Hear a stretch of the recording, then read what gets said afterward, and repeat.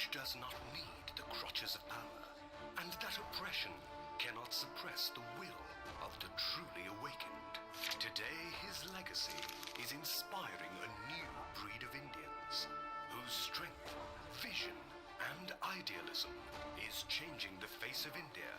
Saluting this new Indian, the New Indian Express.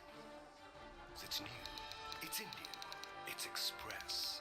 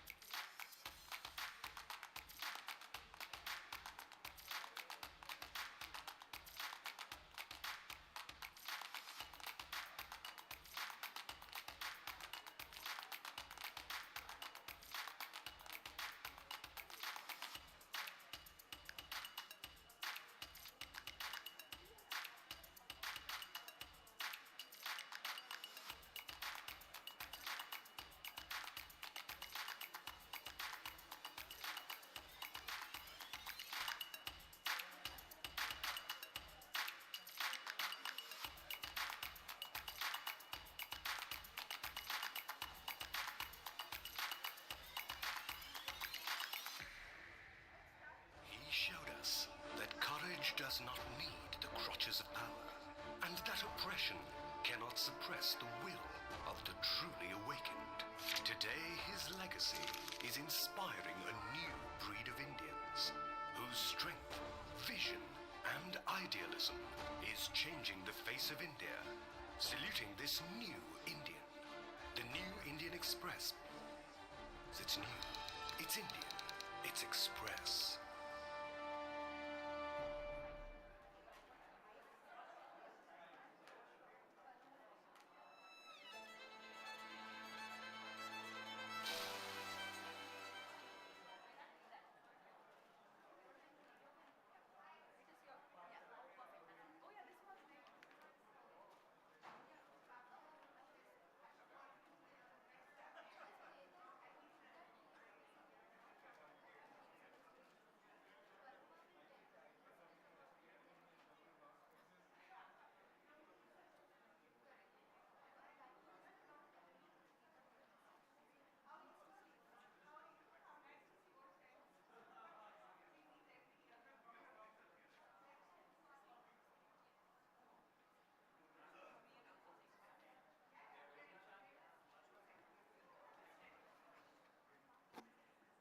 A very good morning, ladies and gentlemen. We will be starting in just a few moments, so we request everyone to kindly take your seats, make yourselves comfortable, and please put your mobile phones on silent mode, most important. We'll be starting in the next few moments. Thank you.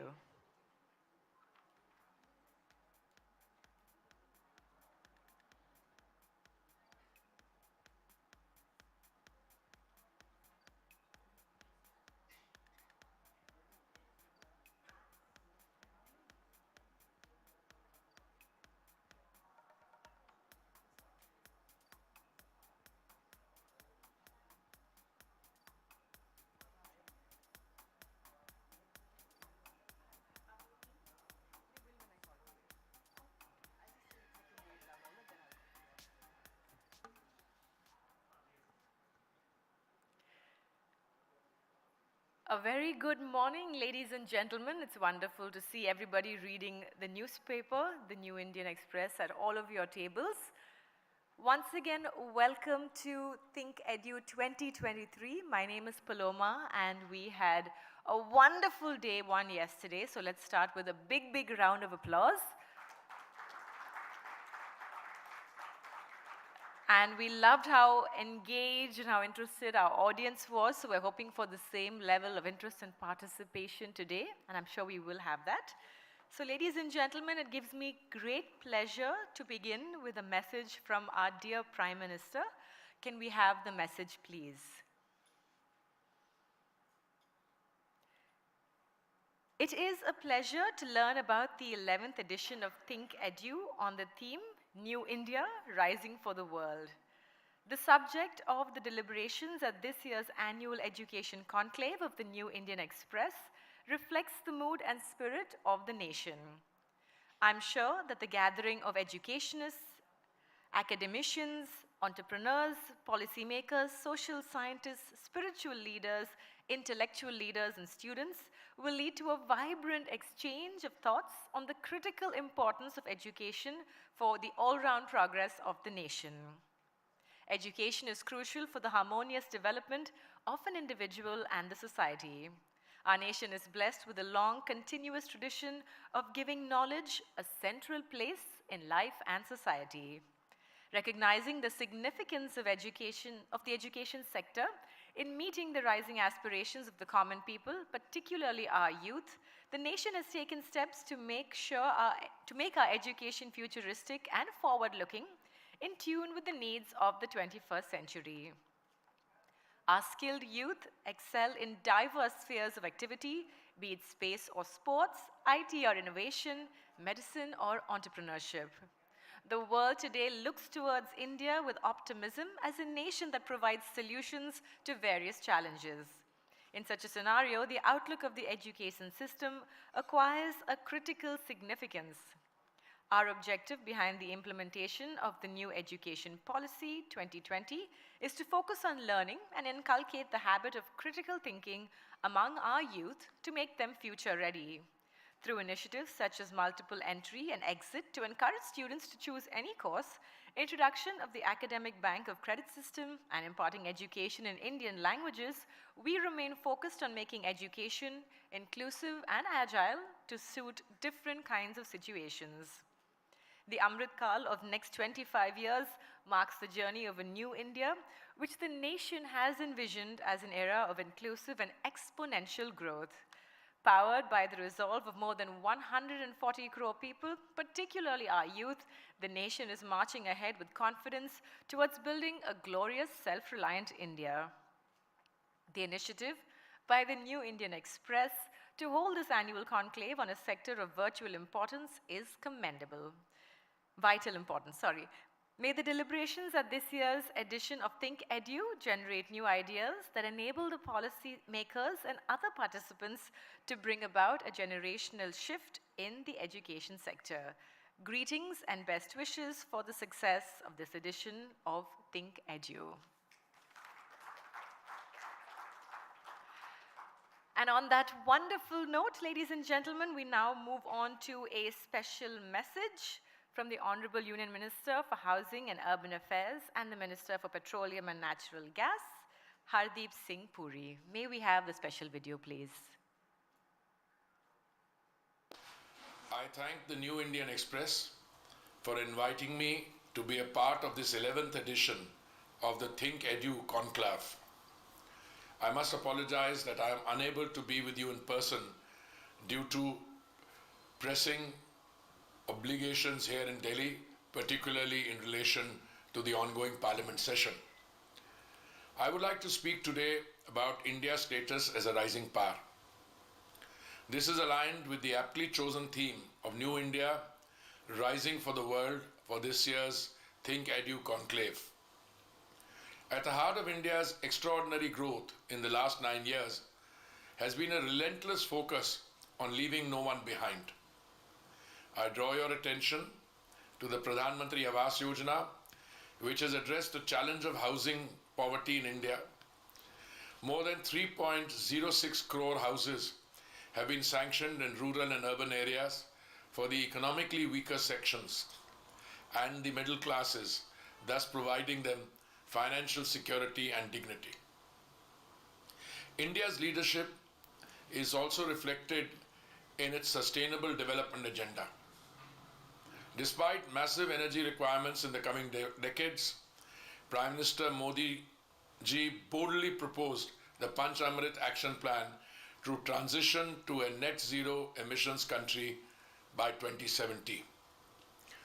India is working aggressively towards doubling its share of natural gas, while also drastically increasing ethanol blending.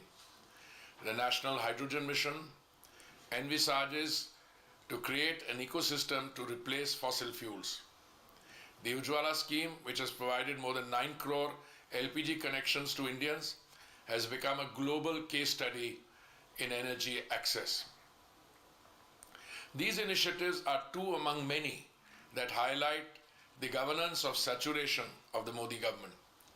Our primary objective has been to improve the quality of life of every Indian by providing them with the infrastructure they need to be productive citizens. This unceasing determination has inspired the world. India is the fastest growing major economy in the world today. At a time of global uncertainty, India has shown a path of inclusive and sustainable development. It is because of these reasons that India is recognized as a Vishwaguru, the guiding light of the world. There is a growing consensus that India will play a central role in driving global growth. Prime Minister Modi himself recently said, "When India grows, the world grows. When India reforms, the world transforms." Our education must reflect this evolved stature of India. We are now in the Amrit Kal of India's development journey, where our youth will be the leaders of tomorrow. As the Prime Minister has said on many occasions, India's youth are not just job seekers anymore, they are job creators now. The explosion of startups and entrepreneurial ventures since 2014 reflects the changing dimension of Indian education. The new education policy seeks to harness this unique moment and ensure that the fruits of holistic education reach every last child. Transformational reforms in housing and energy access, among other sectors, fuel India's progress today. In the future, it will be our human resources that will drive India's growth. It is imperative that they are taught to be independent, confident, resilient, and innovative, much like their motherland. Thank you.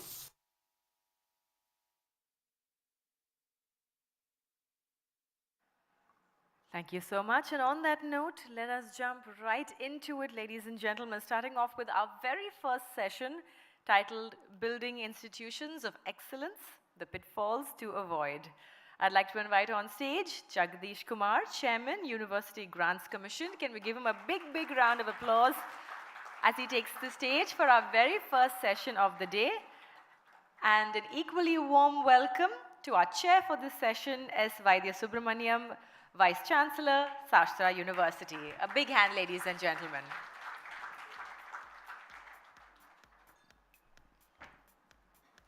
Over to you, sir.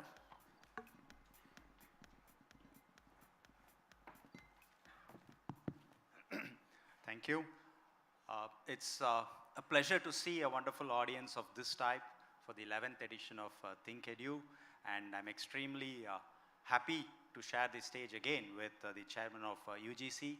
Most of you will recall last year when he was here, he shared some of the actionable agenda that he was willing to undertake just as he assumed the office of the chairman of UGC, and we saw in the Prime Minister's message some of them, the Academic Bank of Credits and many such initiatives which he immediately ensured that the fruits of the action are available to learners of different types. So that's the type of leadership that we have at UGC, that's marshalling all the resources available to make sure that this NEP 2020 is a working reality.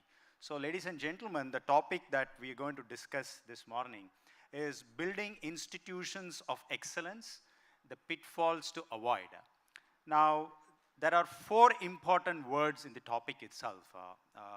Building, which means we have to realize that it's not an overnight affair. So we have to really build institutions. And that brings to the second word, institutions. So it's not about individuals, it's about an ecosystem that we need to build. And thirdly, the word excellence. Sounds a little abstract, but then many people have different definitions and versions of what excellence is. So that's the third important word. And the pitfalls. So there are institutions and individuals who are extremely ambitious, over-ambitious, excessively aspirational, and want to do everything. So there are some institutions not realizing their inherent capacities and limitations, as a result of which they get trapped into these pitfalls. So let's unbundle these four important words in the immediate presence of the chairman, who brings to the stage, to this audience, a bundle of experience of being with an institution of excellence for many decades from IIT Delhi, and then running a university that is multidisciplinary. Yesterday we had the Vice Chancellor of JNU explaining about that. So as the VC of JNU, he was also responsible for a lot of such initiatives, and now at the helm of the affairs in UGC. So with this background, let me first open the discussion with the fundamental question. Sir, a lot of institutions have different versions of what excellence is, as a result of which everybody claims that they're world-class, they're excellent institution. So according to you, how do you define excellence? So that's the first question with which I would like to start this conversation. Thank you, Vaidya. You know, if you want to achieve excellence, either in your personal life or at an organizational level, somebody said, dream no small dreams, meaning that you have to dream big. And today, I'm privileged to sit in front of so many big dreamers here in this venue. You know, even if you dream big, which is the first step, you are not going to be catapulted there, and you need to focus on basics. So I'm going to touch upon some of these basics on how to build institutions of excellence. I will not talk about the pitfalls that we need to avoid. Rather, I will focus on what needs to be done if we want to build these institutions of excellence. First of all, Vaidya, we all have to be very clear on the fact that universities are social institutions. They are not corporate entities. Yeah. And universities are the only place where young minds are trained to gather bits and pieces of this vast human knowledge so that they become knowledgeable and skillful. And universities are the only place where research is done driven by curiosity, not for any financial benefits. That's right. And universities are the only places where young learners and cutting edge research can coexist, so that when these youngsters come out of these institutions, they can contribute to the betterment of the society. True. So, but how do we build institutions of excellence, and what is the meaning of excellence? Correct. So this is the important question that you have raised. First of all, our universities, they should transform themselves to maximize the social benefits that they are supposed to provide to the society. Okay. So how will they do that? Well, they need to focus on three things. One, the education that we impart on in the universities should be based on learning outcomes. Yep. Two, the education should be individualized. And three, it should be on a mass scale. Now, these three may appear to be contradictory to each other, but I will explain why they are required. If higher education is done on a mass scale, it will lead to an enhanced aggregate learning in society. And that will lead to enhanced aggregate productivity. Yeah. And that will add economic value. Yeah. And that will then increase the per capita income for each individual. Undoubtedly. This will then lead to an increase in per capita wealth, and that will help us in investing huge public funding for better higher education. So it's a regenerative cycle, one feeds the other. True. And that's the reason why I said that we need to do our education at a mass scale. Now let me look at what is an institution of excellence. Is it an institution which is in the top 100, 200, 300 of the global rankings? I certainly think that is not true. If you have seen the editorial written by the editor-in-chief of Science, which is one of the top science magazines in the world, just 2 weeks ago, he mentioned that all these global ranking systems, they are completely flawed systems. So rankings is not excellence. Ranking Assure excellence. doesn't really indicate excellence. In fact, many of our own outstanding institutions, IITs, are now pulling out of these world rankings.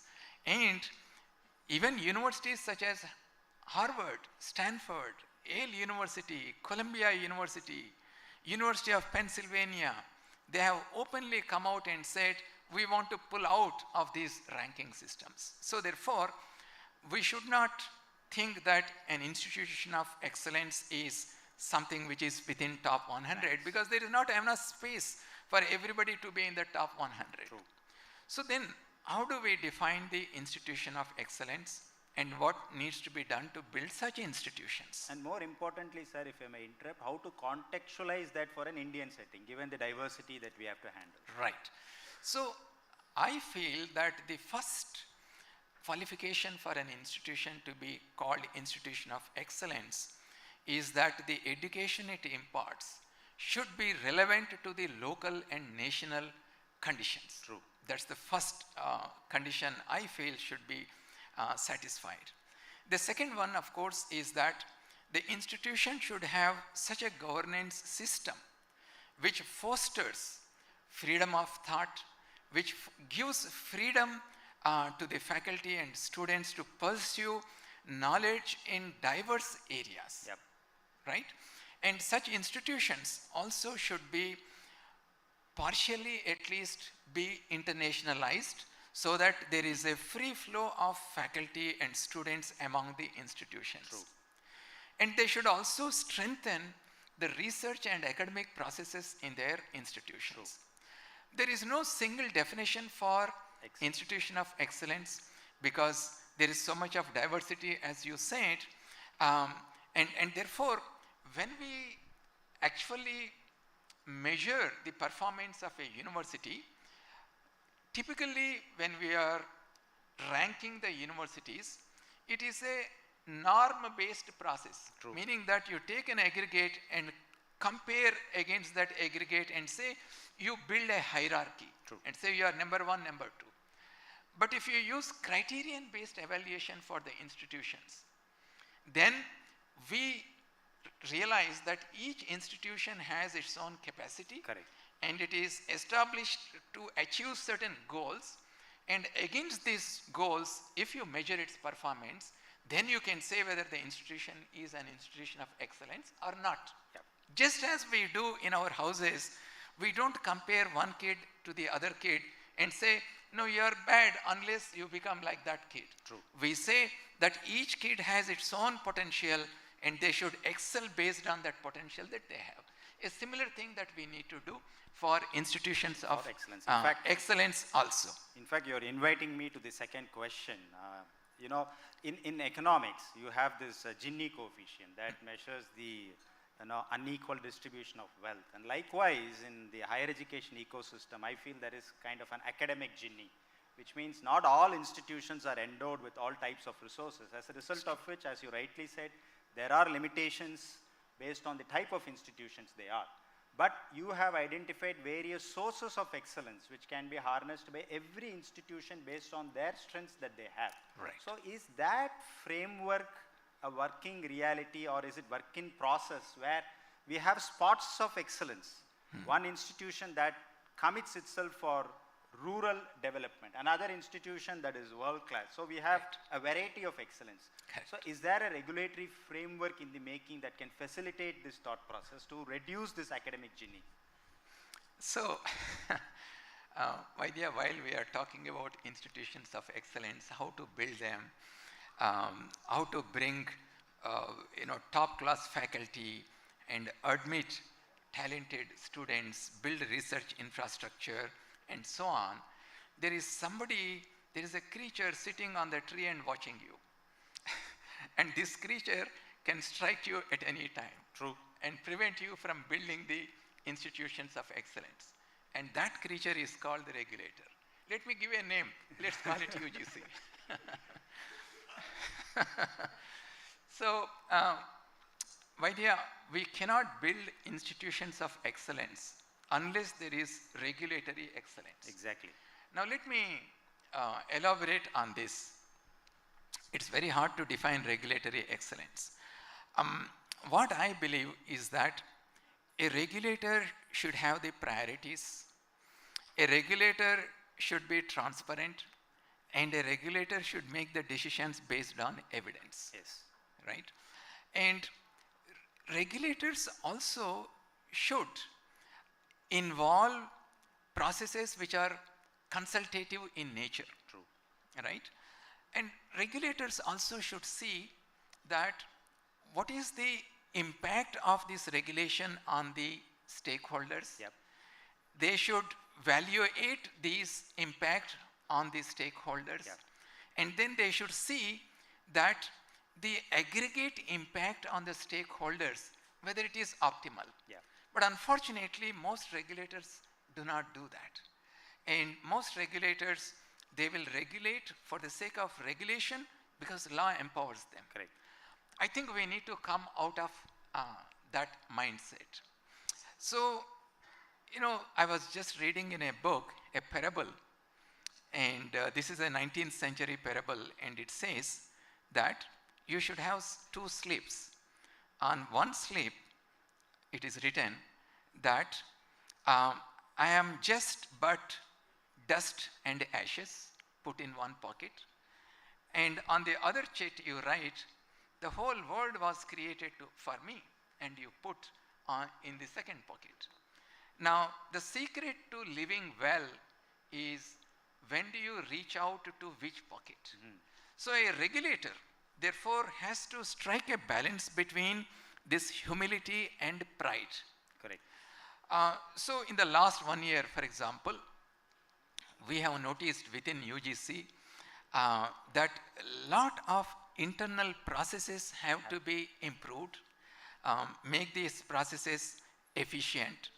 And believe me, only after I joined UGC, I have found that there are outstanding officers in UGC. Yeah. They are highly educated, committed, and they have a long experience. So we sat together and we decided that as a regulator, we need to be more responsive to our stakeholders. We need to reach out to our stakeholders. True. And we need to make sure that if there is enough evidence to show that an intervention is required, Yep. we should come up with a regulation. And we should show regulatory restraint. We should show discretion. No, these are the things that we are doing it internally. Yep. And you might have seen, for example, every 2 months as a regulator, me and all our top officers, we sit on an online platform. Yep. We live stream this program. Yep. And you say, ask any question to UGC. True. We will provide the answers. True. So this is how a regulator has to work. And Vaidya, another problem is, it is not just one single regulator. There are multiple regulators which are working at cross purposes. Which should go away once HECI. We should go away. And that is why we are not only cleaning up our houses, but in anticipation that the Higher Education Commission of India will come, Yeah. we can smoothly integrate into this body. True. So that you have one integrated regulator making the lives of the stakeholders much easier. Yeah, So we are working on Yeah. this. But let's just push back a little. And I have been noticing these progressive measures that UGC has been taking for the last 1 year. But from your viewpoint, what is your assessment of the institutional readiness now that you have clearly said that it's all going to converge, the regulatory agencies converging, Right. and then if HECI is there, What's your assessment on the institutional readiness? Because that's very important to build excellence. Only if institutions are ready to absorb what HECI has got to offer. So where do you see the readiness level of institutions, sir? You know, when we spoke about excellence maybe 50 years ago, it was in a different context. But today, in present times, the context is different. Yeah. Let me tell you why. See, in 2014, globally, in all higher education institutions, there were about 200 million students.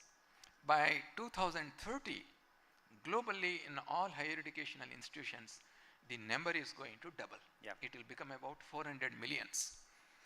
And a significant part of this student population will be from India. Yeah. Currently, it is 41 million of students, and it is going to double and triple. So therefore, in the present context, if you want to build the institutions of excellence, we need to focus on few things. I wouldn't say these are pitfalls, but these are things that we need to do. Be cautious. Be cautious and approach in the a roadmap that we need to look at. First of all, because the number of students is rising, we need to come out of this thinking of having only fewer number of students in our institutes, or selecting only a small percentage of students from across so many aspiring students and say that our admission is so competitive, therefore we are so great university. I think that is going away from our social obligations. Yep. Therefore, what we need to look at if we want to become institutions of excellence and build ourselves as social institutions is we need to educate our students at a mass scale. Yeah. And this is possible only when we introduce technology into our higher education. And towards that end, we are working, all of us, in building a national digital university. And all the universities should adopt this digital technology in their educational processes and be part of the national digital university so that we can reach out to crores of students across the country. Point one. So our mindset should be open for massivization of our higher education. Point two, Vaidya, that we need to encourage diversity in our educational institutions. No doubt. You see that if our admission policies are in such a way that you only tap students from one particular category, then you are not diversifying the student population in the university campuses. And it's well known that when you bring in diversity, when I say diversity, it is not just disciplinary diversity, but students coming from different socio-economic backgrounds, when they live together, when they interact with each other, it will provide an opportunity for them to become better human beings. True. So we should promote this diversity. For example, you have seen how the introduction of CUET is providing an opportunity for students, not just those who get 99.9, but even if I get 60%, 65%, I am from a rural area, I can prove myself in CUET and join in one of the best universities. CUET has been a big boon for the students. Right. Just last night, the registration process has started. Actually, he deserves applause for that. Last night, he's announced the largest testing mechanism for the country. And I welcome all the universities to join the CUET and make use of the CUET scores to carry out the admissions in your universities. So mass scale education, diversity, these are two important things. But there is one more third important thing that we need to focus on is improving the scientific effectiveness within the universities. We need to encourage our faculty members and students to participate in conferences and make use of some of the regulations that we have already brought out. You asked, are our universities ready for many of these reforms? They are actually ready in the sense that to implement many of these reforms, they don't require any funding. All that is required is an open mind and change in our attitude. For example, when we announce the twinning joint and dual degree programs, you don't require any funds to implement this, but you can provide a great opportunity to your students to have access to high quality foreign education by sending them for a semester or two. So this is something that we need to do. The fourth one, Vaidya, and this is where I think we have failed as higher educational institutions, is providing skill education to our students. You know, why do you think lakhs of candidates, they apply for low skill jobs? Because they are not provided the required skills to get employment. There are so many employers, they are looking for skilled workforce, but they don't get from our educational institutions. So therefore, I request all the educational institutions to diversify your education and to introduce skill-based education also to our students. I will stop here and take some of your comments and questions from the audience. Not a question, just a last comment before I invite the members of the audience. Actually, you've touched various points. The biggest lesson is there are many sources that are available within the existing system that can prepare institutions to identify the right set of sources based on their capacity, and hence build pockets of excellence, preparing themselves when the real HECA comes and throws a lot of opportunities. And of course, diversity, the massification, the scale at which we need to do is a challenge, and digital universities is also in the roadmap. There is a lot of consumption that's going to happen, but more interestingly, from a personal point of view, I feel that institutions must also contribute. They cannot just consume, they also have to shift as contributors, where you have already mentioned that it is going to be a crowdsourcing effect where all can contribute in the digital university. So it is not just the IITs or CFTIs, it's going to be an open platform. In fact, this, I think, in my view, correct me if I'm wrong, that this will be the largest crowdsourcing of excellence that digital universities is going to provide. Right. So if I may add here, whatever things that I said that we need to do in order to build these institutions of excellence, it is actually preparing for the future. What happens is, in most of our educational institutions, we are bogged down by the day-to-day issues, and we don't see ahead 10 years from now, 20 years from now, where we want to stand. True. And whatever new things that we need to do, it appears they don't fit with our current needs. So therefore, they don't focus, we don't focus on them. True. So my request to all the universities, therefore, is you need to be future ready by doing things which seem uncomfortable now. When I say massivization, it is uncomfortable, right? When I say you have to introduce diversity, it is uncomfortable. But it's unavoidable. But it is unavoidable. And that is what is preparing ourselves for the future. So with that message very clearly from the UGC chairman, let's open the floor for questions. Just short questions, no comments. Yes, the boy with the check shirt there. Yeah. Sir, good morning, sir. Thank you for the enlightening speech, sir. I just have a question.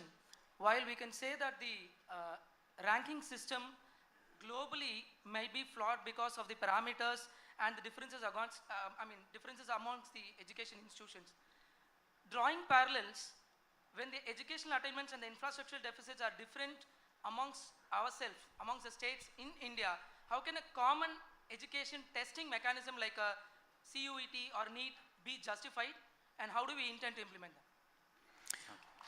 This is an important question. You see, the scale at which we admit our students in our country is very high. It is mind-boggling when you compare with numbers in other countries. So how do you introduce objectivity in the admission process? How do you avoid subjectivity? I will give you one subjectivity issue.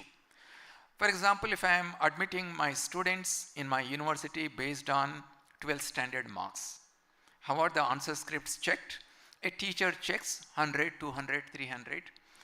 as a teacher myself, I know if I am checking multiple answer scripts of the subject that I have taught for years, there is bound to be variation in the way I am going to mark because of the human fatigue. So that's a kind of bias that is introduced unintentionally. Now, if a student loses admission in a university because she got 0.1% less than, she got only 99.7 as compared to 99.8, she is losing out the admission there. So, to avoid this kind of subjectivity, we want to make our admission process completely objective. And that's the reason why we have introduced CUET. And also, you have not asked, by introducing exams like CUET, some people say that you are promoting the coaching culture. Absolutely not. In CUET, we made sure that the syllabus is confined only to the 12th standard. Yeah. Students are just fresh. They have written their board exams and sitting for CUET. Yeah. We also sensitize the paper setters to make sure that the difficulty level is moderated. Yeah. And you might have seen the comments from the students who are coming out on the TV sets, that they said the question paper was very good. That's the kind of feeling that you have to induce in the minds of the students. So therefore, I agree with you. There is no perfect system. There is no ideal system. We have to go for an optimal, pragmatic system. Yeah. And that's why we have introduced CUET. And in addition, in 13 languages, the examination is getting administered. So you have 13 languages. So Prabhu Chola, you want a question? Yeah.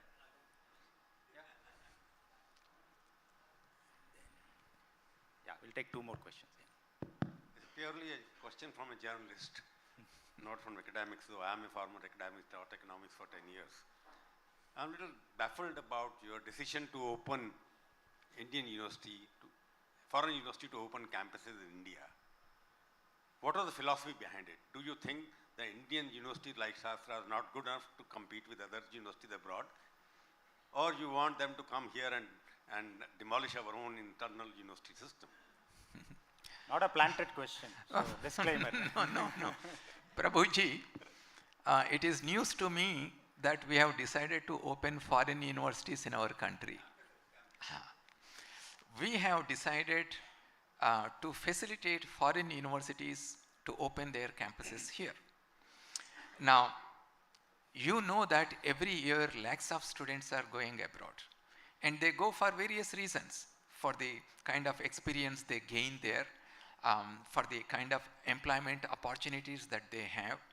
And certainly we are not inviting the foreign universities to set up the campuses here to reduce those numbers. Those numbers will continue to grow because people are aspirational, and wherever there is good education, people will continue to go, and we are a democratic country. And our students who go abroad, there is a huge Indian diaspora across the globe. They are the pride of our country. But however, what we want to do to our students is to provide more choices. Now there are only two choices for our students. Either they can go abroad and access high quality higher education, or they can stay within India and go to the best institution and study. We are now providing another choice to the students. I want to stay in India, but I want to have access to foreign education. And this is the best way to do, to provide this kind of choice. I also said that we are looking at multiple ways of providing better choices to the students. Not just only these foreign university campuses, we have also introduced the twinning joint and dual degree programs. Already more than 50 universities are working on signing MOUs with the foreign university. So sir, the underlying principle of any reform that we are introducing in our country today is that we want to provide more flexibility to our students, more freedom and more choices. I am sure all of you are with me that we need to provide these three things to our students. Yeah. We'll just take one last question from the gentleman, the first here. Yeah, just last question. We're almost time up, but still make it very short. Yeah. So the question is for especially students in rural and semi-urban locations, they don't have access to good quality faculty members. and they lack the exposure to tap into the online courses and the materials available. So how do we address this challenge, sir? Well, you touched upon something which is very close to my heart because I come from a rural background. My mother never went to a school. My father was a teacher in a small village level school. So I know the difficulties of students who study in a rural setup. Having said that, I am also very proud of the fact that students who come from rural areas and far-flung areas, they are highly talented and they are highly aspirational. I agree with you that we don't have highly trained teachers. They don't have access to courses in emerging areas, and that's the reason why we are now introducing a lot of digital technology in higher education. It has two components. One, training our teachers. In a higher education system today, we have 15 lakh teachers. And there are two things that we need to do with respect to these teachers: changing their attitude towards pedagogy and making them digital content creators rather than just digital content consumers. Yeah. So we are coming up with a program. In the next 2 years, we plan to train these 15 lakh teachers in becoming better teachers. The other thing that we are doing is, many students may not have the financial means or the family conditions that can support them to go to a city or a town and study in a big university. And that's the reason why now we are working on this National Digital University. Take the education to the home of the student rather than forcing the student to come to a city and study. Yep. And of course, people say that there is a lack of opportunity for people to access this online education, but things are changing. Today, more than 800 million Indians have access to broadband internet connection.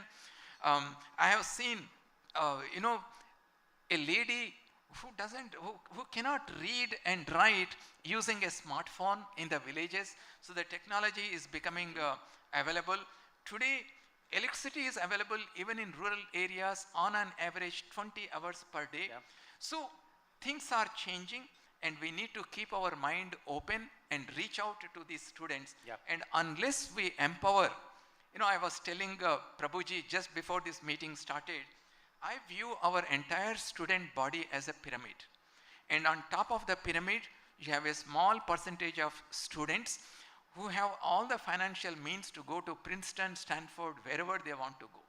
And you have another small percentage of students, they can crack the toughest exams, entrance exams on earth, and join in the best universities.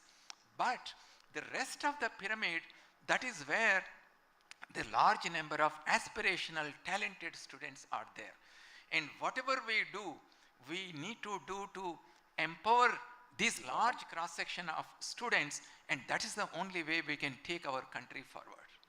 On that count, big round of applause.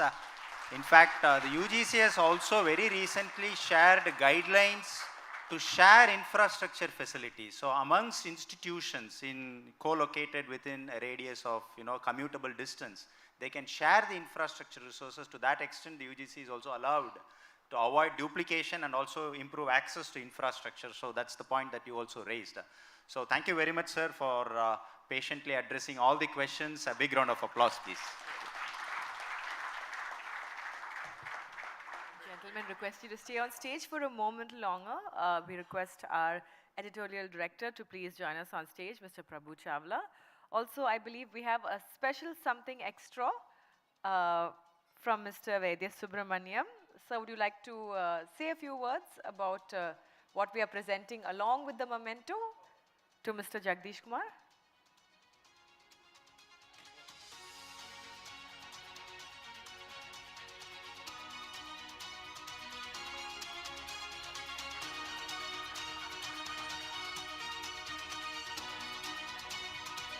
This is the first copy of Mr. Vaidya Subramaniam's book. So would you like to just say a few words? Yeah.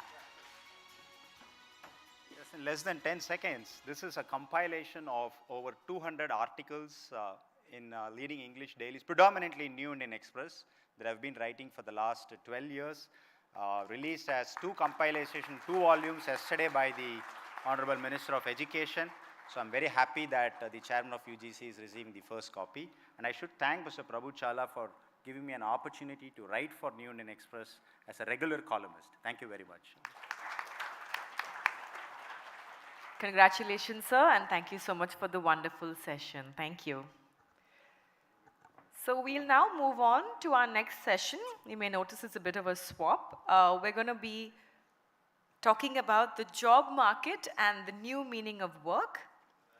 Please welcome on stage Chris Gopalakrishnan, Chairman, Axelor Ventures. We invite you to join us on stage, please, sir. Let's give him a big round of applause, ladies and gentlemen. And we'll keep the applause going for our chair, Shankar Iyer, author and analyst. Shankar, over to you.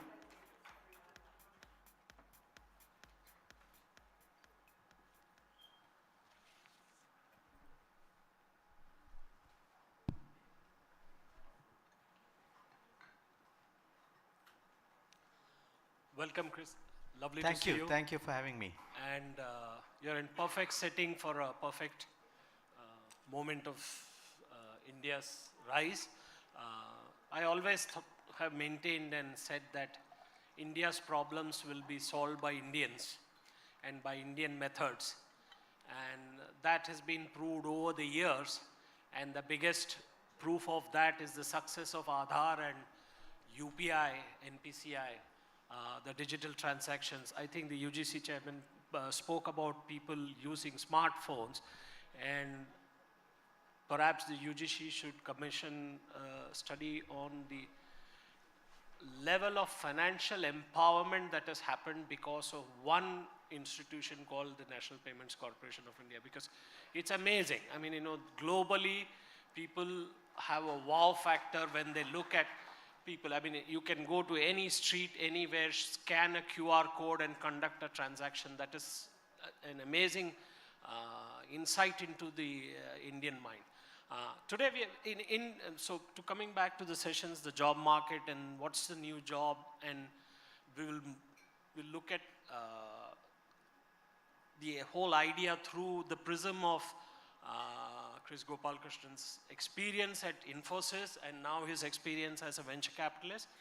So India, we all agree that it's the Goldilocks moment. We are hitting the right notes, we are at the right place at the right time.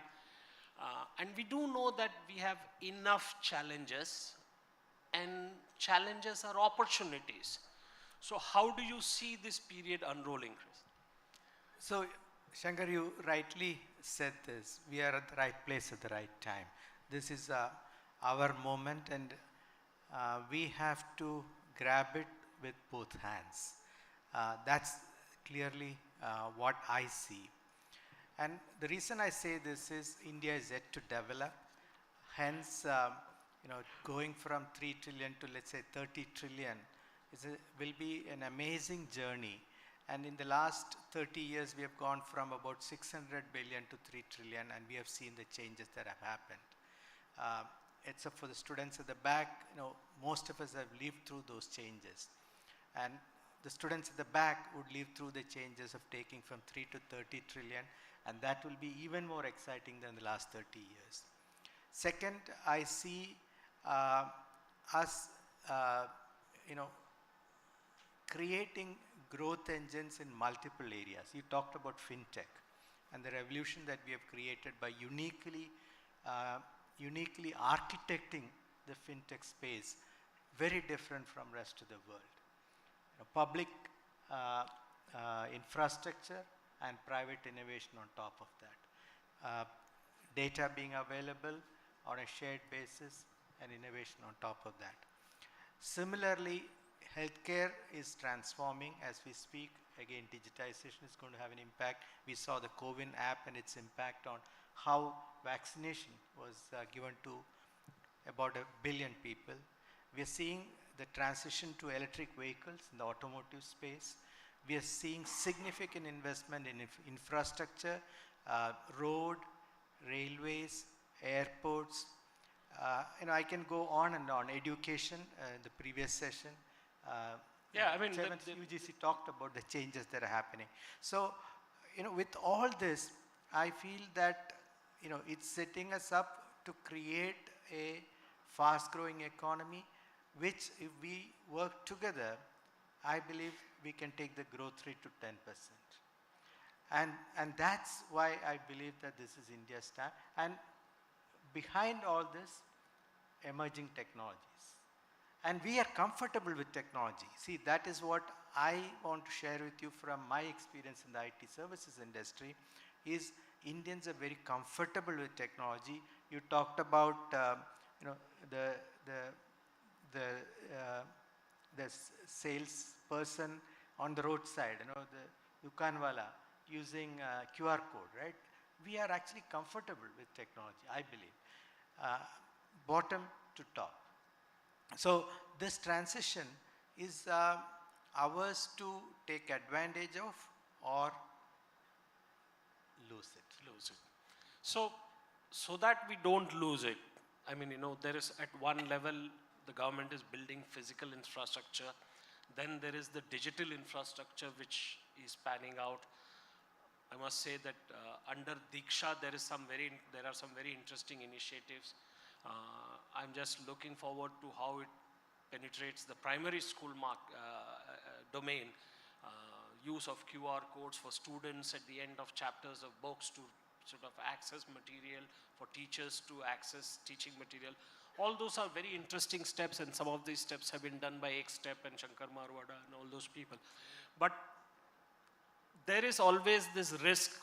We used to say this about the Indian cricket team, that we could snatch defeat from the jaws of victory. So we have to be careful. So what's the big challenge? How is the job market? And when we look at it, in the last 5-7 years, we have had an explosion of unicorns. So at one point, there were people looking for staff. You couldn't find enough staff. And now we have this paradox of also high unemployment, but also companies struggling to find staffing. How do you see this whole job landscape, the employment landscape sort of morphing? We briefly discussed how the hybrid workforce, there is the gig economy, and then there is the hybrid force. You made a very interesting point about gender empowerment and the hybrid workforce. Why don't you sort of start there and we can take this? See, and by hybrid, I mean people who are able to work remote part-time and remote in office part-time, which is like the biggest innovation that has come through thanks to COVID, or maybe we shouldn't thank COVID, but the circumstance. So, see, India always has multiple realities. So, for a substantial percentage of the population, there is a need to transition from dependence on agriculture, where productivity is extremely low, to other parts of the economy. Because they still are not literate to work in the services part of the economy, they need to transition to manufacturing, and some to other services like construction, etc. And that's one part of the economy. Then the other part of the economy, and I'm just jumping several layers, right at the top, the IT services folks, people who talk about the technology changes affecting their jobs, etc. And they are global employees. They are very well paid, and there, if you are willing to retrain yourself, jobs are actually available, because like you said, companies are struggling to staff.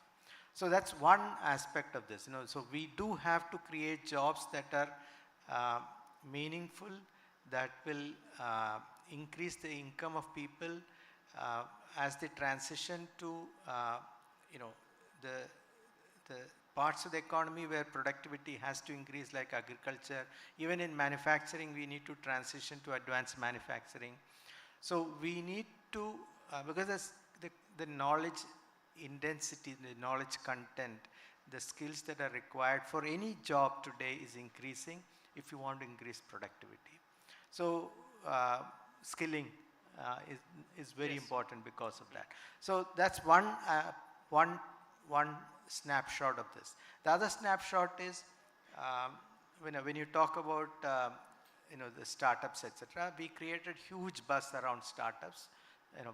Prime Minister leading from the front from 2015, Startup India, Stand Up India program, etc. Rightly so, because that's what gives the economy a boost. Typically, economies grow linearly, 5-6%, let's say. But when you want to take it from 5-6% to 8%, 10%, you need to accelerate it. And acceleration happens, significant investment into new areas, new manufacturing, new industries being created. Similarly, acceleration happens when you create startups. Because startups, especially technology-driven startups, grow, they talk about the J curve, right? They start small, then accelerate, and then exponentially grow. That will have significant acceleration, that will give significant acceleration to the economy.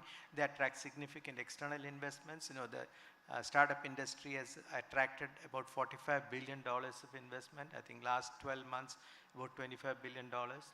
So, which is very important. Now, they don't actually employ a large number of people. And we also should not, get carried away when you talk about job losses in the startup ecosystem, because when a company runs out of money, right, they shut shop. What do you do with the employees? The employees lose the job. So when I talk to a person, when I talk to a student who is seeking job, if I say that if you're going to join a startup, just like the investor, you are taking a risk. You could lose your job. If you're not willing to accept that, look for a safer job, which may be in a larger company, which may be a less esoteric area. But it's a bit like playing a T20 match. Yes. There is inherent risk in the startup. Okay, you could find it exciting, be rising. You can make more money, but you should be willing to take the risk. Now I'm in a forum that's by a media company, but still I will say this. The media doesn't separate these things, and media highlights, 500 jobs lost year.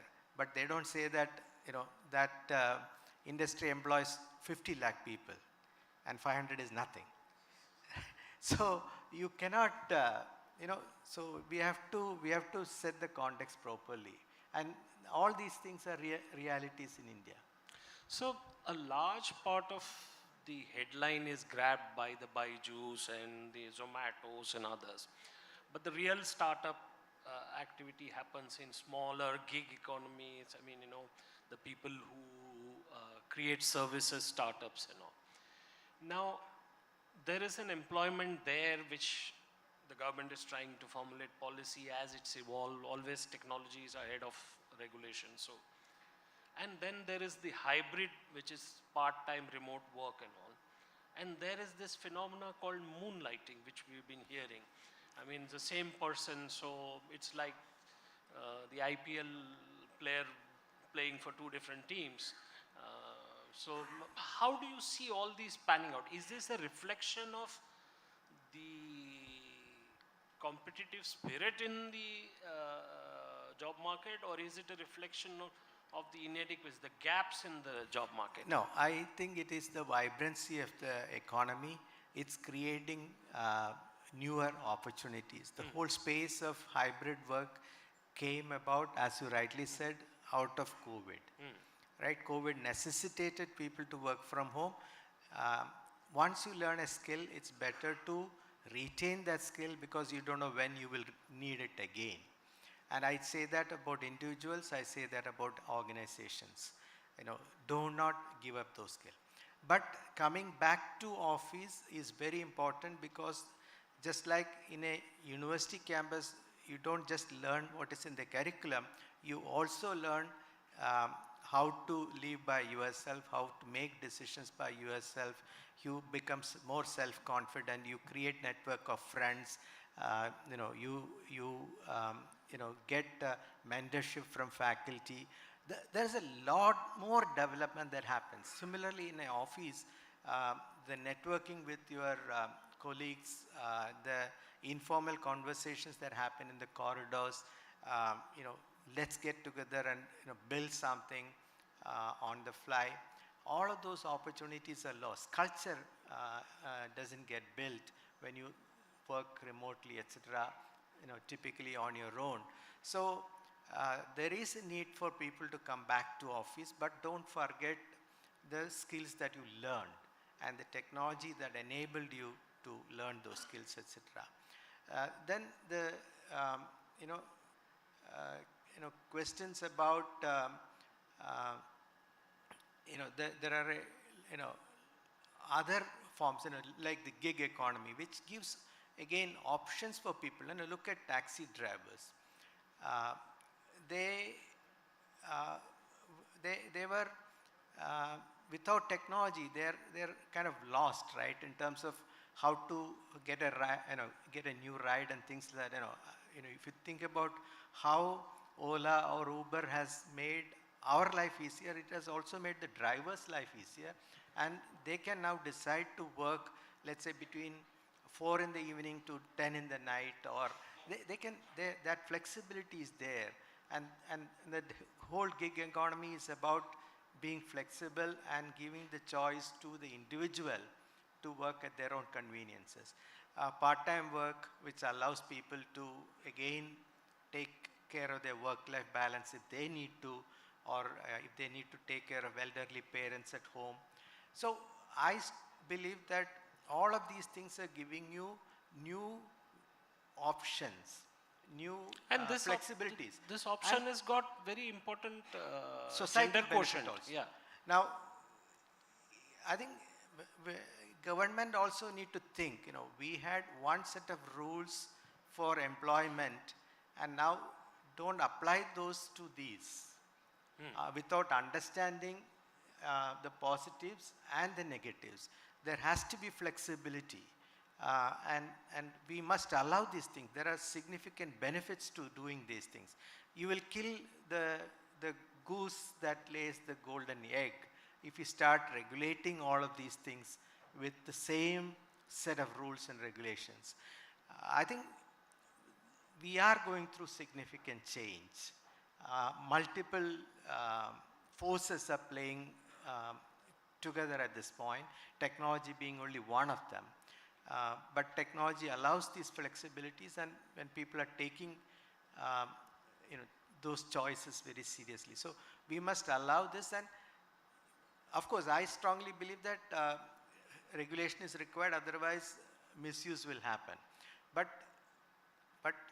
intelligent regulation, and a regulation which is flexible, light-handed. Some regulators are sitting here, at least from academia, they're allowing people to go into the regulatory hierarchy, but I don't see why business people are not getting into the regulatory hierarchy. That circulation also should happen, and so that you get So the multiple institutional inputs. knowledge from the sector comes to the No, regulatory. multiple inputs have come in, and they understand this better, and they understand the struggle businesses go through with the regulators. So one area that remote working has opened up, I don't know from your standpoint, is the positive of the ability to work hybrid. Is it being tapped enough by the private sector?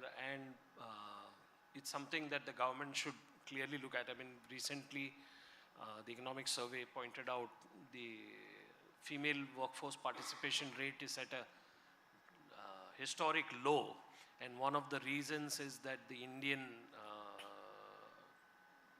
industry services companies are not adequately equipped to deal with a mother with a child or aging parents at home, although more enlightened private companies, for instance Infosys or Tata's or all, may be having such systems.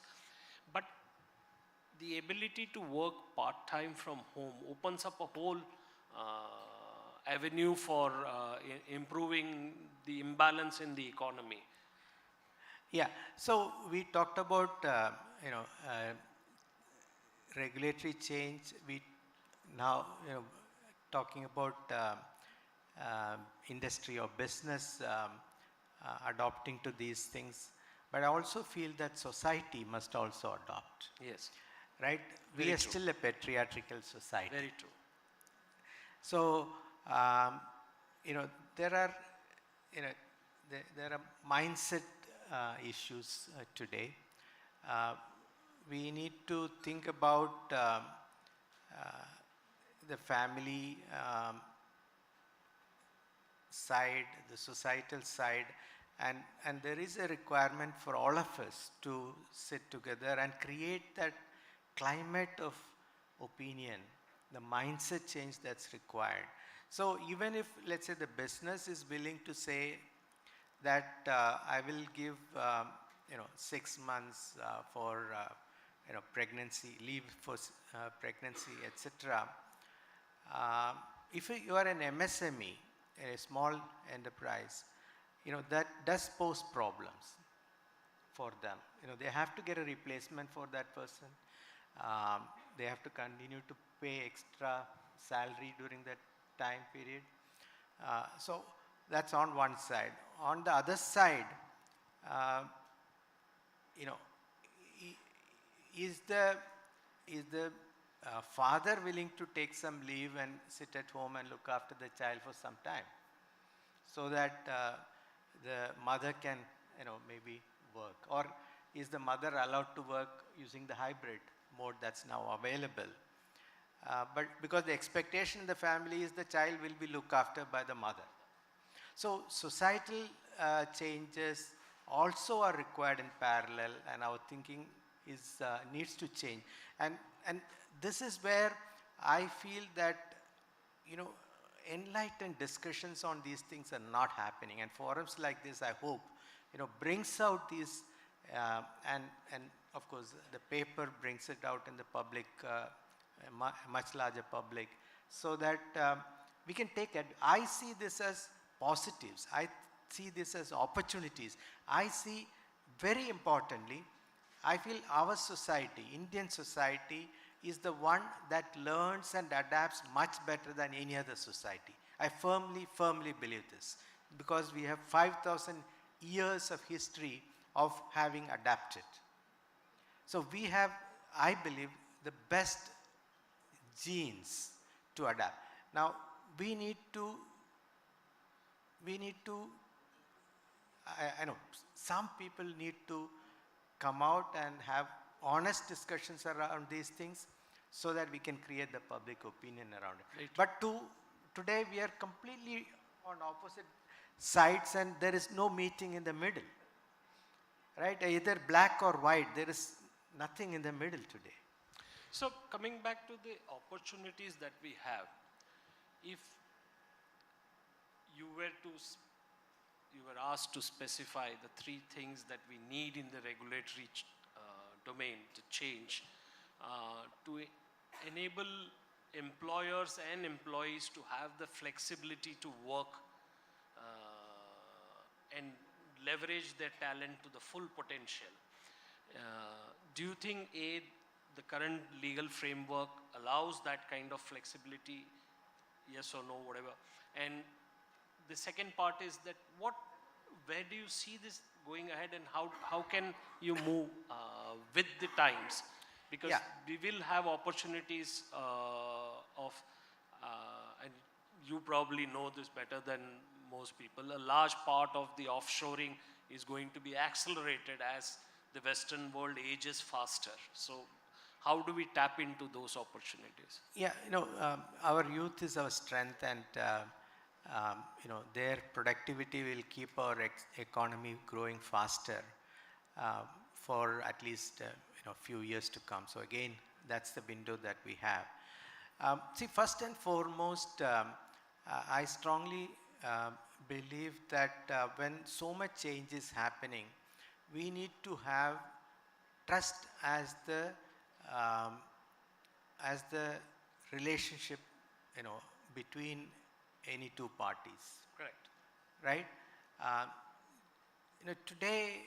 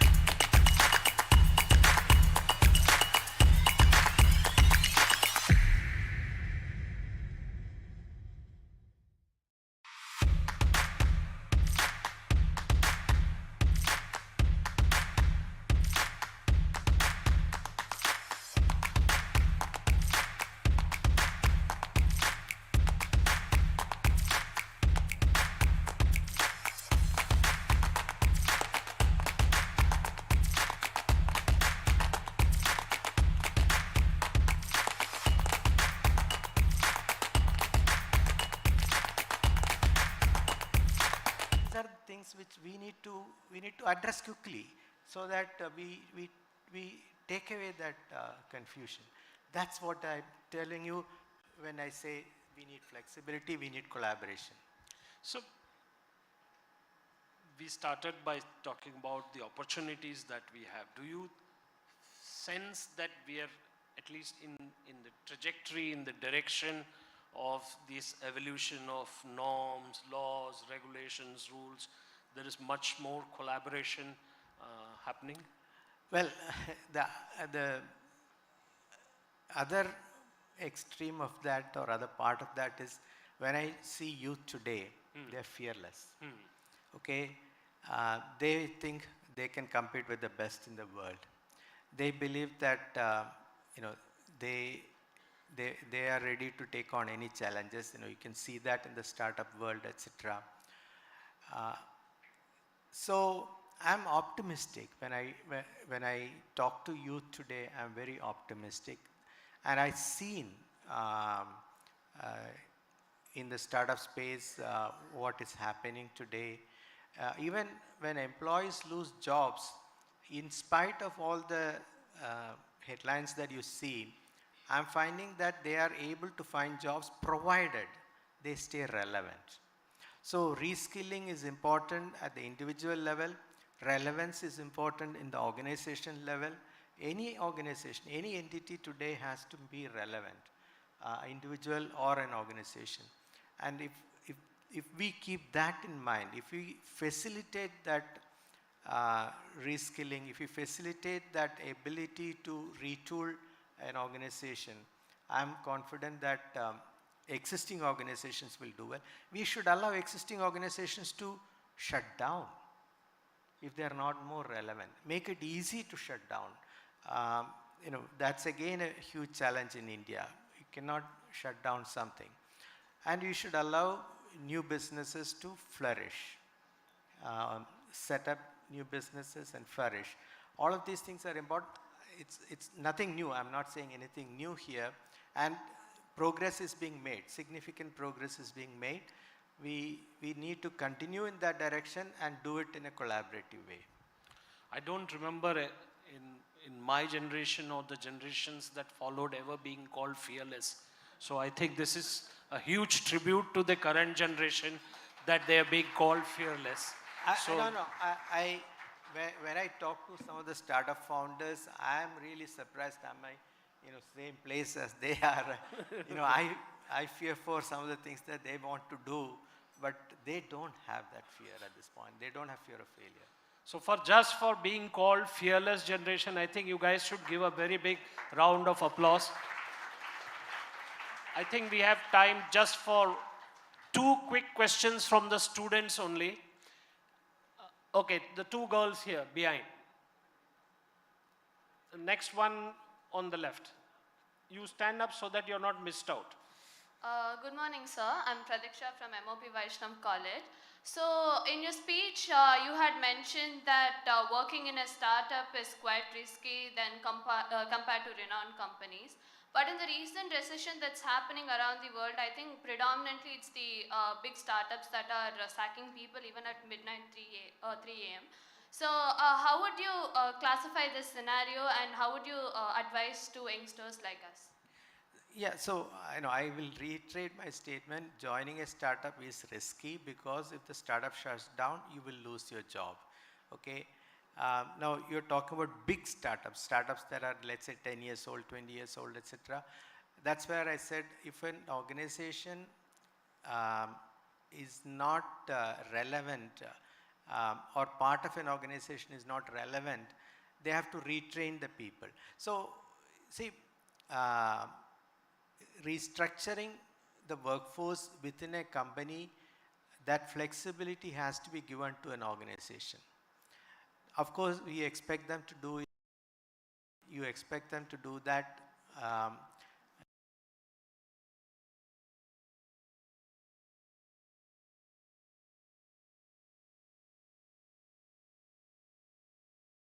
Agree to be retrained. Must be flexible to be retrained. And that's what I meant. I don't know whether I answered your question or not. So the important thing to remember, young lady, is that there is an individual responsibility to upskill. And there is an institutional responsibility to reskill. And those are a collaborative aspects. There's one more question. One lady was standing. Yeah, please stand up and identify yourself. Hi, sir. So, you touched upon the topic of our generation, the latest youth. One minute. Identify yourself. I'm Sneha, and so you touched upon how the latest youth is fearless compared to the previous generations of workforce. Just like how moonlighting became a predominant hot topic during the COVID pandemic, there's another work culture habit that is being followed by the latest generation, Gen Z, which is quiet quitting, which we don't really see in the previous workforce generations like Gen X or the millennials. Gen Z just sees work as a part of life, and it doesn't really have work as an identity of its generation. And how do you see quiet quitting influencing the company's productivity or the economy as an extension? Because we don't really work 40 hours a week as how it used to be 20 years back or 10 years back for that matter. Yeah, so these are transitions. First of all, moonlighting by, in the name itself says that, right? Now you're doing something on the side without transparency, and that's clearly not right. You know, if you want to take up multiple assignments, be open about it. Be, you know, like a consultant. Be a, you can say that I'll work 3 hours here in a day, 4 hours there in a day, etc. Be transparent about it. Then I don't think any company will have a problem. It's not being open, transparent, disclosing it is the problem. About quiet quitting, I think the again for maybe the Gen Z or Gen Alpha, I think is the next one is Gen Alpha now. For them, work-life balance, meaning of life, purpose, all of those things are very different. Each generation goes through that, and we need to understand and accept that, and the new economic models that being created should also factor this in. You know, we may have factored in that people will work full time. We may have factored in that they will work for, let's say productive years is 40 years, etc. So we need to factor those in. At the other extreme, people are going to live till 80. Our concept is retirement is at 60. That's gone. I think middle age is 60 now. So we have to think about, what do people do between 60 and 80? And if you sit at home, you're going to fall sick. So you have to figure out, second career at the age of 60 and things like that, and what do they do? We have to retrain them, reskill them. Our universities must be open to admitting these people, going back to school and working or becoming an entrepreneur, etc. So all of these things are now going to become relevant as society changes, as technology makes those changes happen. Some quiet thinking is also required with quiet quitting. So when talking about generations, my own classification of generations is the postcard generation, the inland letter generation, the phone call generation, then the STD call generation, then the dial-up generation, and now the Wi-Fi generation. I don't know when we get Starlink or satellite, maybe things will change. So yeah, we are getting brain implants, right? So I can transfer my thoughts directly to your brain. Thank you very much. This has been a very exciting and interesting conversation. Thank you very much. A big round of applause. We got a lot to think about, and that's one of the ideas of the conference. Thank you so much for a very, very exciting session, Shankar, as always. We know that you have a flight to catch, so we request our editorial director to please join us on stage and present both of you with a memento, and for making this a really fun and engaging session. And a big thank you to the audience as well. We really hope to keep this energy going. Let's give them a big round of applause.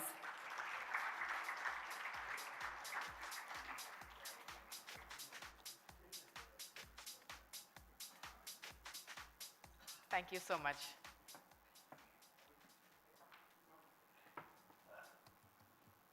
We'll now move on to our next session.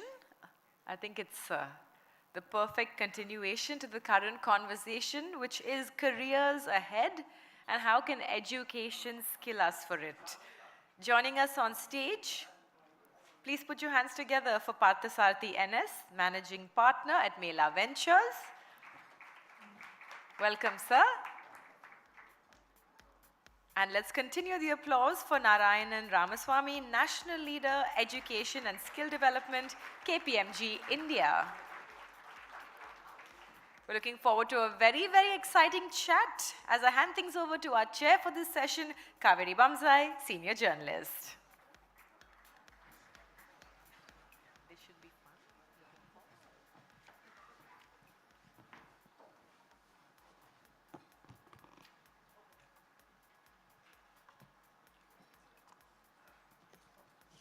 So we heard so much in the last session. I want to take off from there. We heard about quiet quitting, Gen Alpha. I didn't even know Gen Alpha exists.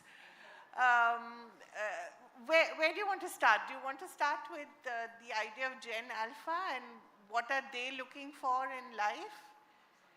Apart from, yes, please. I think we have to look at different generations differently.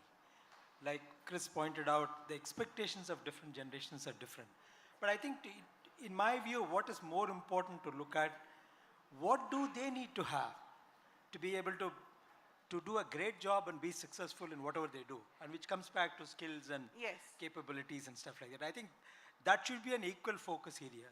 And to the point of Gen Z's expectation, organizations also have to adjust to expectations of its people. There's no running away from that. It's a two-way street, right? You do to the question that young lady asked, I think that if you're laid off, you should get into the mindset that it is a loss to the company. Yeah, exactly. Right? That's the way to look at it. And the company should be worried about that as well. So I think two-way adjustments will happen as we go along, as generations change and their expectations change. And we'll talk a little more about skills later. Yeah, but I think the basic will always remain the same. The three things that you've talked about, courage, curiosity, responsibility, those will not change, right? Across generations, those basic elements to your personality that you need to develop have to remain the same. Beg to differ a little bit. I've changed my own thoughts on courage, curiosity, and responsibility. I thought they were quite lovely elements. Absolutely. No, they're key elements, but I also think things have changed a little bit. Now I've got this new frame called ABCD of skills. Oh, please tell us about it. But the previous gentleman, including the chairman of UGC as well as Chris, stole away some of these thoughts. But I will still reiterate them. I think it's easy to remember them as the ABCD of skills. The first one is adaptability. I think both of them talked about adaptability. The world is changing so fast that what you learn in an education institution will very quickly get forgotten, and you have to upskill, you have to adapt to new changes. That's one is adaptability. And the second is agility, the 2 A's. Because everything is moving so fast. I mean, what used to be done in 6 months, people are saying, can you do it in 6 hours? Right? You need to be able to, you need to be very agile. So adaptability and agile are the 2 A's. The second is basics. I think the chairman talked about, and the basics can be different for different roles in the organization. If I am a software developer, the basics for that is very different. Similarly, depending on the role that you perform, the basics will be different. But basics are foundation. I mean, without basics, you can't build on anything. I still have 2 C's. I've retained the curiosity part. But the 2 C's are curiosity, because curiosity, in my view, is a cornerstone of learning. And I think, and you look at children, they learn fast because they're very curious. I think whatever education pedagogy we do, we'll have to ensure that curiosity doesn't get suppressed. Because if that gets suppressed, then learning goes out of the window. So one is curiosity, but the second is collaboration. Right. I think collaboration is becoming extremely important because we all realize that no one person can solve anything. You need teams to work together. And collaboration doesn't come naturally for most of us. Yeah. I have this theory saying that, in India, from the day you are born, you are told you have to get 2 more marks than this guy. Exactly. Right? Because there's so much of competition at every level. Competition is built into your DNA. It's a function of shortage. Relative grading. And if 21 years you are told, or 18 years you are told you have to compete, and suddenly you come to an organization and say, now you collaborate, you think it's going to happen naturally? No way. It's not going to happen. So it needs conscious effort to make people collaborate. Those are the 2 C's. And the D's are 3 D's. Digital, digital, and digital. And I think, like Chris pointed out, I think we have, our innate ability of our people to adapt to technology is very high. UPI is an example, Aadhaar is an example, there are many examples that we can give. But it's important to not lose the fact that the next generation of people, we have to equip them to be able to do much more higher technology. Right. And that becomes important. So I think these are the 4 ABCDs of skills that I think is important. Let's take off from there, and I'd like to ask you, we've also just emerged from 2 years of COVID, and I was reading what you wrote about the tremendous loss of learning that we've experienced, especially at the very, very, School education. yeah, when kids are very young.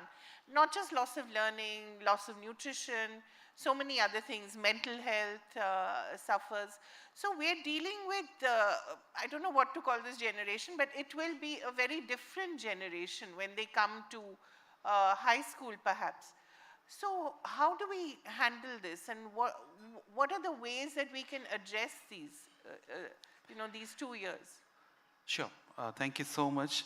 It's not just about the 2 years. 2 years, there definitely been loss of learning, especially for those kids from rural areas who didn't have access to online education, other stuff. But what I'm more bothered is about the mental state that these children are. The confidence with which they face, right? I mean, I'll quote an example. So I was to my school where my kid studies, and the teacher said something that stuck in me. She said, as usual, the kids didn't do homework or something. So I asked this guy, why didn't you do your homework the way I do normally do? And the kid was just staring back at me, not knowing how to answer. 2 years back, the same kid would have given excuses. He would have invented something new, or he would have found but this part of not knowing how to react to a situation happened because he and she was not, in a community or a cohort there. So coming back again, so it's not just the loss of learning, but I think what we need to understand is the pace of the change. It's not the change that is so daunting. Change has been happening all along. But I think there is a sudden acceleration in the way change happens, right? Again, going by the same example or similar one such, I was trying to explain to my son How old is he? He is 17 years old, and I was trying to explain I love how we use our children as guinea pigs. I do it all the time. I know they use as guinea pigs. That's different. Okay. Anyway, so I was trying to explain to him what is a branch of a bank. Right? In my previous generation, our generation, we used to live and swear by the bank manager who used to be a lifeline. It was very difficult for me to explain that banks have a branch and a lot of activity happened there. Because in his world, everything happened online. So the change, the shift, the pace is something that we should be cognizant of. And my worry is, are our educational institutions keeping pace with that change? Are we changing as educational institutions, schools, colleges, universities, the pace at which the world is changing? Today, governance has changed. I remember the long queue in which I used to stand to pay electricity bill for my home. We don't do that now. Nobody knows even some. So it's not just property tax, whatever you take. So it's not just the workplace. The whole world has changed so rapidly. Are we preparing our younger generation for it? Have we changed? Have the schools, the colleges changed? That's the moot question. Yeah. And I want to address that again with you, Partha, and the whole idea of the smartphone generation. And, use it for good. It is, of course, a source of entertainment as well. But they're also learning to use it for good. And yet, when you go to schools, the first thing they do is they ban phones, which makes no sense to me, because here you have a kid who's constantly on his phone, and then he goes to school and it becomes a bad thing. Why can't we integrate it in our education system? Not to say that kids will always watch YouTube, no? I mean, they can use it for good, for learning as well. Sorry, I wanted to add. Please. Just 2 years back, you said phone is the way to study, and suddenly you say you should not be using the phone. It's a bad thing. So the kid is saying, hello, what happened? No, I think it's our inability to accept change. Yeah. I saw a very fantastic tweet yesterday. I'm sure all of you have been hearing about ChatGPT, right? Oh, yes. And today morning we I saw... We had a presentation yesterday. Right. So today morning I saw a tweet from one of the big researchers in Stanford called Andrew Ng, and he said, teachers are worried about saying homework will be done by kids using ChatGPT. And he said, the teacher's job is to give a homework which is so interesting that the kid will want to do it himself or herself than use ChatGPT. Exactly. So I think that is the mindset change with which we have to deal with. But first the teacher will say, hello, what is ChatGPT? Which comes to a completely different challenge. I think we talked a little bit in the previous 2 sessions on education, teachers, educators. I think that's a big challenge. Can I dwell into that a little Yes, bit? yes, please, Even please. at the cost of saying that in front of university vice chancellors and UGC chairman. Very open and... Absolutely, I saw that very visible today in the chairman's speech as well, I mean, chairman's talk as well. I think there is a fundamental issue in terms of how pedagogy needs to change. Yeah.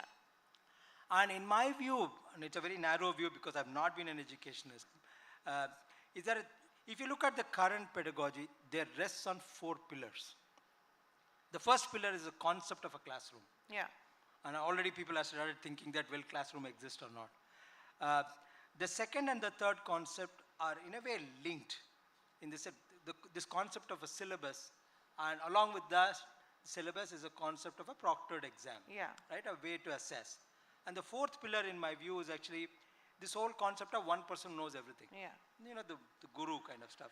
And I think if you look at it today, if you go to any classroom, you have the student in the classroom for the first 5 minutes, you have the attention. After that, the person is physically there, you have lost the child or the student. Yeah. And I think this has to change. So in each one of this, we'll have to look at it. When I talked about collaboration, I was just thinking, maybe all the universities in collaboration with UGC have to come up with saying, what is the new pedagogy that is required? Yeah. And I think unless we are clear with our new pedagogy that is required, we will not be able to train our own teachers to be able to take care of the students. Right. So I think that there is a fundamental challenge I think we are facing. I'm not a, let me put it this way, I have to carefully word this.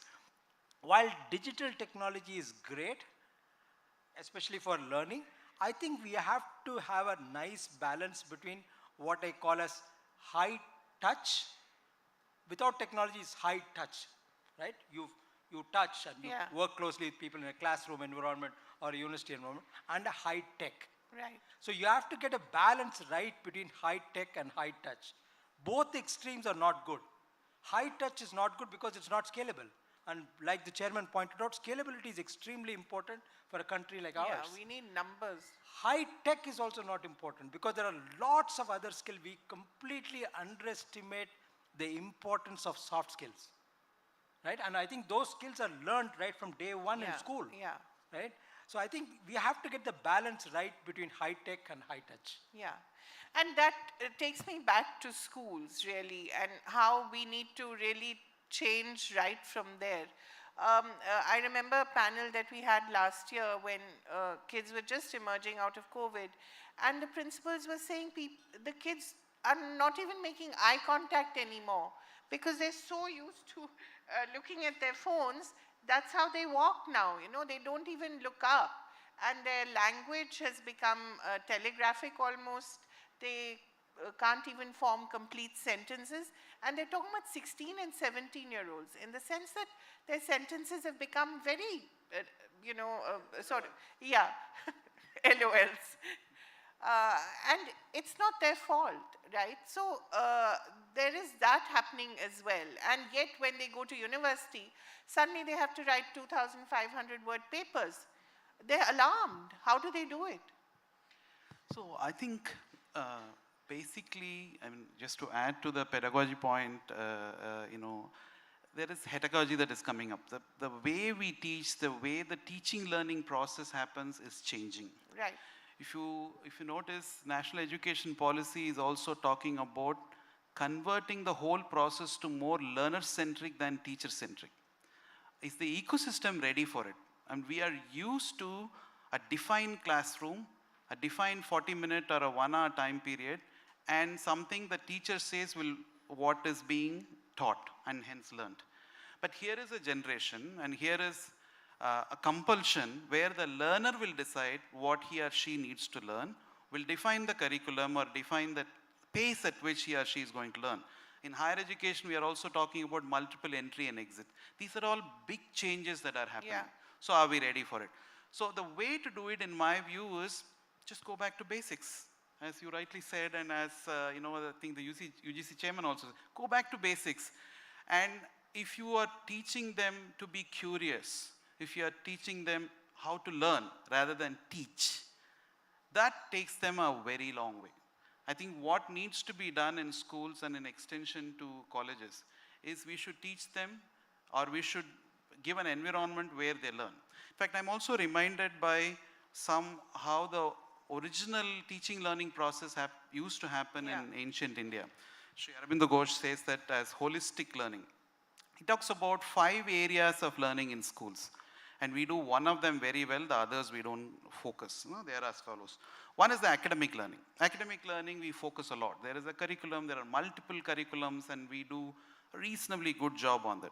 He also talks about 4 other learnings that used to be prevalent and that prepares the children for future. Second is physical. So are we training? There are a lot of issues that people face, health and other issues, because the physical learning part, knowing your body and all those. Yeah. The third talks about intellectual learning. It's not what you learn in academics. How do you apply that?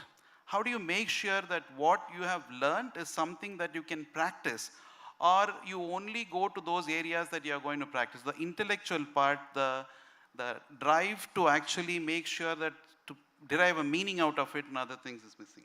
Fourth talks about emotional learning. That is the time where kids can make mistakes, they can fail. One of the reasons why we are having issues when they become adolescents and later is, it's very difficult to fail when you are old. It's very easy to fail when you are young. The emotional well-being, the emotional learning happens then.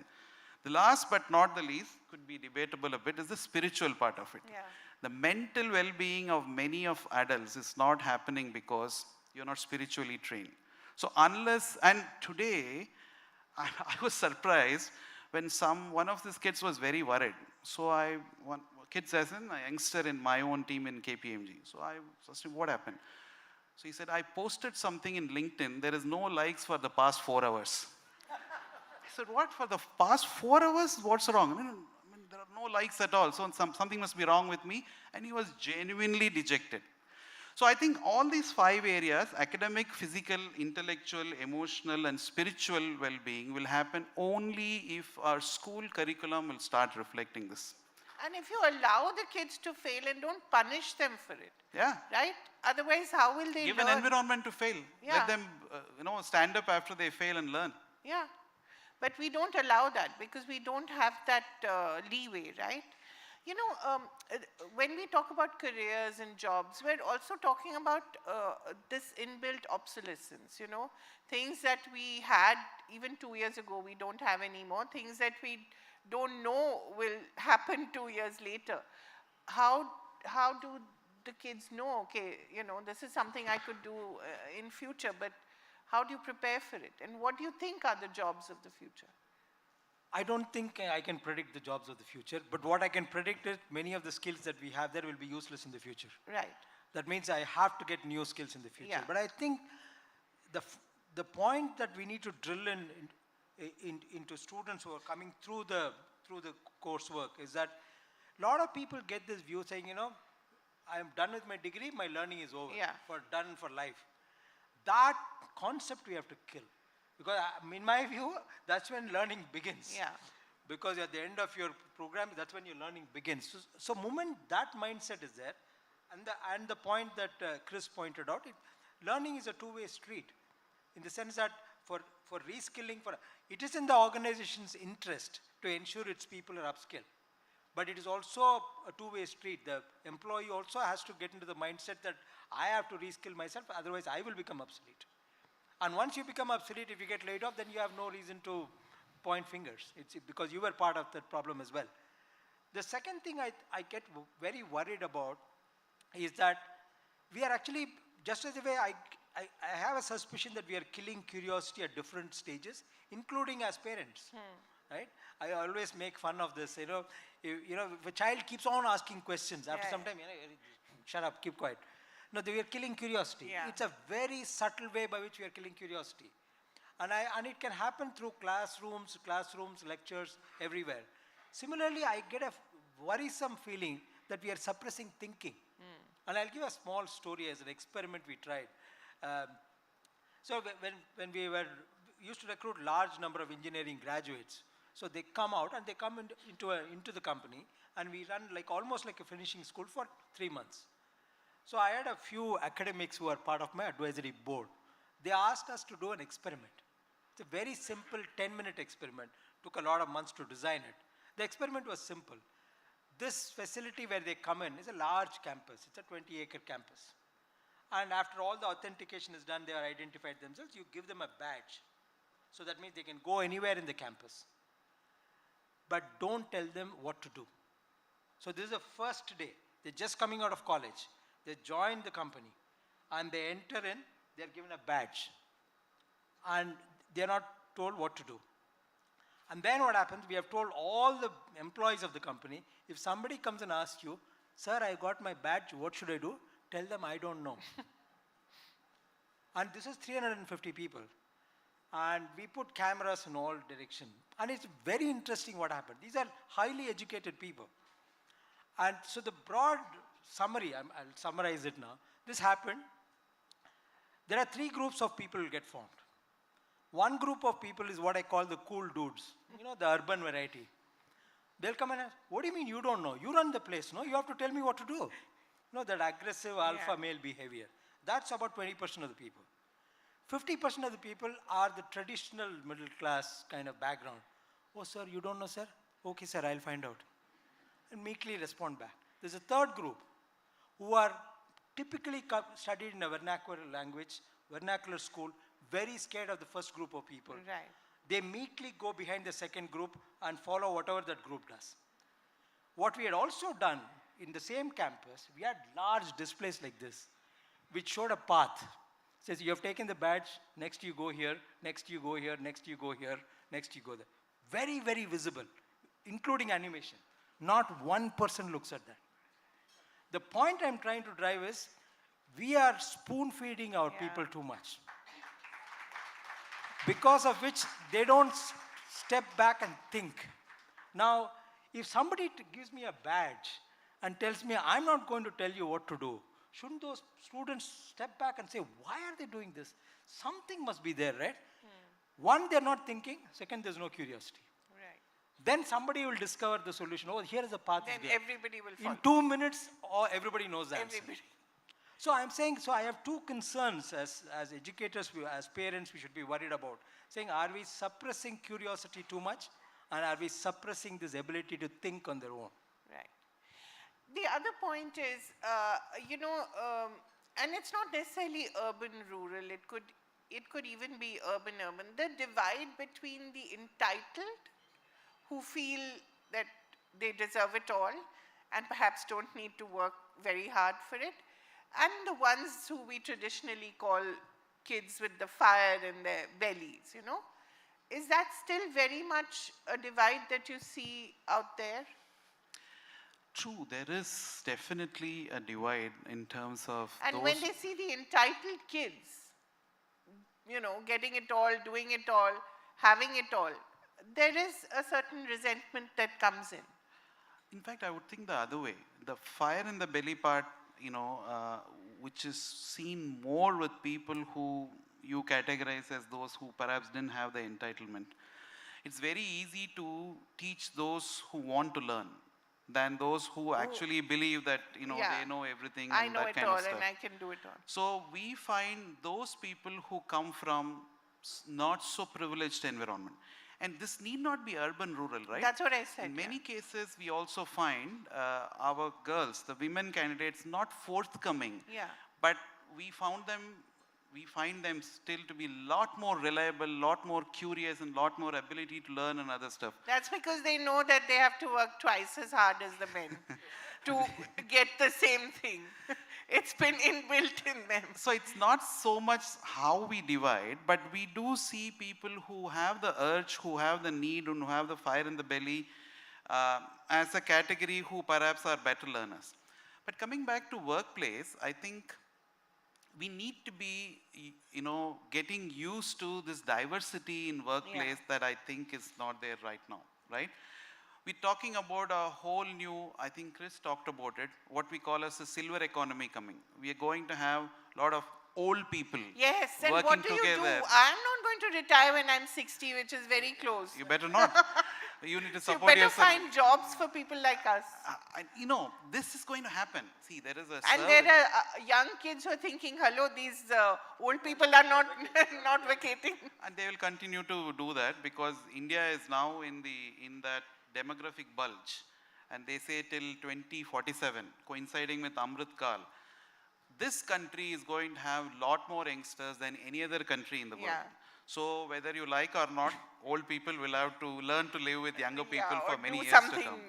But that's not the point. Point is, the younger people should learn to live with old people. The other way, like, because we are going to be around, we are Whether going to you work. like it or not, guys. We're going to do that.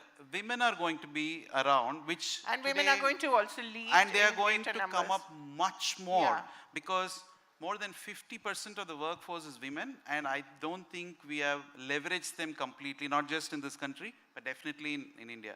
The third point also is, I think a survey says by 2030, 1/3 of the world's working age population will have origins in India. Now my question is, are we ready to take on global roles? Yeah. We are willy-nilly, mostly the youngsters here are going to serve global audience. That doesn't mean they'll physically travel there. Yeah. It could happen out of here. The globalization part, are we mentally ready to adjust to these things? And it's not just the accent, it's not just the culture. There are many other things that are going to be different. So this diversity in the workplace is something that I don't think we are used to. We're slowly getting used to. And that's going to be a defining feature of how it's going to happen in future. So the older males have to get used to it because they're mostly in positions of They will have the leadership toughest right time. now. So I think the point you're making is that diversity is, all along we only thought about gender. Yeah. It's now But talking a about lot generational, more, generational diversity. Beyond that. Yeah. But I have a little different take on this. It's not about young people learning to adjust with the older generation or older people able to adjust with the younger generation. It is what does each one of them bring to the table, right? If I am working in an organization, I'm working in a team, we have a goal, what do you bring to the table? Right. And how can you tell the younger people or the younger person tells you that this is what I bring to the table? I think that mindset we'll have to get into. I think age should not be a factor in deciding anything. It is what is a value add I'm able to make to the team, to the organization, to the group. That is what should be the driving factor, and we have to push in that direction. Right. And if it's not the group, if it's the gig economy, if you're working on your own. In fact, let me add to the diversity quotient. You're going to have machines do a lot more work than what it is happening today. Yeah. When I say machines, it's not very, ChatGPT is just one of them. Exactly. Now, how many of us know how to live with ChatGPT and make the best out of it? Either we are scared or we are overtly leaning onto it and saying it will pass examinations and things like that. But this is going to be a fact of life. Tomorrow when you walk out, machines are going to be part of your life in everything that you do, from your regular cooking to walking out to going to office, helping. Your office assistants are going to be machines. So this man-machine interface, and that is a big diversity that we are not used to. The gig workers are the other diversity. Today I don't know how to handle when somebody says, I'll give you 4 hours of, how do I work with them? I'm used to an employee who's been there 9:30 leaves and doesn't leave. And moonlighting is a bad word. Yeah. And in the future, that's how it's going to be. Yeah. You're going to say I'll give you 10 hours this week, you try and use it. Yeah. So these are the diversities. Diversity is not just about gender, a whole bunch of diversities. Are we prepared for it? Most importantly, in educational institutions, are we preparing them for this? Right. That's going to be important. Yeah. I just want to add one point on this whole machine, man-machine stuff. Woman-machine. Human-machine. Human-machine, sorry. So I studied computer science 100 years back. So at that time, my professor told me that artificial intelligence is coming in, and all you software engineers will lose your jobs very quickly. I'm still waiting for the day. But I think, again, the statement was made by one of the leading artificial intelligence researchers a couple of months back. It is like, there's a saying, right? It's not, in the political world, it's not about what you know, but whom you know. Whom you know. Right? I think the same thing applies for this as well.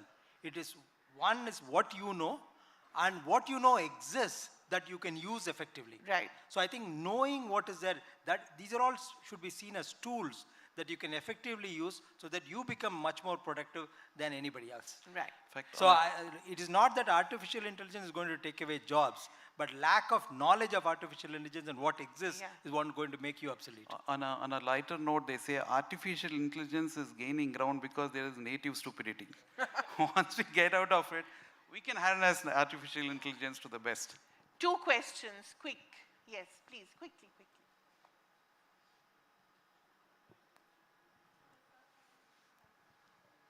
Hello sirs, hello ma'am. This is Somnatta Majumdar and I'm from Great Lakes Institute of Management.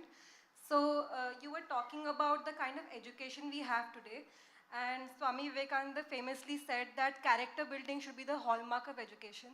But mostly we sit in class and learn theoretical education that helps us make money, and we don't have any skills to cope with life at all. For example, we have ousted home economics that gave us valuable education about personal finance, first aid, nutrition, etc. We don't have any mental health training or socialization training. So don't you think there should be a plan in place to integrate this into our mainstream education system? Thank you. I think we should. That's what I said. The holistic education is something that we should think through. And with no, offense meant, we are talking about highly of curriculums outside, like IB, like other things at a school level, because they try and provide some parts of the holistic part of it, at least the experiential and other things.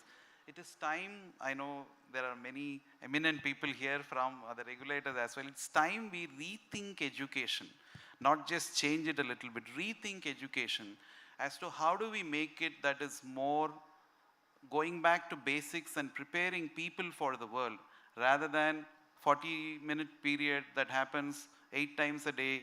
We've completed the subject and we're through with it. And the first casualty is the PE period always. Yeah. The physical education. I think it's a great point that young lady made. I think we have to start thinking about saying there has to be a certain set of, I won't call them skills, but life readiness and work readiness. Lot of focus is there on work readiness because it's the interest of the organization to make them ready at work. But life readiness, personal finance, for example, or taking care of your health, for example, is not a focus area. And sometimes by the time you realize it, it's too late. The other important aspect I think she didn't touch upon, I think it's important to also have some guardrails around morals and ethics. Sometimes when I go to deep interiors of the country and talk to people, I get this feeling, these guys will do anything. Yeah, they have a can-do attitude, but they'll also cross lines, break rules and go overboard. So I think some guardrails need to be built in their mindset as well, saying, you have this can-do attitude, but there are certain broad societal boundaries and you can't cross. I think that also should be part of, life readiness and work readiness as we move forward. One more question quickly. Yes. Sorry. Hi sir, this is Dr. Kishan from Savitha University. I have a question. Recently we were talking about layoffs. So how can we see that? It will drastically affect our economy, or will this boost our economy by bringing boom in entrepreneurship? Boom in? Entrepreneurship. No, I think like Chris pointed out, this layoffs and going through ups and downs, I think it's part of economy. As we grow as an economy, I think we have to learn this is the reality of the world. At the end of the day, businesses are there to make money. Just as a way, and that's a reality. So if they're going to get affected, they will do whatever it takes to protect. I think in the overall scheme of things, like what Chris pointed out, I think it's a very, very small thing. It's taking the headlines right now. But I don't think, like I said, if somebody loses the job, that person should think, the company lost me, I have 10 other places to go. That confidence that each one of us should have. And the moment that happens, we will not be worried about layoffs. Layoffs are not new in the world. They are new to India because this is part of our growing up. Now, should everybody else become an entrepreneur? I don't agree with that. I think, in my view, entrepreneurship is over-romanticized in our country. It's a very, very difficult job. Tough. Not everybody is cut out to be an entrepreneur. Right? So I don't think, and we should not, we are very good at creating this perception ladders, right? I used to, in the software industry, say, oh, I am a developer, you are a tester. So you quickly say, I am here, you are there. Right. So similarly, today I see in IITs that, you say, oh, you're taking a job? Oh, I'm an entrepreneur. Yeah. Right? I think these kind of perception ladders we should kill. Everything has its place in the world, and I think different people are cut out for different roles. Right. Wonderful. Okay, quickly. A teacher, I think. Yeah, quick.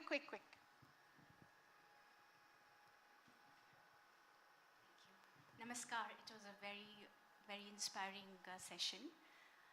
Regarding the curriculum that you are all thinking to add in educational system, is there any thought about including Mahabharata, Ramayana, or the Bhagavad Gita as a very integral part of learning?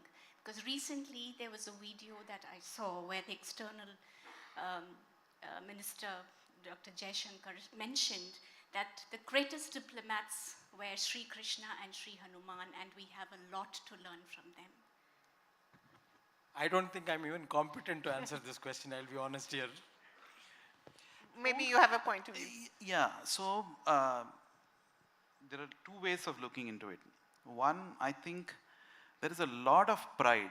There is a lot of learnings from the past. It's not, there are many countries who don't even have a history beyond 300 years. And we are a country who we don't even know when history started. Yeah. So it is a shame if we as students don't know what is our own past. And second, past teaches us a lot. We forget that. Past teaches us so many things about what we can do and what we cannot do. And some of the epics that you said are very rooted in what happens in our country. So rather than looking at these things as religious texts or anything in that connotation, of course it is true, but we should also start looking at it.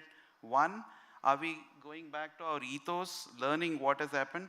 And second, genuinely, like Dr. Jaishankar also put, they have a lot of stuff that they teach us, which somehow we forget. So in both sense, I think we should bring them in, blend them very naturally as a part of it, rather than put them separately as some augmented studies or social and things like that. Wonderful. Thank you very much, gentlemen. It was a lovely discussion. Thank you for all the questions.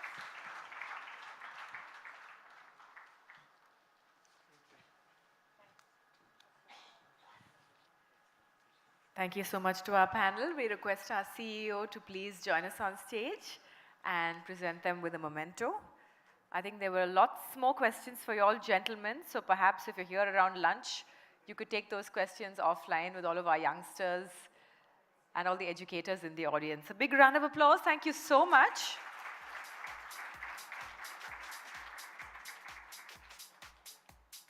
And since there's been so much of talk on change, adapting to change, and how good Indians are at adapting to change, it makes sense that we move on to our next session, which is, thank you so much, gentlemen, which is Into the Future, Adapting to Change. And I'd like to invite Anil Sahasrabudhe, Chairman of NETF. A big round of applause as he joins us on stage. And let's keep the applause going for our chair for this session. Ravi Shankar, we'd like to welcome you as well to take things forward.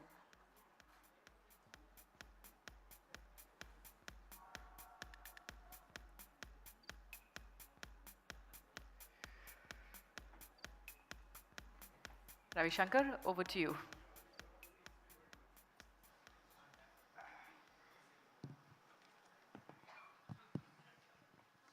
Good afternoon. I don't think Dr. Sahasrabudhe needs any introduction. Just to put it, sum it up, he leads the technological push of not just the government of India itself. Technological innovation, really strategizing our technology policy. So I would like to ask you, what are the most exciting technological innovations you have encountered recently? I think the technological innovations have started maybe from 70s, 80s themselves, right from mobile phone, internet, which came in, and today we are all talking about ChatGPT. I think technology is absolutely changing rapidly at an accelerated pace, and that's why each one of them have their own significance and how quickly we adopt to them. You know, technologies which were mundane, they took long time for adoption. Wherever there was a very clear-cut indication that it is very useful, it will reduce the work, it will make life easier, those technologies were adopted much quicker. And when there is a benefit which is very clearly visible, you don't have to advertise for that. You know, it already captures the essence of that. True. One of the biggest fears which people express is that human beings who've created technology, they became technology is controlling them instead of people controlling them. How far do you think this is practically correct, more than theoretically correct? And if so, do you have a way to kind of de-educate people on how to control this? I think in the last session also there were talk about artificial intelligence, how it is taking over. Chris also talked about inserting what we call nano bots into the brain, and then it will all have control over us. But ultimately, in the last session again, there were several C's talked about. One of them is not only character building, but also collaboration and how we make use of all the technologies for the effective use of not only to ourselves, our society, nation, and the planet at large, including what we call today green technologies and all that. So one of the points which I read about your mandate, the mandate of your institution, is to strategize areas where you need technological innovation and technological push. What are the strategic areas you've zeroed in on? So we have seen that there have been infusion of technology in education in a big way, starting from the chalk and talk type of a classroom to using what we call using internet in the classroom. We have tablets, we have laptops which have come, smartphones which have come. But however, the content is very, very important, what we are delivering through all those technologies. And that's why in the future, there is a possibility of having a meeting ground of not only universities, educators, startup companies, who can create an excellent technology content. Today we talk about augmented reality, virtual reality. How do we explain a phenomenon instead of simply a figure or a picture or writing the equations, actually delve into it, actually swim into it. And that's what is possible. So you're talking about the metaverse you're talking about. Yeah, metaverse. So how can we include that as a part of the curriculum? How do we get those companies who are creating an excellent content, making it very easy to understand, enjoyable? That's a very, very exciting, the metaverse is a very, very exciting area. But how much of it has really been applied in India? Because I read about one of the metaverse classes by the Harvard Medical School, where the student actually enters the human body and he actually sees the heart, and you can enlarge or reduce the size of the heart in proportion to him in the metaverse. Now, which is a fascinating way to learn, medicine. Are we looking at that kind of innovations? Are we putting them in place? How do we translate them at a larger educational level institutionally? Yeah, in fact, that is what is being done. You must be aware of EPM Vidya, the platform where a lot of such content is being developed by developers, and which will become the order of the day right from school education to higher education. You rightly said about the human body. Medical students, unless you dissect, you will not see what is inside. But here you are actually going into it and then seeing how heart functions, where the valves, where they are located, how arteries and veins function. I think similar to that, even in technology domain, whether it is internal combustion engine or whether it is a rocket engine, how do they actually perform, how gas turbines work, all of that can be very easily simulated in terms of augmented reality, virtual reality, making it very easy to learn. Learning to learn becomes much easier through these kind of technologies. But isn't it, even in the West, where technologically education is more advanced than the developing world, how prepared are we to kind of actually apply augmented reality in the education sphere? I think we are tech-savvy people. In fact, in the previous session and since morning we have been hearing, if you look at the digital technologies, with 140 crore odd population, more than 135 crores are having Aadhaar card. The number of users on UPI, payment gateways, is 40% of the entire cash transactions have gone away. And 40% of them are using digital transaction. So right from some sabji vendor in a rural area to high-tech areas, we have been adopting technology very fast. And that's why it's not very difficult for infusing these technologies in our education. The trouble is in terms of the cost. See, many of these devices, they're quite expensive. How we can innovate and bring down the cost? And there have been many of these applications where on a normal phone, not even smartphone, how can we bring it onto that? These are the innovations which will really lead to use of these technologies in our education much easier, because we always talk about access, equity, affordability, quality. That is what we need to introduce. So, like the technology innovations you are pushing, how much of it comes from young brains, number one, and number two, technology tomorrow, I mean, we all live with technology. I mean, it's a cliche to even look at technology as something esoteric. How much of employability is part of technological planning or technological policy when it comes to our, emerging youth who are looking forward to getting jobs? So technology is going to cover all domains. In fact, first time when computerization started, people were thinking that there is going to be losing of jobs. But nothing like that happened. It came in banks, it came in insurance companies, it came in travel. In fact, it has made the business much easier to be performed. And same is the case in terms of all the new variety of technologies which are coming in. It is adaptability of that, making use of it effectively for the good of all. It is not for self, but also for the society. Those who are not having this kind of possible, facility, how do we provide them? These are the things which we may have to do. So what is it, see, you have some of the best technological brains are Indian, Silicon Valley. Excuse me, I have the bad cough.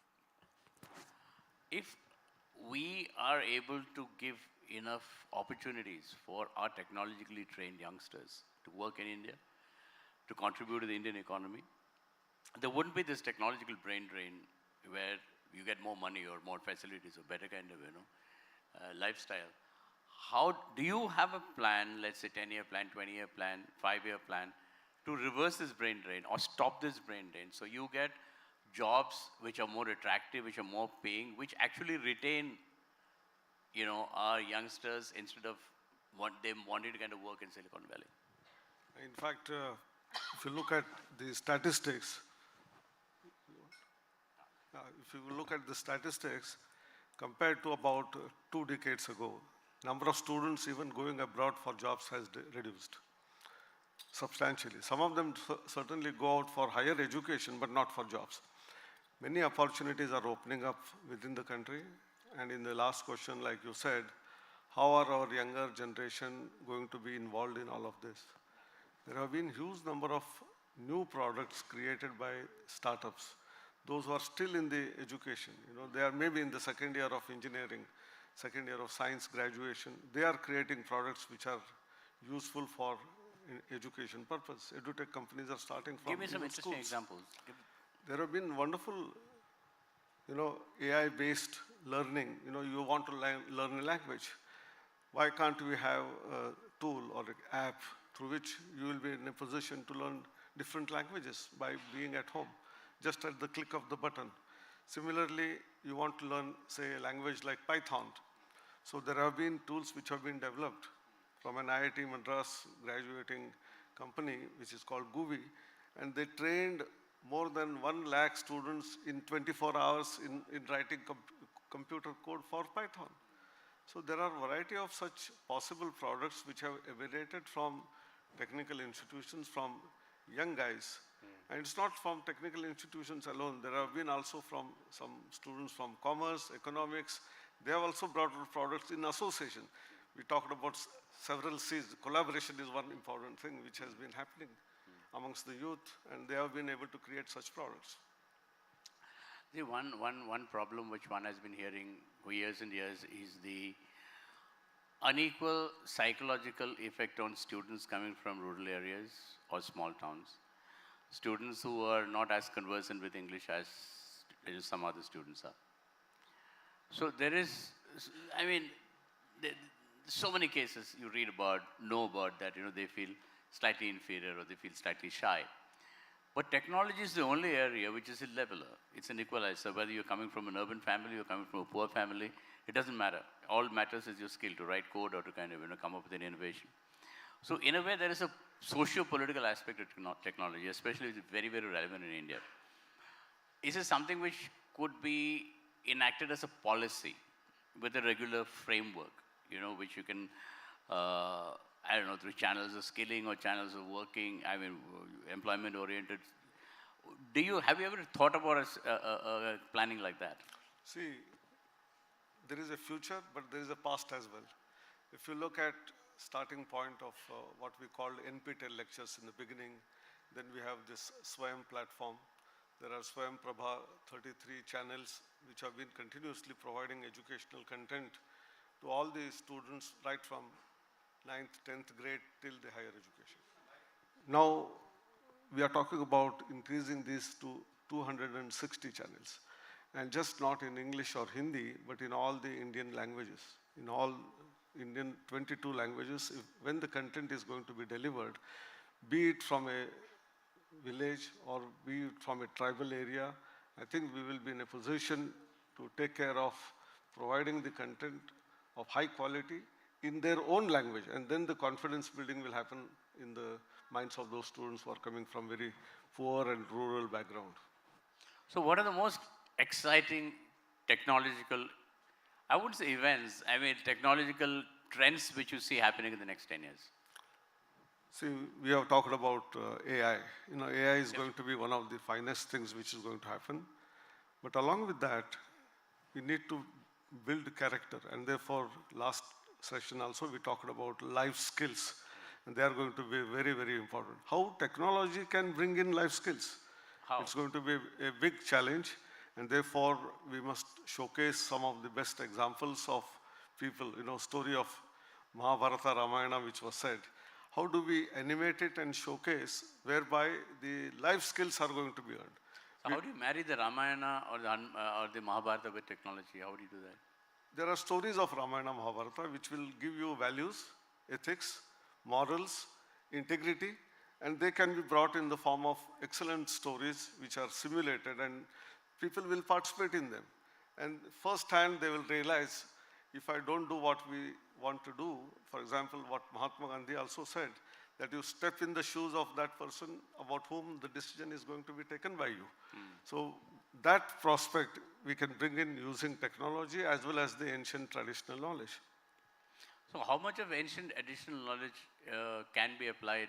I'm talking about technological thing, like when you read epics, you hear about various technology, which is whether it be aeronautics, whether it be weaponry oriented.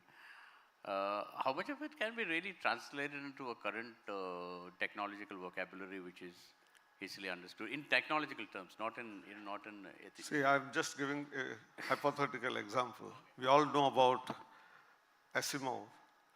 He said that there will be transactions through credit cards. No one imagined that would be possible. Similarly, in the past, we said that a man will land on the moon and also probably in Mars. No one believed at that time. It all happened. So, in the Mahabharata, when Sanjay was telling the story to Dhritarashtra by sitting in the palace, what is happening in the, in the war field, which was away, that means even if it is an imaginative one, will it not give clue to something which is possible, and we try to implement that. That is one part. And in realistic terms, there were certainly some technologies which were available in ancient times, and India is mother to not only democracy, but art, craft, design, manufacturing, as well as science, maths. It all emanated from here. Unless we tell all these stories to our youngsters, how do they become confident about doing something new in our lives? And that is why all of these technologies have to be embedded, including the Indian knowledge systems and traditional knowledge systems. Okay, you are part of the intellectual brain trust of the administration. The Prime Minister I think we're the first Prime Minister who's really into technology. He's very tech savvy, and he's always, using innovative means to to push technology. In your interactions or your knowledge, what is the technology that excites Mr. Modi the most? For whom? The Prime Minister. For him, technology is the one which is That's going what to I be was saying. driving. Yeah, that's what I was saying. Especially digital technologies. Because digital is the only one which will be creating the level playing field between all those who are from remote areas to the advanced areas, whether it is from cities, whether it is from English educated or those who are learning in their own mother tongue, in their own languages, they can all be on the same level only through the means of using digital technologies. And that's what Prime Minister is often talking about, Digital India. We started in 2015. Now we are talking about a digital university in the hub and spoke model form, where education will come to your home, to your doorsteps. You don't have to step out, go into a city, live there, a lot of expenditure, not only on fees, but also living expenditure, hostel, mess. You can be at home and get the same level of degree as that of one of the finest institutions in the country. This is what Prime Minister is all thinking about.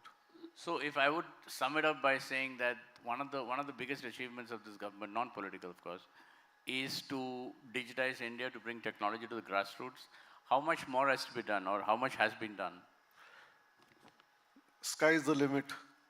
Now we have said that 40% of the transactions are happening today in digital mode. Why not 100%? Why gross enrollment ratio is only 27%? We are imagining that through national education policy, the next 15 years, we will reach to 50%. Why not 100%? So I think sky is the limit, and digital technologies are the way forward in order to create interesting content, reach out to all the nooks and corners. We have already rolled out indigenous 5G, and if it reaches to all the 600 lakh villages, I think we have done it. One problem, I think we're running out of time. Oh no, so nobody's. So one problem which has been often raised is that the level of a technical education is not good enough for employability. I mean, this is what I read. I mean, I don't have any particular proof of that, but I mean, what I read or what I can learn from reports and all that, that we produce so many engineers, but their employability is not, is not great in the. So, I mean, in a way, the future of a technological policy lies in your hands. So, how would you leverage technology vis-a-vis employability? See, most important thing why employability is poor is our educational institutions deliver a lot of theoretical content, much less practical content. It is not just laboratory content. There may be laboratories in science, physics or in chemistry, biology, or in engineering or... what about resources, allocation of resources? But most important part is how do they actually experience the real life situation. That is internships, apprenticeship. And this was very poor in our country, except domains like medical science, where mandatory housemanship is required before getting a degree. In all other forms of education, we didn't have it. We have this 3-year or 4-year or 5-year program, graduate, and then start working, and that's why industry says they are not employable or they don't know many things. So internships and apprenticeships provide this opportunity to have real life situations and how to handle that. And once that happens, I think employability will automatically come. When is it going to happen in your view? It has already been started. Out of the whole country, 1.3 crore plus students are registered on a national platform called Internship Portal. 26 lakh students out of them were given internship in the last 1.5 years. So I think that is the way forward. So unless we connect students with the industry, get hands-on experience, outside experience. It's not necessarily when we say internship in an industry, it can be a startup, it can be a small-scale industry, it can be a large industry. It could also be working with NGOs, it could be also working in society along with people who are in villages and try to understand the challenges and problems and try to solve them. Technology is evolving very fast. I mean, it's something which is so quick that you don't even know what's happening, what's already happened, it's already gone ahead. So how much of that forward planning using AI or, experts do you apply in terms of, employability? So Ravi, most important part is making our students prepared for learning to learn. Because things are going to change so rapidly that by the time one graduates, probably what all you learned becomes outdated, and therefore you will have to probably learn. And whatever you got a paper degree, which is also in digital form today in the academic bank of credits, is not good enough. Maybe every 1 year, 2 years, you must go back to the school and then learn what is new happening there. And that's very important. Like all drugs have an expiry date, maybe we'll have to put an expiry date on our degrees. And if you don't have the, what you say as learning more things what are happening in that field, your degree is invalidated. Okay, I think we are running out of time. I have time for 2 questions. Does anybody have questions? All right, that gentleman there.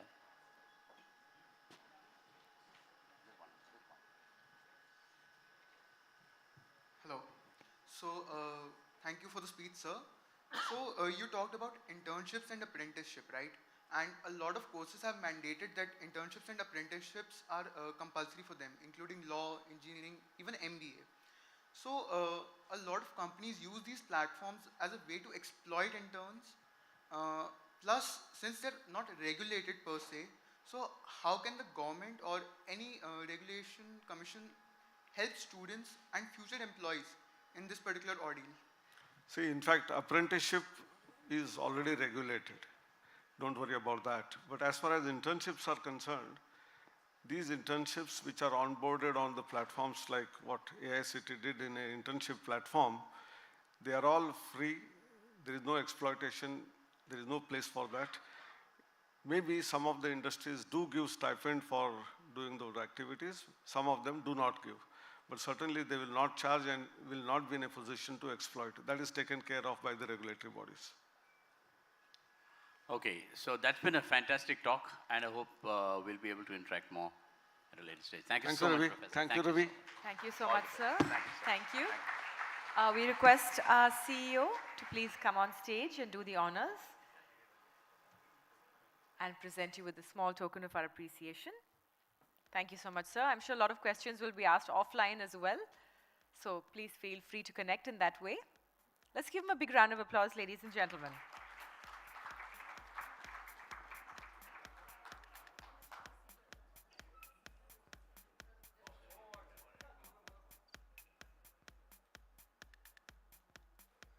Thank you. We have another very interesting session coming up next, ladies and gentlemen, titled Climate Change and Why We Need to Care. So please put your hands together as we invite on stage Aditya Thackeray, MLA and President Yuva Sena. A big, big hand. Thank you so much for joining us this afternoon. He will be in conversation with our chair for this session, Kaveri Bamzai, senior journalist. Over to you, Kaveri.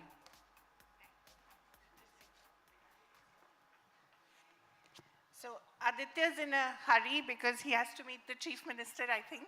Yes, but got about half an hour to go. Chief Minister reminds me, how was your stint in power? Definitely didn't behave like a chief minister. Because my father wasn't, just because someone from your family is, you don't need to behave like one. But it was, for sure, a huge learning experience. It's basically for us, for me and my father, it was learning on the job because we didn't have the so-called administrative experience. Right. And yet to be tackling COVID, yet to be working on sustainable development was something that we consider our personal honor and the opportunity we got. And of course, whenever God wills, we'll be back at it very soon. But your party has to stay together, no? It keeps absolutely breaking into little bits. I think you should tour along with me. Dry leaves have gone away. And the party is where it was. It's actually growing stronger and stronger day by day. So what are you doing, Aditya? You know, being in power is one thing. I mean, it must have been an experience, of course, in a very, very tough time. And you handled it pretty well. But suddenly when power goes away, does it leave a vacuum and does it make you think about what you have to do, or do your goals remain the same?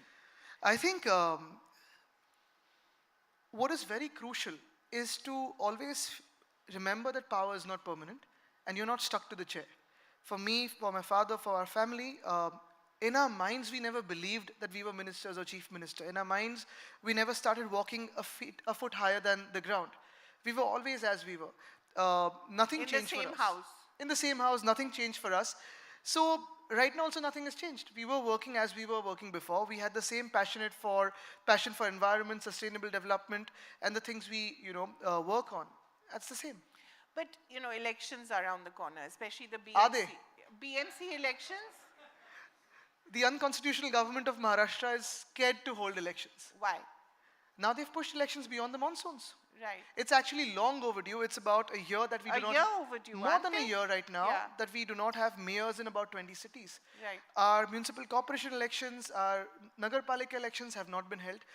We have unelected administrators. There are scams after scams that have started happening that we are exposing on a day-to-day basis. No one is there to answer. People do not have a voice. And unfortunately, the death of democracy is first being seen in Maharashtra. But, what can you do about it? I mean, what are you doing about it? Keep fighting. How? You have to take to the streets Keep again? keep at it, keep going. Does Shiv Sena go back to its origins? Does it become a party of We're moving ahead, upwards and onwards. That's the way ahead. What about your own personal goals of climate change, your own interest in the environment? How do you keep that alive? The plastics ban? That's why I've come here to Chennai because, when I was actually, Sudhirji and, when the team approached me for speaking on environment, and to be honest, in the last 6 months, the only environment I've been speaking about is the polluted political environment. It's only that. So the other day, someone had invited me for speaking on urban development and urban planning. Right. Something that I hold very, very close to my heart because that is directly linked with environment. Yeah. And today when I was called for environment, I said, wherever it is around the world, I'll come. Good. So, it is something which I hold very close to my heart. Not because it is something which is really cool right now or in fashion or in vogue. I think we can see environment change in front of our eyes. When we were in government... Especially in Mumbai. Everywhere. I'll tell you, when we were in government, we had to almost give out about 14,500 crores as compensation to farmers in the year 2020, in the time of COVID. And that was purely because of hailstorm, unseasonal rainfall, cloudbursts, and these incidents are getting more and more. Even in the cities, be it Mumbai, be it Chennai, be it anywhere, the days of rainfall have reduced, the volume of rainfall has doubled.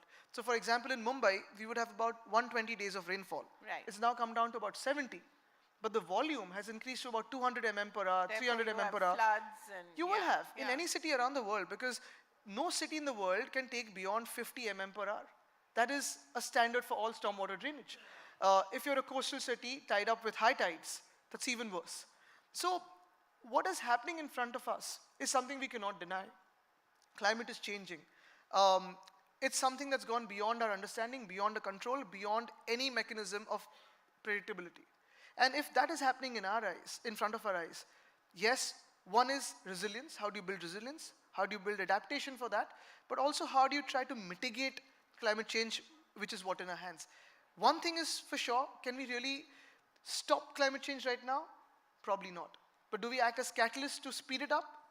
We shouldn't. I think that's where we stand. But these are not somehow issues that win elections, which is sad, isn't it? What wins elections is eventually polarization, emotions, otherization of people. And you've seen that in your party. You've seen that in your party as well. How does a young person like you change the narrative of elections? See, as someone who's 32 years old, and I was just joking with someone right now on the way down that this is an education conclave. The first time I saw you, in fact, speaking was at another conclave. India Today conclave. I think you were all of 19. I was 22 or something. Okay, that's 19 to me. Yeah. No, so I think I was just joking that, calling politicians for an educational conclave is quite contrary and contradictory, but it's... But you're surprisingly well educated for a politician, if I may say so. Thanks to my parents, but, and thanks to my teachers who punished me at the right time. So, but I think what is very crucial is, you look at the environment in a country today in terms of politics. Every political party is fighting over the past. Everyone's saying 50 years ago what he said was right, 50 years ago what he said was wrong. Vikram Sampath sitting there, we're going to ask him that question Yeah, later. you should. But no one's speaking about the future. No one's fighting for our future today. No one's speaking about how a city will be 25 years down the line, 30 years down the line. We're all looking at past. Yes, our past glories must be restored. Our past heritage must be brought back. But we shouldn't be fighting and be divided over it. Now what happens is exactly the question you asked me, that is climate change, is environment a political issue? It probably is not something that will get me votes right away. But just because it doesn't get me votes, should I ignore it as someone who can impact policy? Should I ignore it as someone who can create a mindset? Should I ignore it, or should I start creating a sense of importance for it, trying to bring it directly to the homes of people? Because today, whatever the governments do, be it stormwater drains, be it rainwater holding tanks, be it flood barrier systems, be it compensation to farmers, be it any compensation to cities, the impact, the damage we are facing today for our urban areas or our rural areas is because of climate change. Today our farmers are in trouble because of climate change. Today our cities are in trouble because of climate change. I think everything we're doing is closely linked with our planet, with the environment, which brings us back to ourselves. Because very often we think that we as a country or we as a society are isolated from nature. We as a people, as the human race, as Homo sapiens, we are isolated from nature and we are doing a favor to the planet that we're trying to save the planet. That's not so. We are trying to save ourselves. The dinosaurs went off long back and human race could go off as well. We are saving the planet is a wrong concept. We are saving ourselves.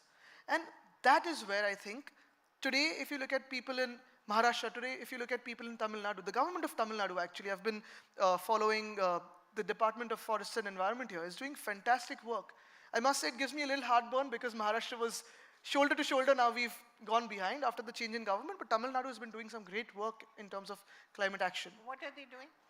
There's so much happening. You've got urban forests coming up. You've got the mahouts being trained for elephant safaris right now and protecting the elephants in the state. You've got tons of work. Part of C40, you've got a lot of work that's happening here. Were you planning to do the same with your tourism portfolio as well? Yes, because tourism is another sector which I believe can create jobs.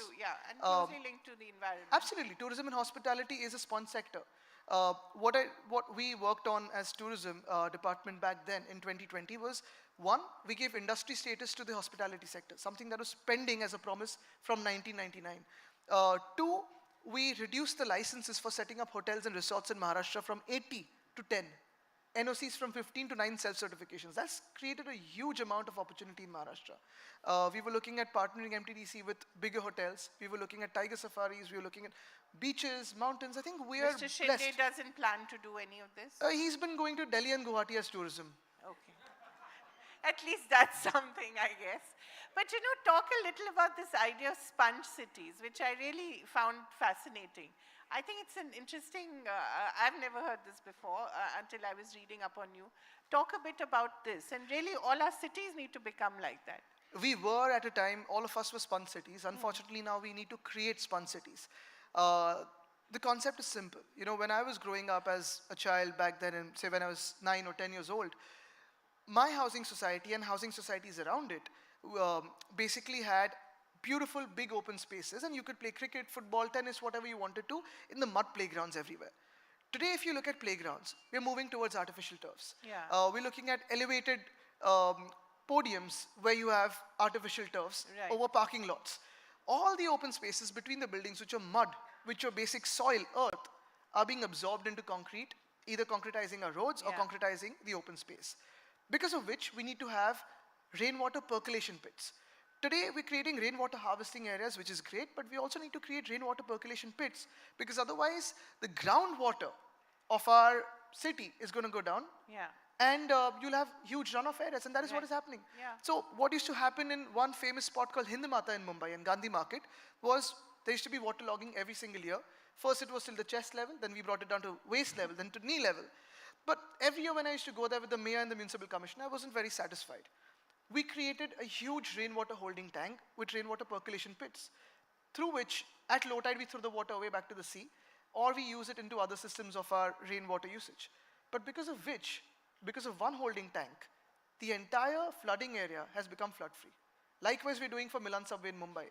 Now, anyone who served a stint in Mumbai in journalism knows these two areas as the first place you go to if you want to blame a government for monsoons. Okay, that's where the flooding... And rightfully slow, but now it's flood-free. Right.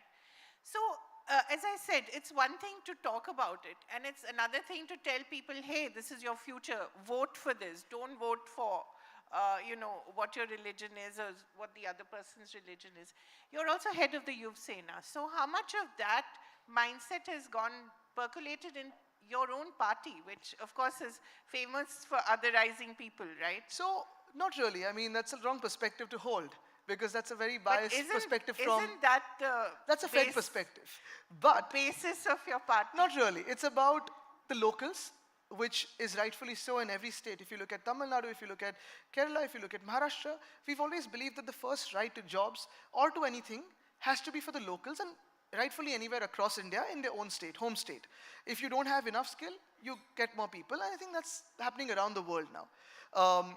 But for us as political parties and as leaders of political parties or someone who can have a certain amount of influence, if not much, I think it's very, very crucial for us to start speaking about the present and the future. One of the most important aspects of our life is going to be climate action. You come to Mumbai today, and unfortunately everyone's been shouting hoarse about air pollution. And the government's response, current government's response is, let's put air purifiers everywhere. That's a bogus knee-jerk reaction. You don't need air purifiers. Air purifiers are for the room. You can't put air purifiers out in public. Right. What you need to do is identify sources of pollution, track them. How do you mitigate those sources of pollution? We actually created a document called the Mumbai Climate Action Plan with C40 cities. We've created that for Pune, for Navi Mumbai, for Solapur, for Kolhapur, multiple cities where we've actually documented everything on a short-term, medium-term, and long-term basis. I think that is very crucial for us because every aspect of your life today is going to be governed by climate action. You look at what's happening in Delhi or Telangana, sometimes you have to give holidays to schools for air pollution or heat. Now, sensitive governments do that. Insensitive governments like the one in our state currently do not even recognize this as air pollution. Right.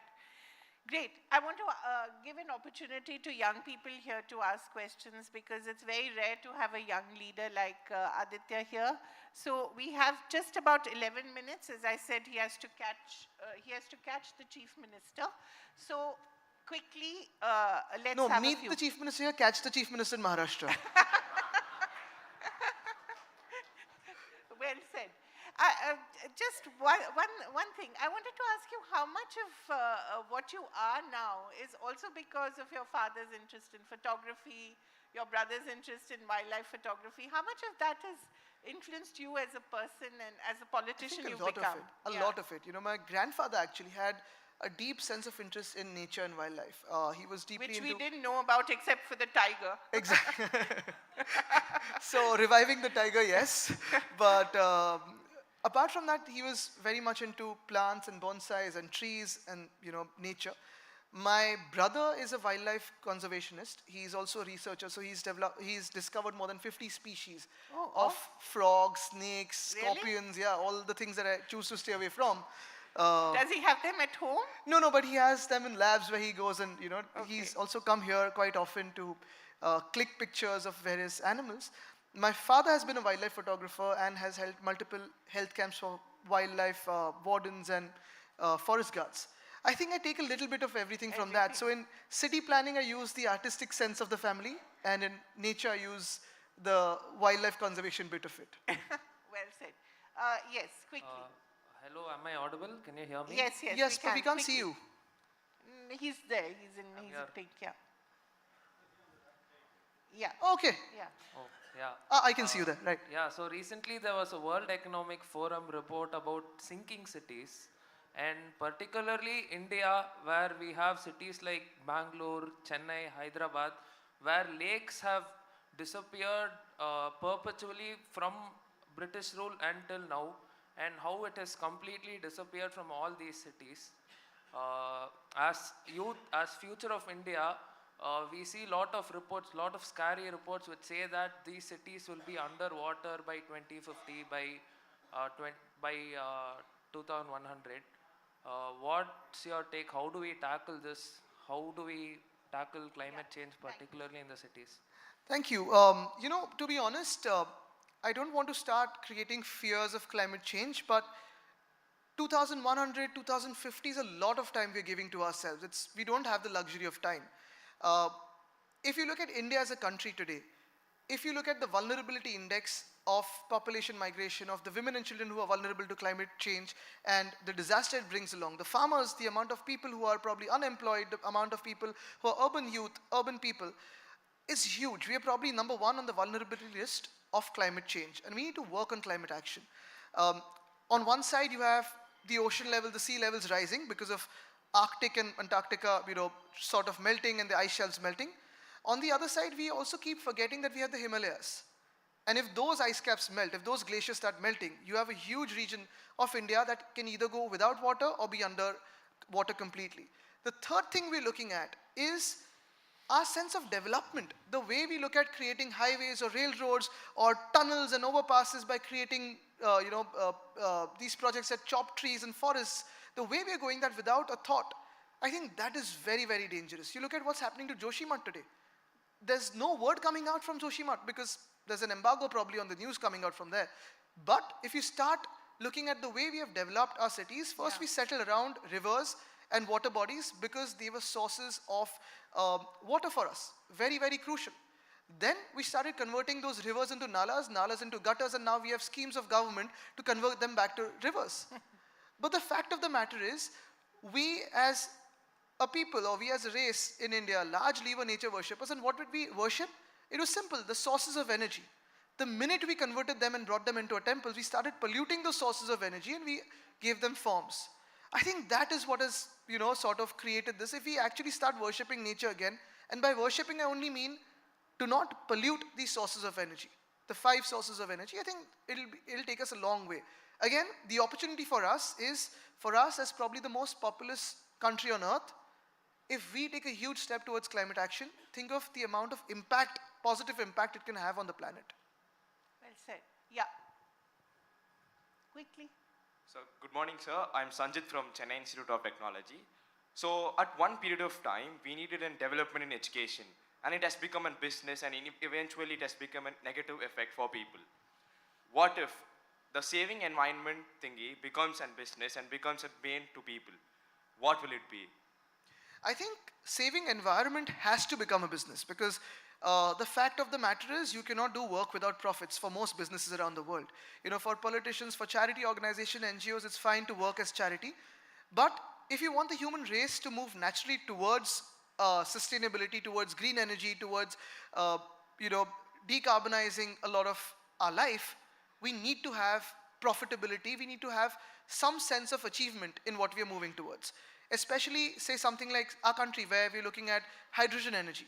We have put a huge target on that, and the fact that private players are coming into hydrogen energy, the fact that private players are wanting to come into green energy says a huge, speaks volumes about the opportunity there.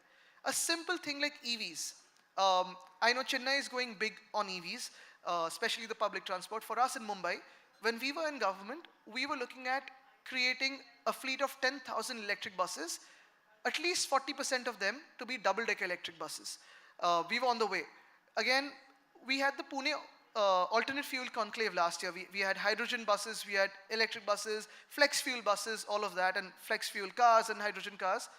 The result was, from that month, over the next 3 months, Pune saw a rise of almost 4,000 electric vehicles by private players. Today, Mahindra, that is creating 10,000 electric vehicles, is seeing a surplus booking of these electric vehicles. So there is a huge opportunity globally. I think we need to move towards it. Last year when I was in Davos for the World Economic Forum conclave, I was at COP26 and then Davos. COP26 was about policy making, was about environmentalist speaking. But for the first time at Davos, I saw a huge number of companies bring the chief sustainability officer along and speak about environment. I think that is where the change will start happening. Well, yeah, the last question. Okay. Quick.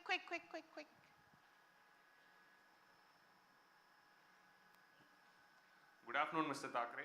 So, I'm an economy faculty. So, generally there is this dichotomy between the economy and the environment.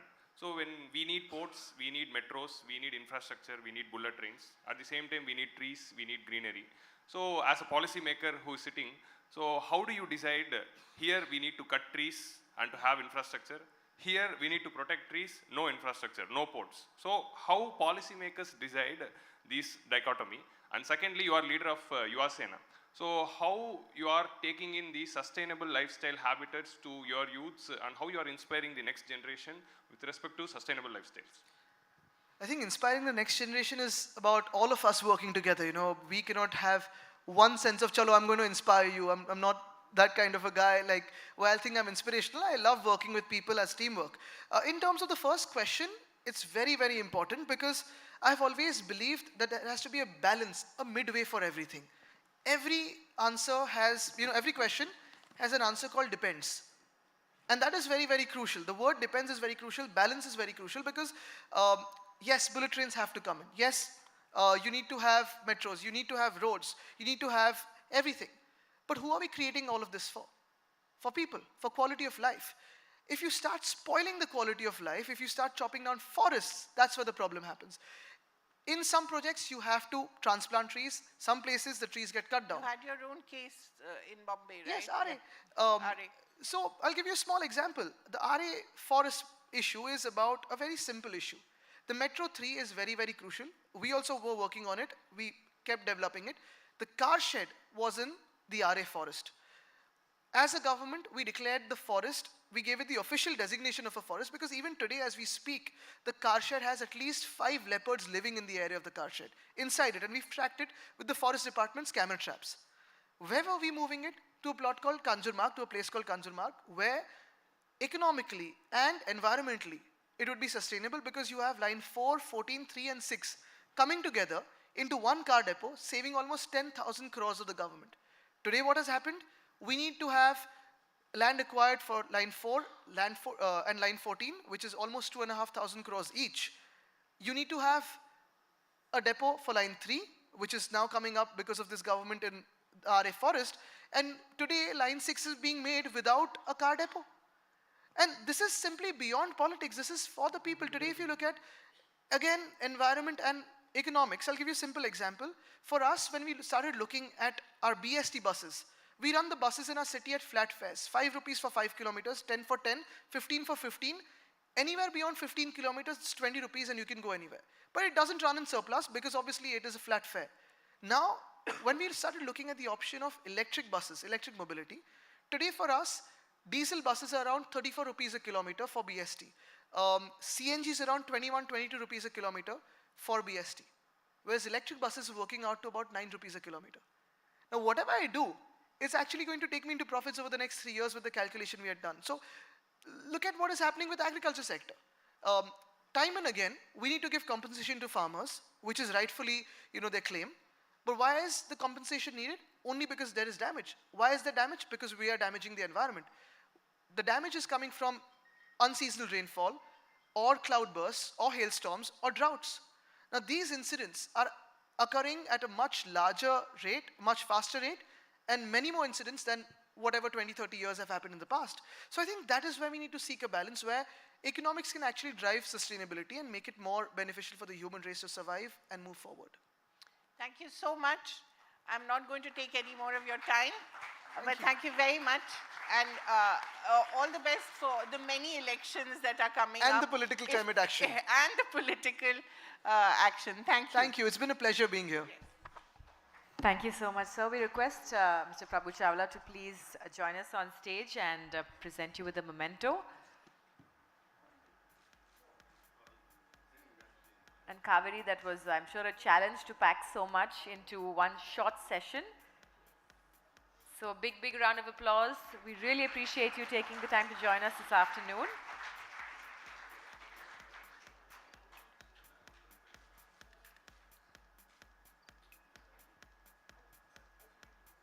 Thank you, sir. Thank you for being part of ThinkEdu 2023.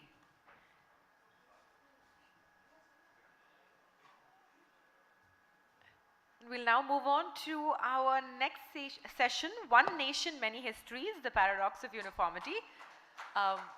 Please put your hands together for Vikram Sampath, historian and author.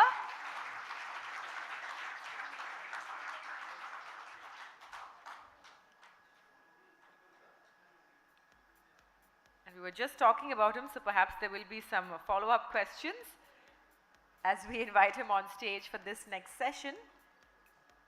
And of course, our chair once again, Kaveri Bamzai, will take things forward. Welcome, sir. Thank you so much for joining us this afternoon. We look forward to a very interesting session.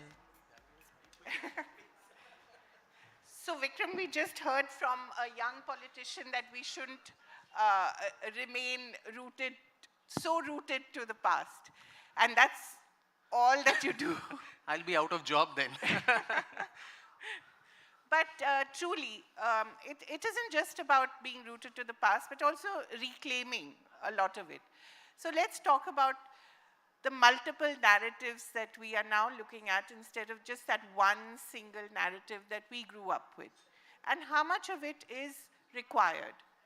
And how much of it is in the best interests of the country?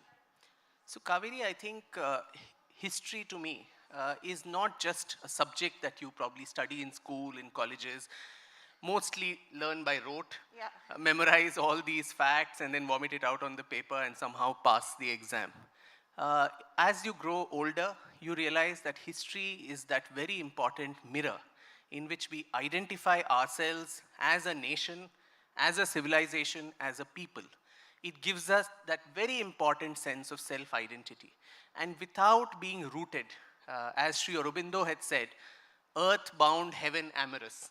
You have to have your roots bound very firmly, and those roots come from your past. So as much as we can talk about the future, which is most important, unless you have a sense of where you have come from and what were the achievements, what were the mistakes, I don't think a meaningful road can be built for the future. And that is very important. Unfortunately, in India, as you rightly mentioned, there's been a very, very linear, simplistic, monochromatic view of a subject like this, which has multiple shades, multiple opinions. And it's been held in the stranglehold of ideology, particularly how academic history has been held captive and continues to be held captive to the ideology of what is Marxist ideology of how history as class struggle, as constant struggles between peoples is how it's represented.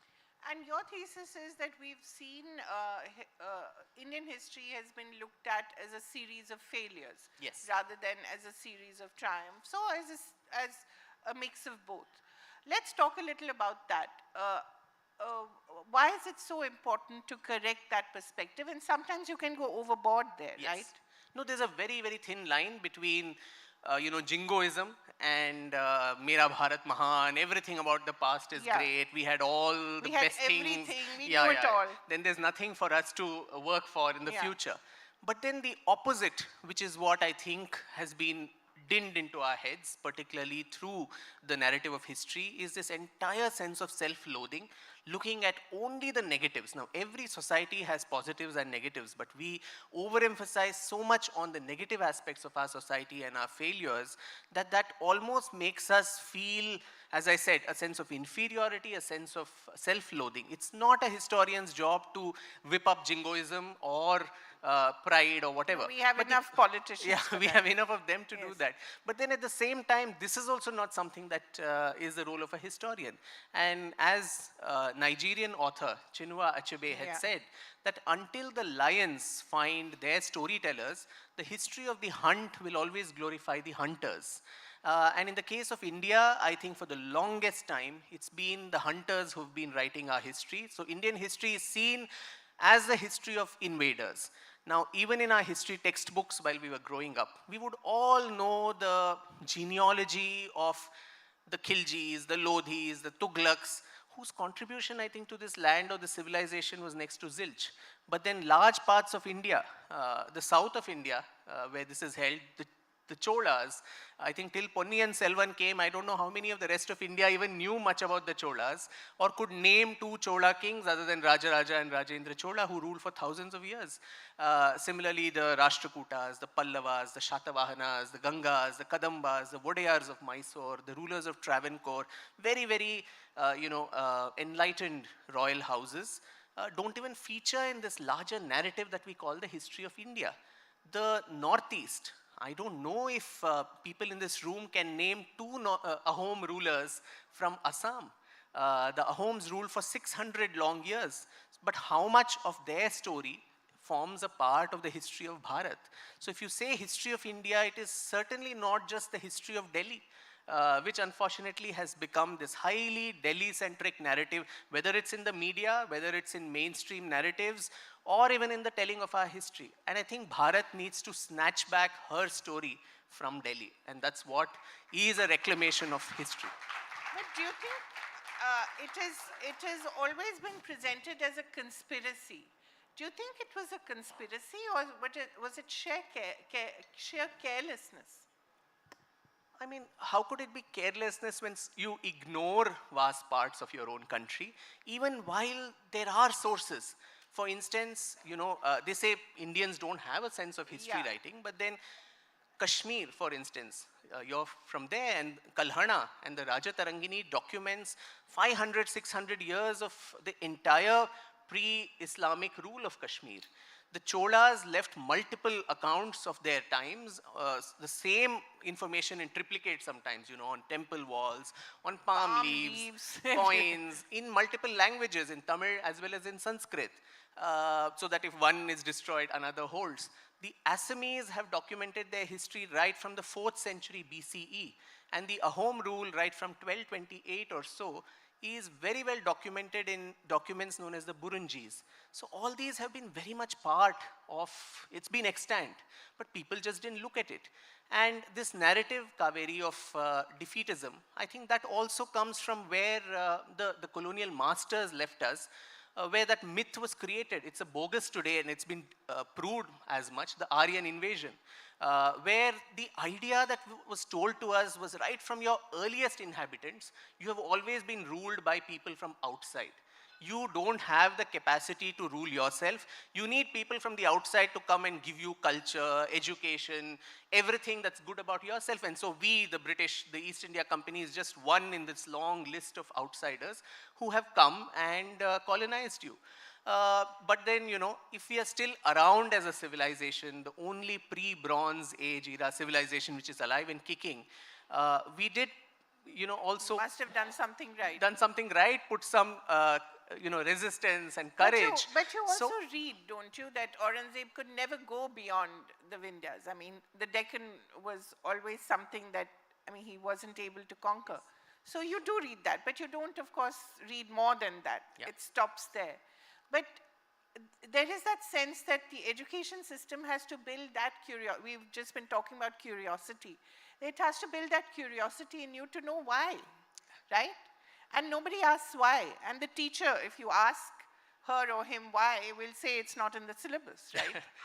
Well, at least curiosity when it comes to history. I don't know, there are a lot of young people here. How many of them have been curious to know history after school? I think they all must have just been waiting to get rid of the subject even while they were studying. Unfortunately. Because, as I said, the rote learning, the memorizing facts. So beyond that, it has been made into such a dull and drab, even the categorization of ancient, medieval, modern, these are ridiculous distinctions. And this whole thing about regional stories. If you actually go to the NCRT website. No, vernacular. Vernacular. Regional. What is regional? Are the Cholas regional powers or are they national? So no, they're actually international. Yes, exactly. They went beyond the borders of what is today India to Sri Lanka to Maldives to Sri Vijaya. But we need Mani Ratnam to tell us that. Which is unfortunate. Why can't we have... So when you see the new education policy, for instance, does it address all this? It's great in intent, Kaveri. I don't know, the proof of the pudding is finally in eating it, because I don't think the new textbooks and so on, or the new content, as much as one berates this government, its opponents for not, for changing and saffronizing and all of that, its supporters actually berate it for not doing enough. Because in 9 years, it doesn't take rocket science to change books. How long does it take to write a textbook? I guess a year. Less than that, perhaps. You just need to find the appropriate experts to sit in a room, and those who come from all over India, and who bring in perspectives from every part of India. But then that doesn't happen. So it's nice, the education policy in the way it is conceptualized, but then the proof of the pudding should be, once the books come out, do they actually capture that spirit that is encapsulated in the policy? Are they being written? Do you know? I have no clue, because I have no insight or this thing into the government or how it works. So we have to read your books to know what happened beyond the Mughals and beyond East India Company. That will be a lot of self-plugging. I wouldn't want to say only my books, but I'm sure there are lots of others who are writing these days, which is important. And on every aspect, even on the freedom movement, for the longest time we've heard of the freedom movement almost like this very, very simplistic, linear, almost cut to cut, frame to frame Attenborough film. De di hame azadi bina, khadg bina dhal, Sabarmati ke sant tune kar diya kamal, and so on, where but we've also had the legend of Bhagat Singh. Maybe it didn't win Oscars, but Bhagat Singh is as much a hero. But unfortunately, Kaveri, even today in the Delhi University textbooks, Bhagat Singh, Bhaga Jatin, all of them are called as revolutionary terrorists. That's the term used for them. In fact, in 2016, the descendants of Bhagat Singh had written to the then HRD minister, Mrs. Smriti Irani, that this was a term that the colonizers gave our ancestors. They have someone who sacrificed their life. And today, so many decades after independence, the textbook is conveying to the young mind that people like this are terrorists. What is the connotation of that term? How loaded is that? Did they change it, by the way? I have no clue. That needs to be checked.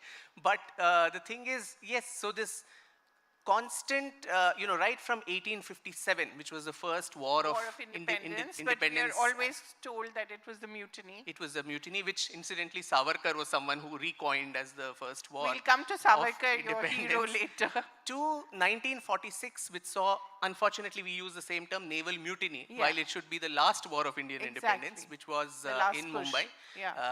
And it spread across various army and naval units across India, the heroics of the Indian National Army and Netaji Subhash Chandra Bose. There's been an unending chain of armed resistance, which is what ultimately got India her freedom. But then that is really not, spoken about or shown in the manner or commensurate importance that it deserves. It is not my case to disparage anybody or to undermine the non-violent movement or anything, but then the converse is also not acceptable, where the sacrifices of so many who have actually contributed through this violent means, and laton ke bhoot baaton se nahi mante. Every time there was a very bloody revolution, that was when the British gave in and reforms came in, whether it was the Morley Minto reforms, the Montagu-Chelmsford, the Government of India Act, or finally independence. All these reforms were preceded by terrible, bloody acts of revolution, and the British were petrified. They did not want a repeat of 1857 and the carnage that was there in the army. So the Congress too was created as a safety wall to ensure that this repeat does not happen. So I think these aspects of our freedom struggle too, forget ancient history, medieval India and all of that. Even something as recent as this, we do not talk about in a holistic manner. Don't undermine anyone's importance, don't take away. In my own state in Karnataka, there's been a lot of talk by the government there that Tipu Sultan's name should not be featured, which I think is a very foolish thing to say and do, because you can't wish away your history. Whether you like a person or not, that person has a role in annals of history. So the good, the bad, the ugly of anybody needs to be shown to the young mind, and it's for them to make up their minds. So don't undermine, don't censor anything, but then make it more holistic, make all regions of India included. There are many histories, as this session is titled. I think you call it a history of India, all these narratives, all these stories need to find a legitimate place. So that's why the work that you're doing and people like you are doing is important. But then there is this other argument that, oh, your sources are perhaps not as kosher as they should be, and there's pseudo history happening, and there's all this. So there is the pushback from the conventional establishment which continues. So what's your defense against that, or what's your argument against that? Well, I don't want to be defensive at all, because I think it's expected. You said establishment, conventional. So someone who's ruled the fort for so long, obviously if someone is coming from the outside and throwing rockets and puncturing their claims, which is happening now increasingly, there is going to be pushback. But then, as someone said, history is too important to be left only to the historians. In this case, maybe academic historians. There are lots of us who have chosen not to be in the university setup. I have a PhD in history. I've trained, in the discipline, but then still that is not good enough. So this constant derision of people who come from the outside, and this dog in the manger attitude that some of them have, that only I have the key to knowledge and nobody else can. And they are the same ones who talk about Brahminical patriarchy and so on and so forth, whereas this is something like that. You're holding on to your turf without allowing any alternate voices to flourish. Whereas a discipline like history thrives on multiplicity of voices, on dissent, on discussion, on debate, and differences of opinion. But in the decades following independence, unfortunately, at least in the academic arena, as I said earlier, the stranglehold of ideology and one kind of group has been so bad that careers have been destroyed. Yeah, that is true. Careers have been destroyed in academia. People have not had a voice, and this whole thing of pseudo history, some mythical paycheck which is supposedly coming from somewhere. I'm really curious to know where that money is coming from, if at all it is, and who is sponsoring that. So all these, when you don't have an argument, personal attacks, allegations, these become the main defense. Who determines what is a correct source? Who actually sits in judgment of all of this?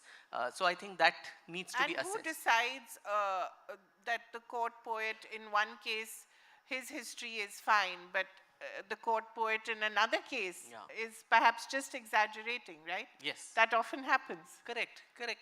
And even there, I'll just give one example of how distortion can happen.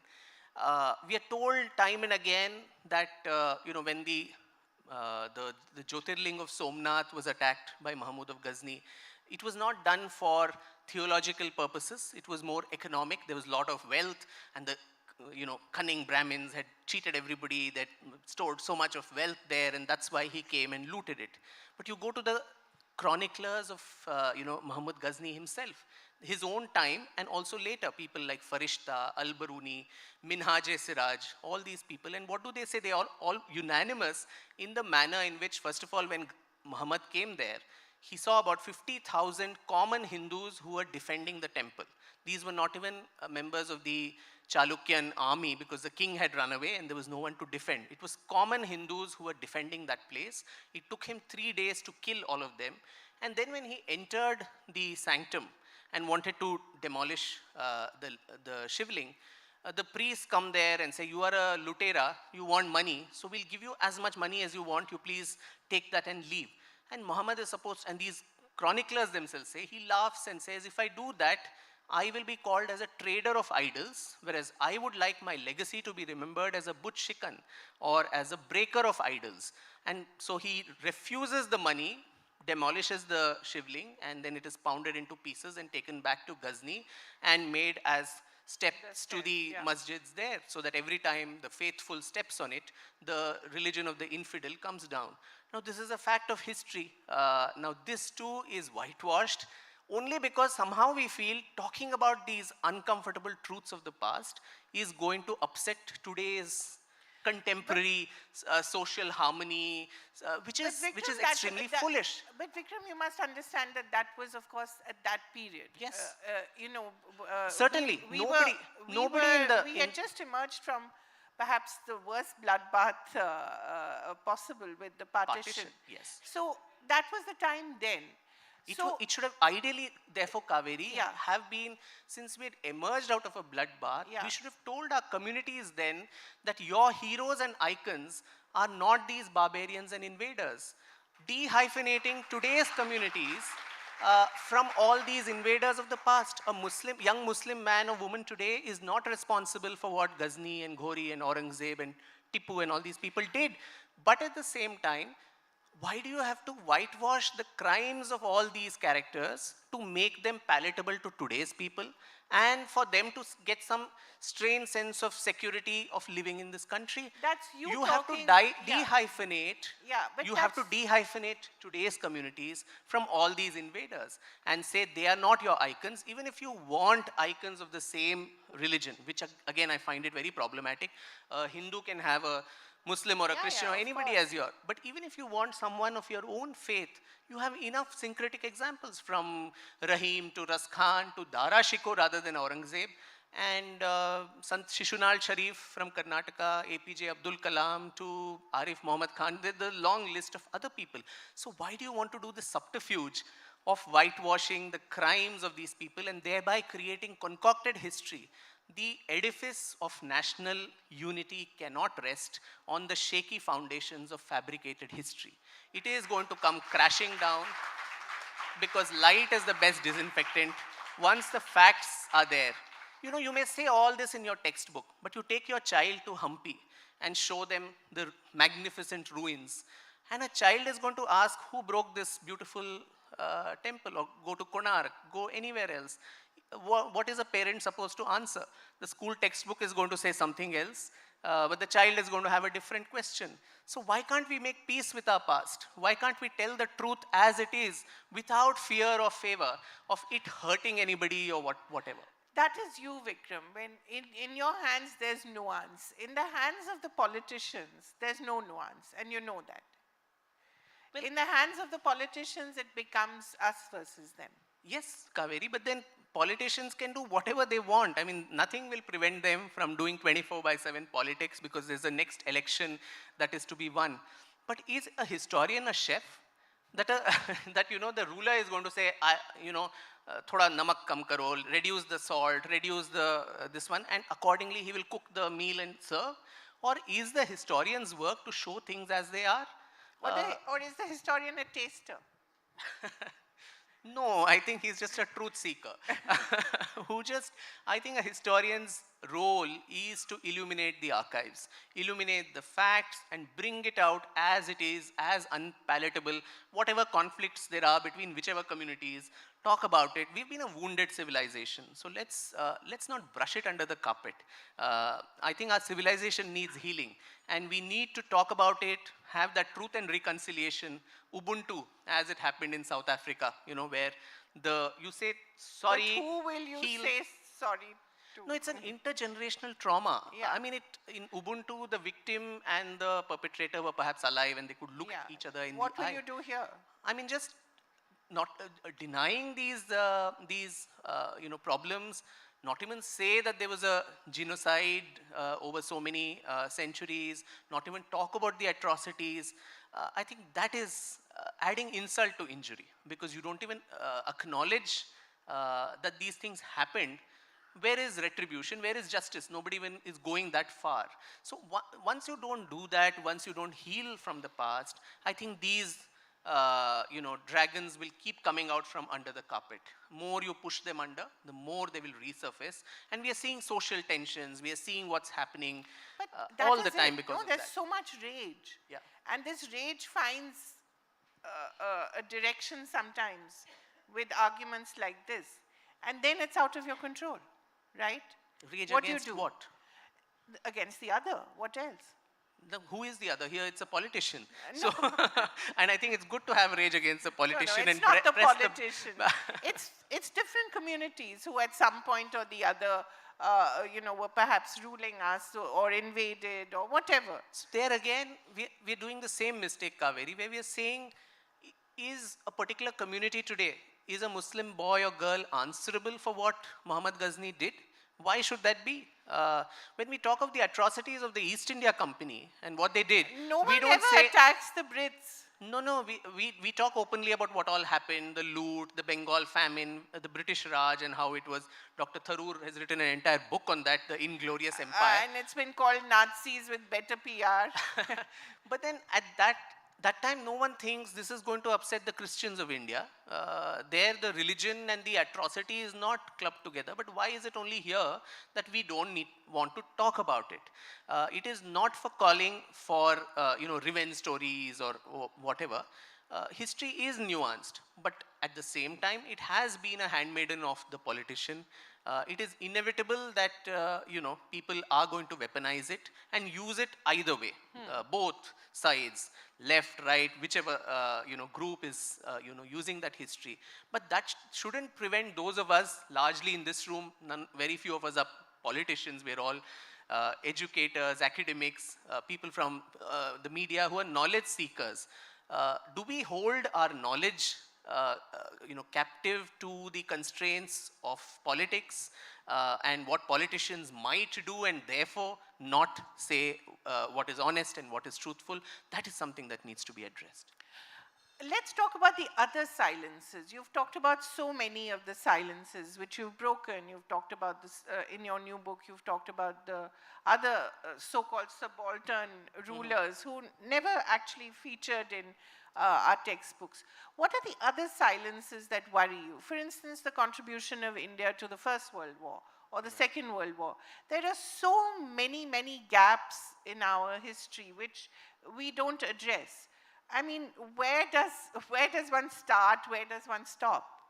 That's a good question. I think we have such a long and vast history. The list is endless. Yeah. So even in this latest book of mine called Brave Hearts of Bharat, where I'd listed only 15 people, a lot of people said, why 15 and so on? There should be more. Obviously, there are hundreds of unsung heroes and heroines from different parts of India, and these are stories which deserve to be told.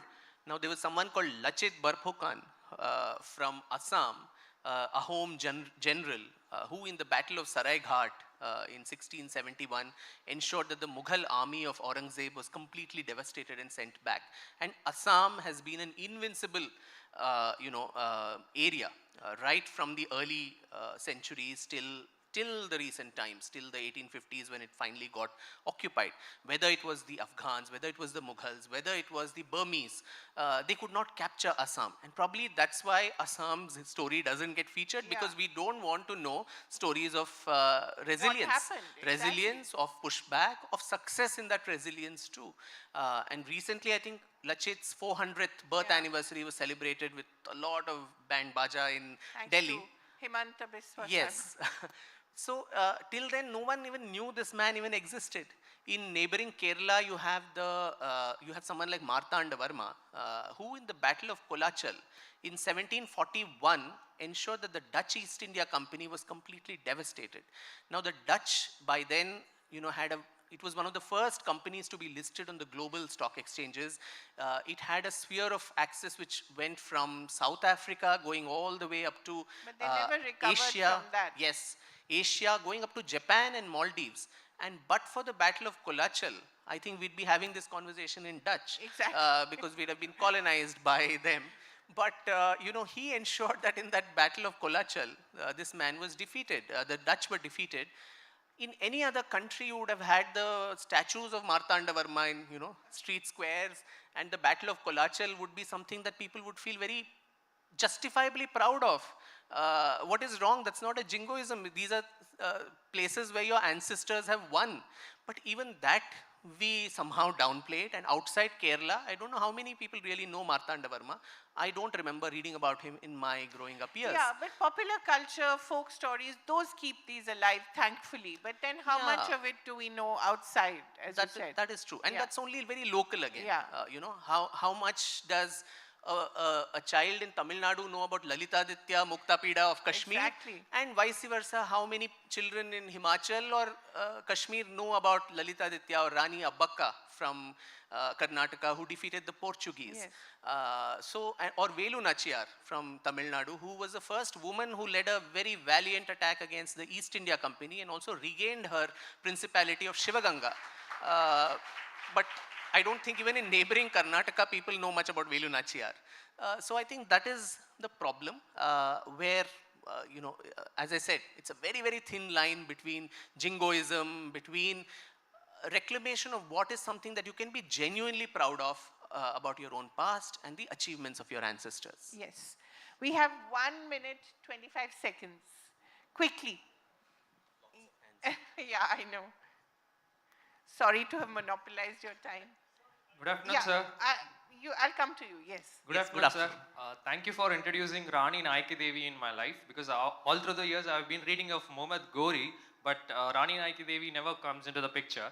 And regarding the secularizing the history, what do you think are the dangers in secularizing the history? And just because it is not mentioned in the school textbooks, we comfortably try to ignore, and we have a stereotypical view about the Indic view or the revisioning the history. How do we overcome that modern secular liberal thoughts? Yeah, That's what he's been talking about. Yeah, which is the sad part. I mean, a modern, secular, liberal should not be a cuss word. It should actually be something that we should celebrate. But unfortunately, in India, that's become almost like to say I'm modern and liberal and secular is something that you need to be ashamed of. I would consider I'm very modern, I'm very liberal, I'm very secular. You were but very at the same liberal time, until you wrote, when you wrote Gauhar Jan's biography. Yeah, but then you were not liberal when you wrote Savarkar. Yeah, yeah. So I think this is a very warped idea itself of what these terms mean. And I'm very grateful to you that you, remembered Nike Devi. As for those who might not know, she was a Chalukyan queen who actually defeated Muhammad Ghori in the Battle of Kasarhada in 1178. Ghori was so badly defeated that he was so humiliated that a woman had defeated him that he didn't even turn towards Gujarat again. But again, she would not feature in the larger narrative. I think what you spoke about, to say that if you talk about the Indic narrative, you are somehow regressive, you are somehow a bigot, I think that needs to go.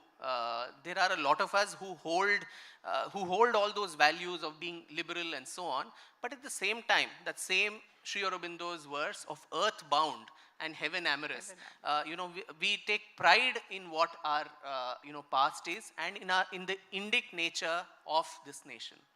This gentleman, otherwise he's getting very angry. Yes. Sir, I should have asked this question to, thank you, I can hold it, to Aditya Thackeray. We understand that history's narrative has got changed.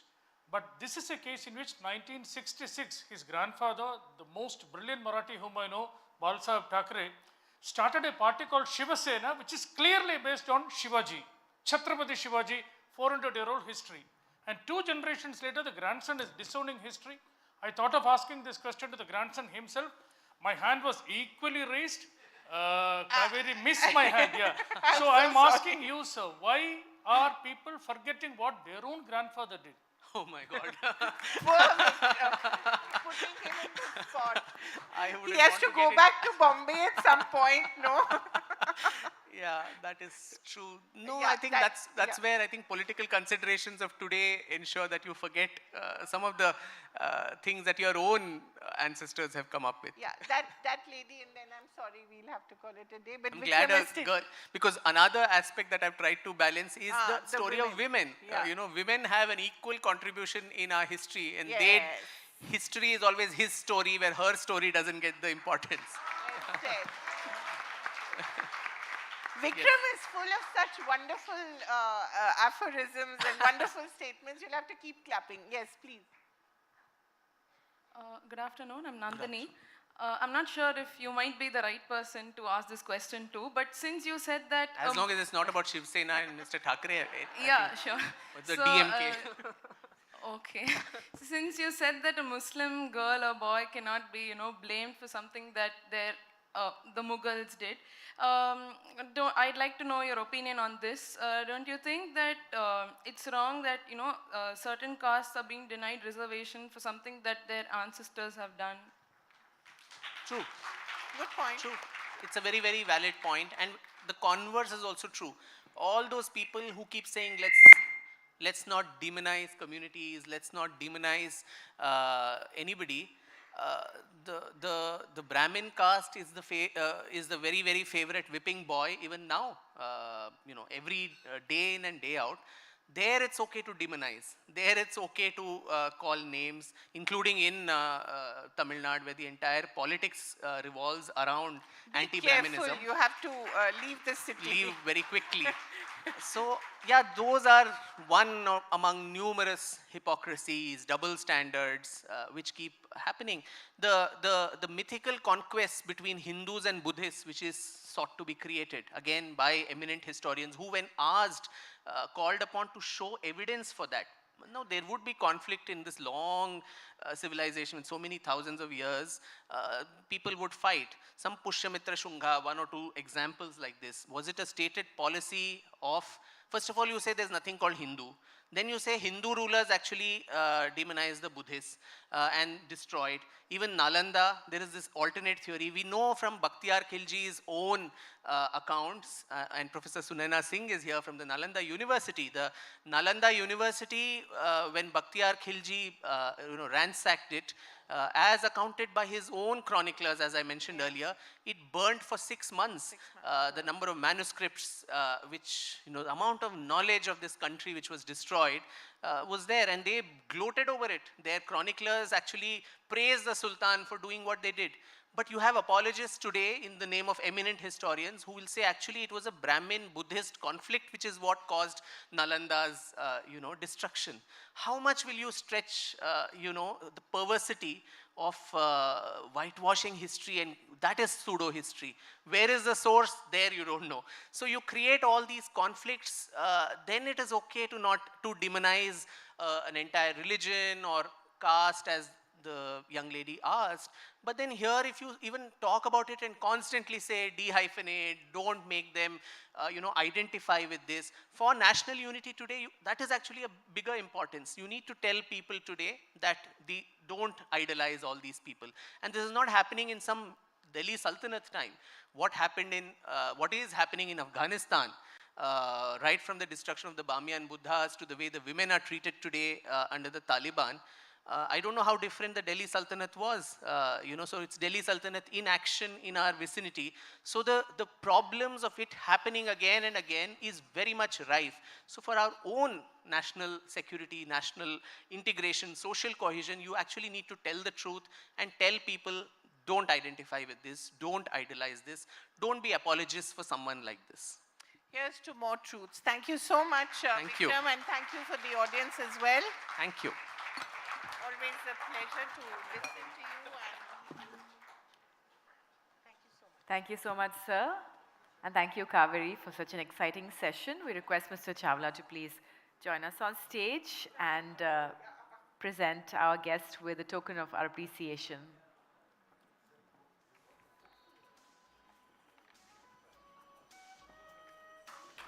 A big round of applause, ladies and gentlemen.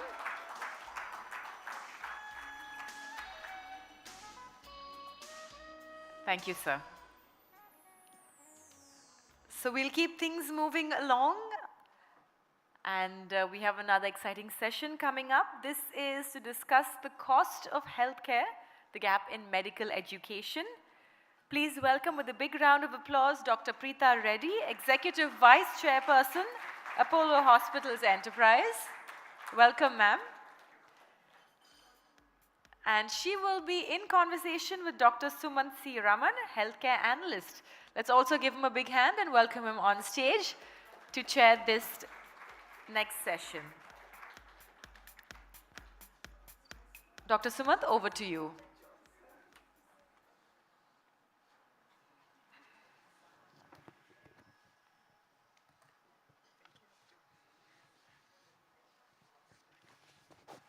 Thank you for the invitation. Really happy to be here with everyone today. Good afternoon, all, and again, honored to be here and have this conversation. At the outset, a very brief introduction, though if there's someone who hardly requires one, as the cliche goes, it is Dr. Preeta Reddy.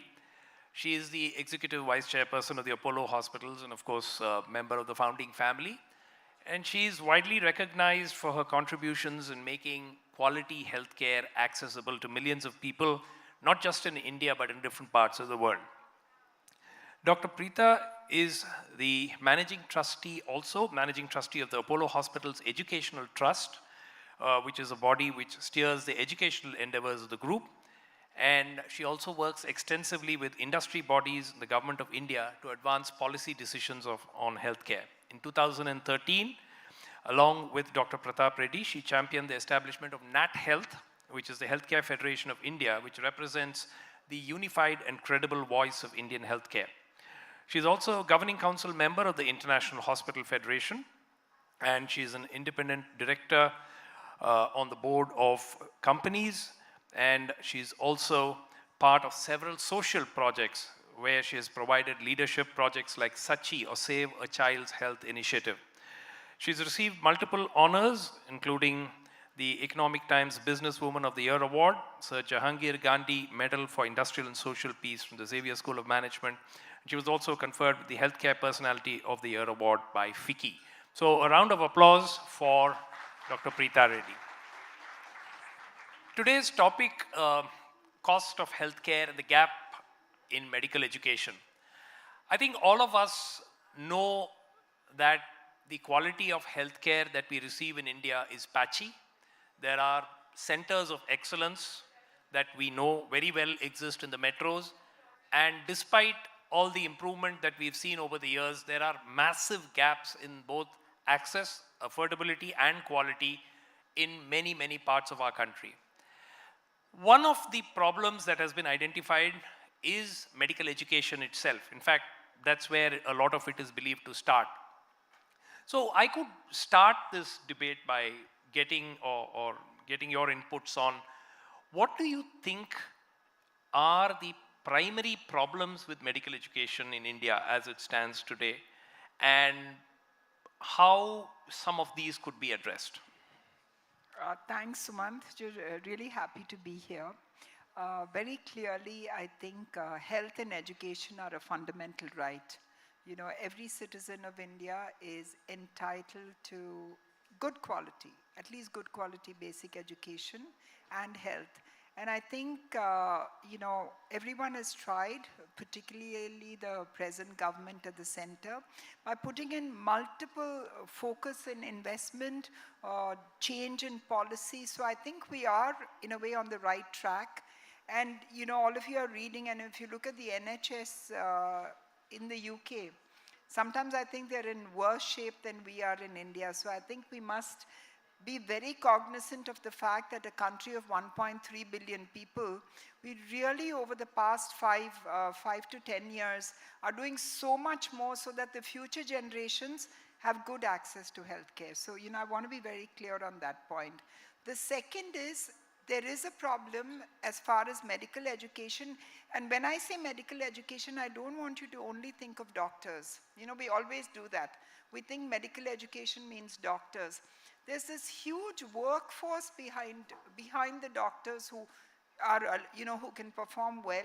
And we must think and plan for nurses, allied healthcare workers, physiotherapists, nurse clinicians today. So I think we have to think a bit differently. And to me, that's a big challenge. We're living with the archaic norms, which, you know, which is the British legacy. Until recently, if you wanted to do a medical college, you needed like 40 plus acres of land. You needed this much of building and infrastructure. You could only do 150 students. So there were so many norms put in which worked very well in the past. But if we're thinking future, you know, forget about the past. You have to plan for an aging population. India wants to heal the rest of the world. Very ambitious plans. Whether we like it or not, our nursing staff are waiting to go overseas because they make so much money. So there's all this which is, in a way, a challenge in the ecosystem.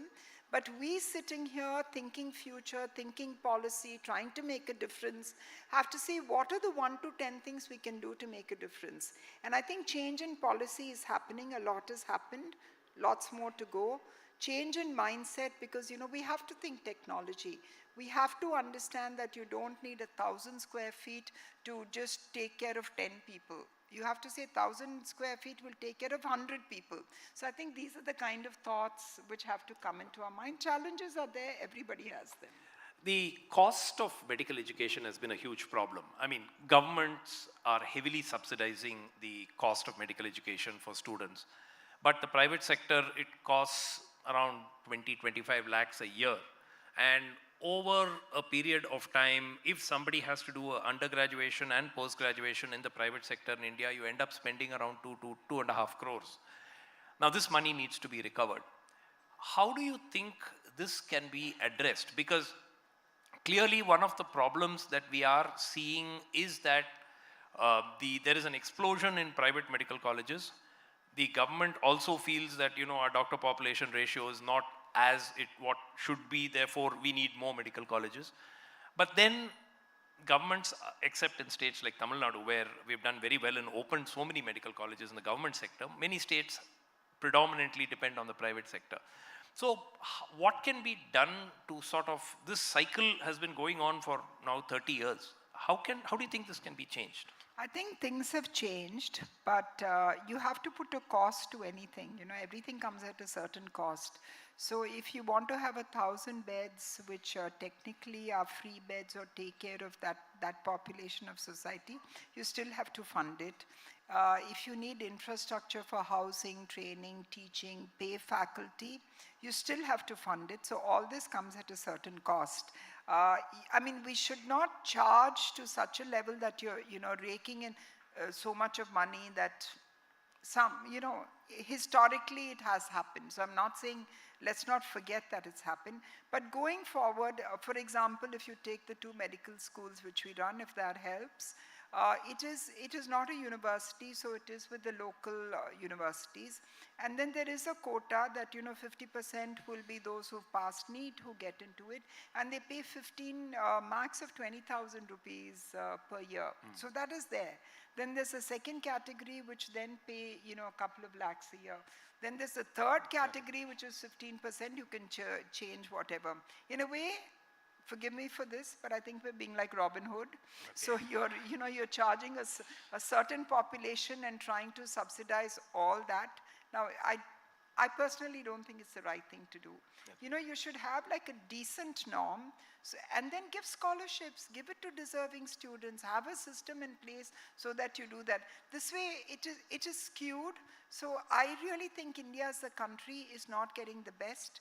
And unless people are able to fund these medical colleges and do it in a way which is transparent, which is practical, and in which you succeed, which means you bring out every year 200, 300 bright medical students who will be doctors of the future. I think that's the way we have to think of it. But would you support the proposal which was there a few years ago for a 3-year quote-unquote rural doctors? Because one of the major challenges is that there is, doctors are concentrated in urban pockets, and rural India still does not have access to certainly specialists, not even super specialists. Even specialists are in short supply in rural areas.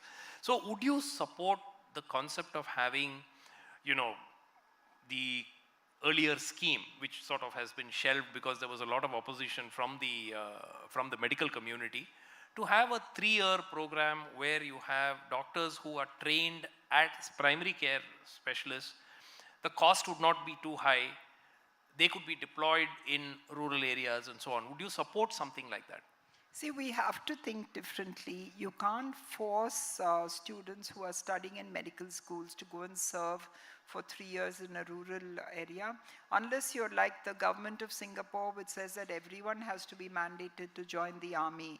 You can't do that. It's not going to happen. But I think you should encourage people, have a certain subject and a syllabus in the curriculum which says rural medicine is required, but they're not going to go for 3 years. Let's be practical. That will not happen. You can have a special subject for it and then say you become government employees to go and serve there. So I think we have to think a little differently. The current norms are not going to work, and you can't send somebody for 3 years into a village. They'll just run away. They'll give you excuses. But the concept of a non-medical person, non-medical in the conventional MBBS, MD sense, actually starting to deliver some basic level of primary care. Why is that not being looked on, or do you agree with something like that? I think it's going to become the norm, because you're not going to be able to get away from it. But you need to train people to be like high quality scientific officers, which means you give them the basic anatomy, physiology, the whole medical piece where they know how drugs have to be prescribed and interact. And then use technology. I mean, India is spurning out the most fantastic future-looking technology. You have AI, you have equipment, you have telemedicine. We really have everything. And I think we need to put that to use to serve the rural population. At least an underserved area then becomes served. And think like that. We serve Himachal, the highest locations in Himachal. We handle a crisis. We've done all that. We just have to scale it up and put, let the regulation open up in such a way, but keep oversight for, for outcomes. So think differently. You will see that the traditional MBBS won't go and sit in the rural areas. Do you somehow feel that the healthcare industry itself is resistant to change? I know any industry is resistant to change, but the healthcare industry particularly seems to be resistant. I mean, there is a, technologies, for instance. You are aware, you're one of the early adopters of telemedicine. But, most of this country woke up to telemedicine when COVID happened, even though the technology has been there for more than 20 years. So, why is it that doctors and the industry sees a challenge to revenue that makes them insecure? For instance, now the AI models which have come in, why is there so much resistance to change? The Clinical Establishments Act, I mean, some of the rules there were so straightforward. It said that, one of the rules which doctors objected to was that you should have a hand wash area and a source of water supply in a clinic to wash, for the doctor to wash his hands. Otherwise, you're not supposed to be running a clinic. And even something as basic as this has been objected to. So, do you think that, one of the stumbling blocks in this entire ecosystem has been the attitude of the industry in some ways? I don't know as much as attitude as, if you can communicate. Maybe we haven't communicated it right. Instead of saying you must have a hand wash, you'll have to say, listen, doctor, if you don't have a hand wash, they won't even look at you and say you're a doctor. Educate the patient. Let the patient say, where is the hand wash? I think the way we have to approach it has to be a little bit different. And I just want to give you a quick quote, which is Abraham Flexner. He's an American educator and a reformer in the medical education space. And to him, he says, the purpose of medical education is not to fill the mind of students with facts, but to teach them to think and make aware of the fact that half of what they learn in medical school will be outdated in 5 years. So, that's where we need to come from, that a lot which we've learned in medical school, you can just Google it anyway. So why are you paying upwards of so many crores for that? It's in your palm top. So I think the mindset, the shift of clinging on to the past, that probably has to change. And a lot of your answers will come from that. Yeah, and we know that very little has changed in the way medical education is imparted. And I can just take 10 seconds to tell you my own example. I mean, I did very well in my undergraduation, quote unquote, because if you judge me by my marks, then when I came into my internship, I realized that I didn't know how to treat a patient, even though I had, I had awards and medals and so on.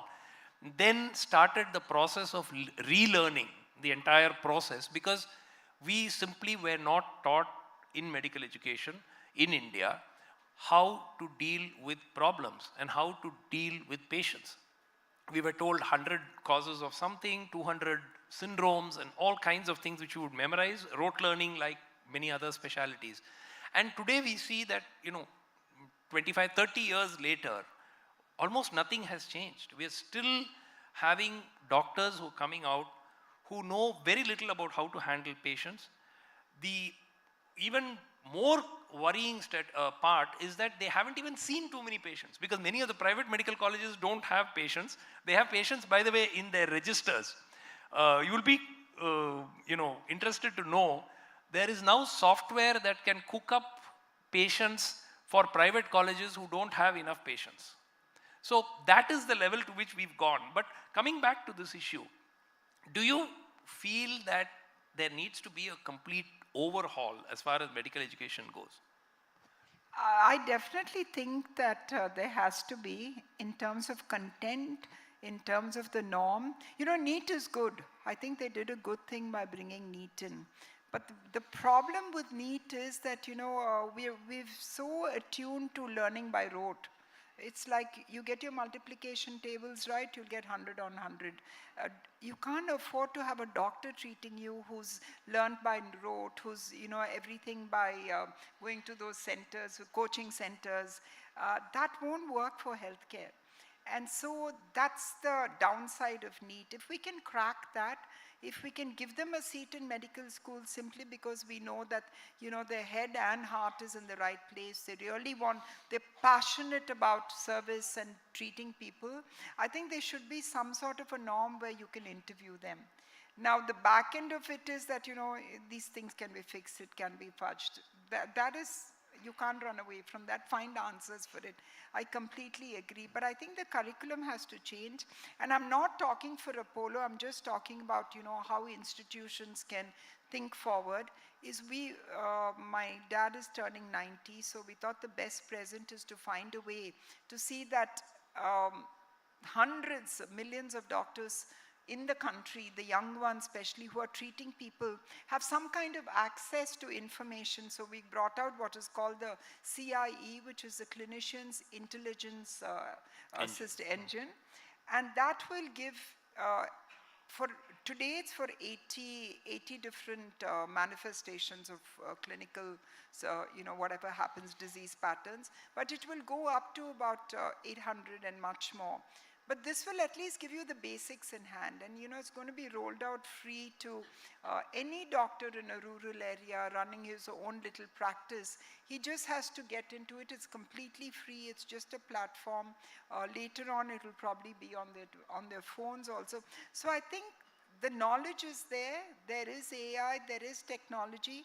If we can use it to reach the person and see that patients get the best out of it, it'll be a great thing. And tomorrow I'd like a day where people really don't go for unnecessary investigations. I know you were dying to ask me that question, so I'm saying it myself, that, armed with the right information, there's a lot which can be curtailed, which means healthcare costs can be put to the right use. We don't need to spend that much. The other issue which I think we have to quickly think about is one the pandemic taught us, how unprepared we are as a human, as a race.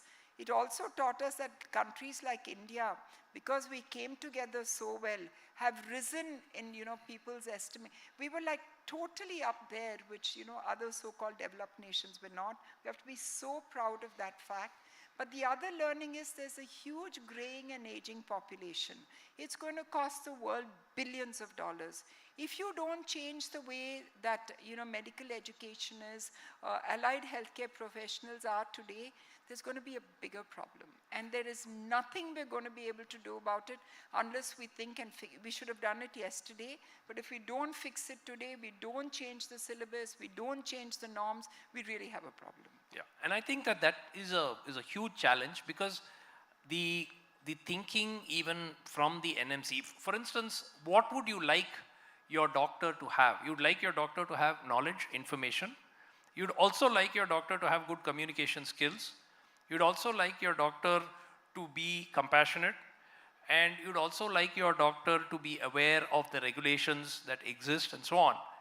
But except the first part, and that too patchily, none of the rest is actually taught in medical school. So they are sort of let loose on society to sort of find their way, as it were. What is it that prevents, and you would have interacted with the likes of the NMC and the MCI earlier and so on, what is it that prevents them from introducing IT skills, for instance, which today is a given, but 20 years ago it could have happened. India today, by the way, still does not have a mandatory law for an electronic medical record, which means that even in an outpatient setup, you are not required to maintain, as per law, at the doctor's end, a copy of what you actually prescribe. You can do it. Only for inpatients are you actually required to retain data. So what is it that prevents these things from actually happening in India? I mean, clearly these are policy issues which government can say 10-year time frame. It's been done in almost every developed country in the world. Why can't India do it? Suman, two things. One is the National Digital Health Mission is actually addressing a lot of this. So it's hard in a country where even literacy it has to be in multiple languages in the first place. So I think the journey has begun, and there will be a backbone, a digital backbone with all health information coming, which again will help change the rules of the game to a large extent. And I think I'm confident it will cut healthcare costs for the country, because you will just find disease patterns, you will be able to do it. So that data, when it happens, is it going to happen in the next 2 to 3 years? I don't think so. That's too ambitious. But it happens, 10 years will fly. If it happens 10 years from now, it's still a great win for us. So let's think about that. But where you need a law is to insist that people use technology. That is not there. You can get a license to practice.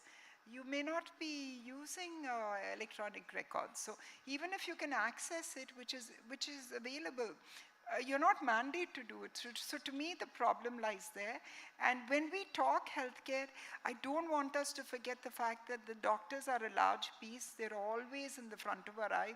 There's this silent workforce, which is the nursing workforce. For heaven's sake, we have to do something for them, because that's why they're going away. They become nurses. They do because they want to go abroad and earn a better living and things like that. So what are we doing for them? We're not even thinking about that group of people. I think that's where I think I agree entirely, because the nursing education area, there is no great excitement in starting nursing colleges even. For instance, in this state, where we've had, now we have something like 35, 40 colleges in the government sector for medicine. There are hardly a handful of government colleges for nursing. And then there have to be, even private sector doesn't come in because it's not that high a revenue earner. And by the way, nurses spend, it is estimated, 10 times more time with the patients than the doctors do. So we have to understand that they are the backbone of the healthcare system rather than just the doctors. One controversial icing on the cake, budget announcement was 157 nursing colleges. I wish there was another zero next to it and it was 1,570. Yeah. But having said that, that's what keeps me awake in the night, to think that, yes, even if I look for data, it's all about this many doctors, this many medical colleges, so on and so forth. If I ask for data saying how many nursing colleges are there, public sector, private sector, they have to search for it. And that's a worry, that nowhere in the world are we thinking of this workforce. They take on 50% of the burden. And I'm not talking India, by the way. Global. UK wants a shiploads of Indian nurses. Australia wants, Canada wants, the UAE, they're going anywhere. So what are we doing? Yeah, absolutely. One controversial question. Do you support medical education in regional languages? Now, that's a big push by the government. I mean, in fact, now they've introduced medical education in Hindi. They want regional languages also to follow. I mean, state governments have been told, you're welcome to open medical colleges in your states in the regional languages. Does it make sense? Because one of the things is it's been said that such a move would make medical education more accessible and thereby inherently have a cost impact in terms of bringing down cost. So plus and minuses. You could get a medical degree in France and only speak French. So why not? Some of our states are larger than France. So that's one side of your question. The second half of it is that the portability issue. Let's say you, in Oriya, let's say you do everything in Oriya. Can you really access all that language? Do we have search engines which will come back and give you that kind of language in your language? I'm not equipped enough to answer that. So you have to think it through a little bit. So the ethos is fine, but the practicality doesn't seem to be there yet. Okay. Couple of questions from the audience and then we'll have to. Yeah. Yes, sir, please.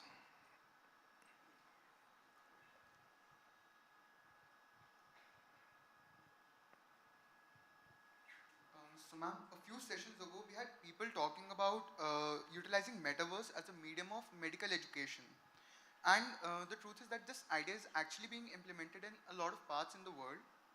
But my question is, like, do you think that these developments will add to the cost of medical education vis-a-vis the quality of the doctors that are being produced? And will these developments be feasible for a country in terms of the quality of doctors and in terms of the increased cost and the limited accessibility that we have? So it should not add to the cost, then it's self-defeating. We should be able to use technology so that you can keep the costs within that budget. So that's very important.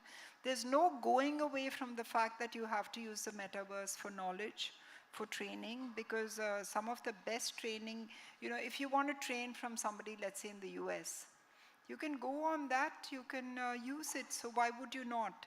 Today, they're training people to use robotic surgery using 5G technology for somebody in Assam. Nothing wrong with that. So I think you have to be smart and intelligent to use the metaverse to make them better clinicians, and there is knowledge in multiple formats, so why would we not use it? And just to add to that, there are at least half a dozen companies, startups that are working in purely metaverse for healthcare, and including many in Bangalore. So there's a lot of work which are going on. Avatars of doctors are being created, and some of them are extremely exciting. I had the opportunity of seeing a couple of demos. We're not there yet, probably a couple of years down the line, but it's happening. Another thought I want to, place with you is all the IITs are starting medical schools. Oh yeah. So there's a convergence between engineering and healthcare. And this is happening because now we're thinking like that. So you will see a lot of changes happening in healthcare, including the fact that, you'll have intelligent devices which will then tell you where you are, how you are you going to get a heart attack? Somebody in this hall sitting is, potentially might get one. God forbid, I don't want anyone to. But I think all this is going to happen. And are we going to grab that for the betterment of our country and our society? We should. Yes, next. Just two more questions, please. Good morning, everybody in the audience and the people who are sitting on the stage. I would like to start up by addressing the crowd. Jai Sri Mataji. I am addressing the problems what all has been narrated here in this hall. You can go in for free medical treatment by treating yourself, by awakening the cosmic doctor within you. That is, please log on to www.sahajayoga.com. So any specific questions, sir, please? No, this is what I wanted to convey. Yeah. I'm answering all your problems will be solved if you log on to www.sahajayoga.com. And all your answers are answered, and everyone can treat himself absolutely free. Okay. Thank you, sir. Thank you. Yeah, we'll take the gentleman at the back. Yeah. Yeah, the lady and then the gentleman at the back last. Yeah. Yes, ma'am. Good afternoon, ma'am. Good afternoon, sir. My name is M. Sneha.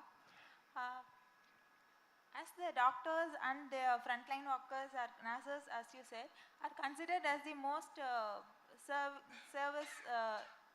noble service, why they take a step back when they have to serve for a rural background people, where the service is much needed? Why are they reluctant to serve in rural areas? So I think this is a problem. Let me tell you the problem we have. It might help.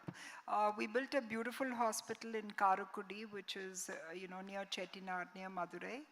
And we built a beautiful hospital in my dad's village, which is Aragonda. But for both those, we're not able to really get somebody to move like a super specialist from the city to go there, because they have children, they need schooling, they need a social life, they need to go shopping. There's so many things. You can do it for 6 months, you can do it for maybe a year, but it's hard because you need the surrounding of the city life. Now in Aragonda, which is again my dad's village, our super specialist knee transplant surgeon has done 500 knee replacements not a single infection. So they've gone there as a team. You know, they work for 24/7 for a whole week. They do, and you get the outcomes. So I think we shouldn't be fixed in our mind that the specialists will really give up everything and go and live in the rural areas. It's a bit hard. From sheer experience, I'm saying that I don't think that will happen unless the rural areas also give you that kind of a city life. Last question. Yeah, the gentleman at the back. Hello, my name is Nitin. Thank you for the talk. So we were discussing a lot about medical education in university, so I want to take a step back. A lot of students from school, for example, who get into the medical education line come through influence from their parents. So there are so many young minds who are thrust into this line against their interest, and the irony is that we don't have enough doctors and not good doctors also. So to some extent this requires counseling, but how do you generate interest in high school students to pursue this as a profession apart from just selling be a doctor? Like, what is it about the study itself that can make them enthusiastic about being doctors? You're younger than me, Sumant. Do you have an answer? No, I've got a very difficult answer to that. Look, today if you go and check the families of doctors who do not have nursing homes or hospitals, my gut feel is that 80% have asked their children not to do medicine.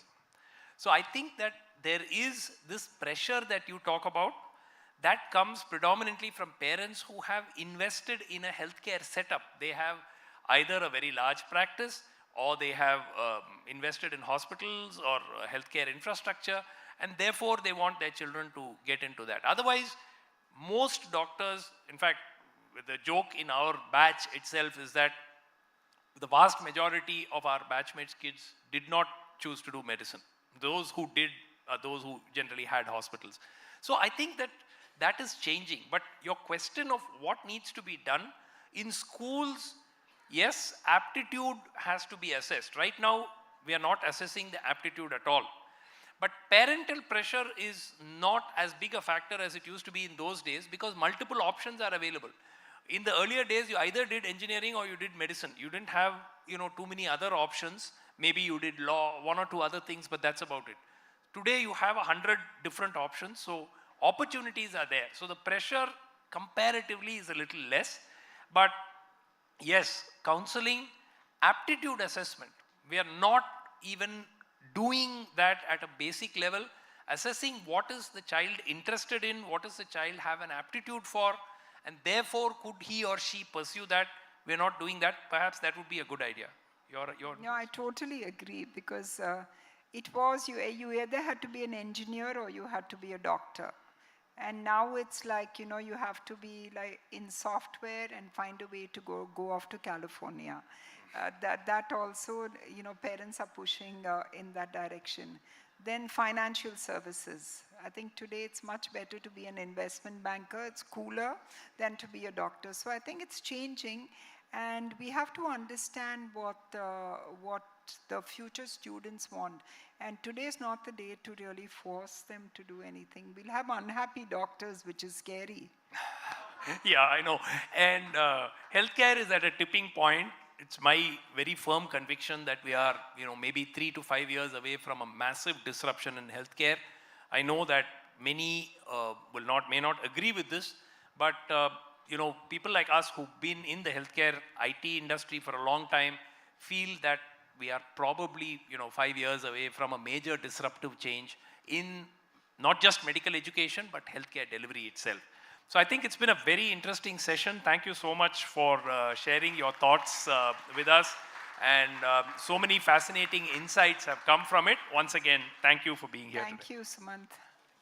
Okay, we request Mr. Chawla to do the honors. Please join us on stage and present Dr. Preeta Reddy with a memento. Thank you so much, ma'am, for being with us this afternoon.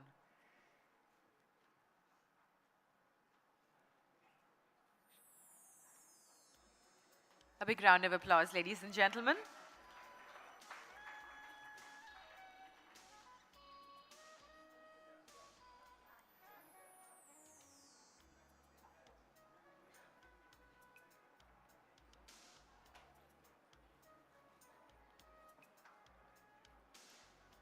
Thank you.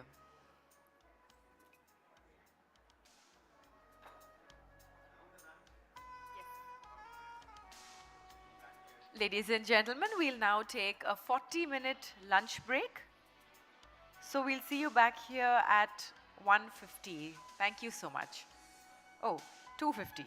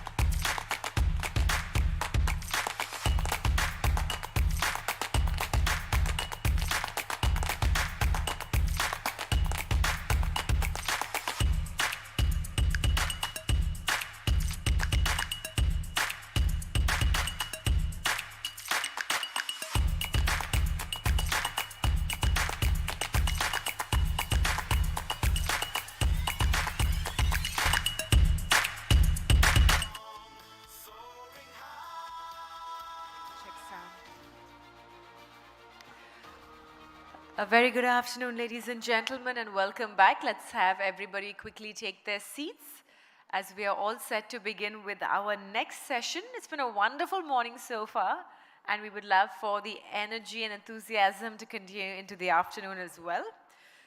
So we're going to quickly get started on our next session, and we've had lots of questions from the students this morning, and I think this one will be exceptionally interesting for all of you. So we're hoping for lots of questions from that section of the audience. So we're going to be talking about Indian higher education, the global dimension. And I'd like to invite our dignitaries to join me on stage.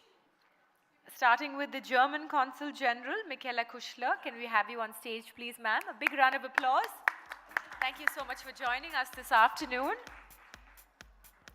Please continue the applause for Sarah Curlew, Australian Consul General for South India. Welcome. And Lise Talbot-Barré, Consul General of France in Pondicherry and Chennai. Welcome. Also, a big round of applause for our chair for the session, S. Vedya Subramaniam, Vice Chancellor of Sastra University. Over to you.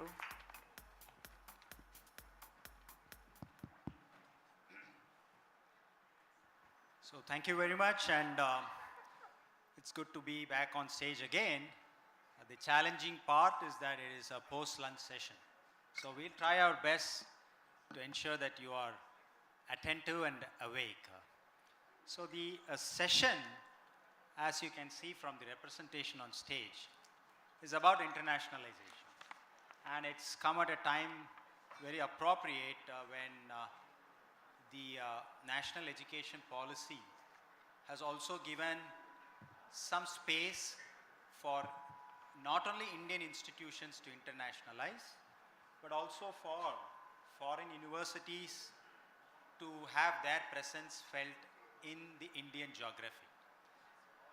Well, that's not the background for our conversation, but just to set the context, it's always been a dream for many students to go abroad for higher studies. So that's one of those ambitions that many of the students nurture right from their schooling stages. And given the fact that they are interested in pursuing education outside India and predominantly higher education, traditionally India has been one of the single largest contributing nations in terms of number of students going abroad for higher education. China being the number 1 country and India a close number 2. So I just want to begin this discussion by just giving a very small statistic. In the year 2000, when you measure global mobility of students by way of number of international students studying in different countries, the top 5 countries that hosted international students was the United States of America, United Kingdom, France, Germany, and Australia. And then in 2020, the top 5 countries, again, the United States of America, UK, new entrants were Canada, and then Russia and Australia. But France and Germany still had a significant share of the number of Indian students coming. Another interesting statistic is, for example, Australia. You know, amongst the total number of students studying in Australian universities, close to 32% of the students are foreign nationals, which means, you know, the total number of student population has got significant international community of students studying in Australia. And France and Germany also, not in that large numbers, but a significant population. So the statistic clearly says that international students in foreign university campuses is one kind of an experience not only for the students, but also an engagement model for universities in different countries. So let me begin this discussion by requesting all the three consul generals from France, Australia, Germany to have their opening remarks on, according to them, what do you think is the key differentiator that attracts Indian students to your home universities? So in any particular order, I just leave it to you. You can decide who wants to go first, and then your opening remarks, please.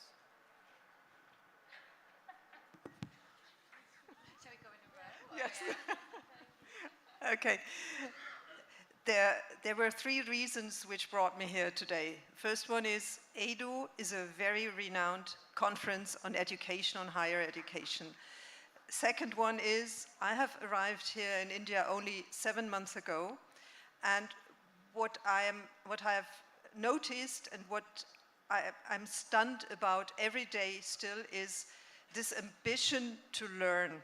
So I meet almost everybody I meet wants to learn, and the kids want their kids to learn and to get a better education and a better life.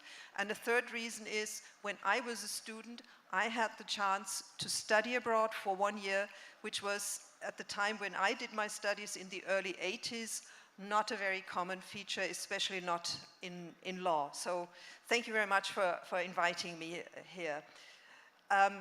Well, why should you study? Why should you come to Germany and study at a German university? You said that Germany wasn't among the 5 first-ranking countries. Yes, but Indian students in Germany are the second largest group as foreign students, and they're about to overtake the largest group, which are the Chinese students. I'm sure that during this year, India is going to overtake China, not only population-wise, but also in the number of students in Germany. Last year, it was 35,000, so I hope we'll scratch the 40,000 this year. So why should you study in Germany? It's a country with, one says, a difficult language, there are winters, the climate is not very, very nice, but Germany offers you the possibility to get a foot in the international labor market. German universities are quite renowned. And they're all state universities, right? I mean, public most of them are state universities. So we have 106 universities, 216 universities of applied sciences, 21,000 study programs, and 1,600 MA and BA programs in English language. So you can study in Germany without knowing German, but I think you should know German because you're going to miss a lot if you don't. And I leave it at that. Okay. Hi, thank you very much for having me here. I'm Sarah Curlew. I'm the Australian Consul General for South India, and thanks to the ThinkEdu conference for putting together this session. I'm really pleased to share the stage with my distinguished colleagues. A bit of a competitive pitch, I guess, which of our countries you would like to study in, and I just hope that Australia does better here than we're doing at the cricket in Nagpur at the moment. I think, this concept of global knowledge partnerships is really important, and my colleagues, I feel I have to acknowledge that many Australian universities will also have links with French or German counterparts. So actually we are talking about a global education system these days. I actually wasn't aware of that global stat that Australia is in the top 5 for receiving countries for international students.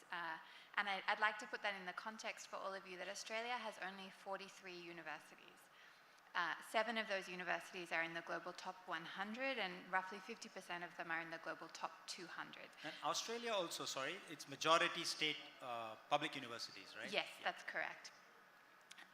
So, when you come to Australia, you are entering a very internationalized education system. We have around 1 lakh Indian students studying in Indian universities, and for us, our Indian community is such a valued part of our multicultural society. We now have around 1 million Australians of Indian origin, and we have a population of just 26 million. So you can really see what a welcoming place Australia is for India. If I come specifically to the kind of strengths of our education system, I've spoken to you about the quality. Our universities are very good in general. Also, there's a value proposition there. So students who go to Australia have work rights while they're studying. You have post-study work rights, and that can be between 2 and 6 years. And under the free trade agreement we just signed, there's an extra year again for Indian graduates of a STEM, that's a science, technology, engineering, or mathematics subject. There's also some very generous scholarship schemes, and my government just announced a new Maitree scholarship scheme specifically for Indian students. In terms of the kind of post-study relationship, so we also know that some people might choose to stay in Australia, but many will come back here and put their skills to good use. So once you've maybe taken advantage of that post-study work right and you come back, we want to maintain the relationship with our Indian students. So we have something called the Australian Alumni Grant Scheme, and I was pleased to sort of announce the opening of the next round of that last week. And we also work very hard with the Indian government on qualifications recognition. So we know you want to be able to take your qualification in Australia and work in India, and indeed vice versa in terms of that internationalization. The only other thing to talk about perhaps is the lifestyle in Australia. You will all be familiar with our outdoor lifestyle, our pleasant climate. I've spoken to you about now what a large Indian community is in Australia, which means that there are temples and mosques and vegetarian food available. It's a very welcoming place for Indians. And it's a very safe country, and I know sometimes people have concerns about that, but I can reassure you Australia is a safe place. More than 50% of students in our universities are women, and most of our universities are in our kind of larger cities. Okay. If you want any more information on studying in Australia, there's a good website you can look at, Study Australia, just Google that. But thanks very much for your time. Yes, ma'am. Vanakam, good afternoon. So thank you very much for the EDU conference to have me on the stage with my dear colleagues. So I would like to make a couple of remarks and then to give you 3 main reasons to come and study in France. So first of all, France has a very special and long relation with India, dating back to the 18th century, that gives us a lot of strong ties, historic, cultural, and even family ties, especially here in the south of India. You may know that the 2/3 of the population of the French Réunion Island in the Indian Ocean are of Tamil origin, from Tamil Nadu and Pondicherry. So we have about 2 Indian citizens living in France with Tamil origin.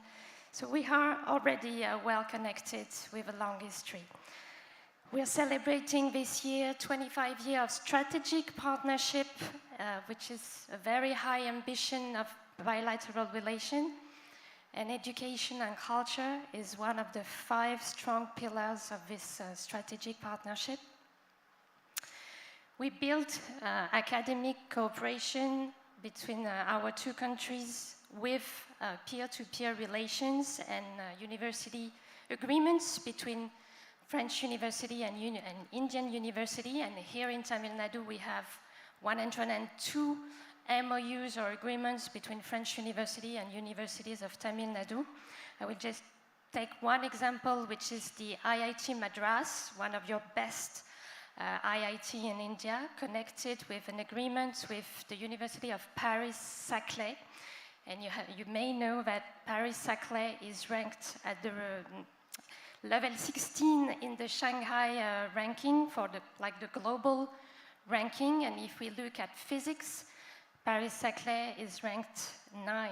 So our University of Excellency are connected with yours, and we build on that to create university programs, double degree. We have a very dynamic double degree between the Sorbonne Paris University and the University of Pondicherry on economic and administration. Yep. So we have double degree, we have MOUs, and of course we have student mobility. Yep. So we had almost 10,000 Indian students studying in France pre-COVID in 2019.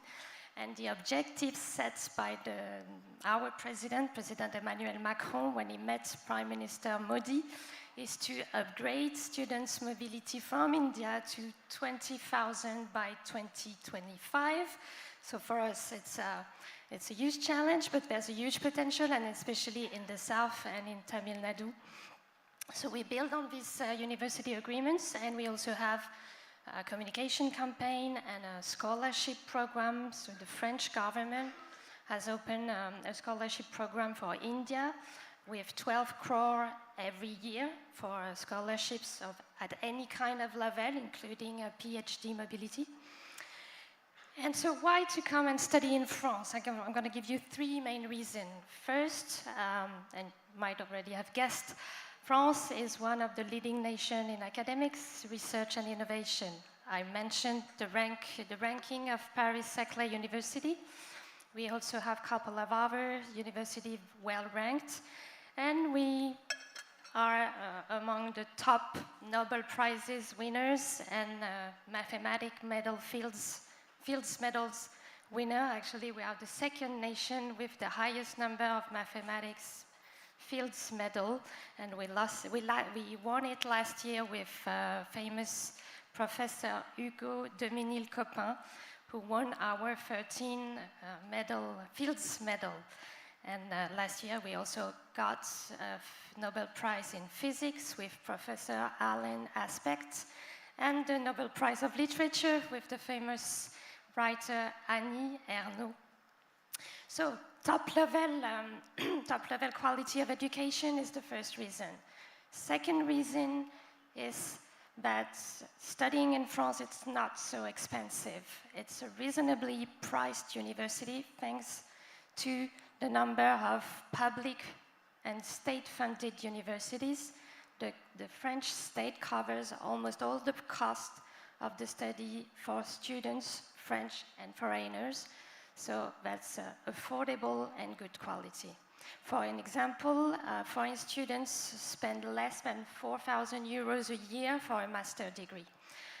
And the final reason, as in Germany, you don't need to speak French to come and study in France. We offer more than 1,600 curricula completely taught in English. Okay. First for our own students, because we know we need to speak English and French, but also, of course, open to foreigners, because having foreign students is a chance for France. We consider education as a public good, and the state government is putting money into it. So, and we welcome Indian students. We have very high ambition to welcome more Indian students, and also to send more French students to India. Yeah, Thank you. I was about to ask that. Landry. Yeah, I was about to ask that. I think you have enough reasons to study in any one of these countries. And given the fact that you have a target to double by 2025, and you're also hoping that the Indian students will be outnumbering the Chinese hopefully next year. And this is not a surprise because, the post-COVID, actually the number of Indian students leaving India to pursue higher studies has, as a percentage, increased, while students from China leaving China for overseas studies has fallen down by 9%. So in absolute numbers, still Chinese students are more, but in terms of growth, we see large number of Indian students. So your target is achievable, but then we need something special. The reason is the occasion is special. India is now, the G20 presidency nation. Now, during this time, how do you think, with the growing number of Indian students coming to universities in all these three countries, how do you think you will be better prepared and make sure that students are given some, I'm not saying special privileges, but they feel, because today, this morning we had a session on how education has to be student-centric, learner-centric. So what are some interesting learner-centric initiatives that the universities in your home countries will be able to offer for foreign students and more particularly to Indian students?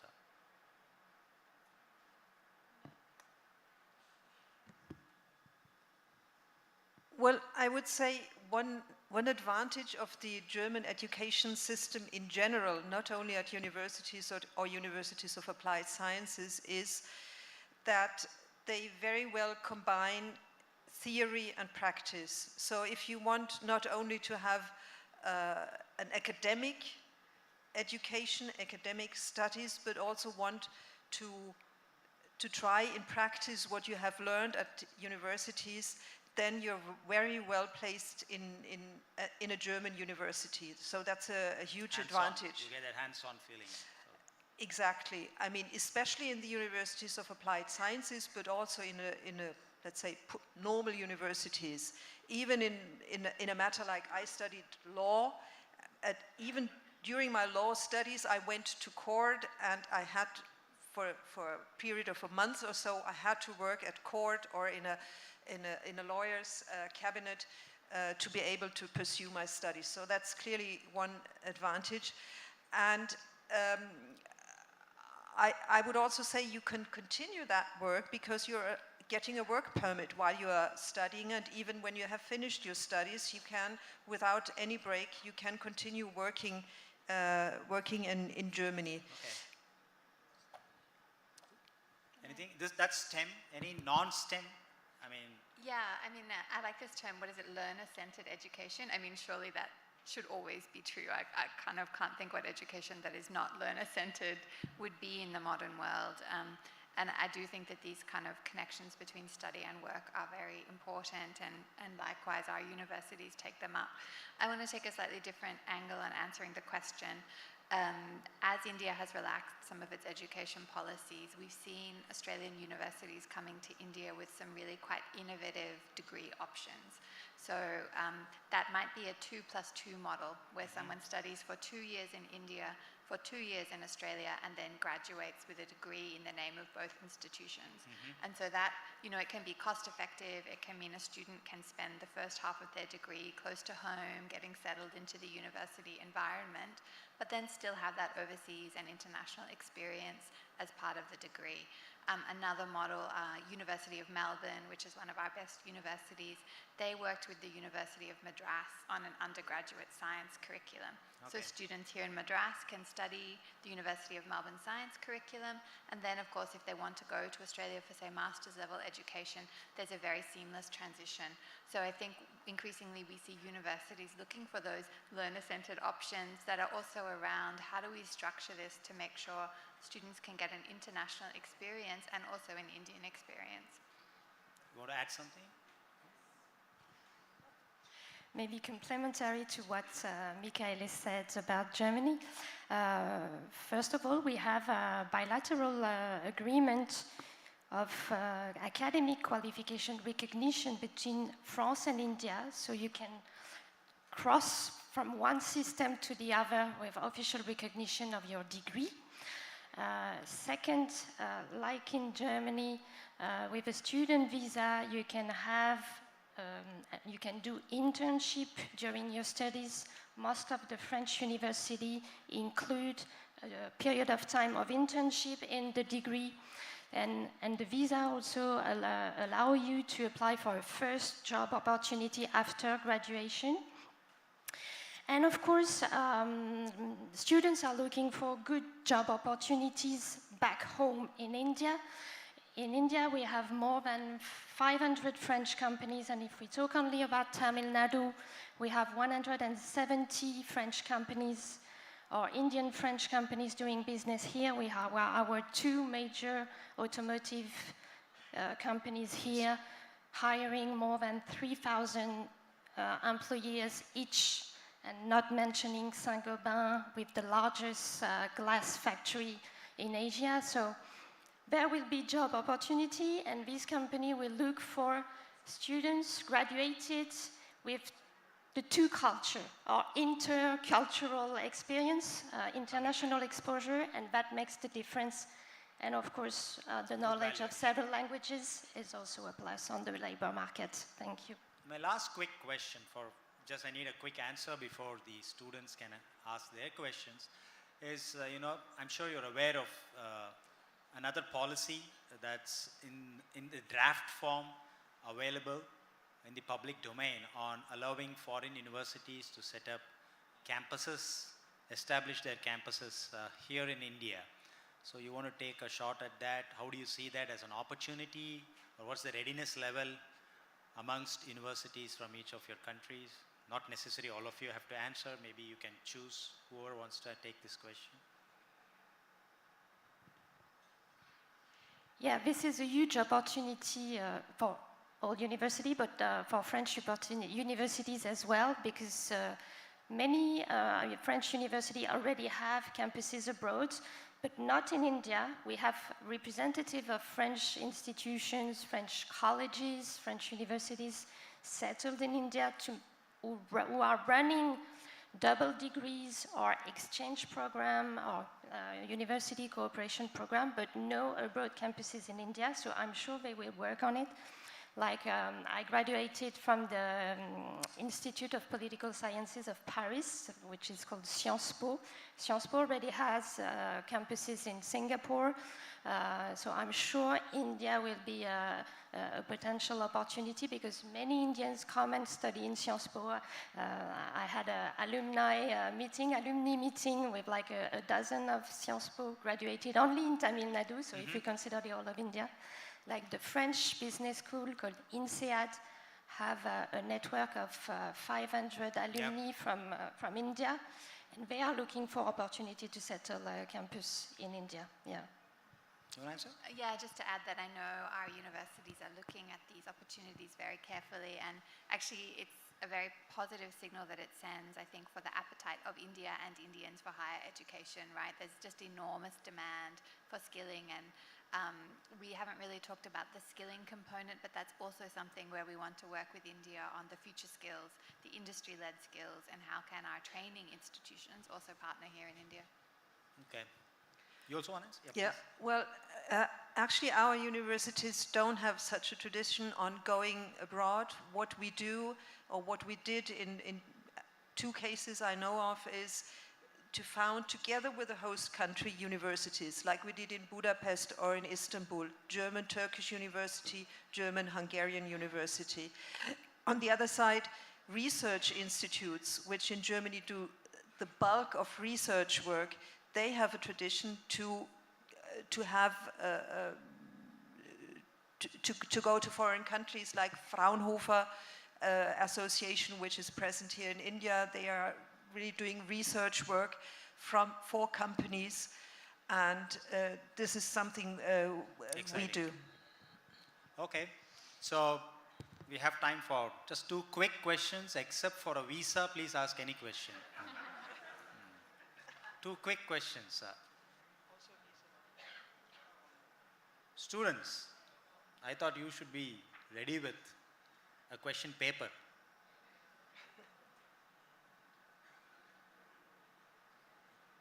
Yep. Recently, UGC approved foreign universities to participate in India.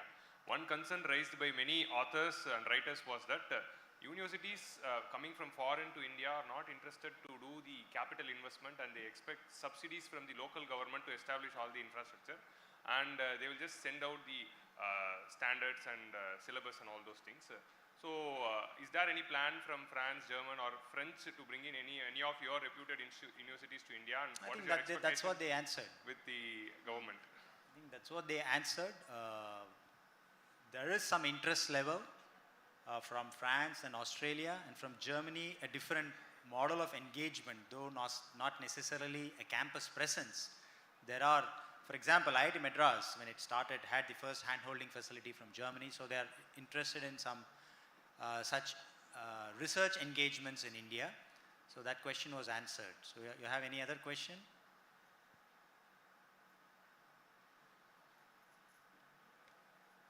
I'm just making your life easier. My question would be, where can I get written information on all of that has been said here? And we'll leave, I think all of us are going to leave link lists or information that is available here with the organizers of this conference, and you can address yourself to the organizers and find out more about the possibilities of all the places. Okay. In that case, I'll ask the last question. In that case, any of you can answer this. Now, how do you think, as institutions, we should prepare ourselves to encourage students from your countries to come and study here. So that's also internationalization. So there should be reverse mobility. So how can students come here? So we have a program called the New Colombo Plan, and the Colombo Plan was quite a famous scholarship scheme that took students to Australia, but the New Colombo Plan is funded by government to bring Australian students to India to study. But what I have observed in my time here is that often the first connection is a personal one. Some researchers know each other, someone has traveled, met at a conference, and I think for us to develop all of these links, it's incumbent upon you as university administrators to maybe travel to our countries, get to know people, and likewise for our universities to come here, which they do very actively, and that can build those partnerships because I think there's great enthusiasm on both sides. Thank you very much. And yeah, I have one last. Maybe it would be also interesting to have Indian university to promote their activities in our countries, also to attract the students where they are. And linked to that, I want to mention we're going to have a French education fair in October in Chennai called Choose France Tour. So come and visit us. Yeah, in fact, for the benefit of those academics, now I see a lot of student hands and I feel so sorry. But anyway, I don't want to disappoint that girl. Okay, please, quickly. Now, the girl at the back, you asked a question in the previous session, so let us give her her maiden chance. So should I give it to her? Should I give it? Yeah. All right. Lucky. So is there a possibility that you can set an online where you can attend courses from here instead of setting up a facility here? I mean, it can take a lot of time. Okay, the UGC draft regulations prohibits online presence, but they have their own certificate courses available in various edtech platforms like Coursera. Correct me if I'm wrong. That's right. And so for Australia, you can undertake part of your degree online from here because you're enrolled in the Australian university. You'll graduate from an Australian university having completed some time on campus. So that's possible, but as you say, it's not kind of involved in bringing the campuses here. But maybe I'll just close with one interesting piece of information for academics, faculty and leadership from institutions. There are many initiatives from the Government of India side. The GYAN program, the Spark program, DST's Vajra. I mean, these are initiatives where the Government of India, the Ministry of Science and Technology, the Ministry of Education, they are funding these international collaborative programs to promote academic relationship through research, through various types of engagement, and these are things that can actually internationalize and increase physical presence both ways, faculty and students, fully funded by the Ministry of Education, the Department of Science and Technology. So please use that opportunities as well, and a big round of applause to all the three who have shared a lot of information. And they definitely have a lot of information available in the public domain. Please fully utilize them and get benefited out of that. Thank you very much. Thank you. Thank you so much. I request our CEO to please do the honors and present our guests with the memento. A round of applause for Michaela Kuschler, the German Consul General.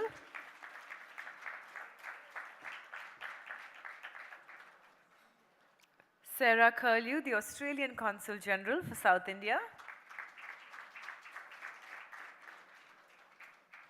And Lise Talbot-Barret, the Consul General of France in Pondicherry and Chennai.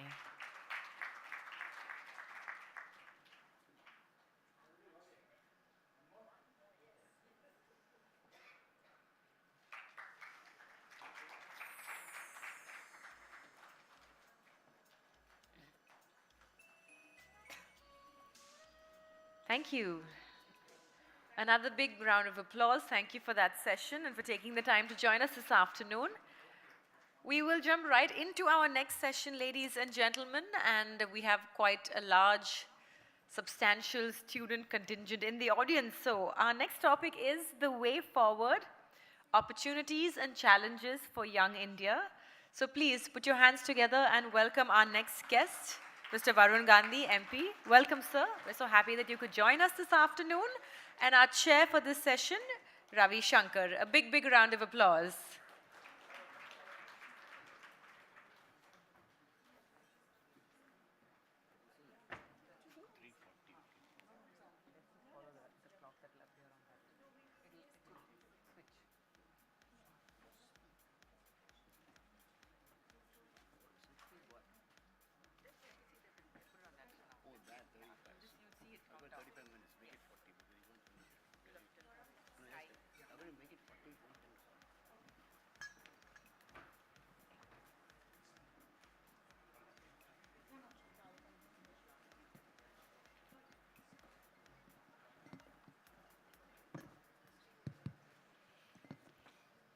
Good afternoon. Mr. Gandhi needs no introduction. So let's start straight away. Varun, you have been a politician since 2009? All right, that's many, many years. How do you find yourself in Parliament? Actually, there's a bit of a strange anecdote about how I find myself in Parliament. I applied to Oxford University in '98 to go there. And when I went for the interview, I realized that the person who takes your interview at Oxford, he doesn't have anything to do with the subject that you're interviewing for. He's just testing your basic IQ.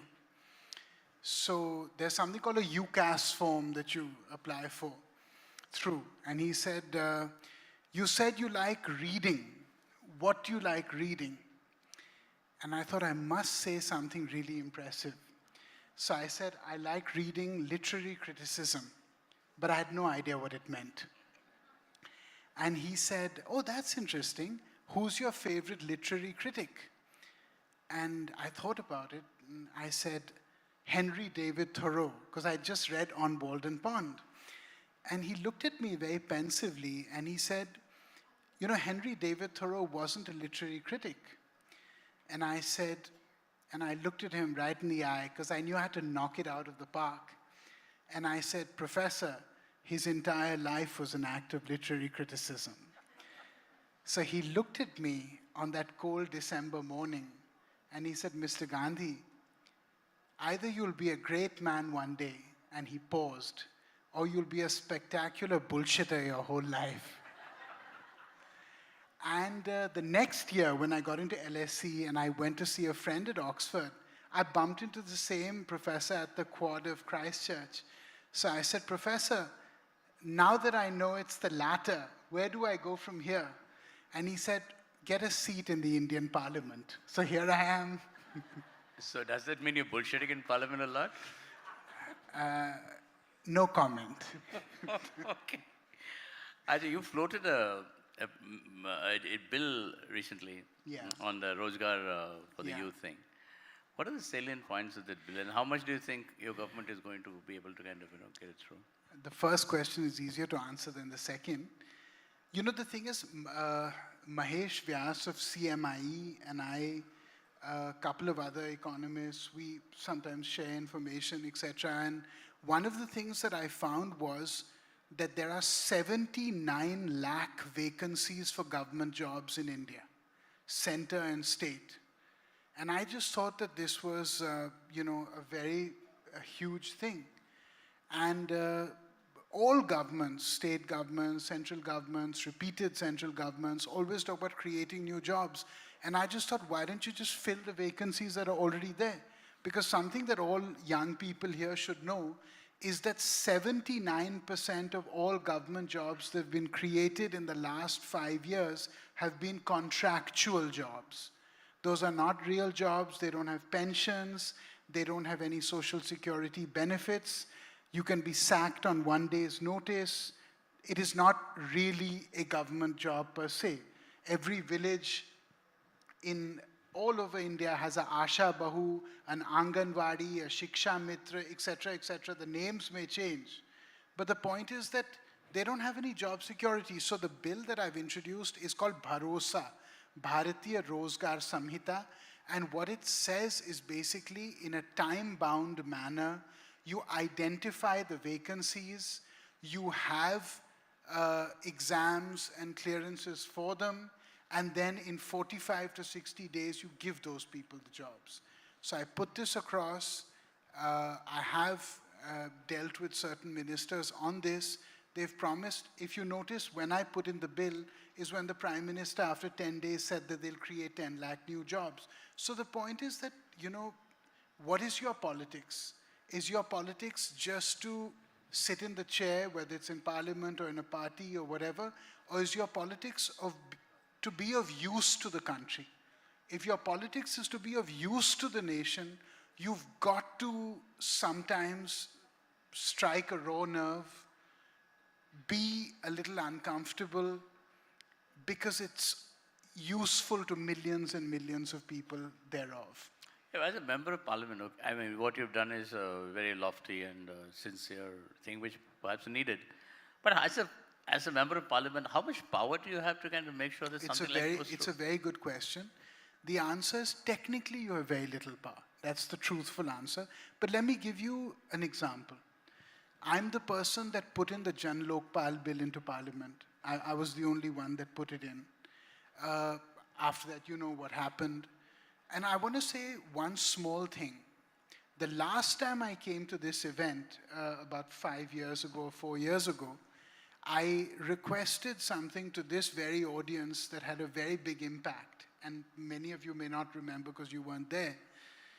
All the universities and think tanks and all I used to speak at, I used to say one thing: why do parliamentarians have the right to arrogate to themselves a salary increase at will? So when I entered parliament, there were 3 salary increases over 3 years. And you know how you increase your salary? By raising your hand. Everybody raises their hand. I wish you could do the same. And so I said, this is unlawful and it's not fair. And so I kept hammering on at this. And when I last came to this New Indian Express ThinkEdu conclave, I said people should write in to the Prime Minister, email the Finance Minister, talk about these issues. And one day I just got a call from the then Finance Minister, and he said, you know what, you have to stop pestering me with this stuff. And then they created a body which then froze increases that were arbitrary. They said, we have to look at performance, we have to look at inflation, we have to look at all these things. And for 5 years, they froze increases. So what I'm saying is, pressure politics is not about getting anything for yourself. When people feel that you speak for people other than yourself, your voice actually becomes more potent. Okay, see, unfortunately, the rule of politics is that a minister doesn't have the domain expertise to run his ministry. That's true. Right? For that, the bureaucrats are supposed to help. Who also, by the way, have exactly. no domain I was coming to that. expertise.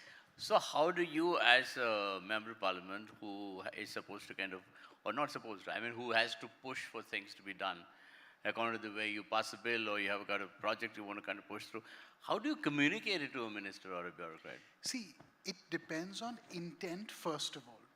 The day I came to parliament, I took out a list of how many parliamentarians have a net worth of over 25 crore rupees. And the list was quite a lot, to be honest. And I said, you know what, people like all of us who are privileged, we don't need to draw a salary. So I've never taken a parliamentary salary in 14 years. You gave me 1 lakh. And you gave 1 lakh as to a fund, right? No. So what I do is that every month I write a letter, because Parliament doesn't have a provision to negate your salary. So what I do is every month I send the name of the family of a farmer in India who's committed suicide, and automatically the money goes to their family. That's very commendable. And I wrote a letter regarding this to all the MPs who've got a net worth over 10 crore rupees. And I said, let's voluntarily give up our salaries. It eases the burden on the exchequer. It sends a good message. And a few of them did, but let's see. You know, you won elections with amazing margins. Your cousin last time, I think he lost his election by a rather interesting margin. Don't you find the contrast kind of telling?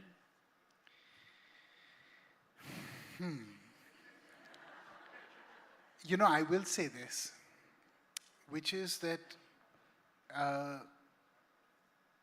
there are many reasons for winning. There are reasons for losing. I'll be very candid. The first election, the second election, I think I won on my steam. The last election, almost everybody that had a BJP ticket won. So the truth is that winning elections doesn't make you a leader. And losing elections doesn't diminish you. So Bharat what, Jodo. no, but I will say this, that what in my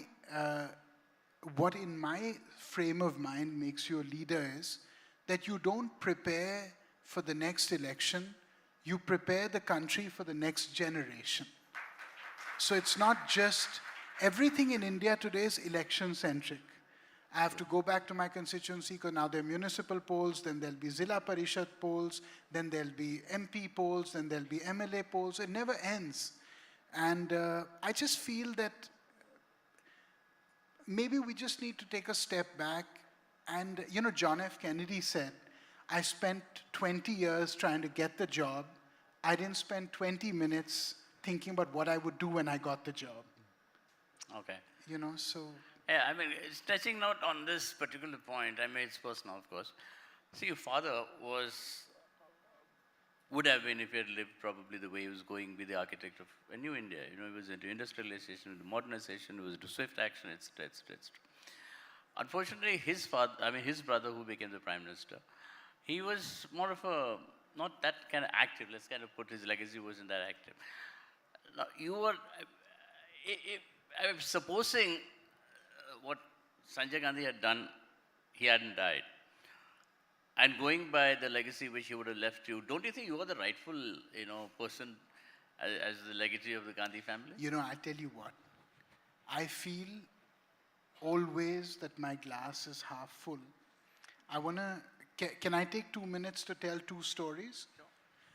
While I was writing the last book, A Rural Manifesto, I came across 2 people.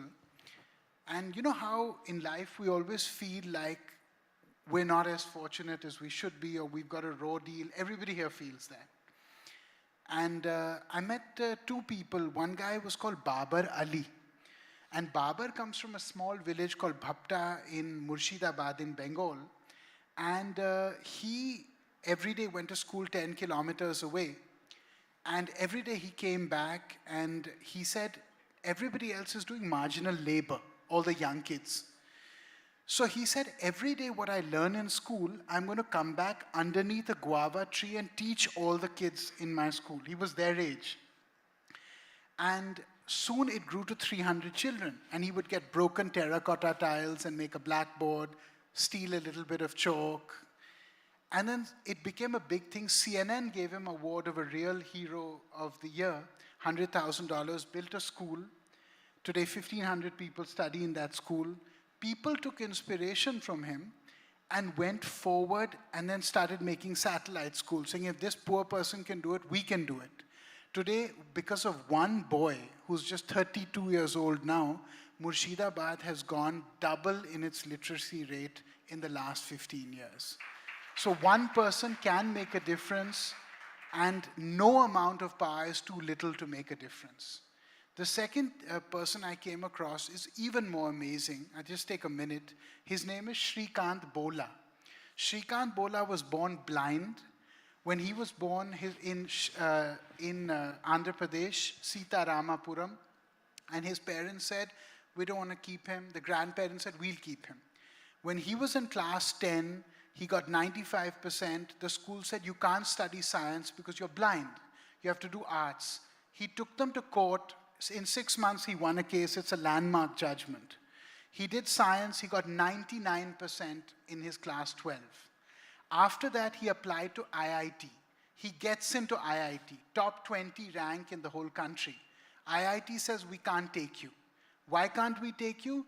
Because you're totally blind. How will you be on the campus, etc., etc. It's very difficult for us to keep an attendant with you. He says, no problem. He applies to MIT. He gets a full scholarship to MIT, becomes their first international blind student. Goes to MIT, comes back.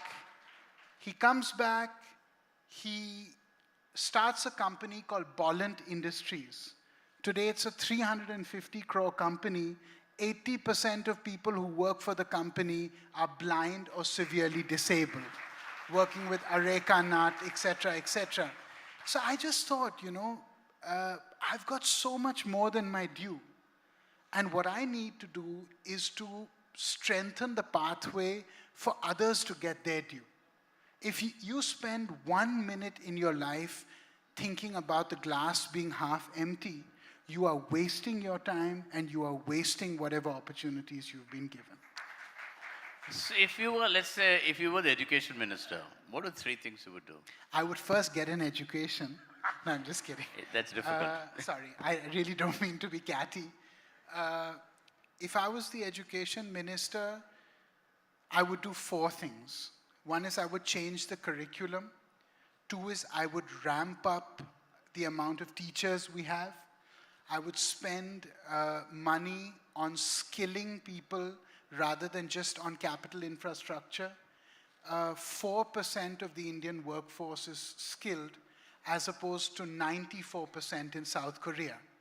I would increase vocational education, and I would do what they do in South Korea, what they do in Germany, which is once you finish your education, you can take another 3 to 5 years to do vocational education as well as working at the same time in companies that participate in the initiatives to skill up. And that's the biggest thing we need to do in our country, is to take the brain that Indians have, which is the finest brain in all the world, and to just harness that raw talent that we have as a country. Okay. See, when you entered politics, now getting back to personal, political hyphenated. You started, became an MP in 2009? Yeah. Right. And you have been an MP uninterrupted until now. And many times I notice that your politics or your political statements don't often coincide with your party's official statement. Does it get you into hot water? I mean, does it get you into more than hot water? Look, I feel that when you do the politics of conviction, you know, when Anna Hazare did his movement, I went and sat on the ground for a day to support them. At that time, people said, you're doing it because it's an anti-Congress movement. When the farm movement started, 600 farmers died on the streets outside Delhi. I went and supported that movement. People say you're doing it because, you know, it's against your government. I don't do what I do to make anybody else unhappy. In the 15 years almost that I've been in Parliament, I've never made one single personal attack on any politician or party. I don't believe in it. And I will never do it, because I just think it's a glorious waste of time and it achieves nothing.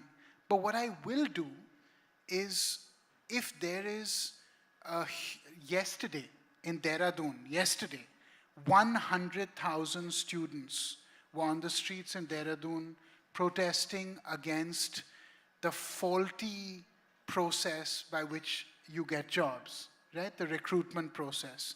And they were treated pretty roughly. So I'm here in Chennai, and I'm saying that they shouldn't have been driven to that. Is violence acceptable? Of course it's not acceptable. But when people get desperate and when they feel that nobody's listening, they try and make their voice heard. The point is, in every tweet of mine, in every statement of mine, I try and be of use to people. I try and be part of something larger than myself. There are politicians who, if you read their interviews, all they say is, I was supposed to be chief minister, I didn't become chief minister. I was promised this portfolio, but I was insulted. In my entire career, have you ever heard me saying, I was hard done by? Somebody said, I want to say something today which most people don't know. I've turned down a ministership twice. Really? Yes, and I'm saying it in public. When? Who? That doesn't matter. Okay, but the point is that, which is Modi or was it Vajpayee? No, Vajpayee was barely born. How old I was? Vajpayee ji ke to god mein hum khele. Oh, sorry, yeah. But the point is that I will say one thing. You see, last year, I said something to my leadership. I said, sir, if I accept anything from you, the message that will go in the country is that this guy was only speaking to get something, now he's got something, now he's quiet. This message should not go in people. See, posts come and go. It doesn't matter. The only thing that matters is the goodwill that you have in people, and how much you can fight for people who don't have the necessary ability to fight for themselves. I remember I was sitting next to respected Montague Singh Ahluwalia ji on the flight, and I told him an anecdote. I'm sorry, sir, to repeat it. I said, when I was young, we used to live in a colony in Delhi called Maharani Bagh. And my mother had this habit of taking in stray dogs and animals, etc. People used to throw them out. We used to take them in. And I had a habit of, feeding birds. In the morning and evening, I used to feed birds. I don't know why, so, from a very young age. And one day I came home from school. I was about 8 years old. And I was trying to pet a dog, a new dog, and the dog bit me. And then it chased me around the garden. So I shouted. And I thought that, some security person or some gardener may come and save me. But nobody came. All those birds came down from the tree and attacked the dog. And that was the first time in my life that I realized if you obey the laws of the universe, those laws sometimes protect you in turn. So if you do good, your neighbor may not appreciate it. The person in your automatic, immediate milieu may not appreciate it, but somebody somewhere is racking up points for you. See, the BJP, that's why I was talking about, the BJP of Vajpayee and Advani was very different from the BJP of today, right? Sure. I mean, you had a poet, you had a person with a Renaissance kind of mindset. And today you have a more practical BJP. My poetry book is coming out at the end of this year, sir. I should plug it, no, Prabhuji? Plug everything. So, you write poetry, you're a writer, you're an intellectual. You're more like a great-grandfather than your cousin is. How does that fit into this new BJP? New BJP or New India? New India, I haven't gone that yet, but... See, I'll tell you something. Vajpayee ji was an extraordinary person in many ways. Prime Minister Modi is also an extraordinary person in many ways. You don't get to where you get to by being an average person. Whether you're Dr. Manmohan Singh, whether you're Vajpayee ji, whether you're Prime Minister Modi, these are all outstanding people in some shape or form. So rather than nitpicking and saying, this is a little sideways, or this is a little acute, or this is a little, disproportionate, I prefer as a younger person to learn from people elder than me. And I think everybody's got a lot to teach. One of the things I will say about Vajpayee ji, he was a very big-hearted person.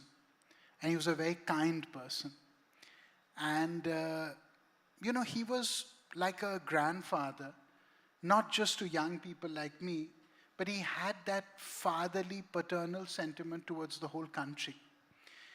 Prime Minister Modi has raised the game of Indian politics. You can't be lazy anymore. You can't be entitled anymore.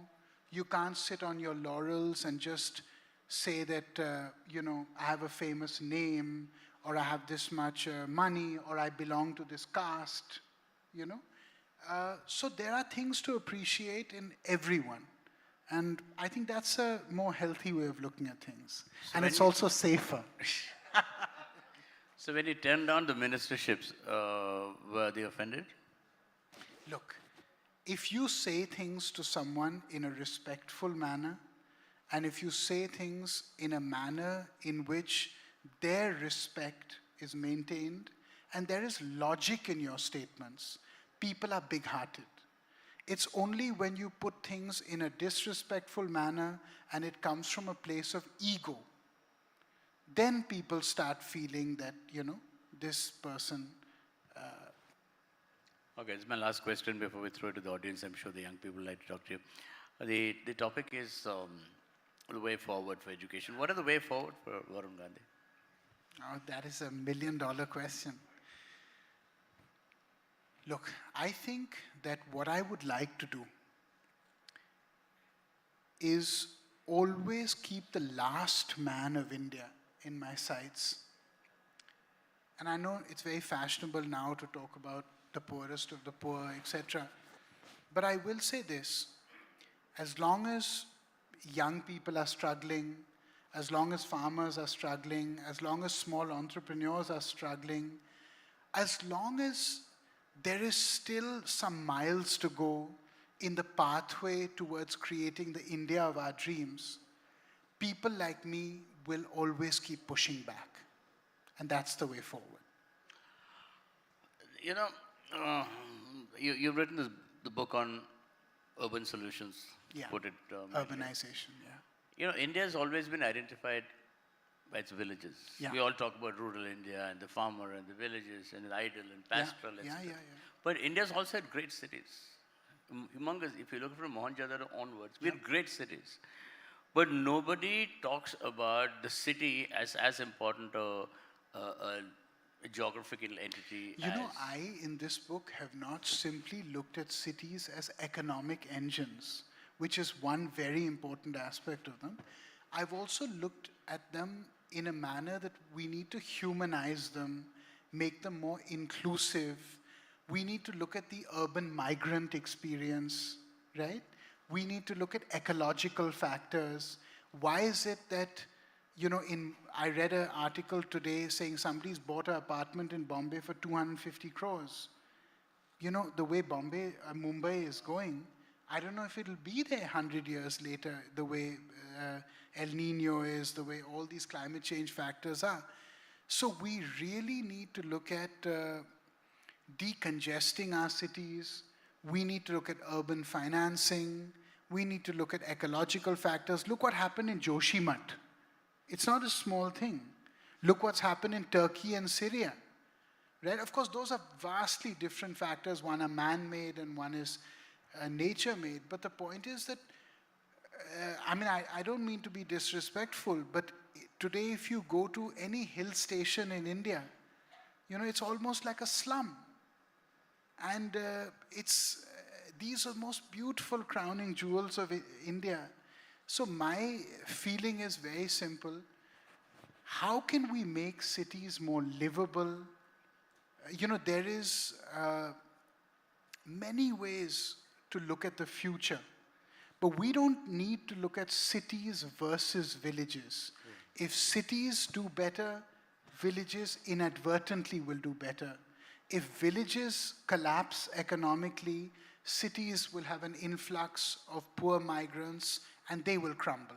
So both need to do better, and that's the way forward. Last question, are you planning any Bharat Jodo Yatra or UP would? Or you don't believe in Padyatras? ऐसे भारत तो जुड़ा हुआ ही है. So you mean that Bharat But Jodo... I don't want to talk too much in Hindi lest somebody heckle me. No, I'm sure that it's a national language. So my Tamil is not so good. All right, so I'm throwing open the session to questions. I can see a lot of hungry sharks out there. The lady in black there. Yeah, please. I'll just come to you. Yeah, please. Hello, sir. Hi. Thank you so much for the insightful session. Thank you, ma'am. Actually, I wanted to ask about lateral entry of corporate and academic minds into the government to make policy. And following up with that, I sincerely think that the government should use market research and design thinking techniques when they are crafting policy, because they are very humanistic centered. You get quantitative significant data which you can use to create your policies. I think policies right now are being created on the basis of less data. So can I hear your thoughts on that? I mean, I think what you said is absolutely brilliant. It's correct. We need the best minds on this. And the fact is, like when not this book, for urbanization, there's a lot of data available. But when I wrote a rural manifesto, one of the things, let me just digress a little bit. I took one constituency where I was the MP for that time, Sultanpur. I'm now the MP of Pilibhit. And I wanted to know, why is everyone fighting with everybody in the villages? Right? What is the empirical evidence of this? What's the data? And I didn't know how to approach the problem. So I just did one thing. I found out intra-village. I took 10 villages. Intra-village, what were the amount of court cases filed from people against each other in one village? And in 1952, it was 4. And today, it was 62. So I just wanted to know, why is the social fabric breaking down? Is it because optimal population is no longer there? It's been breached so badly? Is it because of, less resources? But I completely agree with you. The more we know, which is what data really is, the more we'll know what we don't know, right? And the more we know, the more we'll know how to deal with any given problem. And I completely agree with your view of lateral entry, of policy experts, of the best minds in India. In fact, one of the good things about this government is that, and this is a growing trend, government to government, is a lot of people from non-political backgrounds have been given ministerial responsibilities based on their ability, which is, I think, a forward-looking trend. Thank you. Yeah, please. Sir, I'm Manoj Prabhakaran. Hi. College student. Sir, my question is, Parliament is meeting at least 3 times during a year. In each session, barely 60 days. Yeah. But even in that 60 days, we are not able to achieve 100% of attendance, member of Parliament. So 100% of? Attendance of the Attendance, member of Parliament. Yeah, okay. Because well, I missed Parliament to be here today, so kindly don't give me a red mark in your book. Yeah. So it's not about you. Because if a college student fails to get at least 60% of attendance, yeah, is not able to allow.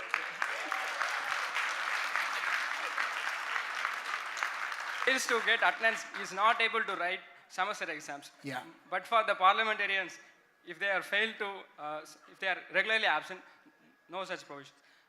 My question is how to reduce absenteeism for the parliamentarians and make parliament more functional. Look, I'll take a little less popular view here. It's not about attendance. It's about what you bring to the table when you're there. If you go to Parliament and you sit there every day and you mark your thing and you earn your daily wage, that's not really helping the country. The idea is to push through legislation which is of use to people. So I don't think attendance is the hallmark of a great parliamentarian. Who are the great parliamentarians? You have people like Hiren Mukherjee, people like Atal Bihari Vajpayee, Indrajit Gupta, Somnath Chatterjee. I don't know why I'm only naming leftists for some reason. Firoz Gandhi, my grandfather was a great parliamentarian. Pilu Modi, you had people like Dr. Karan Singh, you had great parliamentarians in India. I don't know whether they came to Parliament more, they came to Parliament less, but I tell you what, they amplified your voice, which is the voice that needs to be amplified, and they pushed for legislation that makes more avenues available to you and more self-respect for people like you. And so that, I think, is more important than just showing up. One of the things in Parliament is, should we have a whip system for every single thing? Should we, in America, you have individual voting records. They're very important. Because when you judge your member of Parliament, you say, was he pro-industry? Was he pro-farmer? Was he pro-LGBT? Whatever, right? But in India, we don't have individual voting records because I vote my party's line. So which, I can agree with or disagree with, but if I go against the line, I'm expelled. So I think this is a parliamentary reform that should take place. We got time for 2 more questions. Yeah. The gentleman on the left. Yeah. Sir, the biggest thing that you mentioned about the changes that you want to make in the Indian education system, why is not implemented yet? That is a question that I can't answer, my friend. I mean, how can I answer that? Okay, No, next. sir. My question If is I that was part of the committee that implemented these changes, then I would certainly tell you. But until I get there, I'm afraid I'll have to give my suggestions just like you. Okay, last question. Gentleman black, yeah. Yeah. Man in black. MIB. Yeah. So, good evening, sir. Hi. So, you talked about how you've given up the monthly salary and how you've urged other ministers to do the same. Members of parliament, not Yeah. ministers, yeah. So, my question is, as a politician, how do you measure your productivity? It's a very good question. And I So if you just can answered it right now. Yeah, if When you I can just spoke to shed the some other light on person. it. Look, productivity is about two things. In my constituency, my productivity is the amount of solutions I can offer people in their daily problems. So being a member of parliament on the policy end is different from being the member of parliament on the executive end. So when a poor person calls me, as they did when I was in my room just now, and one person said to me that I'm standing outside All India Medical Institute in Delhi, and I've been here for 1 day, but nobody's giving me an appointment. So I called my office, I said, please go to All India Medical Institute right now, get this person an appointment, see to it that his tests are done immediately. So that's a small way of measuring productivity. The bigger way is, what do you add value to in terms of policy? Do you have anything original to say? Are you adding value to the existing body of knowledge? That's one way to measure it. So these are two different ways. All right, now time's up. Thank you, Mr. Gandhi. That My was a great time's up? session. I think we need to get the books. Prabhu, do you mind coming up? Request Mr. Chawla to please join us on stage, and a big thank you to Mr. Varun These Gandhi books for... can be either used to read or as door knockers. And we're presenting Mr. Varun Gandhi's books, and we'll have Mr. Chawla do the honors and release them. And a round of applause for a very exciting session. Thank you so much.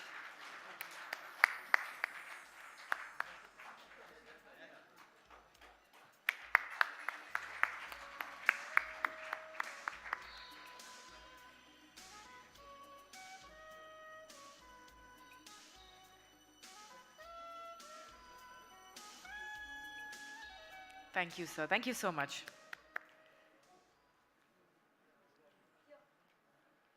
We just spoke about the way forward, opportunities and challenges for young India.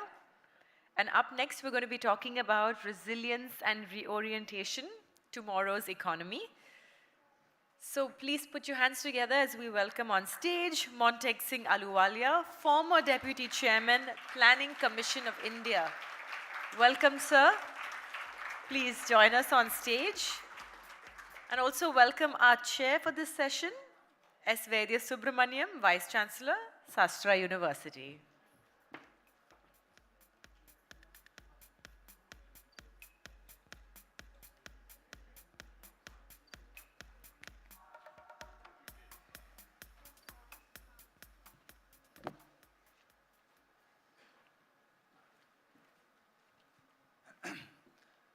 Thank you. Actually, this is a surprise element for me because I just got to know that I have to chair the session. But you know, as an academic, I teach finance and strategy. So whenever my colleague has some exigency, they call me and say, why don't you just fill the gap? And then I enter the class, I realize that it is a class on human resource management. But you know, sometimes before the students, you'll have to sound and appear a little intelligent, so I still manage the class. So now I realize the topic is resilience and reorientation, tomorrow's economy. So let me confess that I'm not an economist. So I will, however, try to be a little intelligent or appear to be intelligent. I know I'm sitting next to an expert in this subject. So having said that, thank God the budget just happened last week. So it makes the session a little easier, relatively easy. So let's open the session with your views on the union budget that was presented by the finance minister as an opening remark. And then I'll get some time to think on my next question. It's very, it's a nice kind of trick question because, you know, if you ask people who prepare the budget, it's always presented as the answer to hundreds of problems. And every paragraph in a budget speech refers to some problem or the other. But you know, I mean, having looked at a lot of budgets in the past, I've come to the conclusion that a lot of this is routine. And there's nothing wrong with it because if you became finance minister and you didn't have a paragraph on women or youth or sports or health or education, somebody would complain. So as a result, you cover everything. But you know, as an economist, if you sit back, I think it's possible to say, well, look, these are the important things. In one sense, everything is important, but what's the big picture? Yep. So what did I take from the budget as the big picture? Well, it's clearly a budget which is presented at a stage when the economy has kind of come out of the deep decline into which it had fallen. During the year that's just over, you had a good growth, or just about to be over, maybe something like 7% or so. But most of that was really in the first half of the year. So the growth rate in the second half is actually less than 5%. The challenge really is looking ahead. I think she set a target of 6.5%. It's good that the target is for acceleration. It's ambitious because the rest of the world is going to be in bad shape. The global economy will slow down compared to the previous year. And most of the international organizations are predicting growth in India something like 6.1 or something. The fastest so actually, the fastest. Yeah, we will certainly be the fastest growing. But remember, an important reason for that is that the whole world is down. And the earlier rapidly growing country was China, which is going through a declining phase. Yep. So I don't think we should take too much satisfaction from being the fastest growing. Even if we grow at 5.5%, we'll still be the fastest growing. The real question is, what is it that we need? And you know, my feeling is that if you're concerned about employment, giving the kind of jobs that people now increasingly feel that their education entitles them to, I think we have to aim at a growth ideally of about 7 or 8%, but maybe in the first normal year after the pandemic, 6.5 if we achieve, that would not be bad at all. Okay. Now the question is the budget tailored to do that? See, I think the most important thing about the budget is that the fiscal deficit she's going to reduce. Many people might think that, look, if you want rapid growth, and the world isn't going to be growing very rapidly, then maybe you want to continue the stimulus. I think that's wrong. So I think the decision to get the fiscal deficit back on a consolidation path is a right decision for the current year. Actually, India's fiscal deficit is actually very high compared to that of most other countries. And you know, what that means is that if you run a very high fiscal deficit, then over time, the debt to GDP ratio rises. Yep. But more importantly, within the year, you're not leaving enough resources for the private sector because there's only that much borrowing capacity that the system has. And if the government takes it all, then there's not much for anyone else. So I think the reduction was important, but she has also said that she's going to reduce the fiscal deficit 4.5 for the next 2 years to below 4.5. Let's say 4.5. Yeah. Now, you know, from 5.9 to 4.5 is a decline of 1.4% of GDP. That's right. Which is an improvement of 0.7% every year Yep. for the next 2 years. This is actually going to be quite difficult Is it going to be that linear as you say?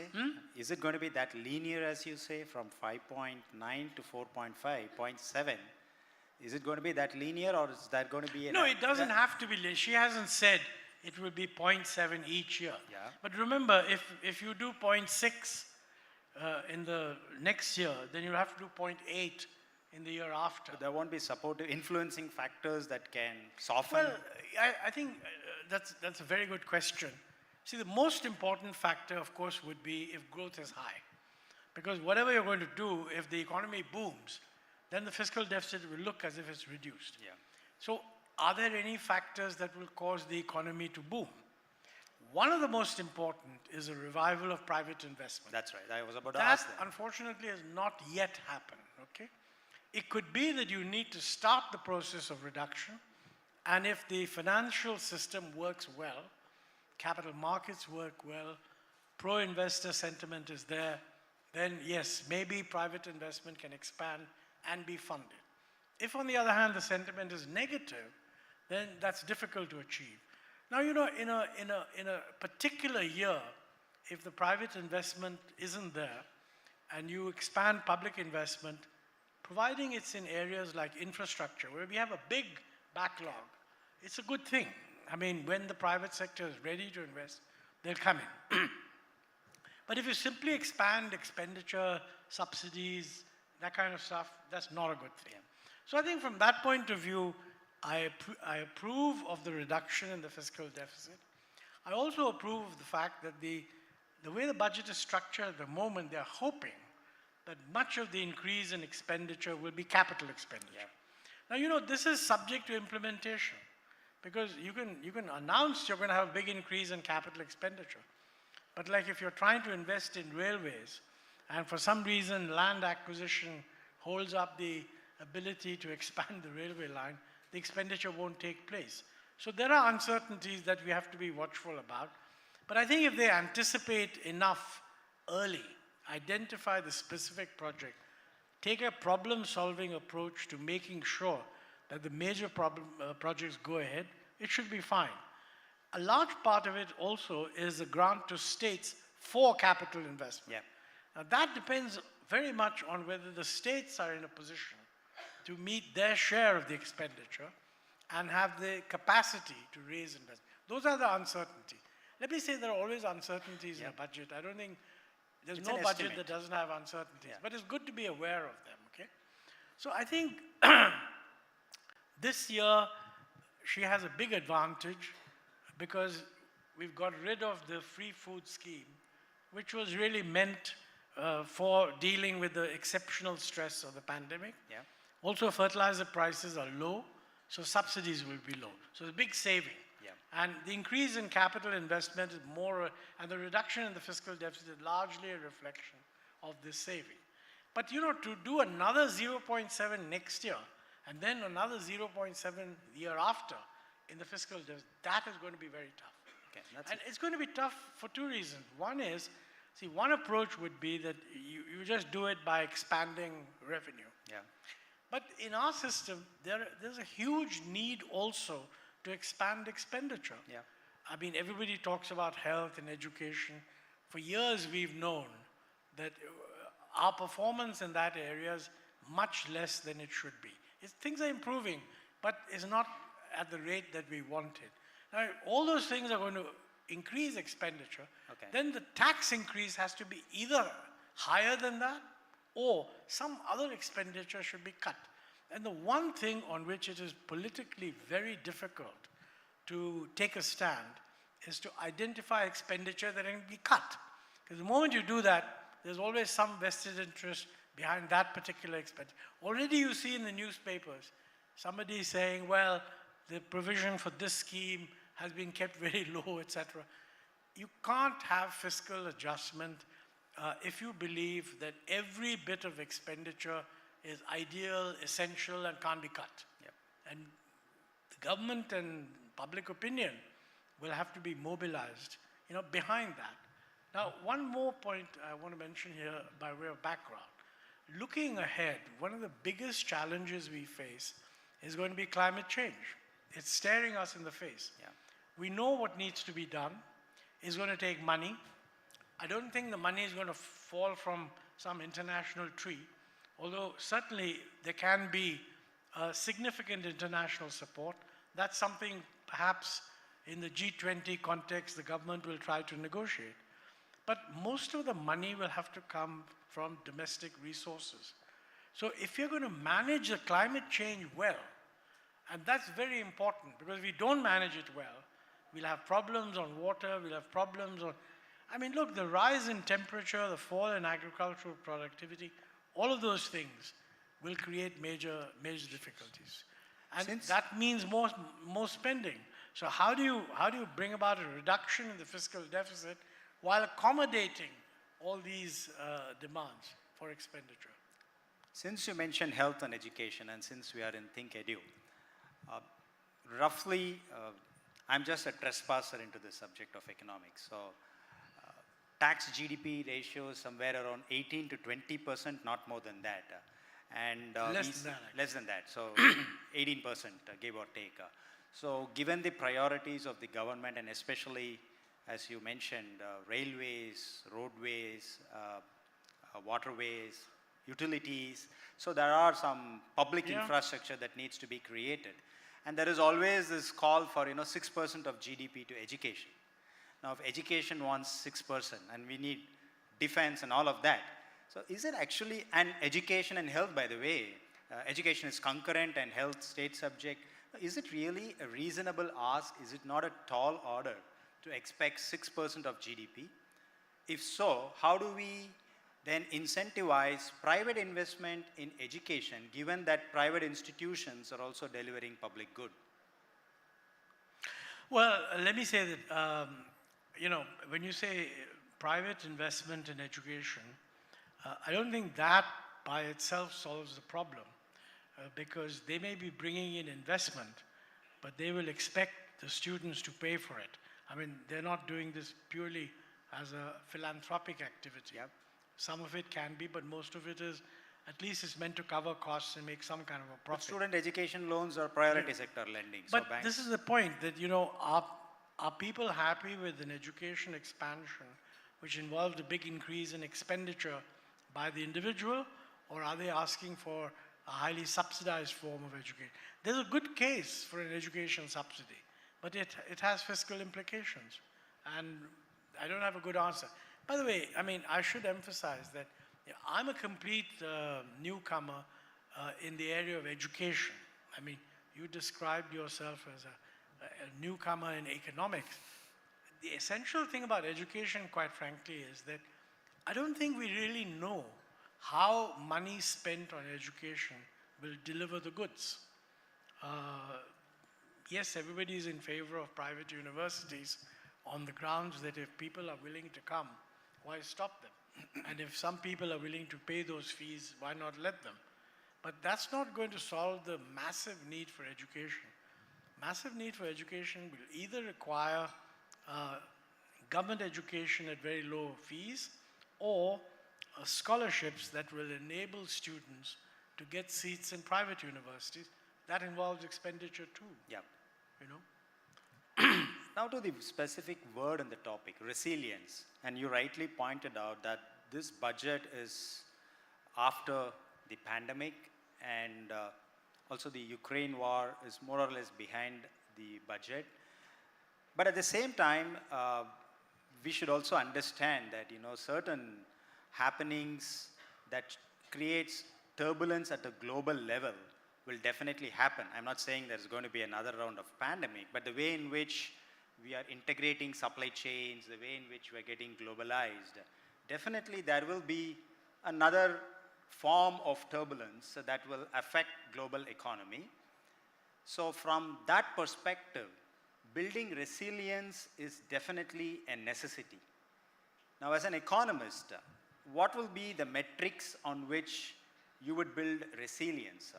I mean, are there any standard frameworks that countries can adopt to build resilience in terms of their economic architecture? Well, resilience, I mean, means a number of things.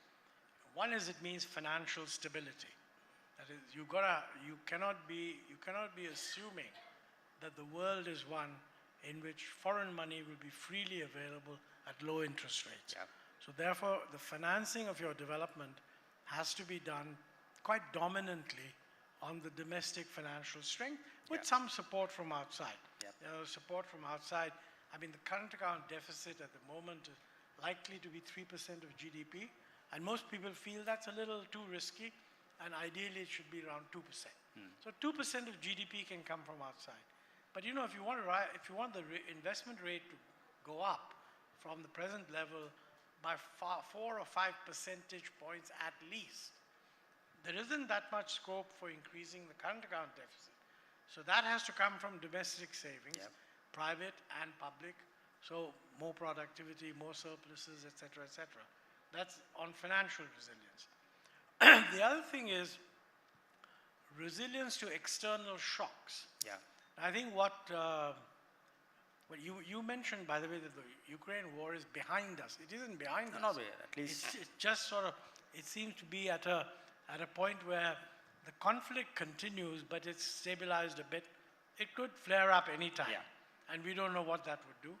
I don't want a war to happen again, so I just said, nobody wants a war to happen again, but the problem is as long as that issue is not resolved, many of the consequences in terms of high oil prices, etc., etc., we'll have to keep dealing with. There's resilience to climate change. That is, we know that temperatures are going to rise. We know that the monsoon pattern will change. We know that there'll be many more greater frequency, both of droughts and excess precipitation. How do we conserve, how do we manage our water resources in such a situation? You know, other countries are going through this. I mean, in California, for example, they had a drought that's going on for 12 years or some such thing. Fortunately, we haven't had that so far. But if we, given our situation, if you had 2 or 3 droughts in a row, the impact on agriculture would be enormous. And that would, in fact, lead to relief expenditure. So question arises, isn't it better to, so to speak, drought-proof the economy and thus avoid relief expenditure? Drought-proofing the economy means doing a lot more for water conservation, making sure that the water doesn't just drain off, and the mechanisms for that are well known. But it requires expenditure, mostly at the state level, but it does require expenditure. And I mean, that has to be added into the budgeting for the medium term. I would further say that one of the critical things, if you want to insulate yourself from climate change, is doing a lot more agricultural research to develop the kind of agricultural varieties that were a little insensitive to the rise in temperatures and so on. Now that, it's well established by many people, we are not doing very well on agricultural research. We're not funding it adequately, and the way it's funded isn't necessarily geared to the best productivity. And we also seem to have some doubts about whether we are welcoming scientific breakthroughs in agriculture, because a lot of it involves genetic modification. So what is the public's view on, should we try to increase the resilience of Indian agriculture by having more genetically modified crops, or we should only stick to organic farming? There's quite a large civil society group which would say that we should do organic farming. But you know, organic farming will not be able to deal with a 2-degree rise in temperature over the next 25 years in some parts of the country. But so how do don't we have the maximum number of rice varieties compared to other nations? Isn't that a proof of our capacity to be indigenous and doing... We may have varieties, but it's not clear that those varieties are geared to deal with the sort of temperature pressures that will arise as a result of climate change. I mean, you know, you can always have a multiplicity of varieties, but if those varieties don't address the specific stress points that you're worrying about, it doesn't help that much. What's your view on the digitization of the public utilities? has that built enough resilience in the system? Well, because that was one of the biggest advantages that the government could fall back on, especially during COVID when they disbursed grants and all other, the digitization of public services. I have no doubt that the push towards digitalization, and this is something that's happened over several years. In a way, the mobile expansion which took place actually during the UPA government, but which continued and further expanded during the present government. The Aadhaar platform, which again was developed during the UPA government, but has now been expanded further. And the financial inclusion, which has led to many people having access to bank accounts, along with public utilities like UPI, India Stack, etc. I think this has created a situation where a very substantial part of the population is in a position to benefit from digitalization. Now, mind you, we have quite a bit to go because, although there's a lot of smartphone penetration in many parts of the country, the downloading speeds, etc., are not good enough to really think of a very substantial move, but that's just a matter of time.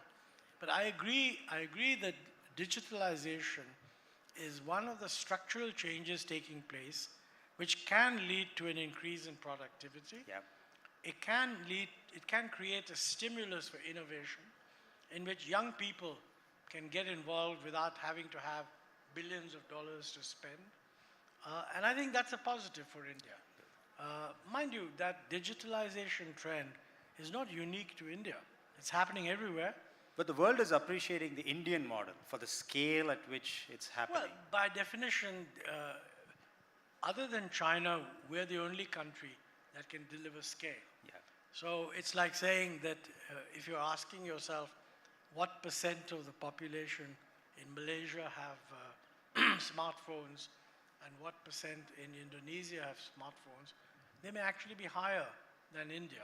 But the difference in India is the scale involved, both in absolute numbers and geographic. So that is an important factor.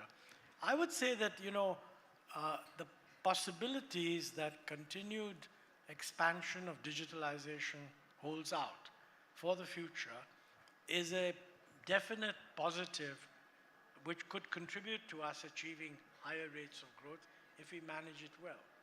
The other aspect which we need to think about is how are we going to deal with the world in which trade trends are getting a little uncertain. There is a view that the world is turning away from globalization, which is true. Some big countries, for example, are resorting to protectionism, and this raises so is WTO and all of that getting irrelevant? Well, not irrelevant, but they're not. The developed countries, they don't say that they're not going to pursue trade, but they don't seem to be wanting to do it in that multilateral set of rules context. And many of them is resorting to protectionism. Or is there a shift in the bargaining power? You see any shift in the Well, bargaining power? I think what has really happened is that the rise of China has shaken up the leading countries, the United States. See, for a long time, the rise of China was a globalization of the world without questioning the US's hegemonic position, and everybody felt that's good. And in those days, people expected the Chinese to essentially join the rest of the world. And many American scholars said that, if they open up to trade and all the rest of it, then they will become more democratic. Now, that's clearly not true. Chinese never said that, by the way. The Chinese were always viewing trade as something that they can take advantage of, but they wanted to retain the primacy of the Chinese Communist Party in China. They always said that. What has happened is that in the last 2 or 3 years, this has become much more explicit in the sense that the Chinese official party line is that, look, we are not just expanding, we want to challenge the United States leadership, both commercially and technologically and militarily. Now that's a very big challenge, and clearly, as the incumbent power, the US is not happy with that, and they've taken a whole lot of steps which kind of trying to insulate or isolate China. as a result of which there's a potential fracturing of the global trade alliances. It raises the question, what should India be doing? Yeah. So You know, that actually invites me to the second part of reorientation, because my 101 course in economics just says agriculture, manufacturing, services. This shift from China, is it opening up opportunities, which I see considering the PLIs and various initiatives, as India becoming a manufacturing hub for the world? Well, I think it so is. that reorientation is possible in manufacturing. Well, let me make 2 points. One is, we are very fixated on manufacturing, and I can understand that. I mean, all governments for the last 15 years have been talking about manufacturing, must go up to 25% of GDP, etc. Present government is doing exactly the same thing. I think on manufacturing, our growth performance has not been as great as we had thought when the reforms were implemented. Although overall growth has done very well, it's not been a growth led by manufacturing. Yeah. A lot has happened in services. Now, I think it's very important to realize that we shouldn't be nixing services. Not at the cost the of image that services is just some low No value productivity add. thing is wrong, I think. Increasingly, and in fact, digitization, what is happening is a lot of the growth is in services. And also by the splitting of activity. I mean, take, for example, computer chips. Now, the manufacture of a wafer is manufacturing, but the design of the chip is services. Yeah. It's being done separately. 25,000 guys employed in Bangalore and other places are designing chips. And that product is a service provided to the fellow who is then going to manufacture the chip. So there's nothing wrong with having that part of the value chain. Is not something to be sneered at. No, not at the cost of services. So a lot, for us, the growth, the potential, and this is a consequence of both global integration and digitization, and also a sort of suspicion of China. For whatever reason, there isn't a suspicion of India, so we benefit from that. But I think even in manufacturing, I think there's increasingly a realization that, trade consists of global value chains. There are global value chains in manufacturing. So if we want to be part of that system, then we need to be competitive in joining in the global value chain. That does not mean that you start by producing everything at home and then use it as an input into something at home and then so on. You will be importing things and exporting things. And I think the trade policy that we need for that should make it plain that we want to remain open. Now, I find in the discussion very often, nobody actually says that we shouldn't, but there are many, many times you hear recommendations that we should raise import duties in order to protect our domestic industry, etc. This can become dangerous, because that's what happened in the 1970s. I mean, that argument that let's raise import duties to protect domestic industries is what led inexorably to a high-cost, uncompetitive economy. But if so you we've got to avoid that in the present circumstances. Yeah, but if you contrast those times with the contemporaneous times, we have also moved up the value chain in terms of our capacity building and expertise in manufacturing. So no longer is this protectionism through high imports is actually one thing that the industry is looking for. I mean, they have developed indigenous capacity. So there is, as you said, a lot of potential for services and manufacturing to integrate cohesively. That is possible, isn't it? Well, I certainly think it's possible. I hope that that's the message that industry is giving to the government. I'm not always sure that that is the message. Some industry seems to feel that the time has come to increase protective duties, some industry. Now, whether the government listens to them or not is an open question. But this is an issue that should be carefully debated. I can fully understand in certain areas at certain times, you decide that, look, we're going to give a little bit of a special protection here for a limited period of time. But the overall framework has to be one in which India remains open. The present position is that, India's level of protection is much higher than that of other East Asian countries. So what I mean is, if these fellows, we are after all growing, we hope to become more important, we want to step into the space vacated by China. Is that possible if we continue with an average level of duties, which is almost twice that of other countries in East Asia? And my view would be that we ought to have a global target that no, we're going to bring our duty levels down to the levels in these other countries. You know, if you have a free trade agreement, you should have a free trade agreement in which your duty levels are not significantly higher than the duty levels of other people in the free trade agreement. Because then the benefits you give to each other are roughly equal. If you have a very high external tariff and you give duty-free access to somebody whose external tariff is much lower, he's getting a much bigger advantage than you are getting. But the solution to that is lower your own tariff. And I think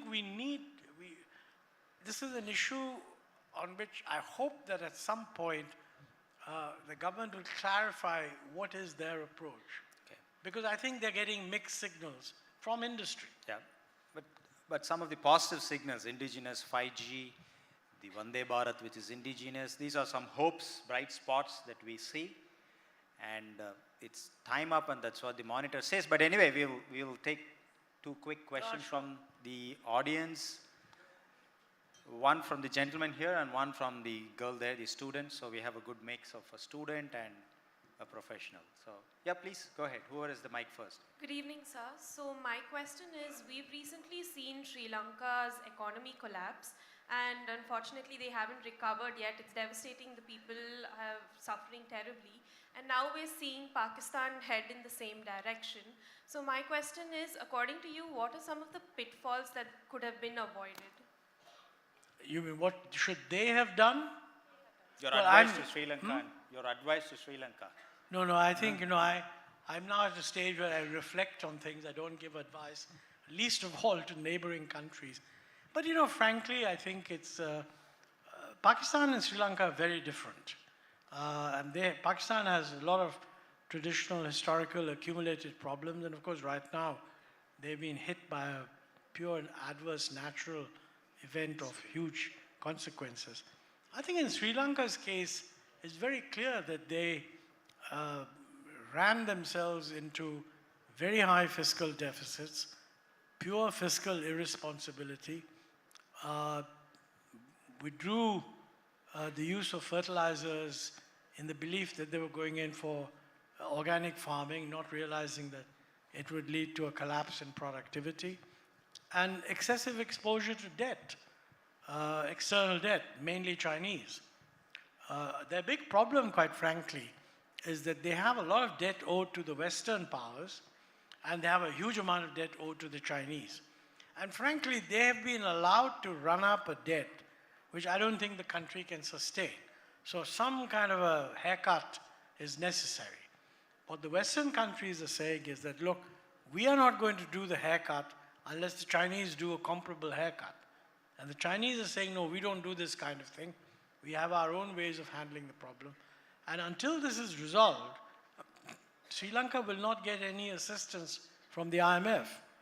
I don't know how they can resolve it, because, when the problem becomes one of the creditors having to take a haircut, anything that prevents an agreement amongst the creditors is going to make it difficult to come to stability. So what will happen is they'll keep getting little amounts of aid to keep the thing going, but only at a level at which they'll never be able to import as much as they need and give the economy the freedom that it needs to recover. So it's not an easy situation. Quick, short question. I have one question, two parts. One is, you have been a Deputy Chairman of the Planning Commission. You have seen the growth of 9%, 8.5%, 9%. And now you're saying it's 5.5 to 6.1, and the current budget talks about 10.5%. Why this huge gap towards the growth? Second thing is, what was the question on this 6.1? The question is, you said the target should be 6.5 to 5.5. No, that he answered when he said also. He said, why there is a global recession, and India's growth of 6.1 will the explains it. Budget 2 weeks before said they're targeting 10.5% growth. 10.5? Yeah, that's all. I don't know which budget. I tell you what, let me come clean on that. First of all, ever since we gave up planning we don't have medium-term growth targets. What happens is you have a budget, and the budget gives a nominal growth target. Sometimes they mention the implicit real growth. Separately, there are targets of when will India become a 5 trillion economy, 10 trillion economy, etc. Those targets can be converted into a growth rate. I personally do not think that these size of the economy targets for 8 years down the road are terribly interesting. It's much better to say, well, look, we are going to grow at this percent, because then every year you can check, are you growing at that rate? These ambitious targets almost invariably involve growth rates of 8 and 8+%. Now, we did have growth rates of 8.5% in the year from 2004 for another 6 or 7 years. We haven't had that since. So the question is, what is a feasible target for India? Now, my own guess is that, I think for us to aim at 7.5% is ambitious but feasible. We may not achieve 7.5, but you must always aim a little bit more than you're actually going to achieve. So 7, anything like talking about 8 and 8.5 for the next 5 or 6 years is just not feasible, in my view. I mean, people may have different views. Now the question is, what is needed to get there? Now, I think what is needed to get there is, one, we must achieve the fiscal consolidation which the finance minister has now laid down. That means less than 4.5% 2 years from now, okay? So we need to ask what is needed to get there. That's a whole range of questions. But in addition to that, it's not just stability. We will have to undertake many of the reforms needed in order to increase the productivity of the economy, what the economists call total factor productivity growth. Most of this is known, what needs to be done. It's all quite tough. One of the things is, for example, having a trade policy that allows India to remain open and to integrate with global value chains, point number one. I would say that you need a much, much more efficient financial system than we have. And there's a huge agenda of how to get there, which actually includes removing government controls from the public sector banks. Very controversial politically. No party so far is willing to do that. Will we do it? I don't know. But we need to make a list of the 7 or 8 things. In some things there is agreement. Digitalization, government says a good thing. It is a good thing. Government's trying to do it. Probably we will not have too many obstacles in pursuing that. But even there, in a global world, as we integrate with the rest of the world, there's something in the newspapers today that the Europeans want certain kind of agreements which RBI and SEBI are not willing to accept, and unless we accept that, the European banks will have to shut down in India. Now, who's right and who's not right is very difficult to tell, because everybody, while they're negotiating, tries to get the best deal they can. But in the end, we have to find a solution. And we must look as if we're joining the world, not stepping out. And this kind of choice will come up over and over again. Thank you. Thank you. Thank you. Thank you very much, sir. I must recall, for the benefit of the audience, we had invited Mr. Ahluwalia in the early 90s to visit our institution, and that time when you were in the finance ministry, you deputed Mr. M.R. Sivaraman instead, and later recalled our invitation in the late 2010 as Deputy Chairman of the Planning Commission. He came and delivered a wonderful lecture at Shastra, so I still recall that, fresh memories. Thank you very much, sir. A big round of applause. A big thank you to Mr. Ahluwalia, and of course, we'll have Mr. Chola do the honors, present him with a memento. Thank you so much, sir, for taking the time to be with us this afternoon at ThinkEdu 2023.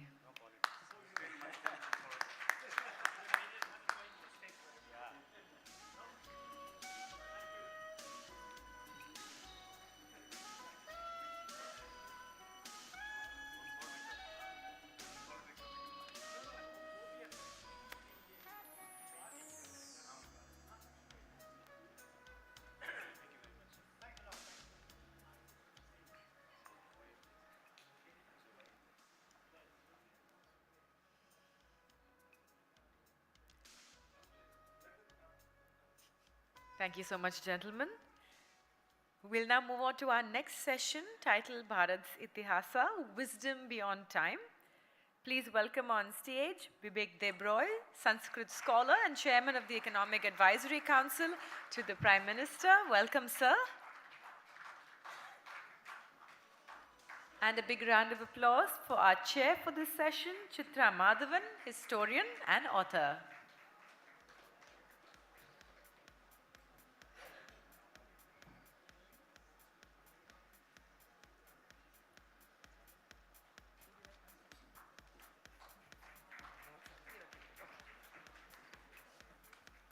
Over to you, ma'am.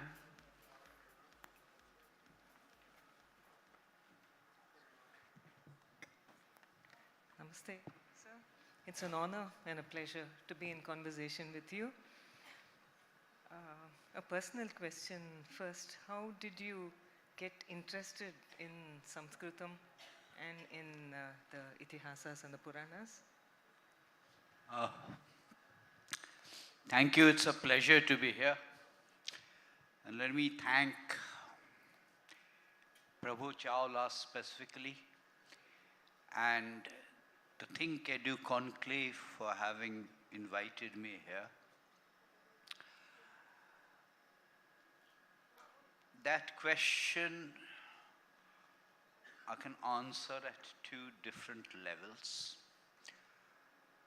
But before that, as a prelude, because some of you may not know, that the reason I'm here is because for several years now, I have been translating a certain class of Sanskrit texts from Sanskrit to English. The Mahabharata. These, when I say translations, these are all unabridged translations. The Mahabharata. When I translated the Mahabharata, often people asked me, why did you translate the Mahabharata? Surely there are any number of translations of the Mahabharata floating around in the world. The answer is contrary to what you might think. There are only 3 unabridged translations of the Mahabharata. The others that you see are abridged translations of the Mahabharata. The 3 unabridged translations of the Mahabharata are one that was done by Kishori Mohan Ganguly in the 1880s, the second one by Manmathanath Datta in the 1890s, and the third one is mine, which probably establishes that Bengalis tend to be somewhat eccentric. After doing the Mahabharata, I did the Bhagavad Gita, but forget that. After doing the Mahabharata, I did the Harivangsha. For those of you who do not know, the Harivangsha is loosely referred to as a Purana, but it is really something like an appendix to the Mahabharata. When we meet Krishna in the Mahabharata, he is an adult, so a question is asked about his childhood exploits. Those are there in the Puranas also, but they're also in the Harivangsha. So I did the Harivangsha. After that, inevitably, I did an unabridged translation of the Valmiki Ramayana. And for the Valmiki Ramayana, it's shorter, more popular. So there are 5 unabridged translations of the Valmiki Ramayana in English. To give you some idea of the magnitude, the Mahabharata is believed to have 100,000 shlokas. My 10-volume translation amounts to 2.25 million words. After composing the Mahabharata, Veda Vyasa, and perhaps if we have time, we'll talk a little bit about Veda Vyasa, is believed to have composed 18 Mahapuranas. Again, if we have time, we'll talk about what these Mahapuranas are.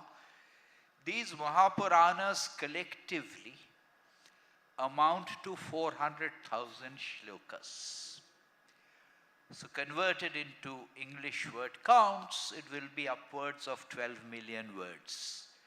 And unlike the Mahabharata and the Valmiki Ramayana, except for the Bhagavad Puran, which is one of the most popular ones, and the Vishnu Puran, the others have not been translated at all in unabridged form, word for word, into English. So I've started on this hazardous task of translating the 18 Mahapuranas. I've completed 6 of them, 4 have been published. The publisher for all these translations are Penguin. The 4 that have been published are the Bhagavad Puran, the Markandeya Puran, the Brahma Puran, and the Vishnu Puran. The 2 that are awaiting publication are the Shiva Puran and the Brahmanda Puran, which will be published this year. I'm now on the 7th, which is the Matsya Puran. So that is the prelude. I can give 2 kinds of answers. One kind of answer I would typically give a Western audience, that these are important texts which were not being translated, and if they were being translated, they were being translated by Westerners, and criticizing the Westerners for not getting the nuances right is negative unless we do our own translations. And the Sanskrit scholars, the Sanskrit Pandits were not interested in translating these, and hence I decided to get into this. So this is an answer I've given a Western kind of audience. For an Indian audience like this, the argument or the proposition that I decided to do these translations is completely false. I think the right assertion is the translations just happened. They were just being done through me.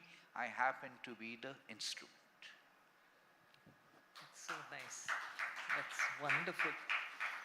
In our Itihasas and Puranas, there's a lot of science, a lot of truth, which is couched in the form of stories and other kinds of literature. How do we take that scientific facts from this? Because the next generation is one that questions and doesn't take anything just like that at face value. So how do we take out these facts and then give it to them?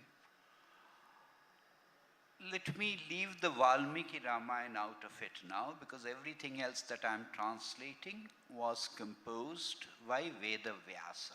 Let's leave Valmiki Ramayana out. Valmiki was a superb poet. All of this is poetry, but Valmiki in particular was a great poet, particularly in descriptions of nature. Now, so far as this corpus is concerned, this corpus is called the Itihasa Purana corpus.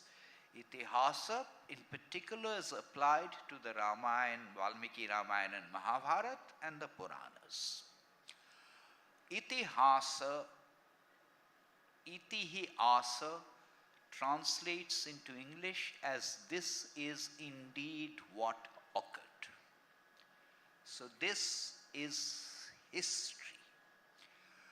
In dumbed down versions of Itihas Purana, we have reduced them to stories. So-and-so came along, so-and-so shot so-and-so, so-and-so did so-and-so. These are dumbed down. We do not realize that 1/3 of the Mahabharata is Shanti Parva and Anushasana Parva, when Bhishma is lying down on his bed of arrows and is teaching Yudhishthira and his brothers. Often one asks, what are texts of Hinduism? And typically one will say Vedanta, Upanishads, Bhagavad Gita. If one looks at the series of books that were edited and got translated by Max Muller and the Sacred Books of the East series, you will find Vedanta, Upanishads, a little bit of Dharma Shastras and Kalidasa literature. Vedanta Upanishads are meant for people who are interested in moksha, in being free from this world of existence or samsara. All of our texts say, including the Bhagavad Gita, that amongst crores and crores of people, only a few will ever embark on that journey of moksha or mukti. The rest of us are stuck in samsara. In other words, we are not going to go off on vanaprastha and sannyas. We are going to be grihasthas. Thousands of years ago we were grihasthas. Today also we are grihasthas. We are householders. We are trying to pursue artha and kama, hopefully through legitimate means, and we are pursuing dharma as we see fit. This description of what the grihastha should do, what the householder should do, will not be there in texts on Vedanta. They will be there in texts like Itihas and Purana, to a lesser extent Dharma Shastras. That's the reason we should read them. To give an example, to give two examples, you mentioned science, but before that, there is a national mission on manuscripts, Namami. Namami estimates mind you, that there are 40 million manuscripts floating around in the country, not just in public collections, private collections also. Namami's estimates are that 95% of these have not been translated. They are not in Sanskrit always, some of them are in Pali. If they are not translated, we do not even know what is in them. Until we know what is in them, how on earth will we judge whether there is information of value or not? Unfortunately, on both sides of the debate, people who think that everything was in these texts and people who believe that nothing was in these texts, none of them bother to read the original texts. And my plea to everyone is, please read these texts. Specifically, let me give you an example from the Markandeya Purana. In the Markandeya Purana, there is a reference to a demoness named Jata Harini. Jata Harini, as the name implies, is a demoness which steals a newborn infant. She goes to a house where there's a newborn infant, steals that, goes to another house where there's another newborn infant, replaces that infant with this infant, takes away that infant, goes to another house, keeps replacing in this fashion and causes general confusion. Jata Harini. The Markandeya Puran tells us, in the process, she devours every third child.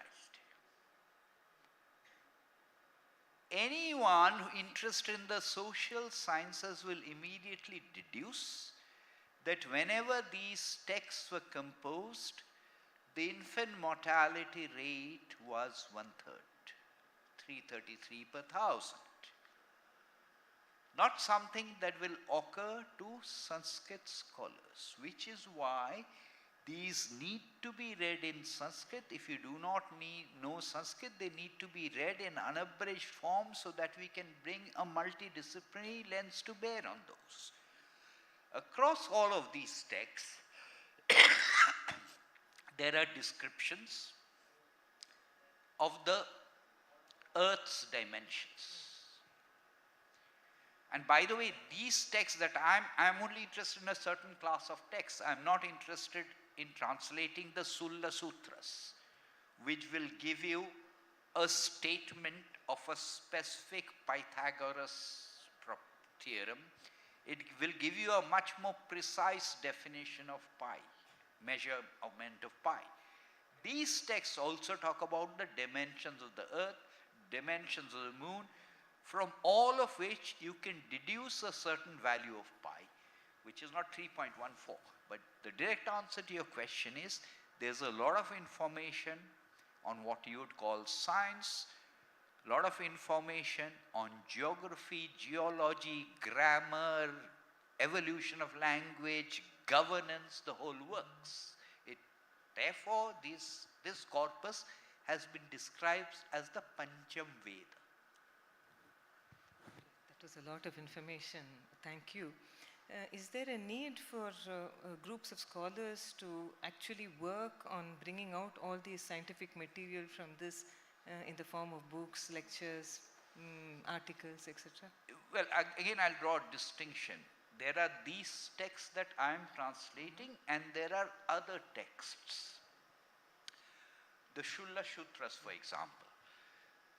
Now, there are people who have written papers on the mathematics part of it, including Pingala, who in some sense was the originator of combinatorics. Manjul Bhargav has written occasionally on this. Shailendra Mehta has written occasionally on this. There are several papers on the mathematics part of it, particularly combinatorics. But I cannot think of any book, satisfactory book that has been written yet. Like for China, there is this book by Joseph Needham. I forget what it is called, History of Science and Technology in China. I do not think there is anything comparable that has been written yet in India. So it is waiting for someone to write it. And while that should happen, don't you also think that this should go at an academic level? Fine. But to the common man, for him to understand and for students to understand that there is so much of scientific material in our ancient texts? Let me be very clear. Yes, I agree with you, but let me be very clear. Whatever is the definition of the common person, I am not translating for the common person. Now, please do not misunderstand my choice of words. The common person, particularly in this day and age, believes that everything should be reduced to Itihas Purana for dummies in 140 characters. It should be ready like instant coffee. I am translating these texts in unabridged form. So translating them requires a lot of patience. Reading them requires a lot of patience. So for the entry-level person, I do not believe my translations are the right texts. They will probably read something else in abridged form and then feel motivated enough, incentivized enough to delve into these, because that's the reason I gave the size, because these are huge, huge texts. How far do you think we can rely on the ancient texts, especially the Itihasas and Puranas, as reliable sources of history? History, it depends a little bit on what you mean by history and how you define history. Because history throughout the world has been the history of kings and so on and so forth. Now let's take a specific example. Suppose I'm talking about something like the dating of the Kurukshetra war.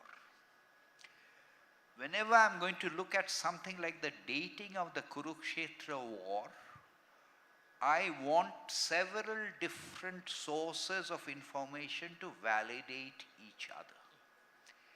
There are astronomical references in the Mahabharata and some other texts also. If I include the Puranas also, there are about 200 shlokas that have some bearing on the dating of the Kurukshetra war.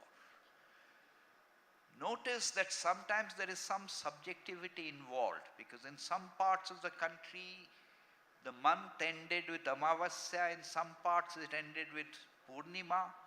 We use lunar calendars, not solar calendars. Our calculations were based on nakshatras, not on rashis. Plus, there is subjectivity in interpreting the words. So I've got that as astronomical rod. I have got the geological information now, which is, to give one example of that, about the drying up of the Saraswati. I have information about the evolution of Sanskrit grammar, the way certain expressions are used in even a text like the Bhagavad Gita. I have some degree of genetic information. I also have information from epigraphic records. I also have information that is in the nature of archaeology. Now, if I bring all of these together, you will find that the difference is probably not more than 400 years across all of these different sources. So therefore, if I put all of these together, something like the Kurukshetra war was history. To give another example of that, in the Puranas, I've spoken about the Puranas, there are specific references to genealogical trees. So I can date the number of years that have elapsed between the crowning of Parikshit and the crowning of Mahapadmananda, which is of course externally validated in some sense from the Greek sources. So these are history, except for Parjitar many years ago and Pusalkar after that, no one has bothered to look at these texts, the texts I am talking about, as itihasa history, because they are typically dismissed as myth. And if you do not do that exploration, how will you be able to test? And how far do you think astronomical dating is reliable for our Puranas? For the Kurukshetra war? Or for any other incident that has happened in the Itihasas? Today, it is impossible to date these texts. Let me talk about the 18 Puranas. In all probability, what happened was there was an original Purana text. Over a period of time, because much of this was through oral transmission. Over a period of time, through oral transmission, this got divided into 18 different Puranas. For example, if I were to ask people here, how many parvas does the Mahabharata have? Most people will say 18 parvas. But within the Mahabharata, there is also a classification of 100 parvas. So some of these classifications were done subsequently.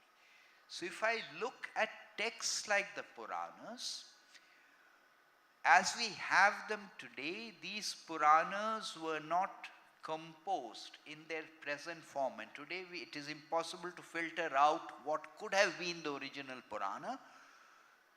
As they exist now, the range of composition ranges from something like the 3rd century CE to about the 12th century CE. So that's a vast range. And quite clearly, some of these Puranas are older and more reliable. These are, the poetry is better. Therefore, you can sort of date them. So the astronomical observations also tend to vary a lot from the Purana to Purana. And naturally, by the very nature of their texts, there have been embellishments over a period of time.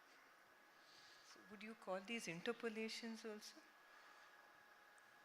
Interpolations, You see, interpolations, embellishments, let us not play with words. What it really means is today we do not know what the original texts were. Let me give an example of that. And the example I'm going to give to you is a very familiar example. I'm going to recite a shloka, and I want you to tell me where it is from. And don't immediately answer. Yada yada hi dharmasya glanirvhavati parantapa abhyuthanang adharmasya tadatmanang srijamaham. Any guesses where this is from? I said don't jump to the answer.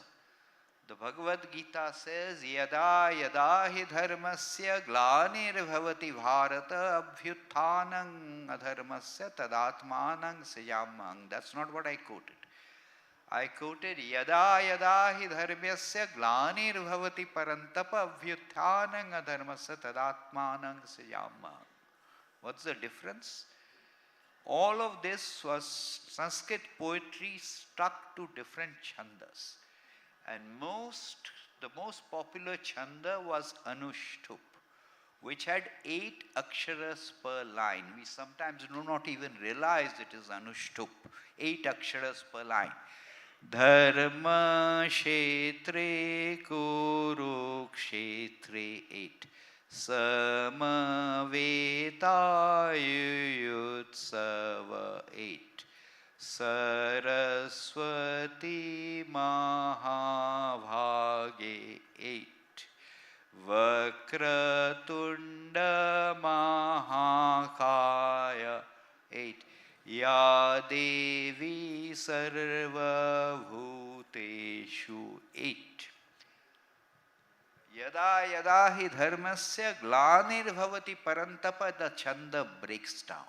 It is no longer Anushtup. Yada yada hi dharmasya glanirvhavati bharata, it is Anushtup.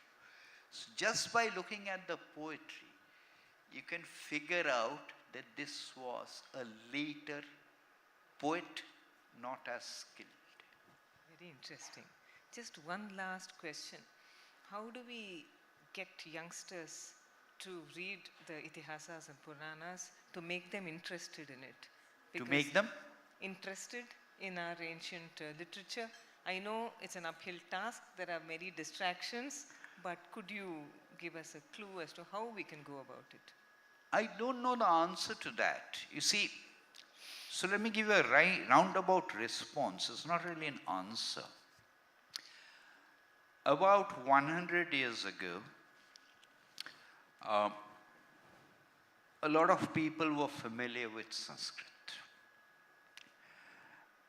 About 50 years ago, a lot of people were very comfortable with the vernacular. And I'm not using the word vernacular in any normative sense. So people were familiar with the stories from the Puranas because they had been told, retold, unabridged form in the vernacular. Children used to hear these stories from their grandparents. We now have a generation, and I'm just stating it as a factual statement, which does not know Sanskrit, which has lost touch with the vernacular, which has lost touch with a family system where the grandparents taught these stories. Consequently, this body of information, this body of knowledge is becoming alien. I will be familiar with Ludo. I will not be familiar with the counterpart game that used to exist, even Monopoly. This generation is one that is much more comfortable in English. And that's the reason I'm doing them in English. And I guess what will happen is I also detect a certain degree of interest in people writing on these things, fiction, semi-fiction, retold in English. So I am a bit optimistic, and I'd suspect that people, the younger generation, will read those other versions and then be motivated enough. Thank you. Thank you so much. Open to questions now, please.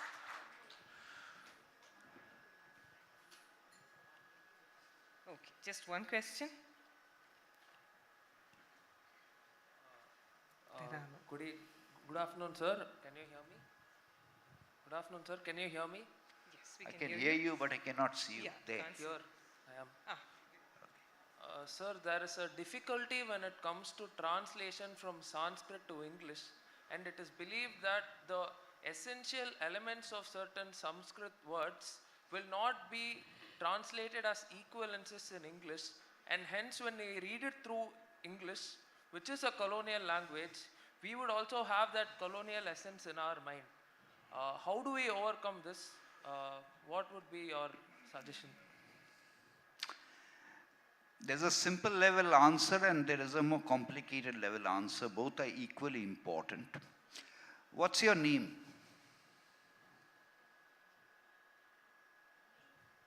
I'm Anand Kumar. I'm studying law. I didn't ask that. I just wanted your name. First, the simple level answer. There are some words that defy translation. Dharma, karma, they cannot be translated. So what I do in my translations is I leave them as they are, except for the first time when I seek to explain them. But there is a more complicated level answer. So let me, even though time is running up, let me give that answer. In Sanskrit and in Indian languages, the noun is not important. The pronoun is not important. It is the verb which is important. So when I ask you for your name, rare is the person, unless the person is westernized, which you probably are a bit. You will not say, I am Anant Kumar. I will always be buried at the background.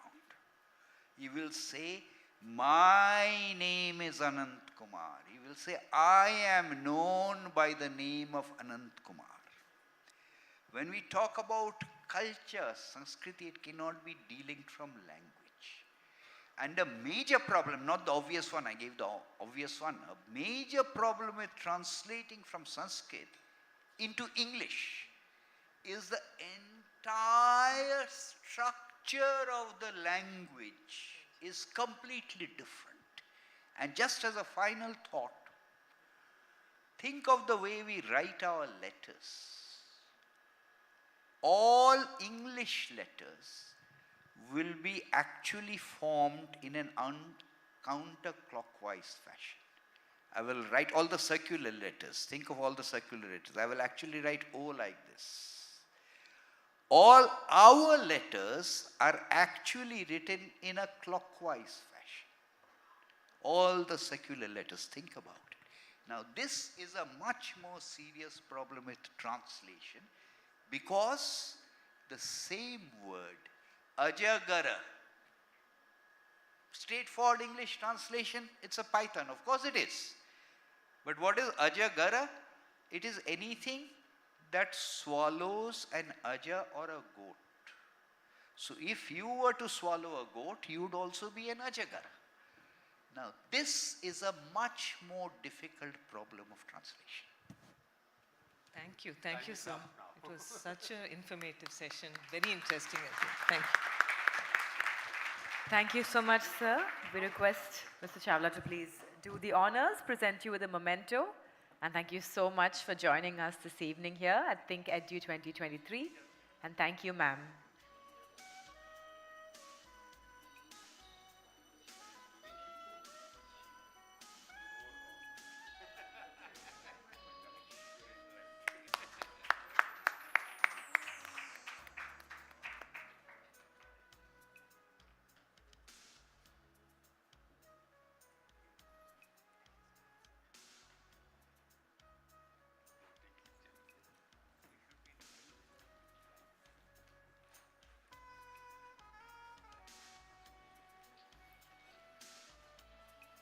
Thank you so much. I think we all learned a thing or two, but in the interest of time, we're going to quickly move on to our next session. Ladies and gentlemen, this one is Opposition Unity, Time for Reinvention. Please put your hands together and invite MP Manish Tiwari as he takes the stage.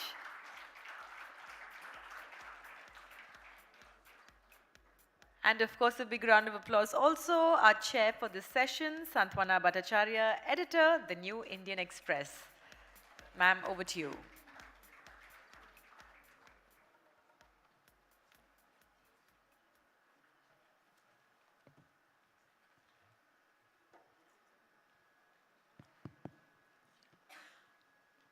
Manish doesn't need much introduction. He was a former INB minister, one of the most articulate and informed member of parliaments that we have in the opposition now. Not just opposition in the political spectrum, we can say. He's been in politics for a very long time and has suffered some personal losses when his state, Punjab, was going through militancy. So he has seen politics up close in very many ways. Manish, we are in a certain juncture of politics, particularly when you see it from the perspective of your party, which is Indian National Congress. It has been in opposition for 2 terms in Lok Sabha, which is never happened before. And it is again and again the opposition and its role is being put to question. In fact, when Prime Minister Modi was speaking, replying to the President's address, he took a dig at the opposition and said the only way the opposition can be united is a fear of the ED. Do you think that an opposition unity outside the parliament is a possibility? We do see some kind of coordination and opposition unity within the parliament on certain issues. Now on the issue of Adani and the demand for a JPC probe. Earlier on the question of the farmers, we had seen some opposition coordination on Pegasus issue in more or less on issue-based understanding. But is a larger opposition unity possible outside the parliament? Santwan, thank you very much for those very, very kind words. Before I set out to answer that question, let me ask you a counter question. Why is a broader opposition unity really required? The simple answer is, what was the BJP's vote share in 2019, which is a most oft-quoted statistics, which is 37.12%, nearly 38%, which is improvement on what the vote share was in 2014. And then what is the rest? The rest is the opposition. So that is the simple question. Simple answer to that. That is why the question. So let me answer that straight off the bat. You know, there is a physics to politics and there's a chemistry to politics. And 2 + 2 always does not make 4 in politics. And the reason why I say that is, if you were to rewind back to 2014, or rather 2013, because we are exactly 375 days from the next Lok Sabha elections. So you had a scenario whereby the then UPA government was facing headwinds, but there wasn't a clear challenger to the incumbent Prime Minister or the incumbent dispensation which had emerged. In the May of 2013 in Goa, when the BJP decided to anoint Prime Minister Modi as their prime ministerial candidate, a clear challenger to the incumbent emerged. And so therefore, at this point in time, if your question or the subtext of your question is that how does the opposition intend to replace the incumbents who have been in government for 10 years.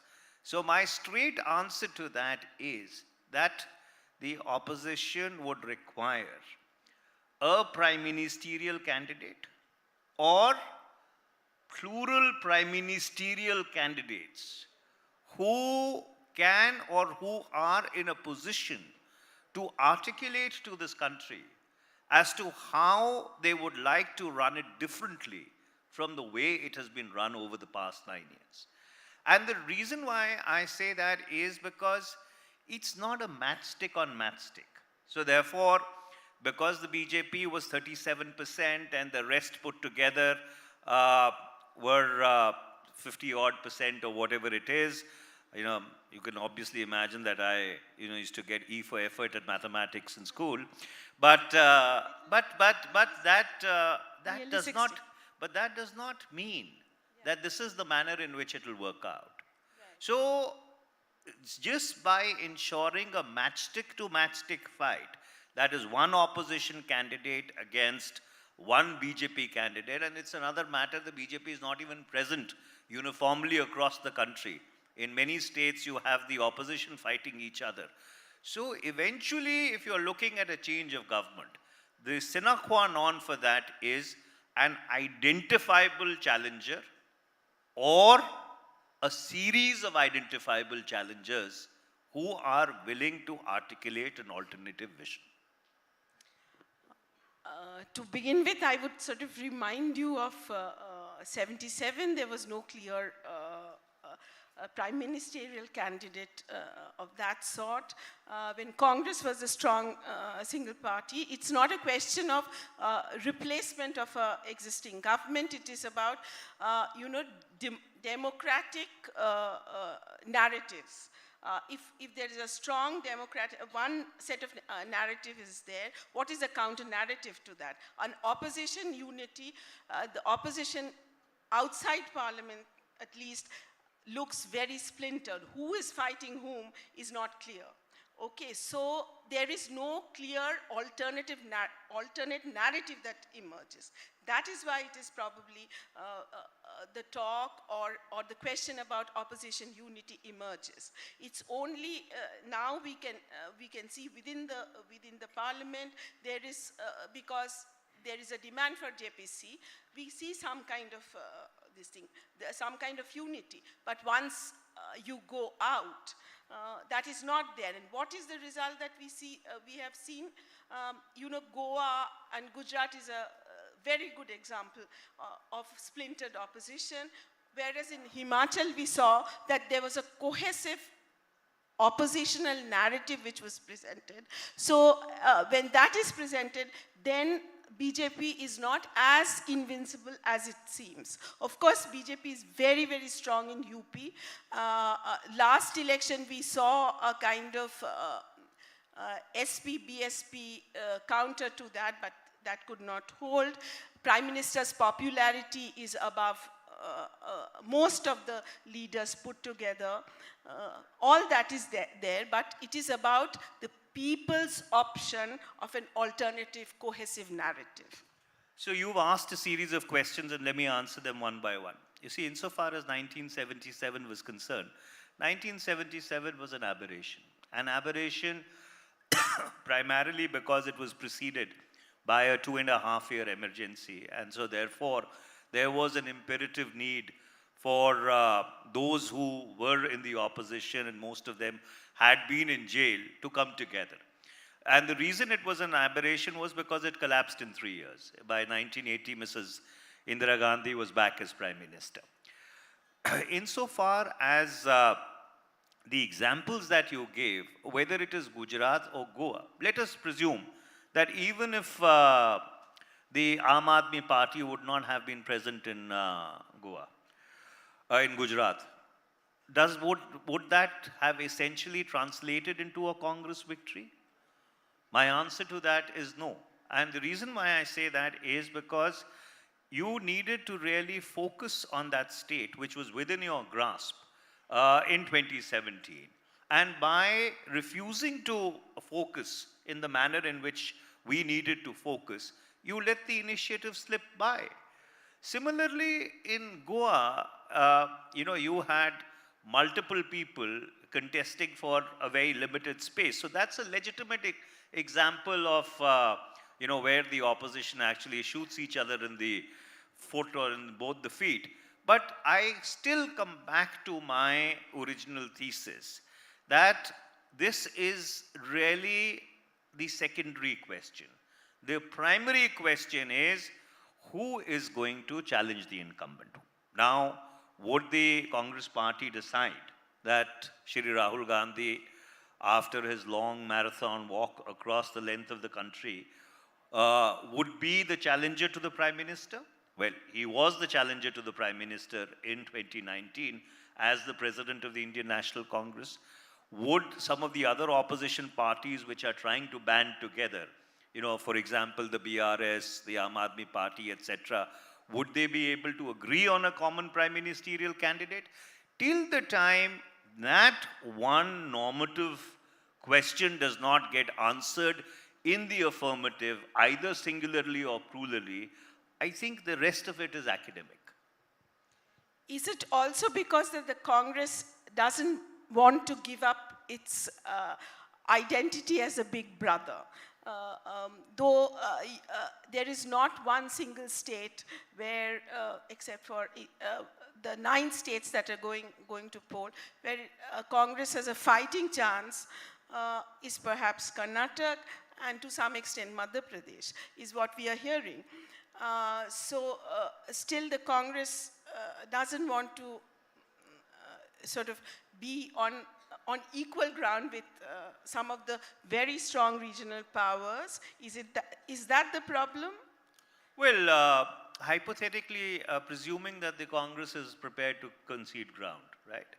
And the Congress is prepared to play second fiddle, would that really pave the way for a broader opposition unity? If it does, I don't think the Congress would be averse to playing that role. So therefore, if the Congress feels, and I do think a large number of Congress members of Parliament will have to go back and contest, they do feel that they have an alternative idea of India, which needs to find space and expression. And therefore, under those circumstances, even if you have to concede space to create this architecture of opposition unity, it is worth it. But my fundamental question is that even that sacrifice, would that really pave the way for what you call opposition unity? Because in a large number of states, it's still a direct fight between the Congress and the BJP. For example, you talked about Himachal Pradesh, or for that matter in Haryana. It's almost a direct fight between the Congress and BJP. If you look at Punjab, the BJP at the moment seems completely absent.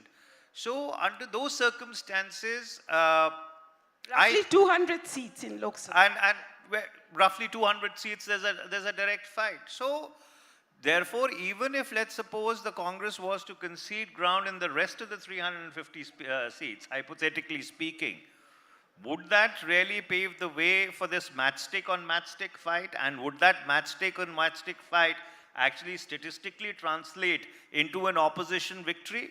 In my humble estimation, no. I think, clearly the opposition will have to put out a defined alternative, a visible alternative to the incumbent, and then I think build the rest of the infrastructure or the rest of the narrative around that particular person.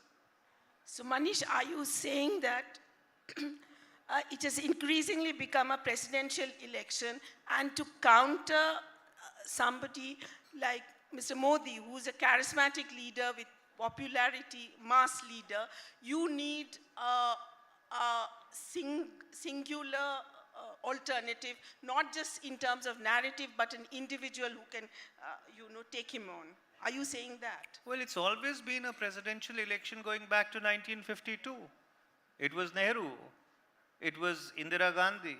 It was Rajiv Gandhi. When there was a challenge to Rajiv Gandhi it got built around an individual called Vishwanath Pratap Singh. Ultimately, despite the fact that Mr. Advani led the Rath Yatra, the broader consensus around the BJP got built around Atal Bihari Vajpayee's personality. So therefore, it's always been about the individual.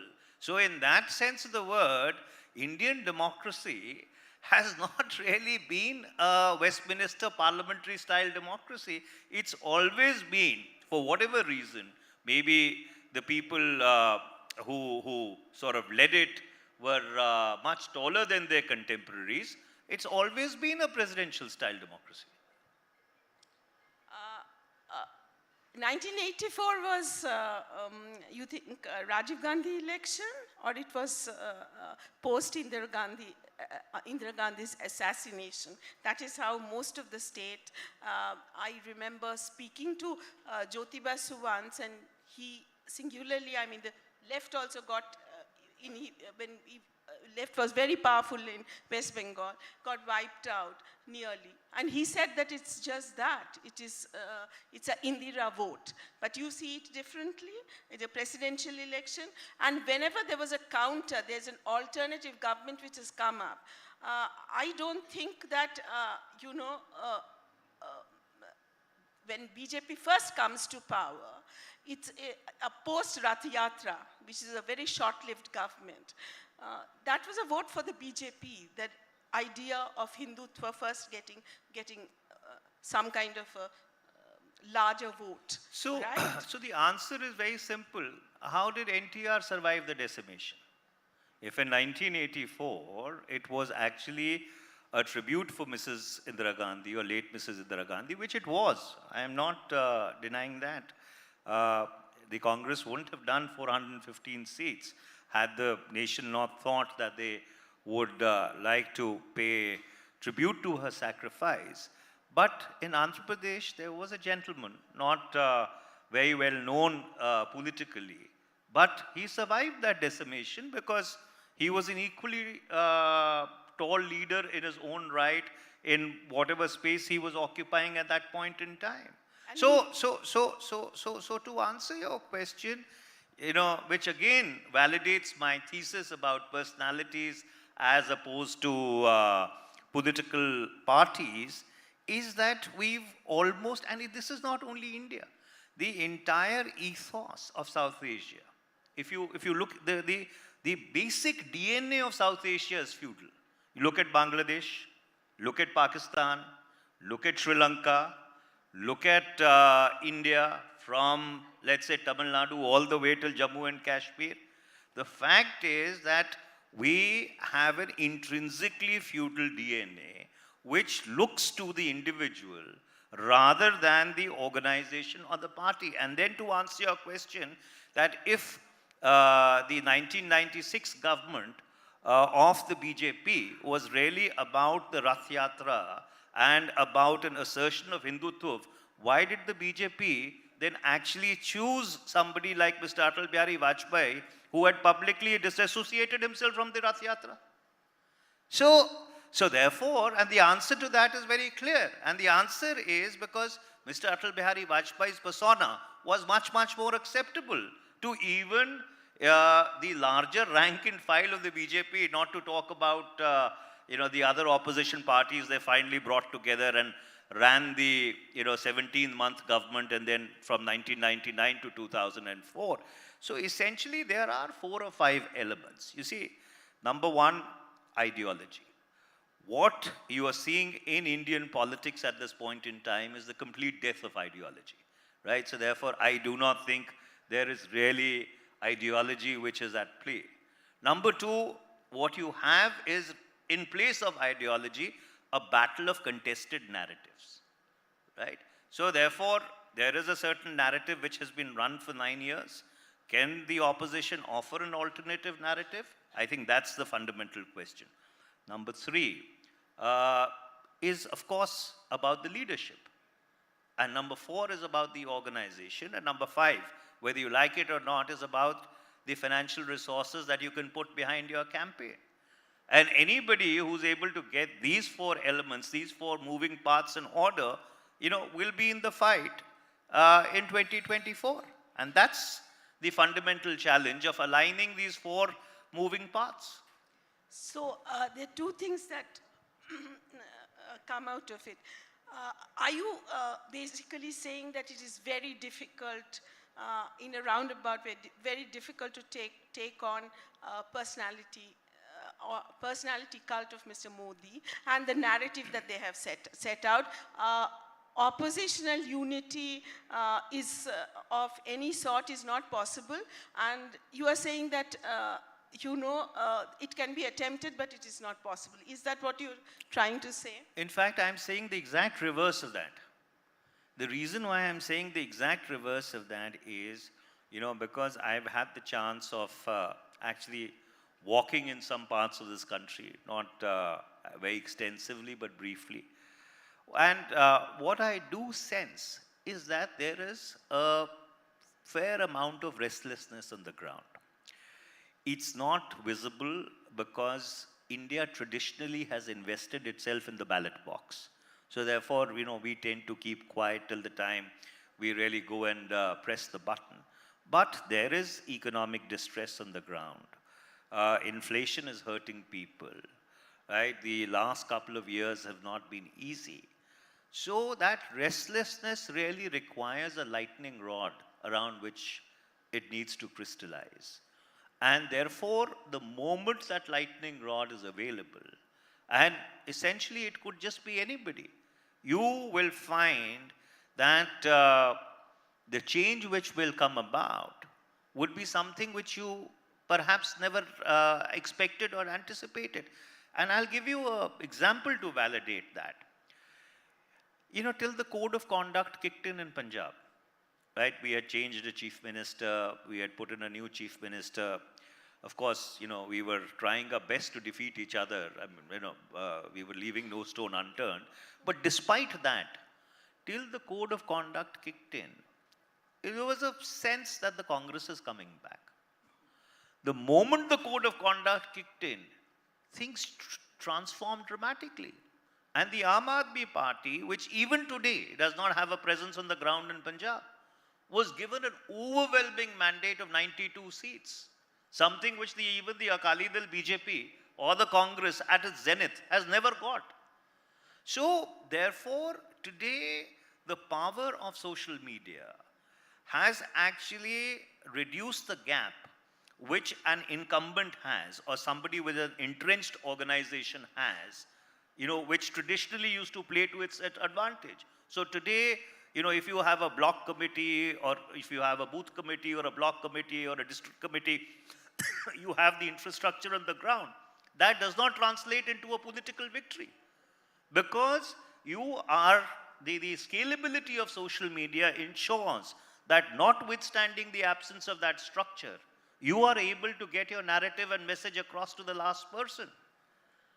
And so, what I'm trying to repeatedly stress is rather than doing this mathematical calculation, which some people in the opposition are doing, that if we do a matchstick on matchstick fight, we are assured of a victory because they are 37% and we are 63%. I finally got my math right.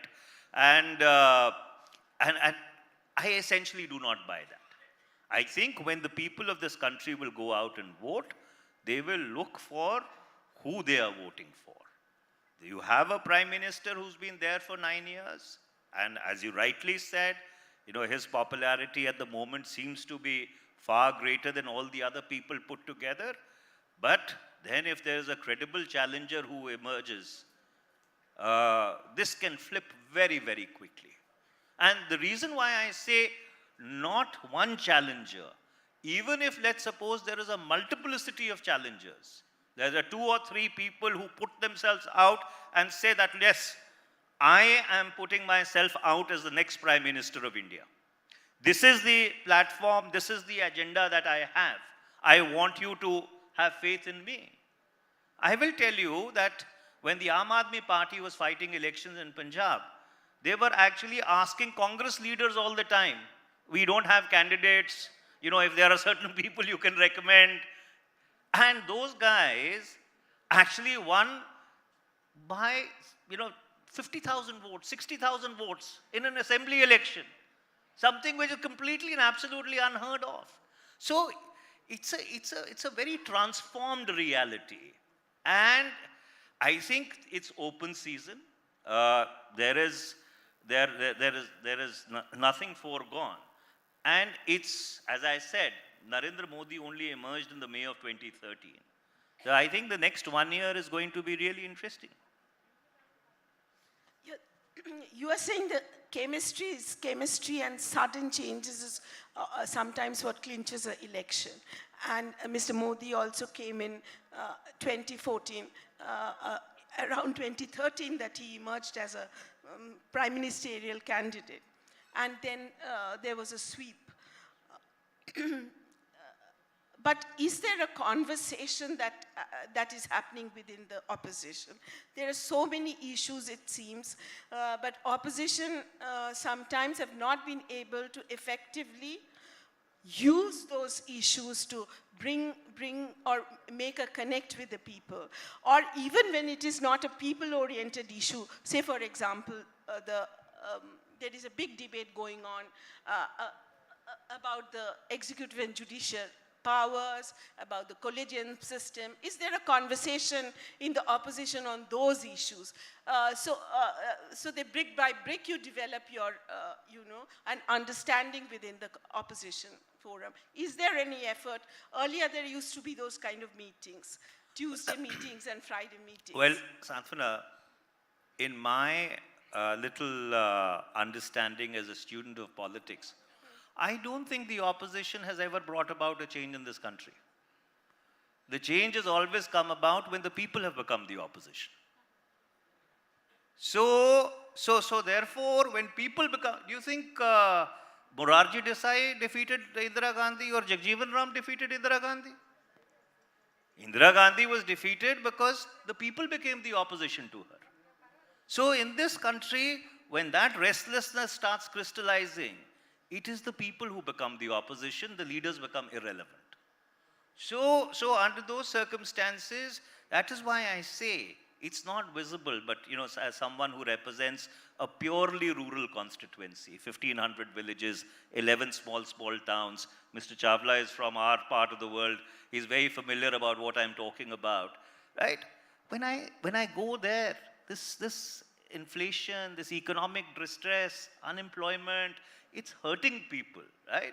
They are not speaking out, right? But the moment they find that yes, there is an alternative, it doesn't even it is not even important that the person has an all India organization.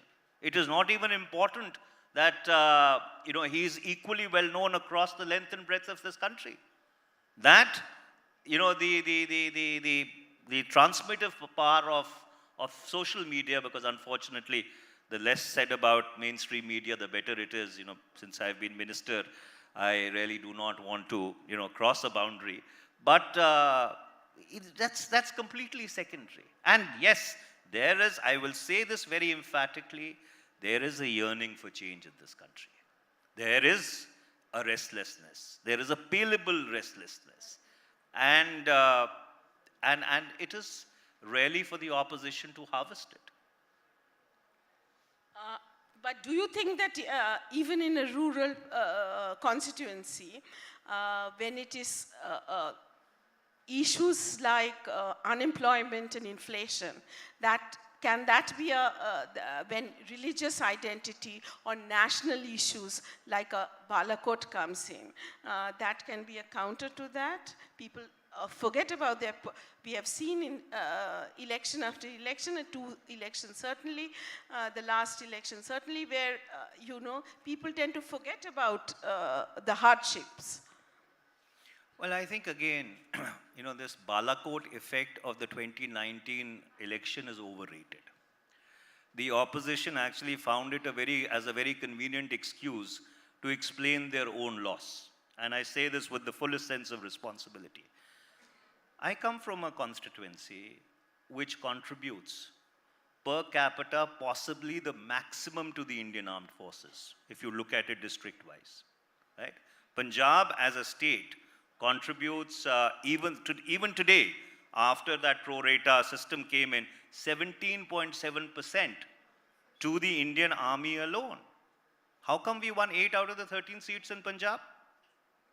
How come Balakot never impacted Punjab? How come it had an impact across the country, but that area which sent 17.7% of its young men and women now to the armed forces chose to react in a different way altogether?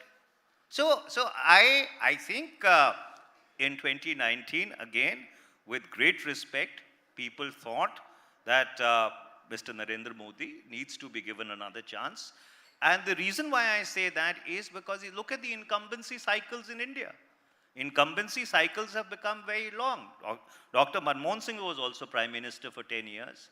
Mr. Naveen Patnaik has been Chief Minister for 22 years. Mr. Chandrasekhar Rao has been Chief Minister for 10 years. There are a couple of Congress Chief Ministers who've been there for Mrs. Sheila Dikshit was there for 15 years. So incumbency cycles have become longer. So therefore, I think 2020, there are 375 days or 370 days left between now and the next general elections. And these 370 days are going to be very interesting to watch. It is really open season. Okay, thank you, Manish, for taking all the questions and replying in great detail. And, saying that the opposition really doesn't need to do anything, the people will rise. And when the people rises... The opposition needs to find a leader. That's what I'm trying to say. Okay. The people will rise, but the opposition needs to find a leader. Opposition in search of a leader. Okay, thank you so much. Thank you so much, sir. Thank you, ma'am. Request Mr. Chawla to please do the honors and present a memento. A big round of applause for Mr. Tiwari for joining us here at the ThinkEdu 2023.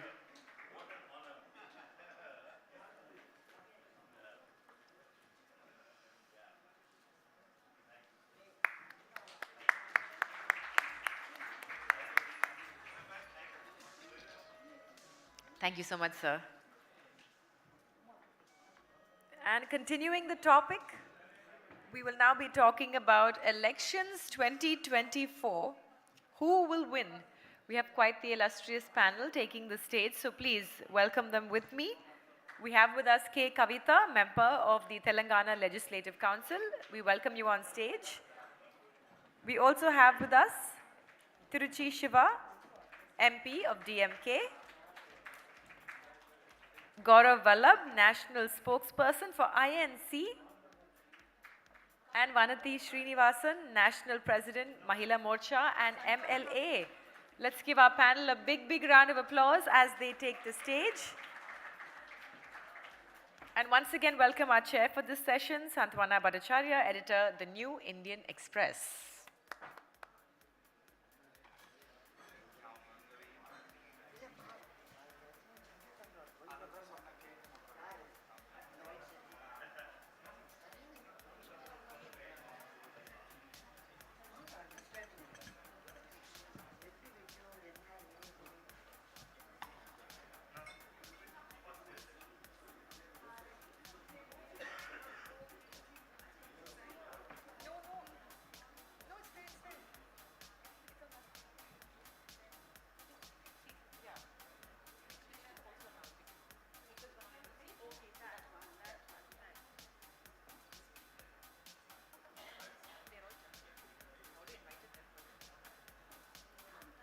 We welcome our panelists on stage. Let's give them a big hand, ladies and gentlemen.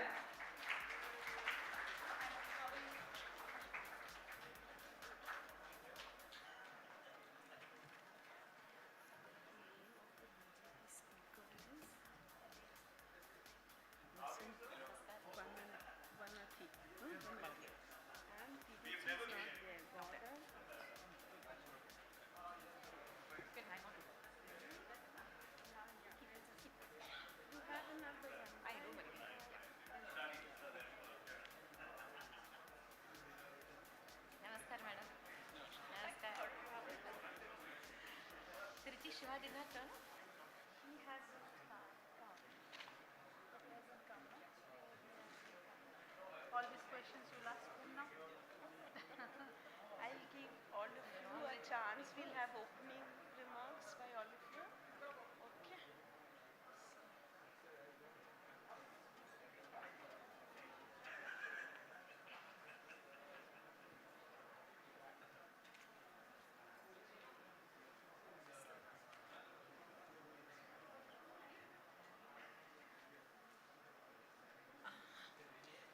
This is almost like a continuation of the last session.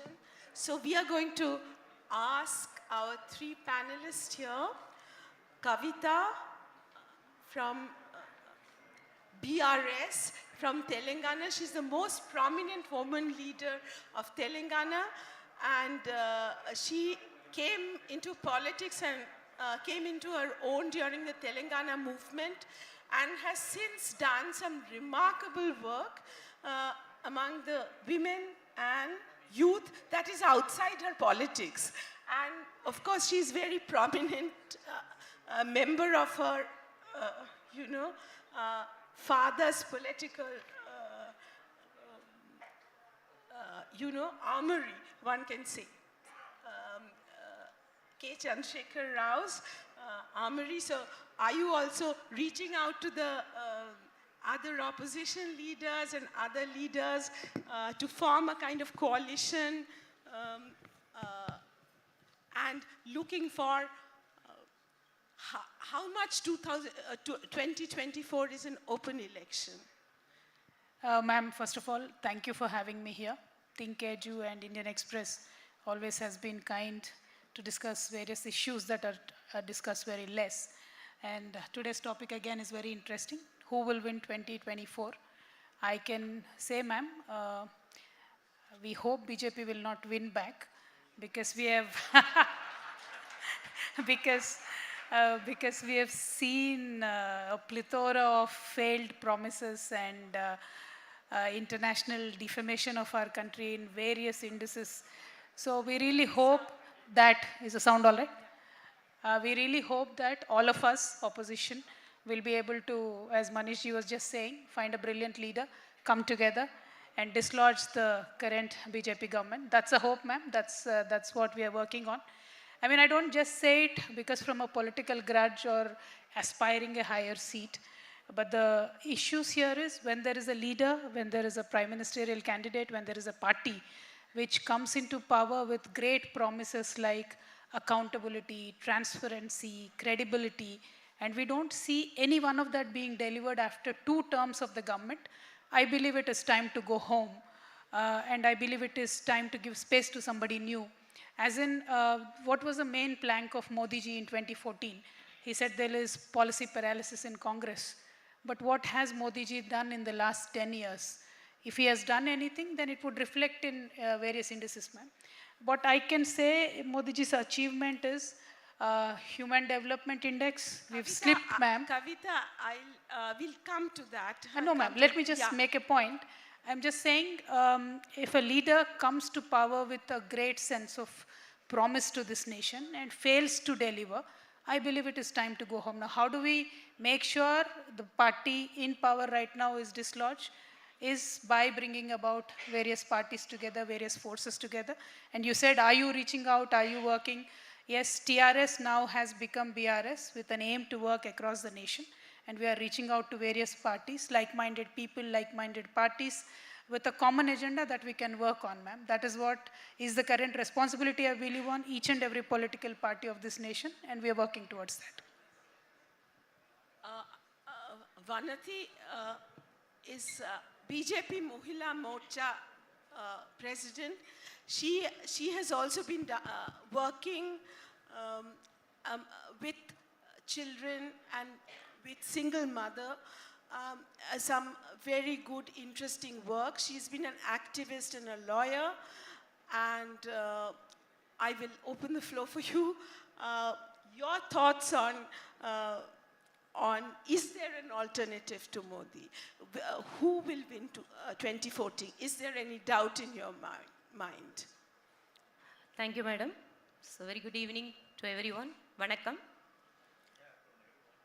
As far as 2024 is concerned, now the stage is set, and it is a clear message across the nation that definitely Prime Minister is going to continue as a Prime Minister in 3rd term. And when you are asking about that there is an alternative, before us, the earlier session, what the Honorable Senior Leader from Congress has spoken about, how the politics is working in this country. He has mention about the various factors, about the personality, popularity, governance, organization, sangathan, then resources, of course. All these factors, when you take it as a criteria, then there is no doubt that again BJP is going to form a government in this country. But you are sitting in Tamil Nadu. You are sitting in Tamil Nadu and talking. So you have to think about that. Yes, You bring that I am very well aware perspective that yes, I am sitting in Tamil Nadu, and I am say with a confidence that after 22 years, the BJP also entered in its assembly. Now we are 4 MLAs in Tamil Nadu. So, yes, you may ask that, whether independently BJP has won. We are having the history, even we contested independently without any alliance, that time also, before 22 years also, we had an MLA in this Tamil Nadu. So now, Tamil Nadu is also changing. So, as it's not just Tamil Nadu. We'll come and talk about the southern presence of BJP, except for Karnataka and Telangana. They're pushing their way. So overall, southern presence. We'll talk about it later.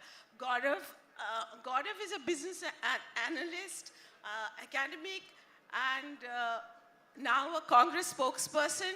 He's every other day telling us what the government is not doing right. So tell us, what is your view? Of course, your party, you will say there is an alternative to alternative in 2024, which will emerge, but why you have to explain and give reason for that. Namaskar to all of you. So, ma'am, you asked a question, who will win? I am just asking all of them sitting here. Who will win? Everybody knows that. Because I am asking the young people there, are they going to vote on a model which says governance starts from tomorrow? I had a small kirana store in my childhood days. It was written there, credit from tomorrow. Modi's governance model is governance starts from tomorrow. Monday, if you will ask that when governance will start, he will say from Tuesday. Tuesday you will start, then Wednesday. Wednesday you will start, then Thursday. Then next Sunday you will start when? Then Monday. This is the model of the Modi government. And that is reflected in our rankings. Forget about, I'm not going to make many rankings because this is Amrit Kal. In Amrit Kal, our hunger index is 107th in the world. In Amrit Kal, our per capita GDP is 142. In Amrit Kal, our per capita income is 145th. In Amrit Kal, our gender gap index is 135. In Amrit Kal, in last 7 years, 5.5 crore young people lost the job. In Amrit Kal, 75% of population, we are giving 5 kg of free ration. This is Amrit Kal as per Modi ji. In Amrit Kal, in 7 days, LIC and State Bank of India market cap is lost by 1 lakh crore. And nobody is answering that why it is happening. Is this Amrit Kal? Then ma'am, what is the Vish Kal? Ma'am, humko Vish Kal de do. We don't want this Amrit Kal, where the young people are looking for jobs. We don't want this kind of Amrit Kal. Okay, Gaurav, this is what you say every day from the Congress podium at AICC. But are you getting the votes? Are you getting the rankings helping you get the votes? Or is there a larger narrative that you need to build? Ma'am, yeah. Ma'am, in the last 3 elections, the recent 3 elections, the one was in Gujarat, the one was in Himachal, the other was in Delhi MCD. These were the 3 last big elections. What is the result, ma'am? I am asking all of them, what is the result? The result is that at all 3 places, BJP was in power, but they lost power out in 2. And you are saying, are you getting votes? So, ma'am, as per my understanding, we are having a full-fledged government in Himachal, and which is committed to the people of Himachal. What we say, we deliver. It is our policy is not governance starts from tomorrow. What we say, we deliver. But you did have near wipeout in Gujarat. So you can't just talk about Himachal without... I'm not saying that. I am accepting that. It's not, I'm not going to say that we had done very well in Gujarat also. I'm accepting that. There might be some problems. And I accept that in front of all of you, that there are few problems which we were not able to which we are not able to imagine in advance. There were few issues. We were not able to tackle the proxy firms of BJP. Subsidiary firms of BJP, we were not able to tackle them properly. Because what is happening, there is a holding company, which is RSS. And then there are few subsidiaries. Number one subsidiary is BJP. And then BJP floated few more subsidiaries. In every state, there is one subsidiary of BJP, which works, and their decisions, their policies were decided in the BJP headquarters. Okay, I think she will give a counter to this. Gaurav is saying India has seen a the list of indexes. slide in ranking. Yes, the ranking. Ranking, you talk about Prime Minister says when the opposition parties or regional parties announce a welfare scheme, he calls it Rewari politics. Okay, politics of freebies. But when he was replying to the president's address, what did he speak about? He spoke about the micro reforms that his government has brought about, which is Ujjwala, which is water Yes, to of course. water. I would like which to is tell my housing, friend. which is insurance, okay, health insurance. That is what he spoke Yes, about. he has Welfare- listed out all the welfare. rankings So- about some foreign agencies Right. that they are giving. But I would also give the ranking that whatever the basic necessities for a poor and underprivileged people of this country, they did not get for the past 50 years. Crores of the poor family, they have got the electricity, they have got the gas connection, they have got the roof on their head, they have got the safe drinking water. And this every flagship program has been aimed with the crores of people as their beneficiary within the short span of time. That time frame has been fixed. You just see that from 2014 to 19, the first 5 years of the government, see in every field, there is a need for a change that has been done in every aspect of life as well as in every field of the governance. So just imagine, any person of this country who have been only in the imagination of opening of a bank account. Now our rural folk, they are having their RuPay card. They are getting their subsidies, the targeted subsidies, without any filterage, without any third-party intervention. These are all the changes that the PM has been brought into this country. So, only for their hope and their wish, they can tell about all the rankings. But at the ground level, the reality is something different. When similarly placed countries around the world, when they were struggling for their corona management, now India is emerging as the 5th world largest economy. When a shortage of food grains were there in other countries for their food, now our crores of people are getting the free ration at their doorsteps. This is what the changes that the PM has brought in this country. Ma'am, if I can add, Kavita, I will just add one thing. That you began your opening statement was the last 10 years or 8 years, nothing has happened. But your party never fails to point out that Nal Ka Jal, the scheme which is being promoted by the central government now, and about PM Kisan, which both of which the Prime Minister spoke about in Parliament recently. Your party, your Chief Minister, and you whenever when I have a conversation with you, you keep saying that those are our schemes. We tried it. We ran the trial campaign for that. Then you have to decide whether something was done or not done, right? Ma'am, let me tell you one thing. PM Kisan originally started off by Modi ji saying that we are giving it to 11.47 farmers. Now they only give it to 3.8 crores farmers. But in the parliament, the Honorable Prime Minister stands up and lies about the number and says, Aaj bhi we are giving it to 11 crores, which is a factually incorrect statement. And in the parliament reply yesterday, Honorable Prime Minister says we are giving water to 8 crore people. And in the Rajya Sabha reply yesterday, he is saying we are giving water to 11 crore people, which is again factually a serious issue. If an Honorable Prime Minister of a nation on the floor of the parliament is giving you not correct facts. No, ma'am, give me a chance. Give me a chance. All I'm trying to say is, the way of bulldozing or ye sina taan ke baat karna hai or bullying, heckling, this kind of politics, ma'am, will work for some time. Now people are realizing, because yesterday in the parliament, Honorable Prime Minister spoke for 1.5 hours.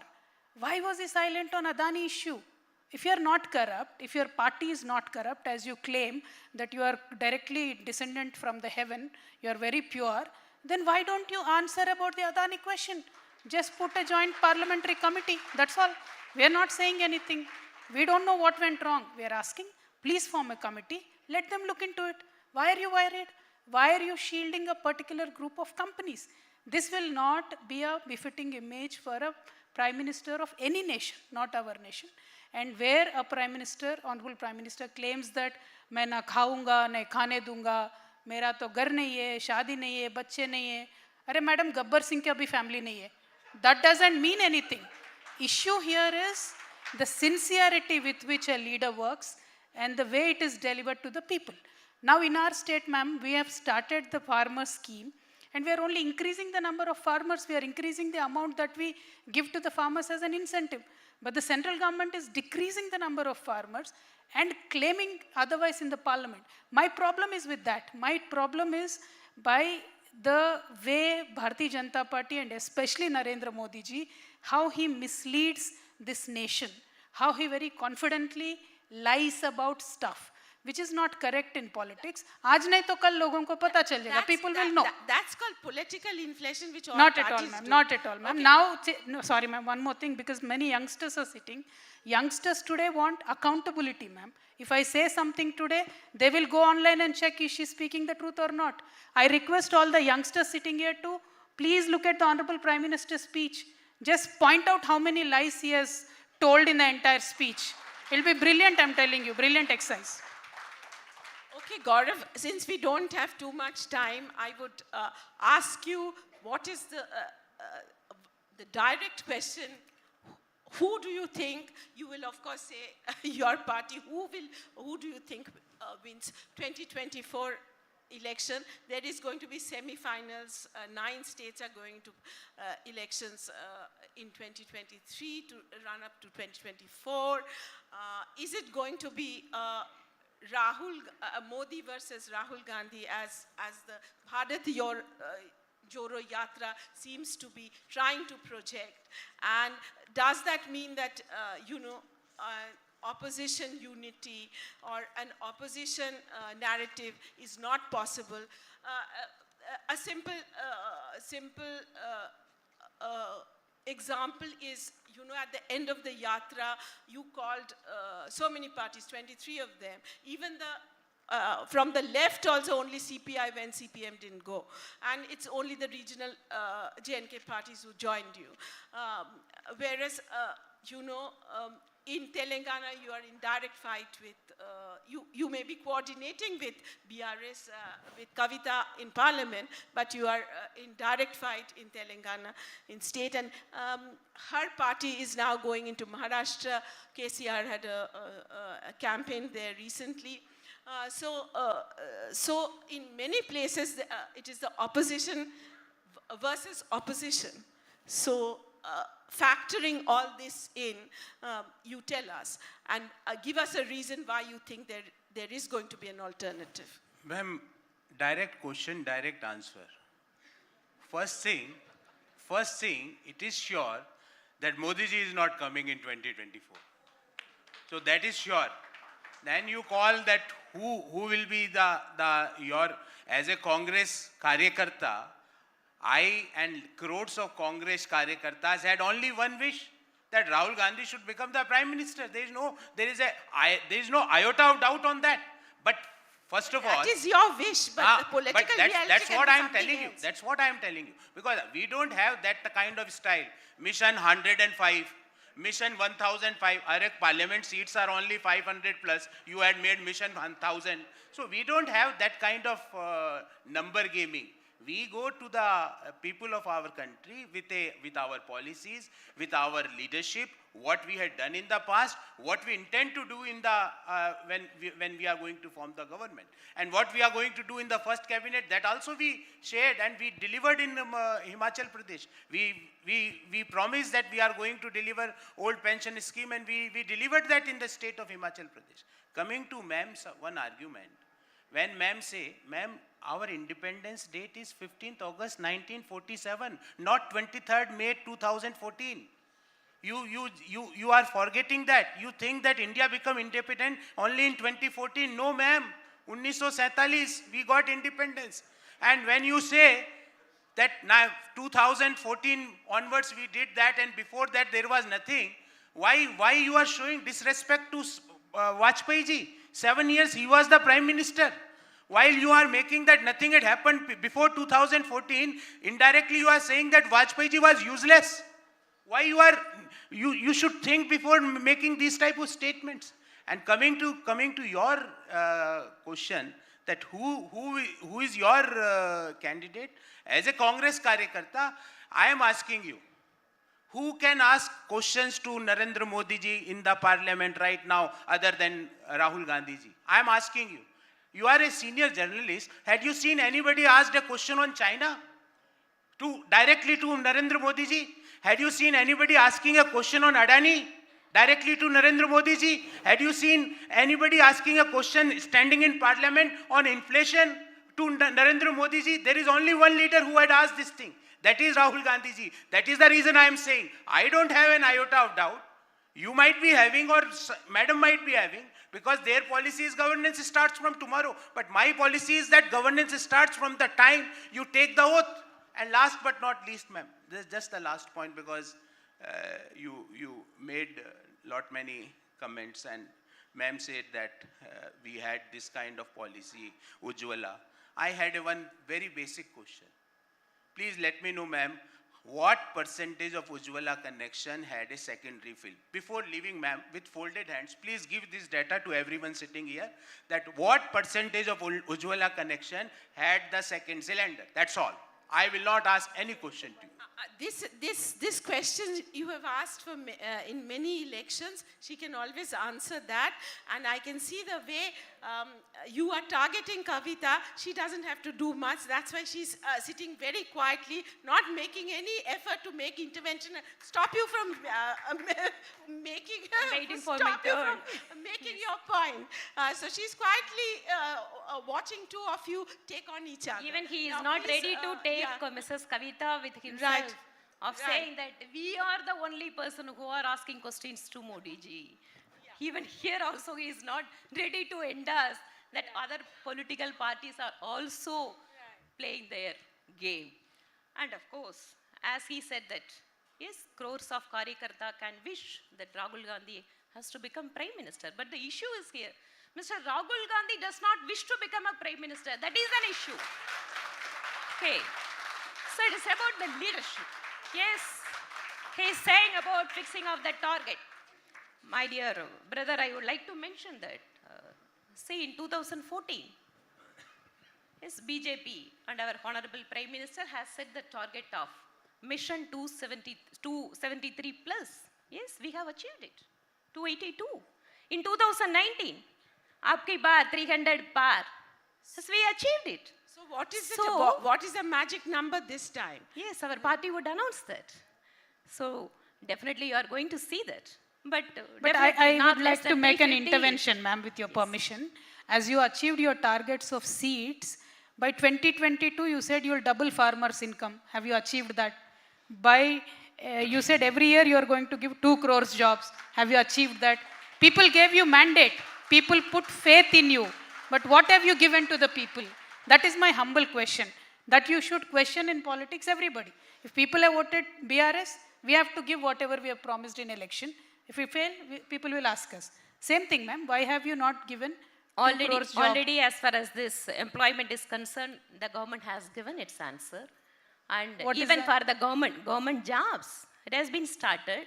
And 10 as far 10 as, lakhs the, as are- far as the Provident Fund, the statistics is concerned, in this country, the system of counting the number of employment that is being generated in the past, it has not been directly linked. Because as far as the private small businesses are there, that has to be considered along with this. But as a whole, what about the farmers, present- madam? the What present- about farmers? Farmers' income kab tak double hoga? Yeah, double you just imagine, madam. See the farmers, as far as the supply of fertilizers is concerned, the farmers' insurance, Kisan Samman Nidhi, without anybody's help. Now our farmers, they need not go and wait in front of the Tahsildar office or VS office. Directly they are getting their share. Whenever Prime Minister is giving it in Delhi, within a minute they are getting it in their account. This is the digital transformation only that has one been question. happened in this country. Only one So- question, ma'am. Kisan Samman, Tamil Nadu mein, how many farmers did you start with and how many farmers are getting now? That is for your responsibility, ma'am. Tamil Yes, Nadu, of you please, course. because Of in course, my Tamil own Nadu, even though constituency, BJP is not PM in Kisan, power, 50,000 farmers are taken away this year. Yes. That's Nidhi. I don't know why. There is no parameter. Madam Kavita ji, it is not only about taking off. See, after linking Aadhaar with a beneficiary, whether it is a gas cylinder, whether it is a Kisan Samman Nidhi, whether it is a ration, everything now, whoever is deserved, the things that they are reaching to their hand, only the people who are deserved to receive that. So that is the difference that you have to see it. Whether it is a number decreasing or number increasing, it is not a matter. Whoever is deserved, whether they are getting it or not, is the issue. I'm quite surprised that Gaurav hasn't intervened and said, all this I started. We did it in UPA. You are taking credit for that. I don't have habit in interrupting in between, but I asked one question to ma'am. She had not responded. It's okay. But I'm okay because if she will share that data, the entire argument on which her premise is there, that need is gone. So I don't expect also answer.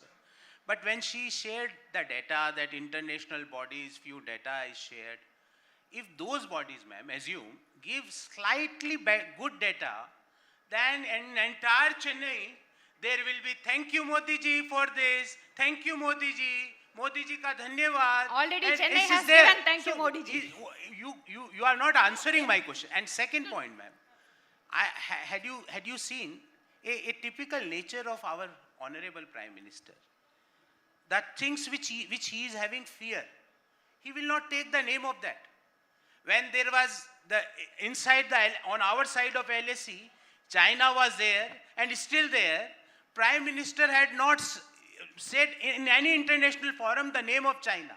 Now, because of Adani, in last 7 days, State Bank of India and LIC lost 1 lakh crore of market cap. People are struggling with the money. The entire market is not able to come out of that. Small investors had lost big money. Prime Minister is not making Adani's name. Are Pradhan Mantri ji, no need to fear. We are with you. Adani can't touch you. We are with you. China can't touch you. We are with you. Take the name. Take the name and ask the appropriate questions. That why 84,000 crore rupees of loan is given to Adani ji. This is not your AICC munch, so you can't throw the barbs at the Prime Minister here. You were asked to categorically say what will help you win the election and whether opposition unity is possible. Our time is up. I think we have Modi given ji will all only of you... help us win, ma'am. Modi ji all will of only you help us enough win. time to Modi speak. ji's wrong policy will help us to win the election. Is there anybody wants to, since I'm hearing a lot of clapping, any question, one or two questions we can take. Time is up and yeah. Ma'am, this question is for, excuse me. This question is for Kavita. We were seeing the images where you were sitting in the car and, I think CBI was taking you for, interrogation. We didn't know what really happened after, whether you were removed forcibly after that or we didn't see that because it was flashed all across and we were really worried. we're really concerned that is it What's the way the it was question, made? sir? No, what really happened wants after to that? You were ask- sitting in a car where your car was. CBI came to my house, sir. You please sit down, I'll answer. CBI came to my house because Modi ji wanted CBI to come to my house, sir. Not only to me, to my 4 MPs house, 5 cabinet ministers house, 2 or 3 MLAs house also, CBI, ED both came. And it is a well-known fact, sir, wherever there is an election, before Modi goes there, ED goes there. So it is a basic funda, there's nothing new, sir. I'm very fine because I've done nothing wrong. So are most of the opposition leaders who have done nothing wrong. ED aayega, yahan pe bhi before Tamil Nadu elections, ED came, CBI came, and it will go away after elections, sir. So don't worry, I'm fine. Election Telangana mein ho jayega, to ED bhi chala jayega. Thank you so much. No, I think Vasanthi, she can give a reply to that, but you can't, there is a investigation This is going no on. debate, Yeah. ma'am. This is to be questions. No? Okay, one more question. One more question. Ma'am here. Ma'am, I'm Manoj Prabhakaran. My question is, in the last year, during the monsoon session, there is a report submitted that in the last 5 years, more than 400 people, manual scavengers' death has been reported in India. I don't care it is the India government or UPA government, any party maybe. But in 2013, the act was passed, Prohibition of Employment for Manual Scavenging Act. From yesterday, we are speaking about ChatGPT, Twitter, Hindenburg's report, but even after 10 years, we are not get a solution about to clear manual scavengers. Time is up. Please be brief. Okay. You have finished your, Yeah, asked your question? Yeah. And I would like to answer please. for this. Yes, of course, as you mentioned, that is an inhuman thing. But of course, when the law enforcement agencies, it is not, completely with the central government. It is a collective effort in, preventing this. And during this, our, Prime Minister Modi ji's government, first time a national commission has been set up for Safai Karmachari. So the body that is helping, assisting the Safai Karmachari as well as they are recommending and creating an awareness that also that body is doing, and it is a collective effort that we have to do. Okay, thank you. Thank all of you. A big thank you. Thank to you. our Thank you for panelists. the opportunity. Mr. Prabhu Chawla will do the honors and present a memento to all of our panelists. Thank you so much. That was definitely a session we won't soon forget.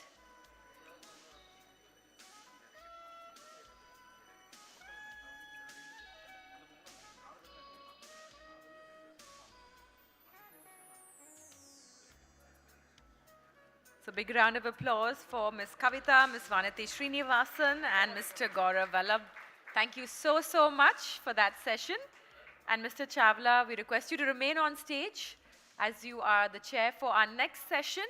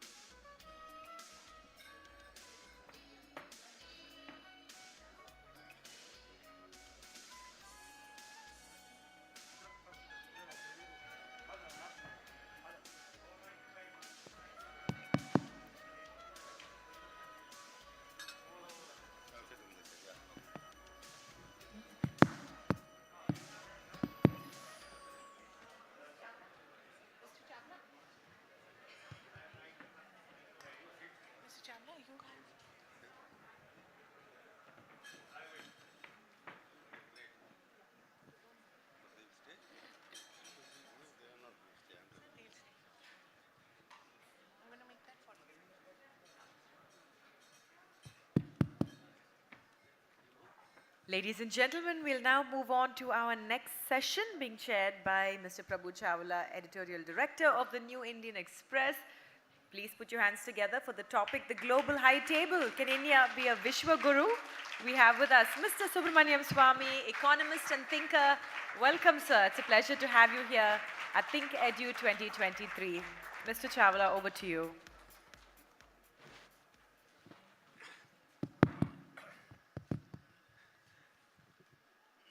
This is the only session I am moderating, and I'm afraid of moderating it because the person sitting next to me, I don't know, because he himself is a Vishwa Guru or Vishwa Shastri or whatever.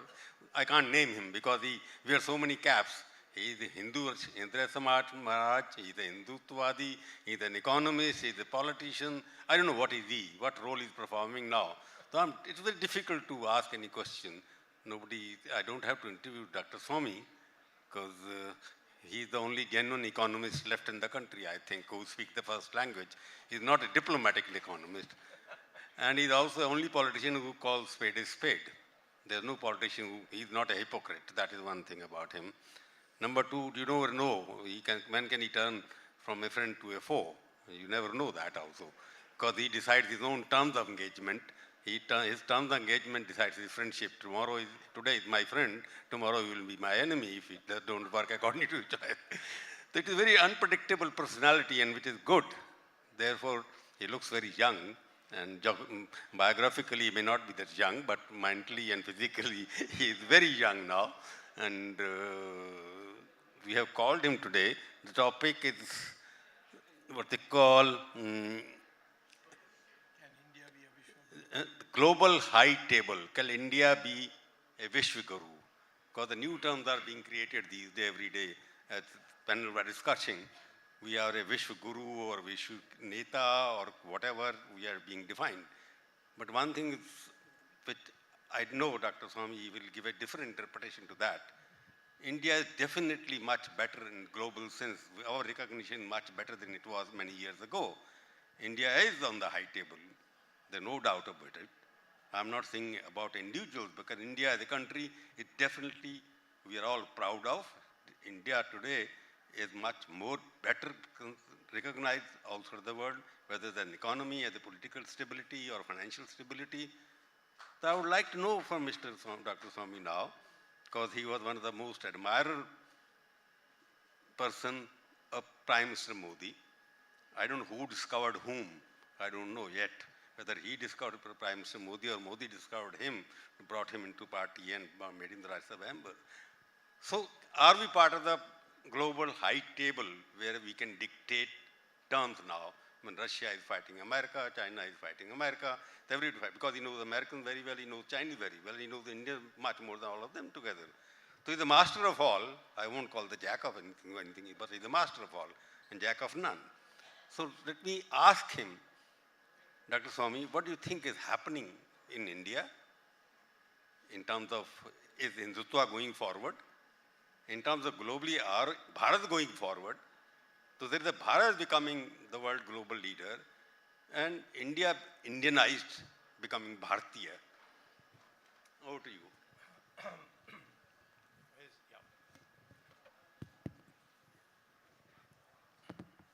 Thank you, Prabhu. I'm Swami and you're Prabhu, not bad. I've known him since he was a college student and he hasn't changed a bit. Today, for the first time, I'm having him moderate what I'm saying. How much time do I have? All right. All right.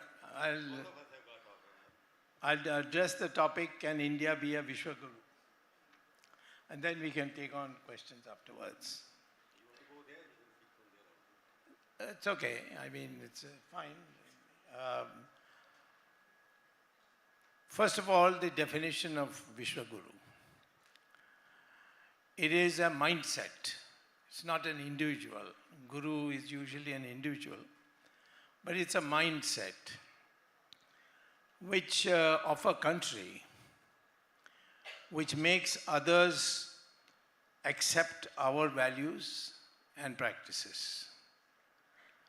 We may say Vasudeva Kutumbakam, but the fact is that we would like to see that those areas and those dimensions which we hold dear from our cultural past, our civilization, so on, are accepted abroad. And that India is recognized as a country which can contribute to a better world. So that is the concept of Vishwaguru. And I would say that we were a Vishwaguru from time immemorial. I can't say how far back I can go. Even Ramayana is at least 9,000 years ago. So therefore, I would say, however, that role was terminated finally in the 12th century when Muhammad Ghori unfurled his flag in Delhi.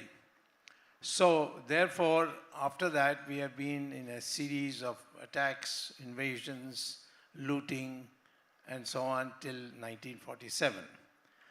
Now, after 1947, we did not pick up this concept of Vishwaguru, that India has many things to contribute, and again, it must try to establish its position in the world. There were people who wrote in as late as 1936 who put the Vishwaguru feature about India in international conferences. In 1936, Harvard University became 300 years old. It was started in 1636 and it became in 1936 300 years old. They called scholars from all over the world. And they called a very famous poet and scholar and the president of the Peking University or Beijing University, Dr. Hu Shi, to Harvard, to the conference, and asked him to speak on a topic of his choice. And the subject he spoke, and which is printed now, is available in print as a conference volume. The title he gave was The Indianization of China, a case of peaceful borrowing for centuries. Now, this is something which surprises everybody because we don't know our history. And the history that we got taught in schools were designed by the British on Macaulay's principles. And so we have no idea what influence we wielded all over the world.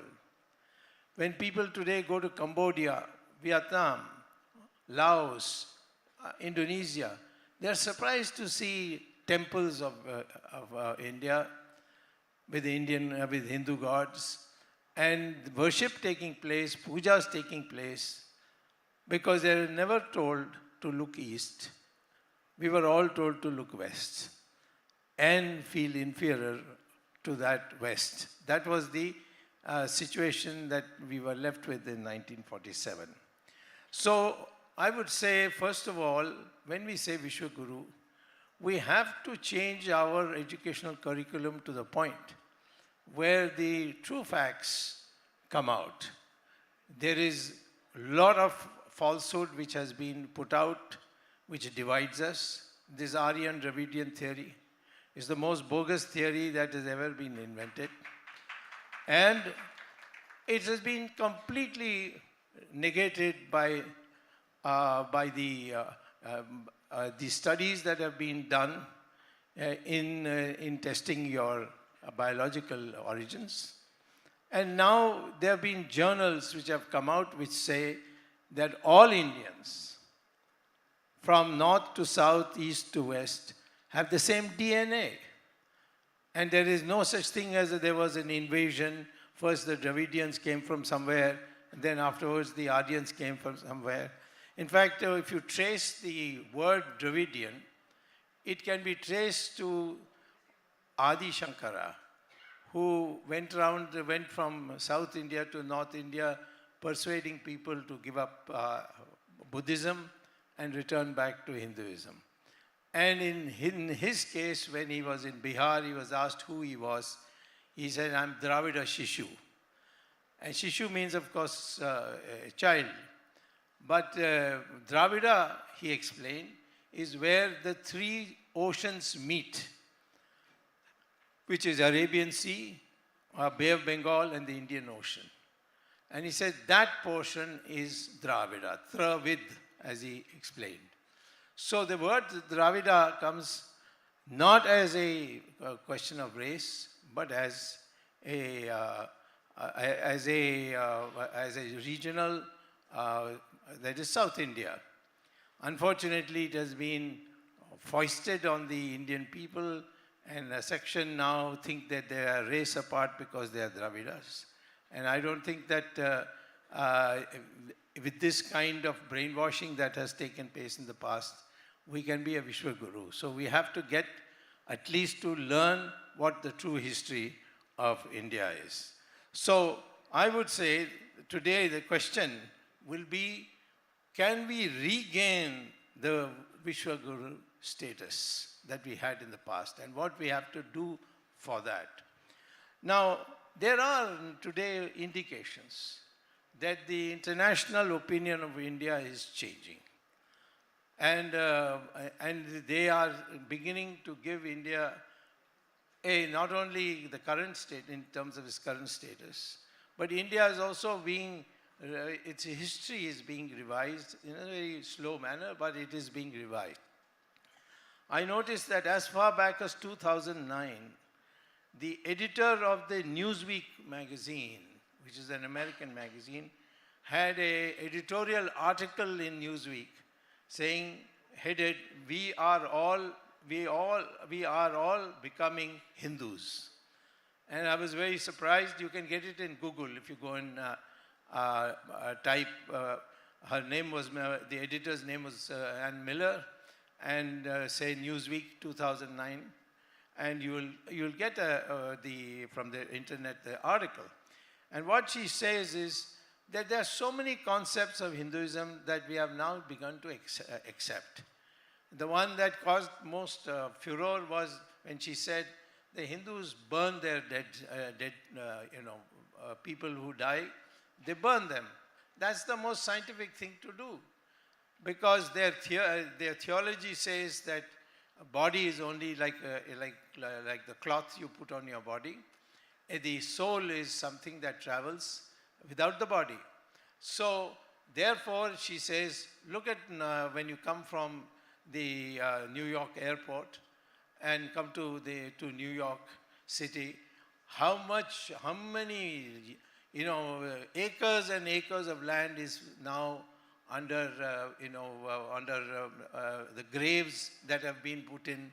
So the land which is should be used for other purposes, housing and other such things, is being used for graves.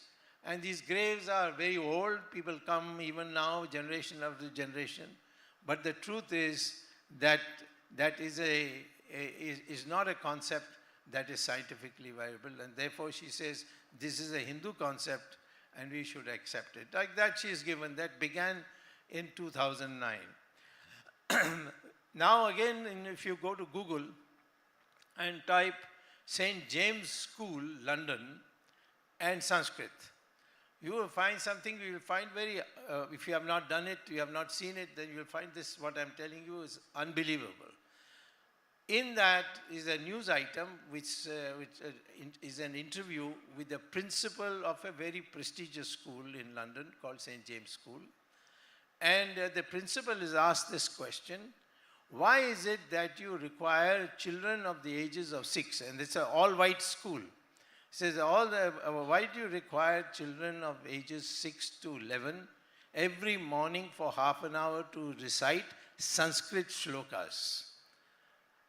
Not only they recited Sanskrit shlokas every morning in school, but just now when Prince Charles was coronated, there was a group from the same school which recited Sanskrit shlokas during his coronation. Which I don't know how many of you were able to see it in the media, but I'm sure that if you had seen it continuously, you would have seen that too. Now the principal is asked, why are you doing this? He says, I have come to conclusion after my study that if Sanskrit shlokas are recited by children of the ages of 6 to 11, every morning, then their brain development is much better than the brain development of other children who don't go through this. This is something which again you should look at. Then again, if you go to Google again, you will be able to find that the the NASA, as it's called, National Aeronautics and Space Agency of the United States, has a journal called Artificial Intelligence. And in artificial intelligence, right now the main thing that is worrying scholars is how to store knowledge in a computer. Because ultimately the robot that you produce is based on a computer, and that computer then recalls all this information that has been fed into it. So he says it's become very important a subject to find out how to store knowledge in a computer for a robot in artificial intelligence. And the author comes to the conclusion that it is very difficult to insert knowledge with English, particularly oral, because if you, while you are speaking, you will say put, and that is P-U-T, and then you will say but that is B-U-T also. So you should say but also instead of but. So therefore English is not appropriate. He goes through a series of language and then finally says there is only one language which is computer savvy and which we can use for artificial intelligence to store knowledge in a computer, and that is Sanskrit. And therefore they have begun this teaching of Sanskrit in NASA in the United States. And there are many other places also now. Sanskrit is being, Germany is teaching Sanskrit in a very big way. It's only in India that we think Sanskrit is something of the past, and it's something that we should be looking forward and so on. But Sanskrit words are there in every language of India. And even in Tamil, about 40% of the words are in Sanskrit. I once had a discussion with Mr. Karunanidhi, whom I knew quite well, and he was very much a supporter of the ancient Tamil that is there, which is, he said, superior to Sanskrit. Then I said, why are there so many Sanskrit words in Tamil? And he said, no, there are none. So I said, let me give you a name.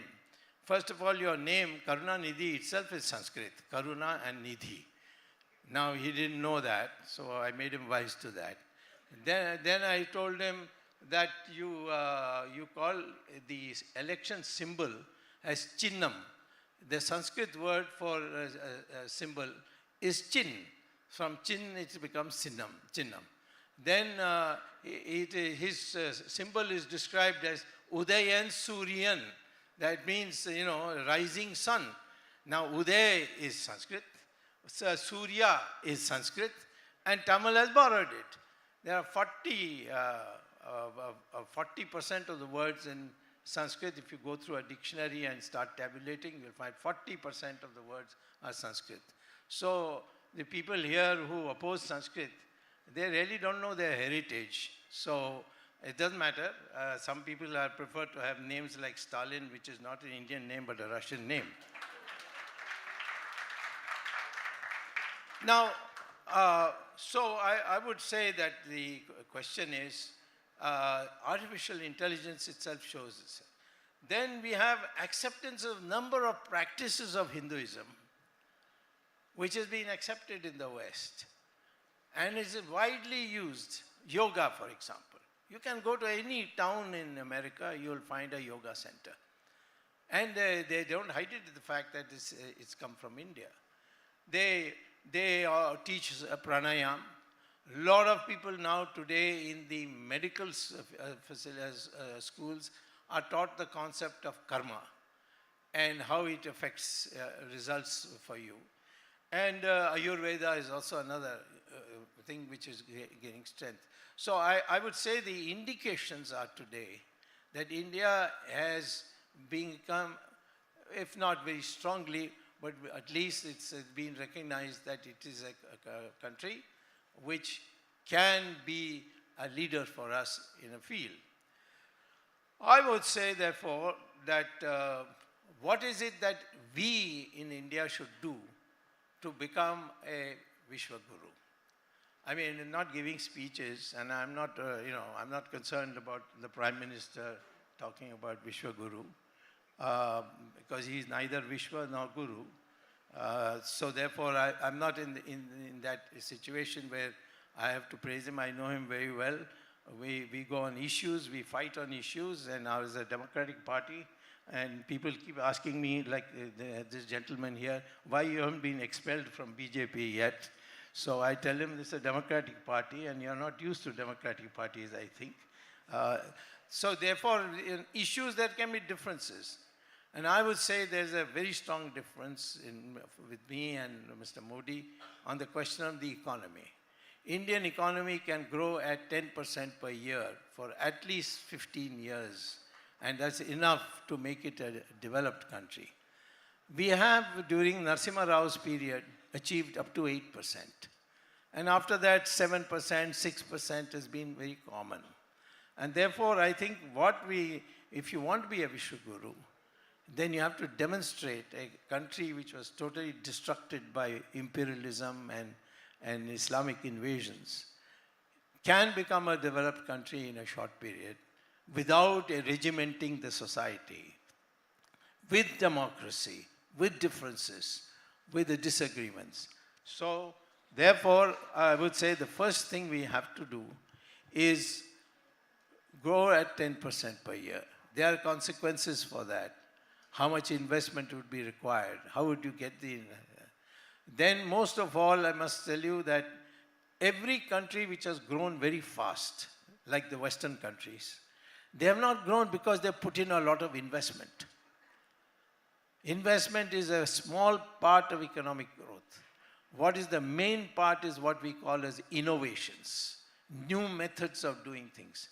Locomotive in the 19th century for Britain, and then thereafter wireless, thereafter steel furnaces, thereafter aeroplanes, computers, and now we are now reaching this cyber situation. So these innovations are the ones that will make the difference. For a country like India, to be fighting about water between, say, Tamil Nadu and Karnataka is really silly. There's plenty of water. You can desalinate the sea water and give enough water to both Tamil Nadu and Karnataka. By that process, the Israelis are doing that when they have no rivers. All these Arabian countries clandestinely accept Israeli technology for desalination of seawater. So these scientific achievements are some things that you must start developing, encouraging, rewarding. You know, people shouldn't go to America to get a good job as a scientist. This whole software in computers, in cyber warfare, everything in the software, Indians were the earliest leaders in it, and then of course the rest of the world took it. We need also a very strong army. We are the largest population in the world. We have just 2 weeks ago overtaken China. At least in one thing we have overtaken China, our population. Such a large population, 1.4 billion people, I think we should have a very, very strong military, and if necessary, make the right kind of alliances. We have been invaded by China. China has crossed over the LAC, which is a mutually agreed line in 1996, that before we will start talking about our differences and the land that is in each other's possession. But for the time being, we shall maintain peace by drawing an artificial line called the LAC, the line of actual control. But China has crossed that, violating an agreement, and have occupied, as now slowly it's coming out, occupied a vast amount of land in Ladakh, a big portion of land in Arunachal, and we have to respond to it if you want to be a Vishwaguru. You cannot pretend that the Chinese have not come and nobody has come. All these things to keep the people cool. You have to tell the people this has happened, and we may take 1 year, 2 years, 10 years, but we must eject the Chinese by military means, and that is the only way we can emerge as a Vishwa Guru. So this is the second thing. Finally, I like to say that the most important thing ultimately, as you can see, is the intelligence. But what do you mean by intelligence? It's not cognitive intelligence only. Cognitive intelligence is what you learn in schools, colleges, and so on. And it gives you a skill, but that is the only one part of it. Our ancient gurus and sadhus, sannyasis, saints, they all devised 6 different types of intelligence. One is called emotional intelligence, the art of arguing, the art of putting across a point of view without annoying the other side, or the art of putting your words in such a way that the man is provoked to think in a new way. So this emotional intelligence, the first one is cognitive intelligence, what you learn in your school, college. The second thing is emotional intelligence. The third thing is social intelligence. For example, if you build a factory and it blows smoke into the air, and then all the people get affected by it, and they suffer diseases and so on, that is something which is very dangerous. So you must have an intelligence that when you are permitting the society to industrialize or make progress in the economy, you must ensure that it does not adversely affect the environment and the people and so on and so forth. So this social intelligence is very important. Social intelligence also is very important in the sense that if you can combine two activities together, then you may get a multiplier effect. For example, if I grow a fruit orchard, grow fruits and the flowers bloom, the bees come and they take the honey. And if you can create a neighbor or a neighboring plot where these bees can come and build a beehive, then you will get honey also, and you will get also the agriculture to be promoted by the activities of the bee. So this is what is called as complementarity in economics, and this is something that we need to do so that we maximize the use of whatever is available to us by nature. So this is the social intelligence. Then there is something called moral intelligence, which means that you function in a way by which you do not do immoral things to get ahead. Unfortunately, that's exactly what is happening. All this corruption, all this loot and all is because we don't have this concept of morality, that you must not ruin the country in order for you to come forward. So the ability to interact is something which is very, very important, and that should be such that you may compete with somebody, may try to get ahead of somebody, but you don't do it by harming that person or cheating that person or using the powers of the state to put him out of action and out of competition. So this is a fourth thing that what we call as moral intelligence. The fifth thing is called spiritual intelligence. Spiritual intelligence is something which now is mind-boggling for people to think about, but it's slowly being accepted. It is believed that, and it was believed by Shankaracharya and all the people who became later as his chelas, that all the knowledge is in the biosphere, that is that area surrounding the earth.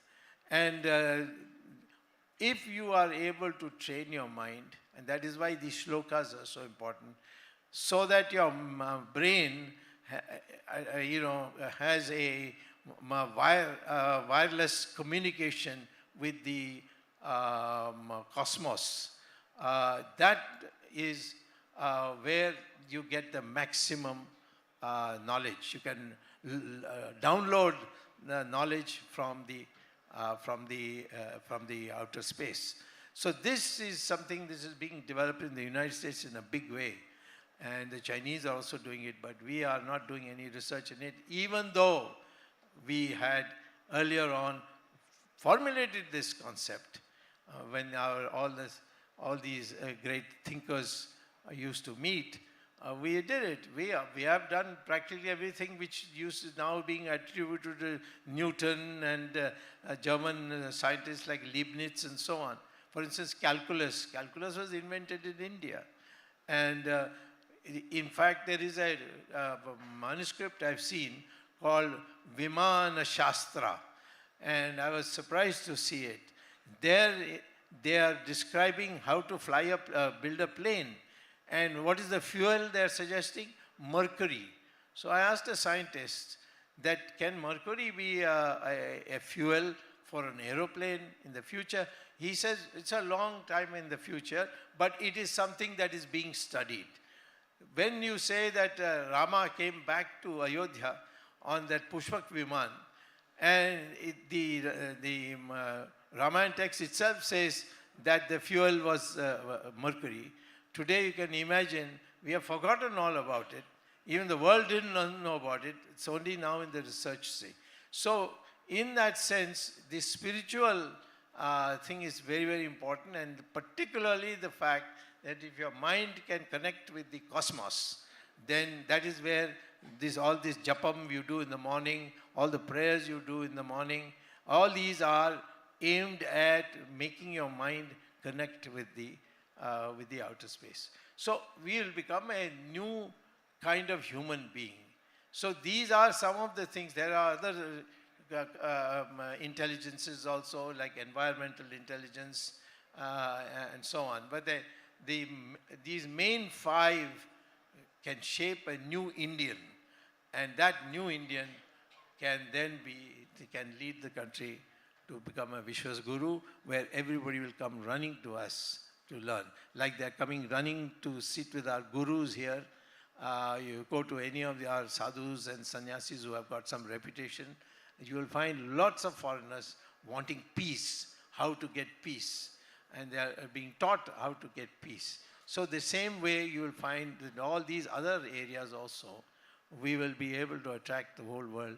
The world and a large country like ours becoming a Vishwa Guru is something that is very much within our reach, and this question is how we reach out to it. Thank you very much.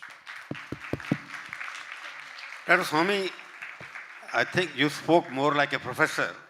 You gave all the various parameters of becoming a Vishwa Guru, from spirituality to economics and whatnot. But you are the only propaganda, sorry, I won't use the word propaganda. You are the only propose the word that we are a Hindu nation. There is a contradiction between holistic, inclusive development, then Hindu Rashtra. If Hindu Rashtra you want to call yourself, which you are conversing all over the country, you are going as a more like a Hindu monk rather than you are wearing a saffron even now. There is a contradiction that Hindu Rashtra can be accepted as a Vishwa Guru or not?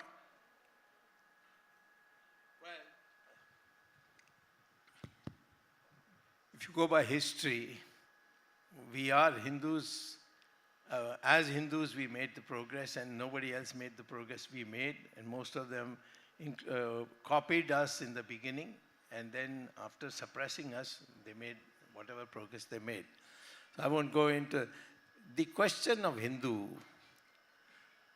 It's not a religion that we are talking about. It's a way of life. It includes a religion. It's not just a way of life.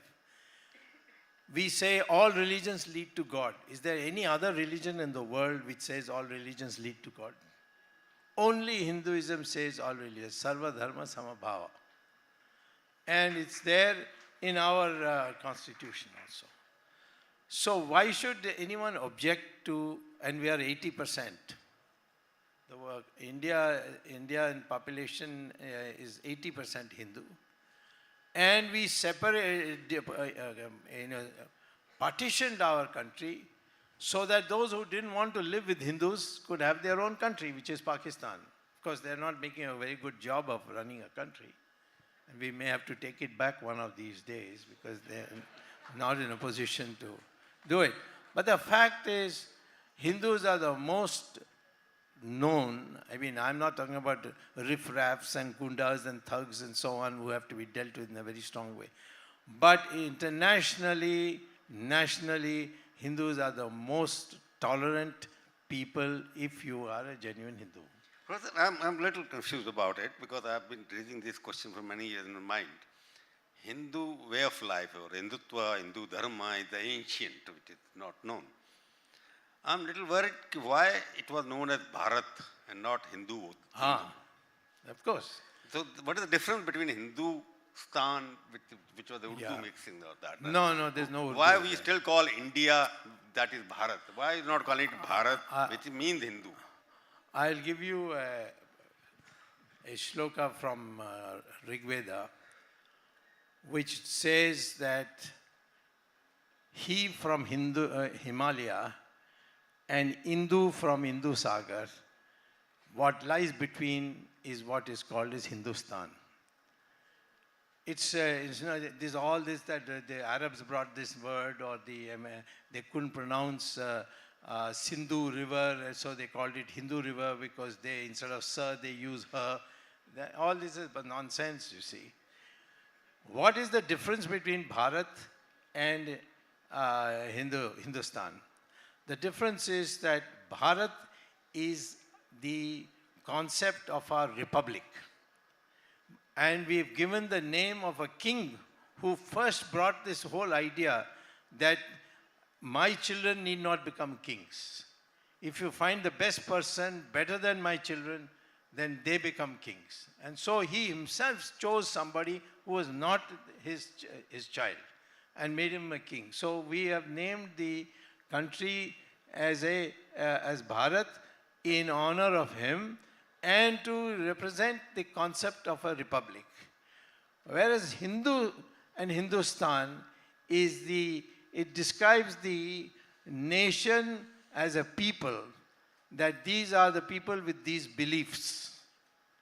And these beliefs are of course multidimensional, but they are beliefs in which we also say that all religions lead to God. Sarva Dharma Samabhava. It's there in the Constitution. I'll ask you the last question before I disperse. Do you think the Vishwa Guru concept which your party is talking about, you're still a member of the BJP, I assume so? Well, I'm a member of the BJP till you throw me out, and I don't. And you won't be able to.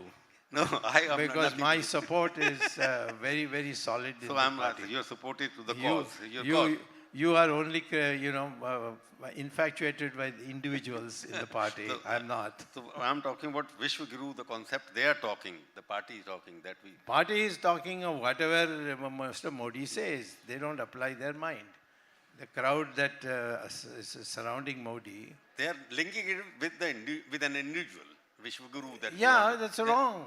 It's got nothing to do. The concept of BJP is wrong. It has got nothing to do with the individual. It is a concept, as I told you, of what we are.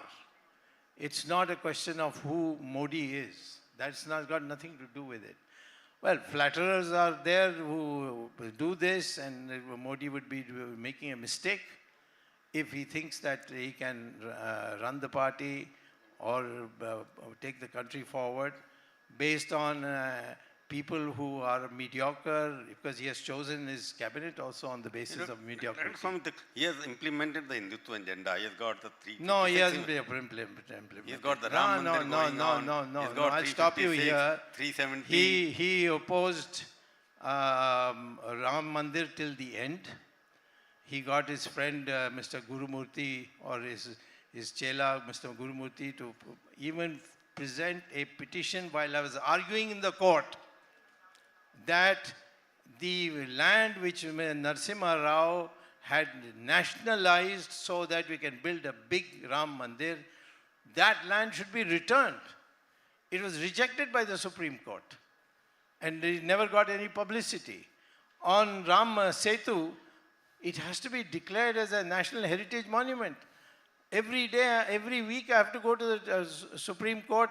Supreme Court then asks the Solicitor General. He says, "Oh, we are working on it. We are working on it." Therefore, last 8 years, he has not done it. But the impression that No, wait a minute, wait a minute. All the temples of Uttarakhand were nationalized by the Uttarakhand BJP government on the direction of Mr. Modi. So don't say he's a Hindutva man. But he's the most popular among them. That is a different matter. You see, even Hitler was very popular. That doesn't make him think. I am saying that as far as Hindutva is concerned, Modi's contribution is zero. What do you think? What is the future of Professor Swami and Modi, both together? Well, he's an old friend of mine. I know him since 1972. When he was in the Vidyarthi Parishad. You were also in the Vidyarthi Yes, Parishad. we were together, both of us. Yeah, that's why we quarreled. I have no personal differences with him. But I am against the policy to keep silent on China. His economic policy is a complete rubbish. I've written it to him and sent it to him why it will not work. You may say India is a world leader, 6.5%. You will say it before the budget starts. At the end of the budget, you will forget what you said and you will give a new number.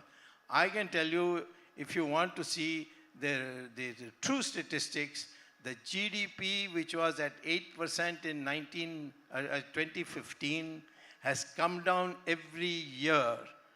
And today, if you take the average between 2019-20 to 2022-23, you will find that the graph is down. Call any economist, you call him on this as a platform, and ask him to debate with me. No one will come, I'll tell you, because they know what will happen when I... What do you see him in 2024? Huh? 224, Modi is about 350 par. Modi, what about 24? How can I say what is going to happen 24? There are so many actors in the BJP, there's RSS, I don't know what they are thinking, they won't also disclose it. Then there's all these Bharatiya Mazdoor Sangh and Vishwa Hindu Parishad and so many things, you see. But they will win or not? Huh? He will win or not? BJP will win, that I'm 100% certain. There's no challenge to BJP. But who will be Prime Minister, I can't say. Thank you very much. That BJP will decide probably. Exactly, BJP will decide. And the BJP is Modi now. That's what you see. See, the main problem with us is that outsiders are more sycophantic than those inside. Thank you very much.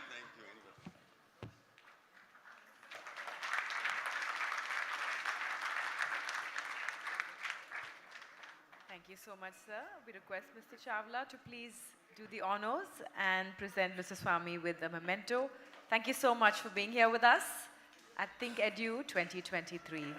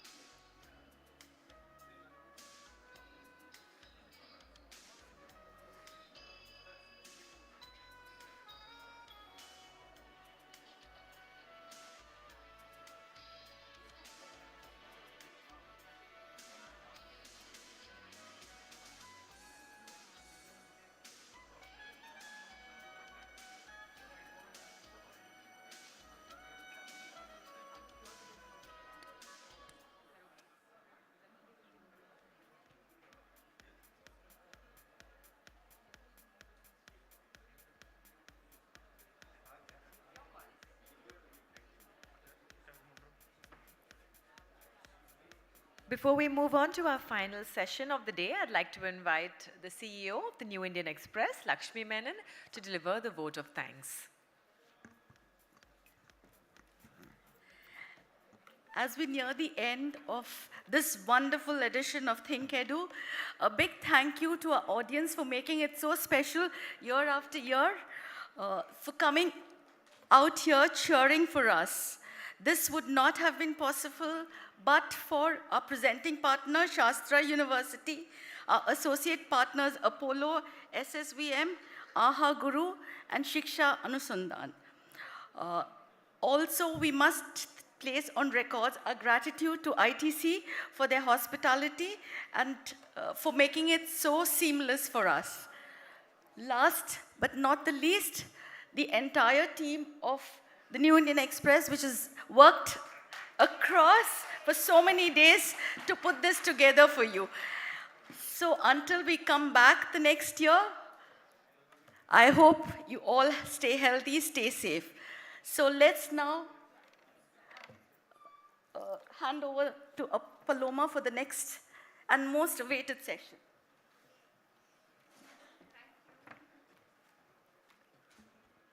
All right, we'll move on to our final session of ThinkEdu 2023. If we could have everybody take your seats. I think a few people are outside. We'll introduce our special guest. Okay, so our final session is Art and Life, the Real Impact. Please put your hands together for Vijay Sethupathi as he takes the stage. Let's give him a big round of applause.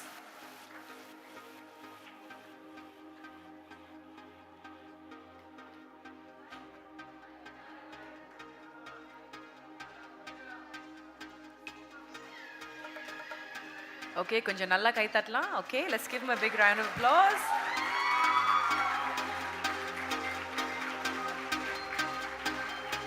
Welcome, welcome, sir. Thank you so much for joining us this evening. All right, all right. And we once again welcome our chair for this session, senior journalist Kaveri Bamzai. Kaveri, over to you.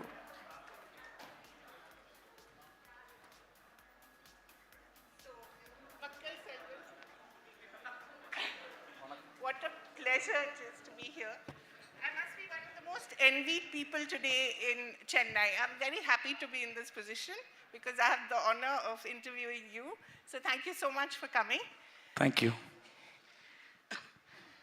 So I have also had the honor of watching Farzi, which is just released on Prime Video. I got an early screener. And I have to tell you, it's one of the most amazing performances. He plays Michael Vedu. Michael Vedanayagam. Who is a super cop, an encounter cop who has fallen on somewhat bad days, but he is determined to hit back and catch this gang of counterfeiters. And he has this wonderful relationship with the minister who keeps speaking to him in Hindi. And there are a couple of dialogues which Vijay has really funny ones where, this minister is saying, if you don't do this na, tumhare department ko main nishkasit kar dunga. And Vijay, with a straight face, says, what does nishkasit mean, sir? and the minister says, minister ko translator bana ke rakh diya hai. This is terrible. So there's lots of fun in it. He's constantly smoking, constantly drinking. What was that experience like? You mean constantly smoking and drinking? Constant smoking and constant drinking. It's not good for health. Hi. Lots of young people, please don't smoke and drink the way he does in this series. So I'm here example for what? What not to do. My English is very bad. No, it's perfectly all right. We all understand. Speak in Tamil, I'll understand. So Tamil, you understand? Yeah. I mean, I'll try. Okay. Yeah. If she can't understand, somebody translate. Yes, okay? please. Please help me. Yeah. So உங்க எல்லாரையும் சந்திச்சதுல மகிழ்ச்சி.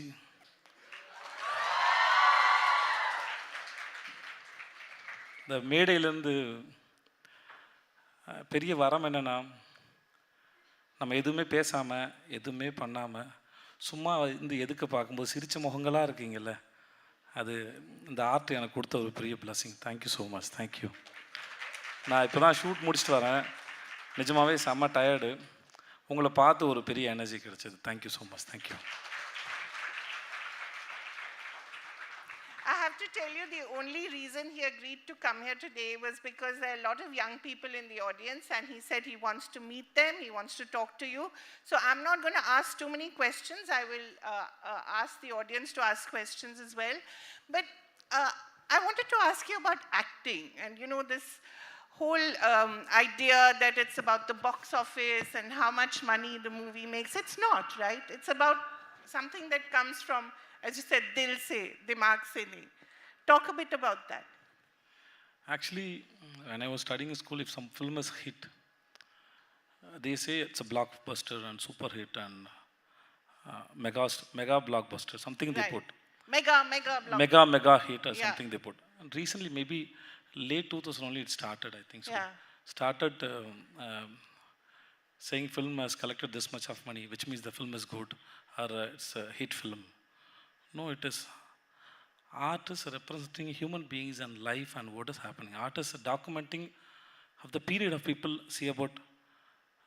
சரி, நான் தமிழில் சொல்கிறேன். ஒரு காலத்தில் வாழ்கிற மக்கள் எந்த மாதிரி வாழ்கிறாங்க, என்ன ட்ரெஸ் போட்டிருந்தாங்க, ஆண் பெண் உறவில் எந்த பிரச்சனை இருந்தது, எதெல்லாம் பிரச்சனை ஆச்சு, அந்த பிரச்சனை எப்படி கையாண்டாங்க, அங்கே நடந்த அரசியல் எப்படி இருந்தது, ஒரு பெண்ணை பற்றின புரிதல் என்னவாக இருந்தது, பெண்ணோட பங்கு என்ன சொசைட்டியில், ஒரு ஆணோட பங்கு என்ன சொசைட்டியில், என்ன மாதிரியான வாகனங்கள் இருந்தது, அங்கே சாலைகள்லாம் எப்படி இருந்தது, இப்படின்னு நிறையா டாக்குமெண்ட் பண்ணுறோம். வெறும் கதை மட்டும் சொல்லலை, கதையோடு சேர்த்து இன்றைக்கி இருக்க வாழ்க்கையை சேர்த்து ரெப்ரசன்ட் பண்ணுறோம். அது வெறும் பணம் இவ்வளோ கலெக்ட் பண்ணிச்சு அப்படின்னு சொல்லி பார்க்கணுமான்னு ஒரு எனக்கு பொறுத்த வரைக்கும் அதில் உடன்பாடு இல்லை. ஸோ அப்படி அனௌன்ஸ் பண்ணுறதுலையும் அவசியம் இல்லை. அதுக்காக ஃபேன்ஸ் அதை பற்றி பேசிக்கிறது வந்து இன்னும் கஷ்டமாக தான் இருக்குது. ஸோ படம், so I think hope you understand. Little bit. I understand the emotion and the art is representing life. Yeah, exactly. So it shouldn't calculate as money or collection. But sometimes actors do films for the wrong reason. No. You know? They should not, but they do sometimes. I'm not saying they should not. I can only talk about me. I can't talk about others. What makes you choose a movie? Nothing. People are coming. More than the money, people are giving the time. They spend the time, because time which we can never get it back again. So they are giving the time. So we are responsible for that. So we have to give them something. Like it should be like, we should, at the same time we should entertain them also. Yeah. So it's a mixture of both. So one day, I think late Mr. S.P. Jannadan sir, once he said, movie is not an entertainment. Same way it educates people how to live, how to respect a woman, how to handle your anger, and what will happen if you choose a wrong path in your life. So there are so many layers. So it is not just money. And then as an actor, everybody has their own ethics and morals. Right. So I choose my script, depends on my own and my ethics. And the hit or flop is not only because of an actor or a director. There are so many reasons are there. There are 100 reasons are there. Yeah. Some movies flop sometimes, okay. And later, after 10 years, 5 years, they say, what a film. Yeah. That time, the lot of critics, they come and say it's a very bad and boring and stupid nonsense, something say. But later they will come and say, no, it is fantastic movie. But nobody will come and say again, that time I was saying very bad thing about this movie. Now only I realize nobody will come and say like that. Yeah. So Has it ever happened to you? so many times. Yeah. Where people have not appreciated the movie, but later on. Yeah. Yeah. Give me an example. No. That's not nice. He's very clear about it. I can say one example. It's my productions. Yeah. I produced a movie and then I acted it, and then I wrote the dialogues for that film. It's called Orange Mithai. When the film was released, even my family members, they said the film is very boring. I was inspired from my father. My family, even, they didn't even liked it.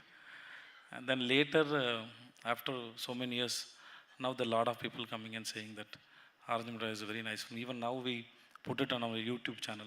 So there are there are a lot of people saying very good things about the film. So of course. That's what an actor's life is, right? There's so much unpredictability. When you were a CA in Dubai, Not a CA. what were you? I'm a BCom graduate accountant. Acha. So, what made you choose this profession? It's not the easiest of professions, right? Yeah, it is, but when I chose that profession, I didn't know it is very tough. So I chose it. What did you think? You just because have sometimes, to, see, innocence is a bliss. Innocence, when, see, knowledge is like a barrier, I believe so. It makes you to think so much. Innocence is a bliss. When I was decided to come for film industry, I was very innocent and I don't know anything about this industry. So, and I know that I don't know anything about this industry. That's most important. So you should know about yourself, what you know, what you don't know, that's most important. So I know that I don't know this. So, and then I feel very ashamed to go and beg for a chance. So for me, because a lot of people told me that if director likes you, then he will make you as an artist, something they said.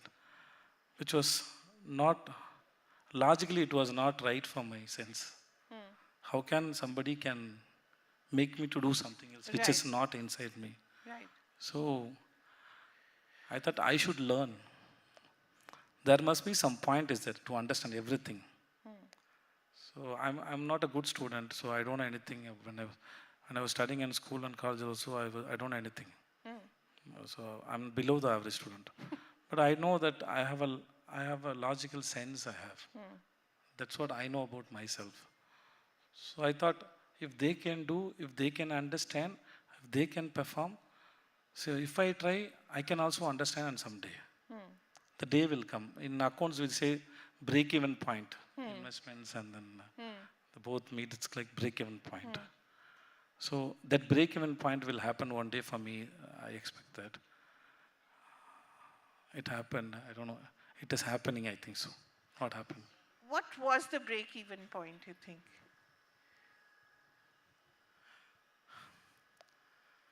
The day I lost my fear, when the director gave me a dialogue. Earlier, I was worried how I'm going to do this. No, earlier I was thinking that I have to cross the scene, I have to cross this moment.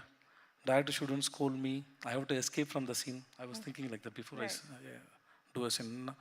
Later, one day I realized that how I am going to do the scene. That is the change. Break-even points, because now how I'm going to approach the scene. Right. That happened. That fear is gone. Right. So that is the break-even point. Then I started learning from everybody, every moment, not only from actors. Yeah. I suppose everybody, whoever I meet, You whatever observe happens. them. You observe them. Yeah, I observe subconsciously. Because conscious means it will ask you to hold it, memory it. That's not, you can't memory everything. But subconscious, if you observe, no, that will become your habit, that you start practice it. That's, I believe that. So conscious learning is, you can't memory everything, I believe. So subconsciously, you have to fall in love with it. It should happen subconsciously, like when you see a beautiful girl, then you fall in love subconsciously. I'm sure a lot of young people relate to this bit No, of... fall in love doesn't mean it's only for young people. No, don't say like that. Well said. Love is the greatest gift from the God. So Wonderful, yeah. wonderful. You know, talking about love, when I saw you in Super Deluxe, Shilpa, she's so attractive. How did you create that? Create that Shilpa. I mean, when she's putting on the, I'm sure you've all seen it. When she's putting on the sari, I've never seen anyone put on a sari with so much grace and perfection. It Really? Yeah. Thank you. Did Actually, you have to practice a lot? yeah, I practiced a little bit. Yeah, I practiced. And then, actually, Shilpa, I have to, is a credit, everything goes to Kumaraja. So he's one of the greatest person more than a director, he's greatest personality person. So I respect him so much. I love him a bit. Okay. So, Shilpa, because we had a freedom that I don't need to observe anybody to do Shilpa. Because the characters, he was a guy, then he became a transgender. Right. So I try to feel that feminine inside me. So if I become a girl, what are the feel I have? What will you feel like? What will I feel I have? So we practice like that. Because it was for a very short, because feminine is very attractive actually. It was very dangerous. Why was it dangerous? Because maybe I may change that body language, maybe it may come to me. Because we shot for 25-30 days. It's really serious. And walking like that and always carrying yourself. Right. In that way. And that way. I felt, I don't know about that, how girls they feel, but I felt being a female, I always carry myself. So the there way you see Shilpa. So beautiful. So I learned lot from Shilpa. So every time when I play a character, I teach to my character. Whatever I know, I teach them and they will play, which means me and my characters. But when it comes to Shilpa, Shilpa taught me so much, then I listen to Shilpa, then I perform. That's what I feel. Yeah. I feel like.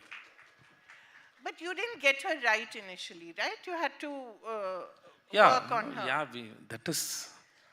that's not easy, no. Yeah, if it was easy, everybody would do it. So in first take itself, I think I did 50. The coming out from the car, no, it's 50 takes, more than 50 takes. I don't know. Wow. So working with Kumaraja, no, that it's like he knows what he wants. So I don't worry about whether I'm doing it right or not. Right. Until he says okay, I'm okay. So I never had that pressure that I have to impress my director, first take, second take. Actually, that's not good for the art also. Right. So we keep trying to give something better than the earlier. Yeah. Do you watch yourself on the monitor? No. Never? I actually, past 4-5 years, I'm not even watching my film also. Really?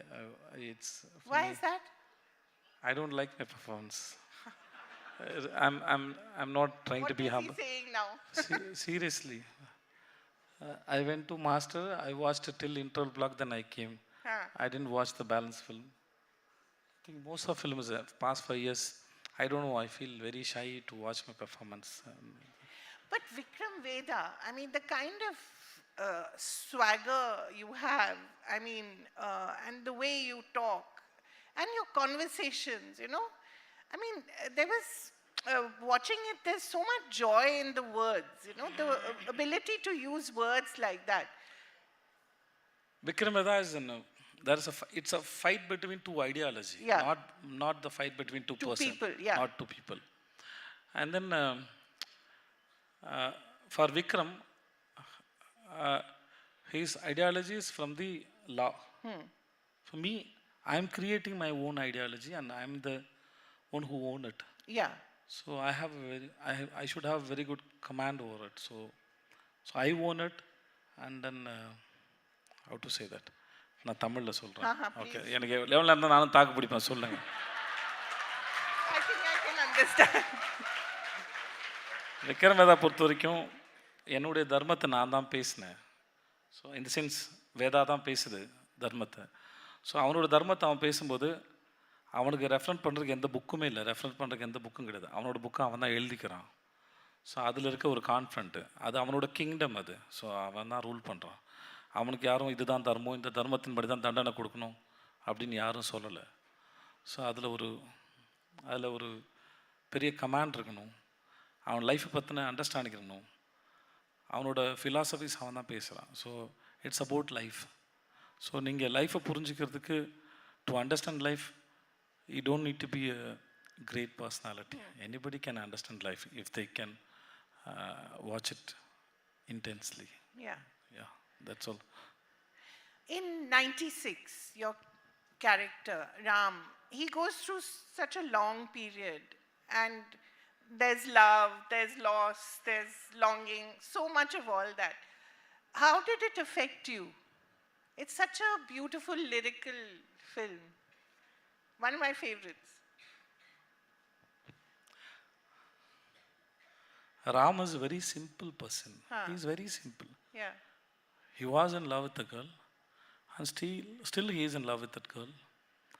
And he don't have any other diversion or anything. He's fixed with that girl. Yeah, she got married, okay, no problem. So he's very cool. And then whenever he meets Janu, he's going back to that old 10th standard kid. Yeah. So still he is same. Still he sometimes, so we have that 16, 17 years, we have that bubble, when we fall in love, Yeah. Still Ram have that bubble, and that is only for the Janu. Right. And that's the sweetest part, and I enjoyed it. And yeah, so innocent. So innocent, so pure. And then he don't have that, what you call, sympathy or see my life is like that. No, it's no pity for himself. No pity for he's himself. quite a self-sufficient person. He is very cool and he's happy for his life. He's not worried. So right. So playing Ram is, there are so much inside, but he expresses very less outside. Yeah. So there is so much for him to express, but he don't want to. That's Ram. I love him. So you had to restrain yourself also? You had to sort of bring it down? No, actually, I can't say that this is my formula and this is how I did, because I don't have that. It depends, because it is like, generally I believe that people think, what is the formula, how you did it, which you can write it and you can put it in a word. No, but I don't think so. Now what you thinking in your mind, if I ask you to write, you can't put everything in the words, because there are lot of layers are there. So there are a lot of layers which I can't express in words. That's actually, why you need no. One day I went to meet my friend. It's early morning, 3 o'clock. There was a dog outside his house. And then it has 2 kids. I called that mother dog, it didn't come. Then one of the kids is handicapped. Though I took that handicapped kid and then I pampered him. Now the mother came and touched me like this, my leg. I don't know what she said, but I felt it. So language, see, saying I love you, I miss you, it's only 3 words, right? But if you ask to write, no, it will go more than 500 pages. Why I love you, why I miss you. So we believe that we can express everything through words. No, it's not. There are more than words, it's expressions that I felt that day when the dog touches me. So that's how we use some words. Yeah, I did like this, but there are a lot of layers which even I don't know that. It's just happening. It just comes. Yeah, it's just happening, and that's all. You're the vehicle. It's you're like the vehicle through. Yeah, it's just we shouldn't believe that we are doing it. No, we are not doing it. If I am not here, somebody else will be here. Right. So this energy, this time, this period, it need an actor like me. So it is not me. It need an act like me. If I didn't do my work or something, if I didn't try for film or something, somebody will be here. Somebody will talking to everybody. So it should happen now with both of us. So we both are representative only. So it's not we are. That's what I believe. It's not. That's a great way of looking at life. I think it keeps you very grounded and it keeps you very real. Doesn't it? Yeah, it's not about me. That's what I mean. It's Yeah. not about. It's not about me at all. Right. I believe that is the reality. Then it needs. We need uh, see. We need a for a story. We need a hero. We need a villain. We need a supporting character. Everybody, no. Same way, society needs everybody. Like a forest, it needs every plant and every trees. There are a lot of animals like that. No. Right. Same way, energy has. There are a lot of representatives. We people represent for some energies. So it's not. We are doing it. It's happening through us. That's what I believe. Let me take you back to one of the first films that the world saw you in. We'd of course heard of you, but I think the nation heard of you was Pizza. And the Michael, that other Michael, not the Farsi Michael, the other Michael. What was he like at that point? Do you remember? Yeah. That Michael was very happy because he never expected that he'll become a hero one day. Because I got a gray hairs when I was 27, 28. Achha, Okay. really? So I became a hero at the age of 31. Now I'm 44. So, so I thought if I put more weight, so I can play as a heroine father. Because my intention is not to become a hero. I don't know, it happened accidentally. So that was. They're having a private fan moment about you, I think. Okay, so that when I was doing Tenmeri Paru Katru, Naduvula Konja Pakatkanam pizza, my payment was very less, but I was very happy. How much did you get? Do you remember? I won't forget. How much? But my first film salary was 50,000. That's it. No, before when I started as a junior artist, it's 250 rupees. Wow. So for per day. So then it became 400 rupees. And then 2,500 rupees. Then 3,500. Then 5,000. Then I become a hero. So it's. I won't ask you how much you make now. Why should I tell you now? Yeah, don't tell me. Okay. The Michael of Farzi, one of my favorites. Thank you. Yeah. The way you said was very nice. Thank you so much. Thank No, you. he's so much fun. Really, you guys must watch it. And of course, all the Family Man references and all that. You have to watch it again to get all the references. Chellam sir, and then you're calling Tiwari, and all that is great fun. Your relationship with your wife is lovely, even though whatever. We won't give too much away. But what was it like to act in a mix of all languages? You speak every language in... No. I was in Dubai, so I know a little bit Hindi. So it was very tough for me because it's been 16, 17 years, so I haven't any touch with Hindi. It was really tough for me. I have to go through the lines for more than 100 times. Really? Yeah. Didn't look like it. It has to be. That's what acting is, I Yeah, know. that's why they're paying me. So, and then there was one co-director was Chesta. Chesta was very sweet. She was like a kindergarten teacher, and then she treated me like a kid. Vijay sir, shall we go for one more time? So, thank you so much, Chesta. So, and then what do you ask? No, so that the ability to speak in Tamil, English, Hindi, it was a lovely mix of everything, and it was so easy. It was such an easy character. Maybe although he's going through a lot. Yeah, it was. Yeah. The way when they narrate the script, no, Rajan DK. Yeah. So they said you are a policeman now. You are handling that counterfeit. So I said if I was a policeman means I know a lot of criminals who kill their own friends and family members. So I know who is human beings and what is their ethics and moral, how long they can handle themselves. So I want to tease human beings whoever I meet. So through that I can make dark humors in the shows. So they liked it. So we handled like that only. Right. So I personally, whatever role I do, I try to crack humor from it because people are coming and watching. So You have to make them happy sometime, right? Right. Are you, you seem to be embarking on a new path.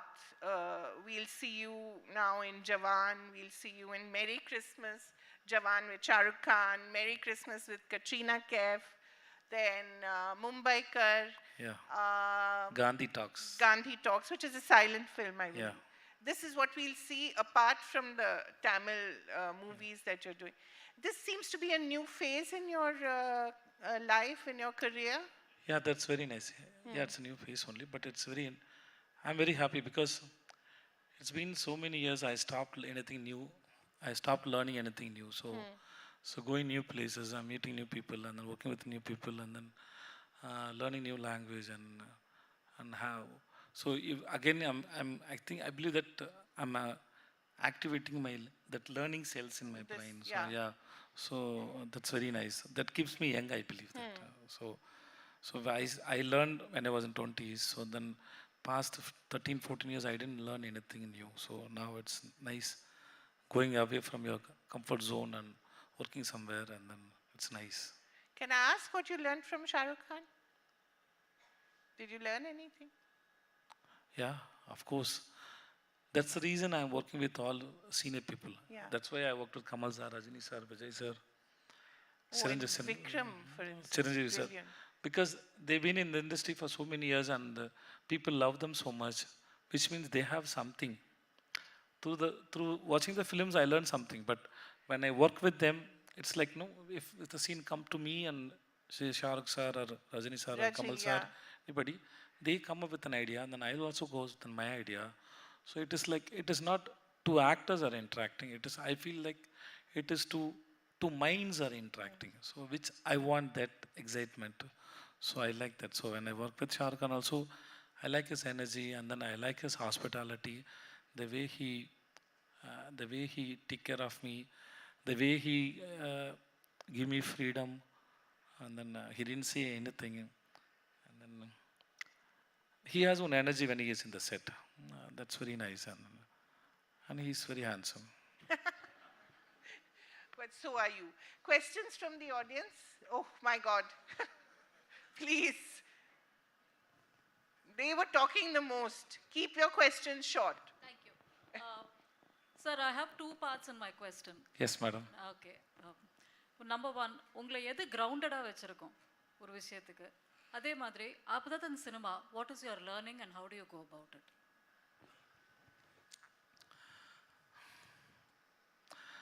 கிரவுண்டடாக இருக்கிறத plan பண்ண முடியாதுன்னு நான் நினைக்கிறேன். தம்பி, okay, அடுத்த அவர்கிட்ட விட்டுருங்க. அடுத்த கேள்வி அவருக்கு. ஓகே, உங்கள் பேர் என்ன? நெக்ஸ்ட்டு பிரவீன். ஓகே, தெரியல, கிரவுண்டடாக இருக்கிறத ப்ராக்டிஸ் பண்ணால் அது ஃபேக்காக தெரியும் நான் நினைக்கிறேன். அது ஓகே. எனக்குன்னு லைஃப்பில் சில கம்ஃபர்ட் ஜோன் இருக்குது.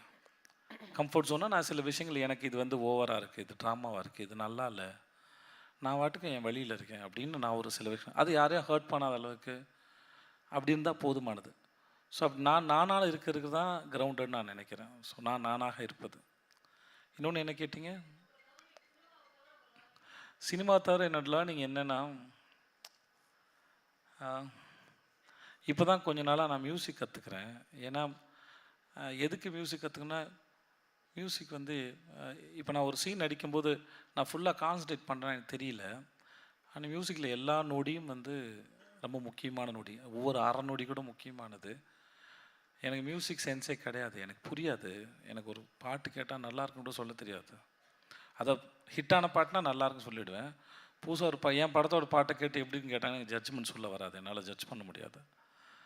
ஸோ நான் இதை ஏன் கற்றுக்க தொடங்கினேன்னா, நான் நடிக்கும்போது இருக்கிற அந்த நுவான்சஸை இன்னும் டீட்டெயில் பண்ண முடியும், அந்த இடத்துல இருக்க முடியும் அப்படின்னு நான் நினைக்கிறேன். So thank you.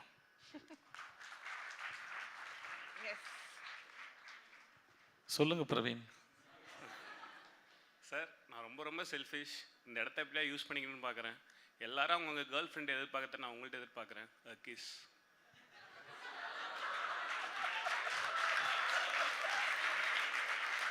ப்ளீஸ். ஆக்சுவலாக பிரவீன், உங்களோட ஆர்வத்தை பார்த்து ஏதோ ஒரு கேள்வி கேட்க போகிறீங்க. சரி, இந்த பையன் ஏதோ நமக்கு டஃப் கொடுக்க போகிறான், நம்ம ஜாகிரதையாக இருக்குன்னு வேற சொல்லிட்டு இருந்தேன். நம்ம கன்ஃபார்மாக கேஸ் வச்சுருவோம். Yes, please. கேள்வியா கேளுங்க.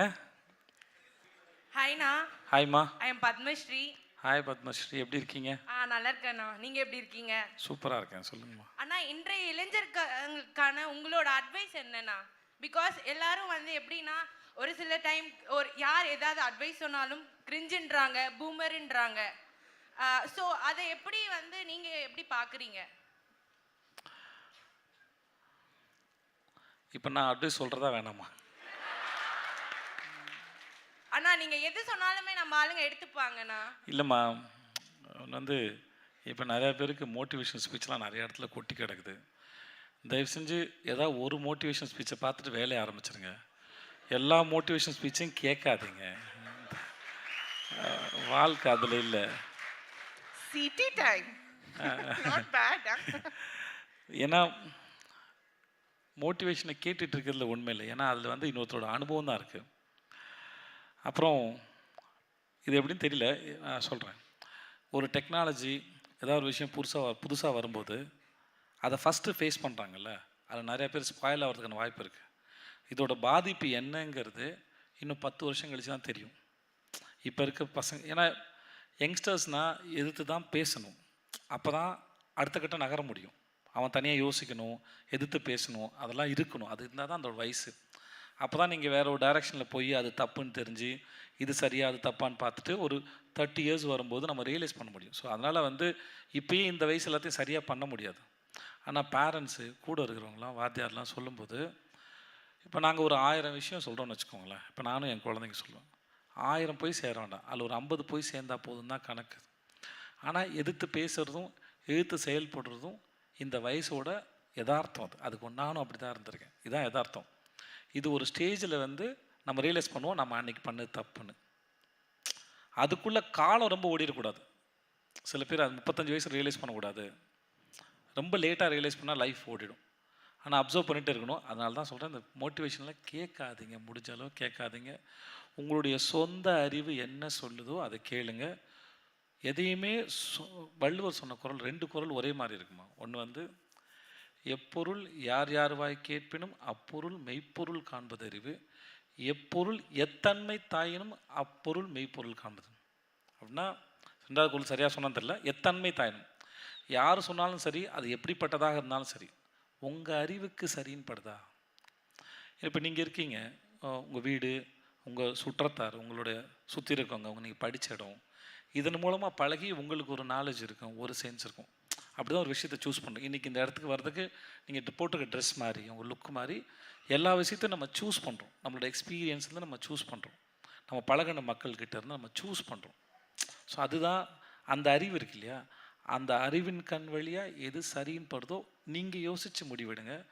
இன்னொருத்தரை பார்த்து மோட்டிவேஷனை கேட்டு அப்படி இப்படிலாம் செய்யாமல் அதை மட்டும் செய்யாதீங்க, வேறு ஒன்றும் இல்லை. ஏன்னா நீங்கள் தான் கிரேட், நீங்கள் தான் கிரேட். மேடையில் உட்காந்துருக்கவன் பேசுகிறவன்லாம் கிரேட் கிடையாது, நாம் தான் கிரேட். அதை நம்பணும் முதல்ல. ஆனால் அதுக்கு டைம் எடுக்கும். தயவு செஞ்சு மோட்டிவேஷன்ஸ் வச்சு எதையுமே கேட்காதீங்க please. This side. Let's move to this side. Yes. Please. பின்னாடி ஒருத்தங்க. யா கொடுங்க சார், யார்ட்டையா கொடுத்துருங்க sir. Hello, good evening sir. Good evening Aravind sir. Sir ஒரு நிமிஷம் இருங்க, அவர் முடிச்சுட்டு நீங்கள் உட்காந்துக்கோங்க. சார், இப்போ நீங்கள் நடித்த படத்துலேயே உங்களுக்கு எந்த கேரக்டர் ரொம்ப பிடிக்கும் சார், கேரக்டர் வைஸ்? ஆக்சுவலாக அப்படி சொல்லக்கூடாதுன்னு இல்லை, உண்மையாகவே சொல்ல முடியாது. ஏன்னா எந்த ஒரு கதையை கேட்டாலுமே அந்த கதை நல்லா இருக்குன்னு நினச்சி தான் வேலை செய்கிறோம். அதுக்குன்னு ஒரு வேலை இருக்குது. இப்போ நீங்கள் இருக்கீங்கல்ல, இவ்வளோ பேர் இருக்கீங்கல்ல, இதில் யார் கிரேட்டுன்னெலாம் சொல்லணும், நம்ம எல்லாருமே சேர்த்து என்ன சொன்னோம், அப்படிலாம் யாருமே கிடையாது. எல்லாரும் அவங்கவுங்க கைரேகை போல் அவங்களோட தனித்துவத்தில் இருக்கிறீங்க. அதனால் வந்து இதில் கிரேட்டு பிக்கரு அப்படின்லாம் இருக்குது. நம்ம தான் ஏதோ கணக்கு போடுறோம். அந்த மாதிரி தான் என் கேரக்டர்ஸும். யாருமே அதில் வீக்கரான இல்லை. எனக்கு அவங்கள பிடிச்சி தான் நான் நடித்தேன். சில படம் ஓடி இருக்கும், சில படம் உங்களுக்கு பிடிச்சிருக்கும், சில படம் பிடிக்காமல் போயிருக்கும். ஆனால் ஒர்க்கும் எஃபர்ட்டும் ஒன்று தான் அது. ஸோ அதில் எந்த மாற்றமும் இல்லை. எஸ், ஒரு அடுத்த மைக் அடுத்து அவங்களுக்கு கொடுத்துருங்க. நீங்கள் பேசி முடிச்சுன்னா அவங்க பேசுவோம்மா. ஹாய்ண்ணா, என் பேர் ஸ்னேகா. ஹாய். ஓகே. ஸோ நான் உங்களோட ஒரு இன்டர்வியூ பார்த்துருக்கேன். அதில் வந்து நீங்கள் மியூசிக் சின்ன வயசில் மியூசிக்கில் அவ்வளோவா இன்ட்ரெஸ்ட் இல்லை, டான்ஸில் அவ்வளோ இன்ட்ரெஸ்ட் இல்லை, நான் பாட்டுன்னு இருப்பேன் அப்படி சொல்லிட்டு, அண்ட் தென் நீங்கள் பிகாம் பண்ணீங்க, அப்புறம் இப்போ ஆக்டர் ஆனீங்க, ப்ரொடியூசர் ஆனீங்க. எனக்கு விஜய் சேதுபதி ஆஸ் அன் ஆக்டரை விட விஜய் சேதுபதி ஆஸ் அ பர்சனில் நீங்கள் இப்போ பேசுகிறீங்களா சின்ன சின்ன டிட்பிட்ஸ் கூட, இப்போது இன்னசென்ஸ் இஸ் பிளிஸ்ன்னு சொன்னது, கான்ஷியஸாக பண்ணுறதை விட சப்கான்ஷியஸாக பண்ணால் நல்லா இருக்குன்றது, அதெல்லாம் ஆக்டர் ப்ரொடியூசர் அதெல்லாம் தாண்டி ஒரு பெரிய ஃபிலாசபர் உங்களுக்குள்ளே இருக்காங்களோ அப்படின்னு தோணுது. கரெக்டாக அந்த ஜேர்னி எப்படி வந்துச்சு?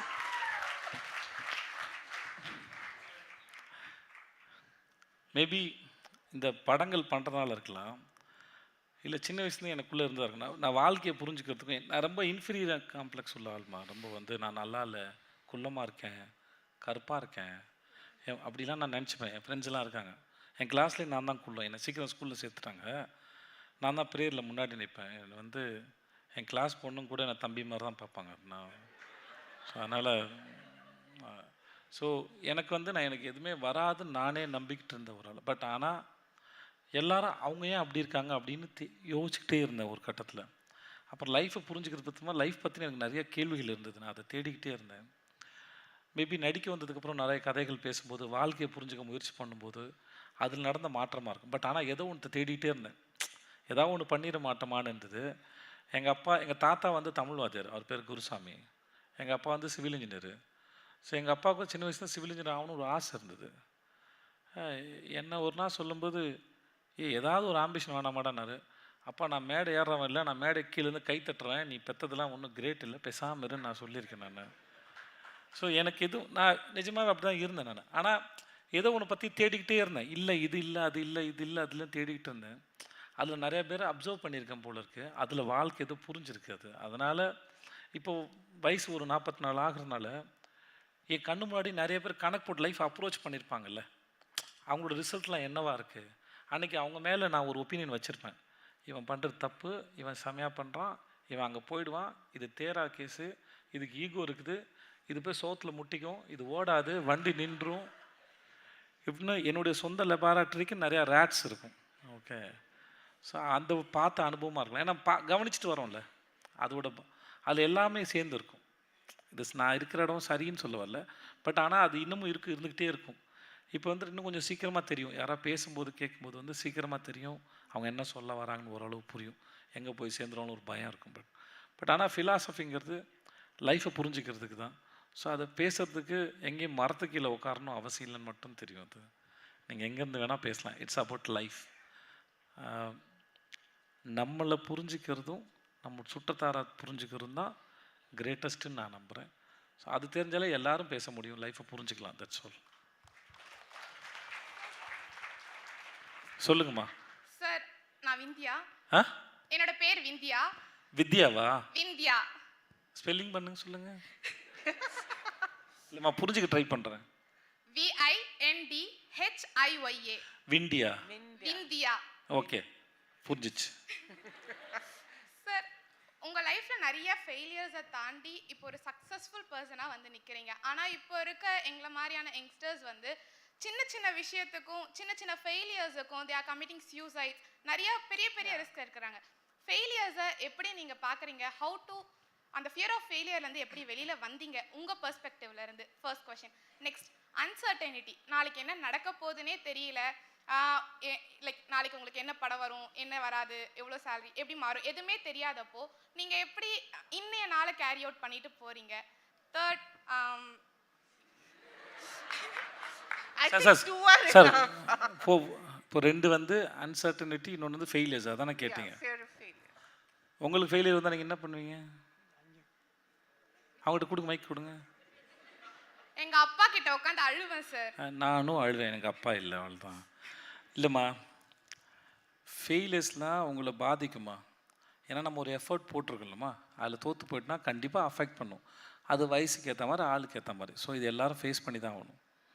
இன்னொன்று அன்சர்டனிட்டி, அது நாளைய பற்றின இமேஜினேஷனால் வர்றதுனால இருக்கலாம். அது எனக்கு தெரிஞ்சு நான் ஒரு யூடியூப்பில் கேட்டது தான் அது. நான் அது ரொம்ப சிம்பிளாக தான் இருக்கும், ஆனால் அதுதான் எனக்கு தெரிஞ்சு கிரேட்டஸ்ட் ஃபார்முலா. என்னுடைய சொந்த கருத்தில். தொடுறதை உணருங்க, சுவாசத்தை தெரிஞ்சுக்கோங்க, சாப்பிட்றத டேஸ்ட் பண்ணுங்க, பார்க்குறத பாருங்கள், அந்த நேரத்தில் இருங்க, மற்ற எல்லாமே சரியாயிடும்னு சொல்கிறாங்க. அதை நான் நம்புகிறேன். அது சாப்பிடும்போது வேறு எதை யோசிக்காதீங்க. ரொம்ப அழகான சுவையான உணவு இருக்குது. அந்த சுவையான உணவை டேஸ்ட் பண்ணும்போது தான் நம்ம மூளைக்கு போய் தெரியுமா இந்த மாதிரி ஒரு சாப்பாடு வருது, இது என்ன பண்ணலான்னு சொல்லிட்டு அதுக்கு தெரியும். அது தண்ணி குடிக்கும்போது டேஸ்ட் பண்ணுங்கள், தண்ணி வந்திருக்கு, பாடியில் எங்கெல்லாம் தண்ணி தேவைன்னு தெரியும் அப்படின்னு அவங்க சொல்கிறாங்க. காற்று சுவாசிச்சுட்டு தான் இருக்கும், ஆனால் சுவாசிக்கிற காற்றை கவனித்தா மெடிடேஷன் சொல்கிறாங்க. நீங்கள் ஒரு பொருளை தொடும்போது இதை தொடுறேன்னு சொல்லுங்கள். அந்த இடத்துல அந்த நேரத்தில் இருந்தீங்கன்னா மற்ற எல்லாமே சரியாயிடும். எல்லாம் சரியாகணும் அப்படின்னு நம்ம நினைக்கிறது முதல்ல தப்பு. சரியாக இருக்கிறது ரொம்ப தப்பு. நேரமாக இருக்கிற பாதையில் எக்ஸைட்மெண்ட்டே இல்லை. அது வளைஞ்சு கிளைஞ்சி பள்ளம் மேடாக இருந்தால் தான் அழகு. இல்லாட்டி வரலாறுன்னு ஒன்று கிடையாது, எழுத முடியாது, வாழ்ந்தமானே தெரியாது. இப்போ நாளைக்கே உங்கள் லைஃப்பில் பிரச்சனையே இல்லை, நீங்கள் கேட்குறதெல்லாம் கொடுத்தாச்சு, பிரச்சனையே இல்லை அப்படின்னு சொல்லிட்டீங்கன்னு வச்சுக்கோங்களேன், கண்டிப்பாக ஒரு 6 மாதம் 1 வருஷத்தில் போர் அடிச்சிடும். என்னடா லைஃப் ஒன்றுமே இல்லையேன்னு ஆகிடும். அது எல்லாமே இருக்கணும் லைஃப், அதெல்லாம் இருந்தால் தான் உண்டு. இப்போ நீங்கள் உப்பு சப்பு இல்லாமல் வெறும் சோறை மட்டும் வடித்து டெய்லி தின்னுங்கன்னு சொன்னால் தின்றுவீங்களா? நீங்கள் மாட்டீங்க. நல்லா காரமாக சாப்பிட்டா ஸ்வீட்டாக ஏதாவது வேணும் அப்படின்னு ஒரு கணக்கு இல்லை. அந்த மாதிரி எல்லா எமோஷன்ஸ்லேயும் போயிட்டு வரதான் ப்ராக்டிஸ், லைஃபோட ப்ராக்டிஸ். அது அவங்கவுங்க மனநிலைக்கு ஏற்ற மாதிரி ஹேண்டில் பண்ணிக்கிட்டேன். பட் ஆனால் என்னை பொறுத்த வரைக்கும் இதை நான் யூடியூப்பில் தான் கேட்டேன். ஆனால் இதுக்கு ரொம்ப அற்புதமான ஒரு இதுவாக இருந்தது. பார்க்குறதும் சாப்பிட்றத சுவைக்கிறதும் தொடுறத உணர்றதும் நல்ல ப்ராக்டிஸ். ட்ரை பண்ணி பாருங்கள். உங்களை சுற்றி இருக்கிற சின்ன சின்ன தவறுகள் நீங்கள் பண்ணுறீங்கன்னு வச்சுக்கோங்களேன், அதை சரி பண்ணி பாருங்கள். பெரிய விஷயங்கள் நவத்தணுன்னா சின்ன விஷயத்தை சரி பண்ணுங்கள், பெரிய விஷயம் தன்னால் சரியாயிடும். ஏன்னா இந்த உலகமும் இந்த யூனிவர்ஸும் நீங்களும் நானும் இங்கே மைக்கு எல்லாமே பிக்சல்ஸ் தான். பிக்சல்ஸால் தான் எல்லாமே ஃபார்ம் ஆகுது. ஸோ சின்னதை சரி பண்ணிங்கன்னா பெருசு தன்னால் ஃபார்ம் ஆகிடும். வாழ்த்துக்கள் உங்களுக்கு. I think you're not just an actor, you're a philosopher also. A great philosopher, great original thinker. Yes. Yes. Shall we come here or The madam is the backbench? Yeah. Were you a backbencher in school? Middle. Hello, நான் எப்படி இருக்கீங்க? நல்லா இருக்கேம்மா. நல்லா இருக்கீங்களாம்மா? நான் நல்லா இருக்கேன். அண்ணா, இப்போ ஒரு டெசிஷன் எடுக்கிறத பற்றி நீங்கள் சொன்னீங்க இல்லையா? இப்போ லைஃப்பில் நம்ம எதை ஃபாலோ பண்ணணும்? சம்டைம்ஸ் சொல்லுவாங்க லைக் அது போகிற போக்கில் விட்டுடுங்க, நமக்குன்ட்டு அது இருந்ததுன்னா வரும் அப்படின்ட்டு சொல்லுவாங்க. இல்லை நீ தான் ஒன்று அடையறதுக்கு எஃபர்ட் எடுக்கணும் அப்படின்ட்டு சொல்லுவாங்க. ஸோ இதில் எது நம்ம ஃபாலோ பண்ணணும்? யாராவது வெளியே போகிறதா டப்புன்னு போயிடுங்க. ஓகே. என்னன்னா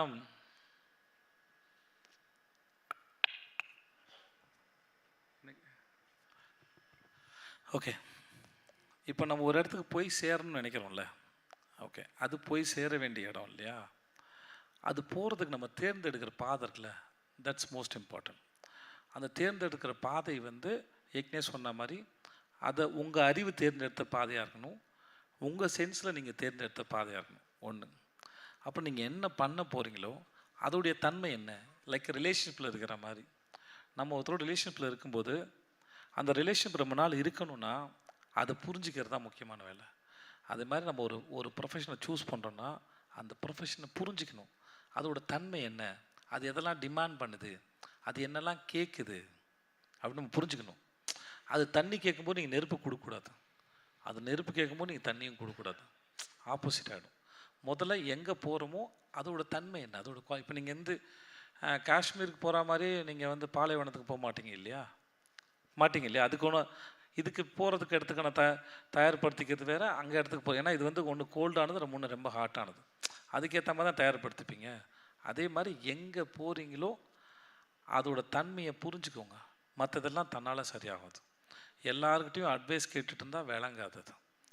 ஆனால் பேச்சை கேட்கணும், ஏன்னா இதுக்கு முன்னாடி வாழ்ந்துருக்காங்க, ஏதோ செஞ்சுருக்காங்க, அந்த பேச்சு கேட்கணும். அவங்க சொல்கிறதுனால அது இப்போ நான் பேசுகிறேன் அப்படின்னால இது எல்லாம் சரி இல்லை பெரிய விஷயம்லாம் கிடையாது, அப்படி எடுத்துக்காதீங்க. இவர் என்ன சொல்கிறாரு, சொல்கிற ஆளை விட்டுருங்க, சொல்கிற விஷயம் என்னன்னு மட்டும் பாருங்கள். அந்த விஷயத்தில் இருக்கிற உங்கள் புரிதல் என்னன்னு பாருங்கள், மற்ற எல்லாமே சரியாயிடும். ரிசல்ட் எதிர்பார்க்காம வேலை செய்கிறது ரொம்ப நல்லது. உங்களுக்கான ரிசல்ட்டை வேலை உருவாக்கி கொடுக்கும். வேலையோட வேலை அது, நம்மளோட வேலை இல்லை அது. நான் என் லைஃப்லேருந்து சொல்கிறேனே, நான் வந்து வாடகை கொடுக்குறது கஷ்டமாக இருந்தனால என்னோடய ஆம்பிஷனாக என்னவாக இருந்தது சினிமாவுக்கு வர்றதுக்குன்னா, ஒரு பழைய டபுள் பெட்ரூம் இருக்கிற ஒரு அப்பார்ட்மெண்ட்டு, ஒரு பழைய காரு, மாதம் ஒரு 2 லட்ச ரூபா சம்பாரிச்சா போதும். அதுக்கு என்ன பண்ணலான்னு யோசிச்சு தான் இந்த வேலைக்கு வந்தேன். அது ஆனால் இந்த வேலை எனக்கு புரிஞ்சது. இந்த வேலை தான் எனக்கு எல்லாமே கொடுத்துச்சு ஒழிய இதெல்லாம் நான் எதிர்பார்த்து இங்கே வரல. ஸோ நீங்கள் பார்க்க போகிற வேலை ப்ரொஃபஷனுக்கு நேர்மையாகவும் உண்மையாகவும் இருங்க, மற்றதெல்லாம் அது பார்த்துக்கும் நான் நினைக்கிறேன். Thank you. My God. I think what? Only 3 more questions, Lakshmi? What do you think? ஒரு பெரிய மனுஷன் இருக்காரு. Yeah, 3 more? Yeah. வணக்கம் சார். சார் வணக்கம் சார். நான் பெரிய மனுஷன்லாம் இல்லை சார், ஒரு காலேஜில் ப்ரொஃபஸராக தான் இருக்கேன். பெரிய மனுஷன் இல்லையா சார் அது? சார் ஸ்டூடெண்ட்ஸாக இருக்காங்க சார். நீங்கள் கொஞ்சம் பெரிய படித்தவராக தெரிஞ்சிங்க, தெரியாமல் சொல்லிட்டேன். கண்டிப்பாக சார். சார் உங்களோட இதில் நீங்கள் ஆசிரியர்களை பற்றி இன்றைய நிலைமையில் நீங்கள் என்ன நினைக்கிறீங்க? எனக்கு ஆசிரியர்களை பற்றின எந்த கருத்தும் இல்லை, ஆனால் பாடங்களை பற்றின கருத்து எனக்கு இருக்குது. ஸோ ஆசிரியர் பார்த்தீங்கன்னா ஒரு டீச்சரும் அவங்க வேறுபடுறதுக்கு வாய்ப்பு, அவங்க சொல்லித்தர முறையில். ஆனால் பாடங்கள் கற்றுக்கிறது அப்படிங்கிறது நம்ம இது என்னோடது, நான் என்னுடைய பாயிண்ட் ஆஃப் வியூவில் சொல்கிறேன். ஸோ அதனால் இது எடுத்துக்கோங்க இல்லாட்டி விட்டுருங்க. ஒரு விஷயத்தை லேர்ன் பண்ணுறதுங்கிறது அந்த விஷயத்தை லேர்ன் பண்ணல, அதை லேர்ன் பண்ணும்போது நீங்கள் யாருன்னு லேர்ன் பண்ணுறீங்க, உங்களோட கெப்பாசிட்டி என்னன்னு லேர்ன் பண்ணுங்க. It is you are getting educate about your self, not the lesson. ஒரு விஷயத்தை படிக்கும்போது ஒரு 50 பேர் இருக்கிறாங்கன்னா ஒருத்தருக்கு ஒரு விதத்தில் புரியும்ல, அந்த புரிகிற தன்மை இருக்குல்ல, அதுதான் அவங்க. உங்களை பற்றி நீங்கள் தெரிஞ்சுக்கிறீங்க, அதுதான் எஜுகேஷன் நடக்குதுன்னு நான் நினைக்கிறேன். அப்புறம் ஸ்கூல்லையும் காலேஜ்லேயும் வந்து சொல்லி தரும்போது ஒருத்தரால் ஒரு 3/4 மணி நேரம் ஒரு பீரியட் முடிக்கிற வரைக்கும் ஃபோக்கஸ்டாக ஒரு விஷயத்தை கேட்க முடியும். உங்கள் மூளையை கேள்வி கேட்குறதுக்கு அதை ப்ராக்டிஸ் பண்ணுது, கேட்குறதுக்கு ப்ராக்டிஸ் பண்ணுதுன்னு நினைக்கிறேன். ஸோ லிசன் பண்ணுறது ரொம்ப இம்பார்ட்டண்ட்டு. ஓகே. ஸோ லிசன் பண்ணுறது ரொம்ப முக்கியம். அப்புறம் படிக்கிறது நமக்காகன்னு இருக்குது, பாடத்தை இல்லை நம்மளை தெரிஞ்சுக்கிறதுன்னு நான் நினைக்கிறேன் sir. That's all sir.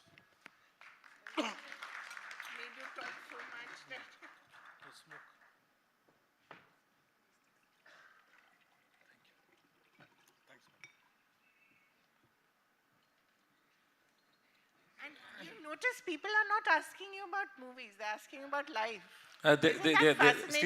Still the people they are there to ask about my films. They want to ask about the movies.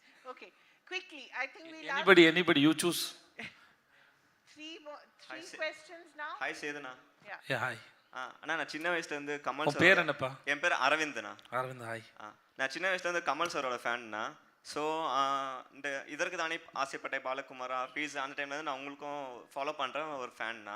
So Vikram announcement வந்தப்போ கமல் சார் நடிக்கிறாரு, அவங்க கூட நீங்களும் நடிக்கிறீங்க அப்படின்னு சொல்லப்போ நான் ரொம்ப எக்ஸைட் ஆனேண்ணா. ஸோ இந்த கிளைமேக்ஸில் நீங்கள் வந்து கமல் சாரை வந்து சண்டை போகிறப்போ நீங்கள் வந்து அவர் அடிப்பீங்க. ஸோ அந்த மொமெண்ட் ஷூட்டிங் ஸ்பாட் அப்போ நீங்கள் எப்படி ஃபீல் பண்ணீங்க? கமல் சாரை வந்து நீங்கள் சண்டை போட்டு அவர் அடிக்கிறீங்க, அந்த மொமெண்ட் வந்து நீங்கள் எப்படி ஃபீல் பண்ணீங்கண்ணா? ஆல்சோ ஒரு ரெக்வஸ்ட், லாஸ்ட் இயர் வந்து உங்களோட கடைசி விவசாயி அப்புறம் மாமனிதன் படம் பார்த்தேன், ரொம்ப ஹார்ட்ஃபுல் சோல்ஃபுல்லாக இருந்துச்சுண்ணா. ஸோ அந்த மாதிரி மூவிஸ் வந்து நீங்கள் இன்னும் நடிக்கணும் அப்படின்னு நான் ஒரு கைண்ட் ரெக்வஸ்ட்ண்ணா. படம் பார்க்க யாரும் வரல, காசு வரல. அதில் உங்களுக்கு தெரியாது அதில் ஏற்பட்ட லாஸ் எவ்வளோன்னு. நீங்கள் உண்மையாகவே ரொம்ப நல்ல படம், நிறைய அவார்டு வின் பண்ணிச்சு. மாமனிதன் அதுவும் ரொம்ப நல்ல படம், கடைசி விவசாயி ரொம்ப நல்ல படம். ஆனால் வந்து மக்களுக்கு பொறுத்த வரைக்குமே ஏன் வரலன்னு தெரியல. ஓகே, அதனால் ட்ரை பண்ணுறோம். அப்புறம் இன்னொன்று கேட்டிங்க, கமல் சார் அப்படி பார்க்க முடியாது, அப்படி பார்க்குறதில்ல, வேலை செய்ய வந்திருக்கோம். கமல் சார் அடிக்கும் போதும் ஃபீல் பண்ண இடம் இல்லை, கமல் ஸ்காரோட நடிக்கிறேங்கிற ஃபீல் இருக்குல்ல, அதுதான் ரொம்ப கிரேட்டான ஃபீல். அவர் அவர் ஒரு அவர் ஒரு பெருங்கடல். அவர் கூட இருந்து அவர் கூட பேசி அந்த ஸ்க்ரீனை நான் ஷேர் பண்ணுறேங்கிறது எனக்கு பெரிய அது பெரிய. இப்போ நீங்கள் இருக்கீங்க இல்லையா, நீங்கள் பார்க்குறதுக்கும் இண்டஸ்ட்ரியில் ஒரு ஆக்டராக இருந்து நான் அவரை பார்க்குறதுக்கு நிறைய வித்தியாசம் இருக்குது. ஸோ அதனால் எனக்கு இன்னமும் அவரை ஆழமாக பார்க்க முடியும் ஆஸ் அன் ஆக்டராக சொல்கிறேன். அதனால் ஐ ரெஸ்பெக்ட் மோர். அப்படிப்பட்ட ஒரு ஆக்டரோட நான் ஒர்க் பண்ணதை நினச்சி நான் என்றைக்குமே ரொம்ப சந்தோஷப்படுவேன். அந்த மூமெண்ட் வந்து லைஃப்பில் வந்து நான் பத்திரமா வச்சுக்கூடிய ஒரு மூமெண்ட் எனக்கானது அது. தேங்க்யூ. எஸ் சார், நெக்ஸ்ட் சொல்லுங்கள் சார். சார், இப்போது நீங்கள் வந்து இண்டஸ்ட்ரியில் வந்துட்டு I think you are already a veteran now. So I think it would be, நீங்கள் வந்து உங்கள்கிட்ட கேட்குறது it will be more appropriate. இப்போ வந்து ஒரு இயக்குனராகவோ இல்லை ஒரு நடிகராகவோ ஆகணும், because the industry has evolve over the last few years. ஒரு youngster like me or my friend, where can we start? இந்த அவங்க பின்னாடி ஒருத்தவங்க கேள்வி கேட்டாங்கல்ல, அவங்க பேர் அவங்களுக்கு சொன்ன பதில் தான். எந்த ப்ரொஃபஷன் தேர்ந்தெடுக்கிறீங்களோ அந்த ப்ரொஃபஷன் என்ன தேவை நீங்கள் புரிஞ்சுக்கணும். நான் ஒன்று சொல்லலாம் பிரதர், அது என்னோடய பாயிண்ட் ஆஃப் வியூ. தான் உங்களோட பாயிண்ட் ஆஃப் வியூவில் நீங்கள் ஆக்டராக நினைக்கிறீங்க, டைரக்டராக நினைக்கிறீங்கன்னா அந்த டைரக்டருங்கிற அந்த ப்ரொஃபஷனுக்கு என்ன தேவை, அந்த ஆக்டருங்கிற ப்ரொஃபஷன் என்ன தேவை நீங்கள் நினைக்கிறீங்களோ அது உங்கள்கிட்ட இருக்கான்னு செக் பண்ணுங்கள். இல்லாட்டி அதை லேர்ன் பண்ணி கற்றுக்கோங்க. அதுதான். அது தவிர இது எத்தனை வருஷம் ஆனாலும் எத்தனை காலம் ஆனாலும் இவ்வளோ தான் ஃபார்முலா, தாண்டி வேறு உண்மை இல்லைன்னு நான் நினைக்கிறேன். எஸ், மைக் அவர்கிட்ட கொடுங்க. வணக்கம்ண்ணா. வணக்கம் அண்ணா, இன்னைக்கு டாப்பிக்கே வந்து பார்த்தோம் அப்படின்னா த ரீல் இம்பேக்ட், அந்த சினிமாவோட இம்பேக்ட் ஆன் த சொசைட்டி. நீங்கள் சொன்னீங்க cinema is a reflection of life, அது ரிஃப்ளெக்ஷன் பிரதிபலிக்குதுன்றது சொன்னீங்க. How does it impact the சொசைட்டினா? நீங்கள் நினைக்கிறீங்களா தட் நம்ம audience are well aware of இதை இப்படி டிஃப்ரென்ஷியேட் பண்ணணும், பவானி வேற சேதுபதி வேற அப்படின்ற டெஃபினேஷன் உங்களுக்கு தெரியுது, உங்களுக்கு அந்த டிஃப்ரென்ஷியேஷன் தெரியுது, ஆடியன்ஸ்க்கு அது இருக்கா? Are there more attracted towards villainism, negative shade சொசைட்டியில் அப்படி இருக்கு? யங்ஸ்டர்ஸ் அவங்க ரெடியாக இருக்காங்களா டு அண்டர்ஸ்டாண்ட்? நீங்கள் என்ன நினைக்கிறீங்க? எனக்கு தெரிஞ்ச வரைக்கும் அவங்க தெளிவாக தான் இருக்கிறாங்கன்னு நினைக்கிறேன். ஏன்னா அப்படி பார்த்தப்போ எல்லோரும் உடனே அதை பண்ணுறது இல்லை. அப்படி பண்ணக்கூடிய ஆளுங்களுக்கு இதை பார்த்து தான் பண்ணணுன்ற அவசியம் இல்லை. க்ரைம் பண்ணுறவங்களுக்கோ தப்பு பண்ணுறவங்களுக்கோ இதை பார்த்து தான் பண்ணணுன்ற அவசியம் இல்லை. அவங்ககிட்ட ஏற்கனவே ஒரு ப்ராசஸ் இருக்கும். இப்போ இந்த சின்ன வயசில் கதை கேட்டிருப்பீங்களே, காக்கா கல் போட்டு தண்ணி மேலே வந்ததுன்னு ஒரு கதை கேட்டிருப்பீங்களே, அது கடைசியாக ஒரு கல் போட்டு தண்ணி மேலே வந்திருக்காது. அது முன்னாடி ஒரு 100 கல் விழுந்திருக்கும்ல, அந்த கடைசி கல் வேணால் அந்த படமாக இருக்கலாம். ஆனால் ஏற்கனவே அவர் 100 கல் போட்டு வச்சுருக்காரு, தண்ணி நிரம்பி வெளியுது. இந்த ஒரு கல் போட்டுனே ஓவர்ஃப்ளோ ஆயிடுச்சுன்னு வச்சுக்கோங்களேன், அவ்வளோதான் அதோட கணக்கு இல்லையா? அதோட இம்பேக்ட் அப்படி கிடையாது. அண்ட் மக்களுக்கு தெரியும். இப்போ ஒரு ஹீரோ அநியாயத்தை தட்டி கேட்குறாருன்னா போய் எல்லோரும் தட்டி கேட்டுருவீங்களா? ஒரு 10 பேர் அடிச்சிட்டாருன்னா போய் அடித்து தட்டி கேட்பீங்களா? இல்லை இல்லையா? அப்போ அது மட்டும் எப்படி முடியுது உங்களால்? ஸோ உங்களுக்கு எது பண்ணணும்னு தோணுதோ அதை பண்ணுறீங்க. அது இதனால் இன்ஸ்பயர் ஆகிடலாம் பண்ணலது. ஸோ அந்த காக்கா கல் போட்டு தண்ணி மேலே வந்த கதை தான். Okay, thank you. சரி, இவங்களுக்கு கொடுங்க. Last question. Yes. Otherwise we can go on all night. We'll go on more. Okay. If you say so. Yes, madam. Time is up. That's been up for like half an hour. Hi அண்ணா, நான் தனலக்ஷ்மி. வணக்கம்மா. அண்ணா, ஒரு doubt. இப்போ நீங்கள் suppose சினிமாவுக்கு வரலன்னா என்னவா இருப்பீங்க? நான் அக்கௌண்டண்டாக இருந்தேம்மா. அங்கேருந்து இங்கே வரும்போது என்ன பண்ணுறதுன்னு தெரியாமல் வந்தேன். சரி, பொழப்பில்லைன்னா ஆட்டோவாவது ஓட்டி பொழைச்சிக்கலாம் தான் வந்தேம்மா. நான் கொஞ்ச நாள் முன்னாடி நானும் என் குழந்தைங்களாம் ஈகாத்துக்கிட்டு, என் வீடு அங்கே தான் இருக்குது, கீழ்பாக்கில் போயிட்டு இருக்கும்போது ஒரு ஸ்விக்கிக்காரர் போயிட்டு இருந்தார். This is warm water. Yes, no, thanks. அப்போ நான் என் பொண்ணுக்கிட்ட சொல்லிட்டு இருந்தேன், அப்பா சினிமாவில் இப்படி ஆகலைன்னா அந்த ஸ்விக்கி அங்கிள் மாதிரி நான் டெலிவரி பண்ணிட்டு இருந்திருப்பேன்னு சொன்னான். ஏன்னா எனக்கு குழந்தைங்க இருந்தது, 2 பிள்ளைங்க இருந்தது. ஸோ அவ்வளோதான ஒழிய வேறு எதுவும் பண்ணியிருப்பேன் எனக்கு தெரியல. ஏன்னா நான் பிஸ்னஸ் பண்ண ட்ரை பண்ணேன், அதெல்லாம் ஃப்ளாப் ஆகிடுச்சு. ஸோ அதனால் தெரியாது. ஸோ தேங்க்ஸ்மா. நான் என்ன பண்ணட்டும்? You choose. நான் சூஸ் பண்ணால் then I'll become villain for them. You cannot be villain. சரி, என்ன பண்ணலாம் சொல்லுங்கள். நீயே டிசைட் பண்ண என்ன அர்த்தம்? சரி, you are very selfish. Okay, last question. எனக்கு நீங்கள் அவன் மைக் கொடுங்க. நான் will have one more. One more. Last one more. You can ask Yeah, last one more. yeah. Okay. ஹாய்ண்ணா, Hi. என் பேர் தமிழ் செல்வன். வணக்கம் தமிழ் செல்வன். நான் இப்போ வந்து விஜய் அஜித் அப்படின்னு இப்போ போயிட்டுருக்குண்ணா ஃபேன்ஸு அவங்க ஹைப் லெவல். இப்போ வந்து இந்த பொங்கலுக்கு ரிலீஸ் ஆன படத்தில் வந்து ஒரு பையன் வந்து இறந்துட்டான். அப்போ வந்து ஃப்யூச்சரில் பார்க்கும்போது நான் எந்த பார்க்குறேன்னா விஜய் சேதுபதி அண்ணா விசஸ் சிவகார்த்தின் அண்ணா அந்த ஃபேன் பேஸில் பார்க்குறேன். ஃப்யூச்சரில் உங்கள் ஃபேன் பேஸ் வந்து அதிகமாகும், கண்டிப்பாக அதிகமாகும். இப்போ ஸ்கூல் பசங்களும் சரி, காலேஜ் பசங்களும் சரி, உங்களுக்கு ஃபேன் பேஸ் வந்து ரொம்ப அதிகமாக இருக்குது. அந்த விஷயத்தில் பார்க்கும்போது அந்த பேனர் மேலே ஏறி பால் ஊற்றுறது அந்த மாதிரி உங்கள் ஃபேன் பேஸுக்கு நீங்கள் என்னென்ன சொல்ல வரீங்க? தம்பி, நான் ஏற்கனவே சொல்லிட்டு தான் இருக்கேன்னு நினைக்கிறேன். என்னை யாராவது திட்டினா ரியாக்ட் பண்ணாதீங்க, கண்டுக்காதீங்க, உங்கள் வேலையை பாருங்கள் அப்படின்னு சொல்கிறேன். அதனால தான் நான் வந்து இந்த வில்லனு வேறு ரோல்லாம் பண்ணுறேன். அந்த மாதிரி ஒரு கேடரில் போய் உட்காந்துடக்கூடாதுன்னு பார்க்குறேன். அதனால தான் பார்த்து பண்ணுறேன். அப்புறம் என் பேச்சுக்கள்லேயும் வந்து அவங்களுக்கு புரிகிற மாதிரி தான் பேசுகிறேன். அவங்கள மீட் பண்ணும்போது, என் ஃபேன்ஸை மீட் பண்ணும்போதும் சரி, அவங்கள எமோஷ்னல் ஆகாதீங்க, ஒரு கட்டத்தை தாண்டி போகாதீங்க, கண்ட்ரோலில் வச்சுக்கோங்க, பத்திரமா இருக்க ரொம்ப முக்கியம். எனக்கு இதுக்கு முன்னாடி ஒரு பையன் வந்து தஞ்சாவூரில் பையன் உடந்து அவனுக்கு கை உடஞ்சிருச்சு. நான் அவனை நல்லா திட்டினேன். டேய், நான் யார் அவன் லைஃப்பில் அப்படின்னு திட்டினேன். உங்கள் அப்பாவுக்கு அம்மாவுக்கு எவ்வளோ கஷ்டமாக இருந்தது தெரியுமாடா? என்னன்னு போய் சொல்லுவாங்கடா, என் பையன் வந்து ஒரு சினிமா நடிகனுக்கு போஸ்ட் ஓட்ட போய் கீழே விழுந்து கை உடஞ்சு என்னடா சொல்லுவாங்க, என்னடா இது? அவங்க நான் உன்னை கடந்து போயிட்டேன்டா, நான் எங்கே இருக்கிறேன்? அவன் கை உடஞ்சி கட்டு போட்டுட்டு இருக்கும்போது நான் பார்த்தேன். நான் அந்த கை உடஞ்சி உன்னை பார்த்துக்கிட்டாங்கல்ல, அவங்களுக்கு யாரா பதில் சொல்கிறது? ஸோ நான் அதை ரொம்ப ஸ்ட்ரிக்டாகவும் தெளிவாகவும் சொல்கிறேன், செய்யாதீங்கன்னு. அப்புறம் இது ஒரு கைண்ட் ஆஃப் எனர்ஜி. அது விஜய் சார், அஜித் சாரை தாண்டி அது ஃபேன்ஸ்குள்ளே வேறையாக போயிடுச்சுன்னு நான் நினைக்கிறேன் தான்.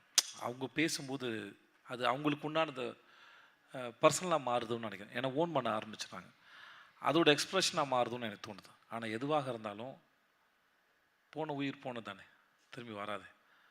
அந்த பாதிப்புக்கு என்ன பதில் சொன்னாலும் முடியாது. ஸோ நான் முடிஞ்ச அளவுக்கு என்னோடய ஃபேன்ஸ்கிட்ட நான் அதை தான் சொல்கிறேன். நான் அது ஆகாமையும் பார்த்துக்க முயற்சியும் பண்ணுறேன். அதை ஹெல்த்தியான வழியில் கொண்டு போகிறதுக்கான வேலையை நான் கண்டிப்பாக செய்கிறேன், செஞ்சுக்கிட்டே தான் இருப்பேன் நான். Okay, thank you. You're going to ask the last one. Yeah. Hi அண்ணா, நான் இப்போது விமன் இன் சினிமா அப்படி கேட்குறேன்னா, ஒரு 70s, நம்ம 80s, 90s, இப்போ ப்ரெசண்ட்டு, இன் ஃப்யூச்சர், நீங்கள் உங்கள் ஒப்பீனியனில் நீங்கள் விமன் இன் சினிமா எப்படி பார்க்குறீங்க? ஸ்ட்ரகிளிங் ஆர்டிஸ்ட்லேருந்து, டைரக்டர்ஸ்லேருந்து, ஒரு டச் பண்ண முடியாத ஒரு இடத்துல ஒரு விமன் போயிட்டு ஒர்க் பண்ணுற அந்த இடத்த நீங்கள் எப்படி உங்கள் ஒப்பீனியனில் பார்க்குறீங்க, ஒரு ஹெல்த்தியாக?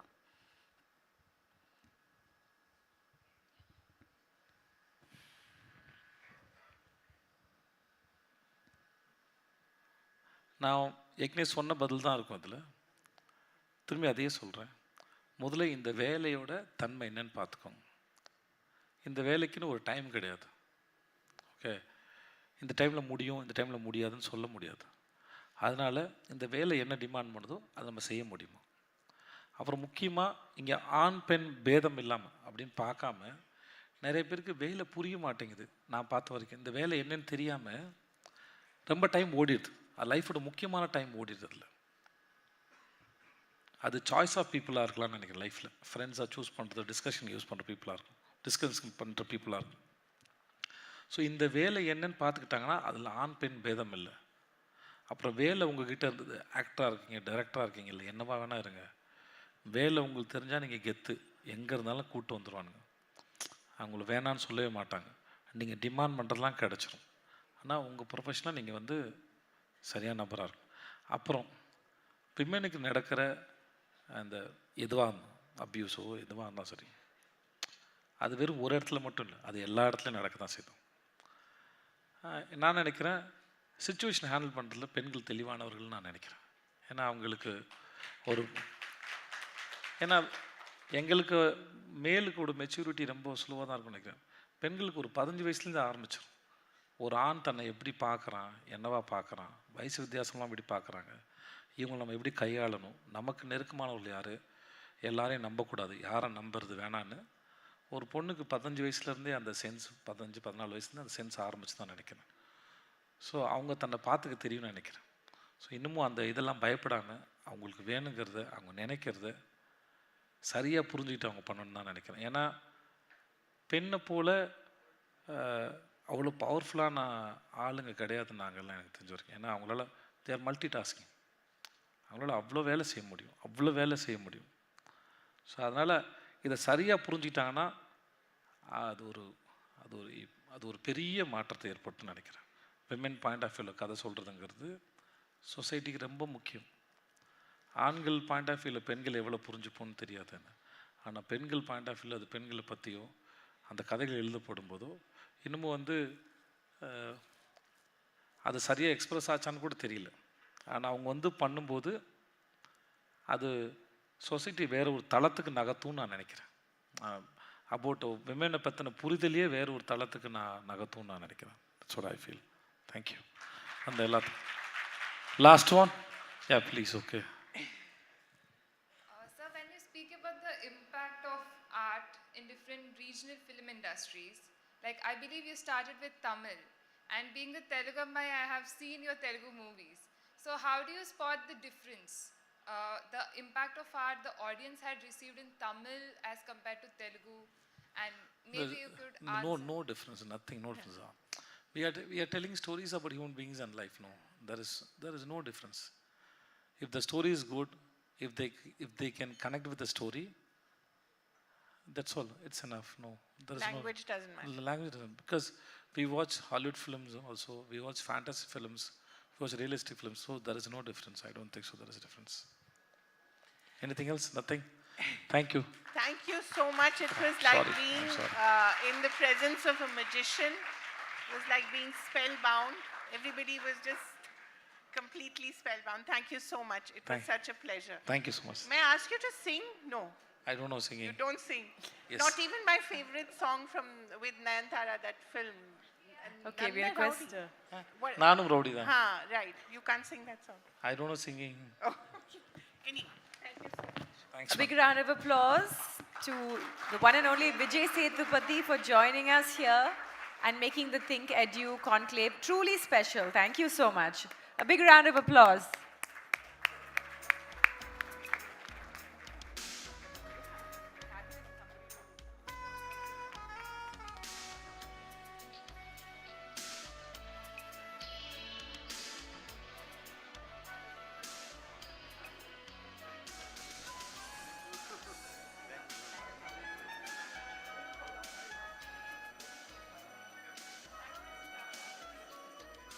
A big thank you to everyone for joining us here at the ThinkEdu Conclave 2023.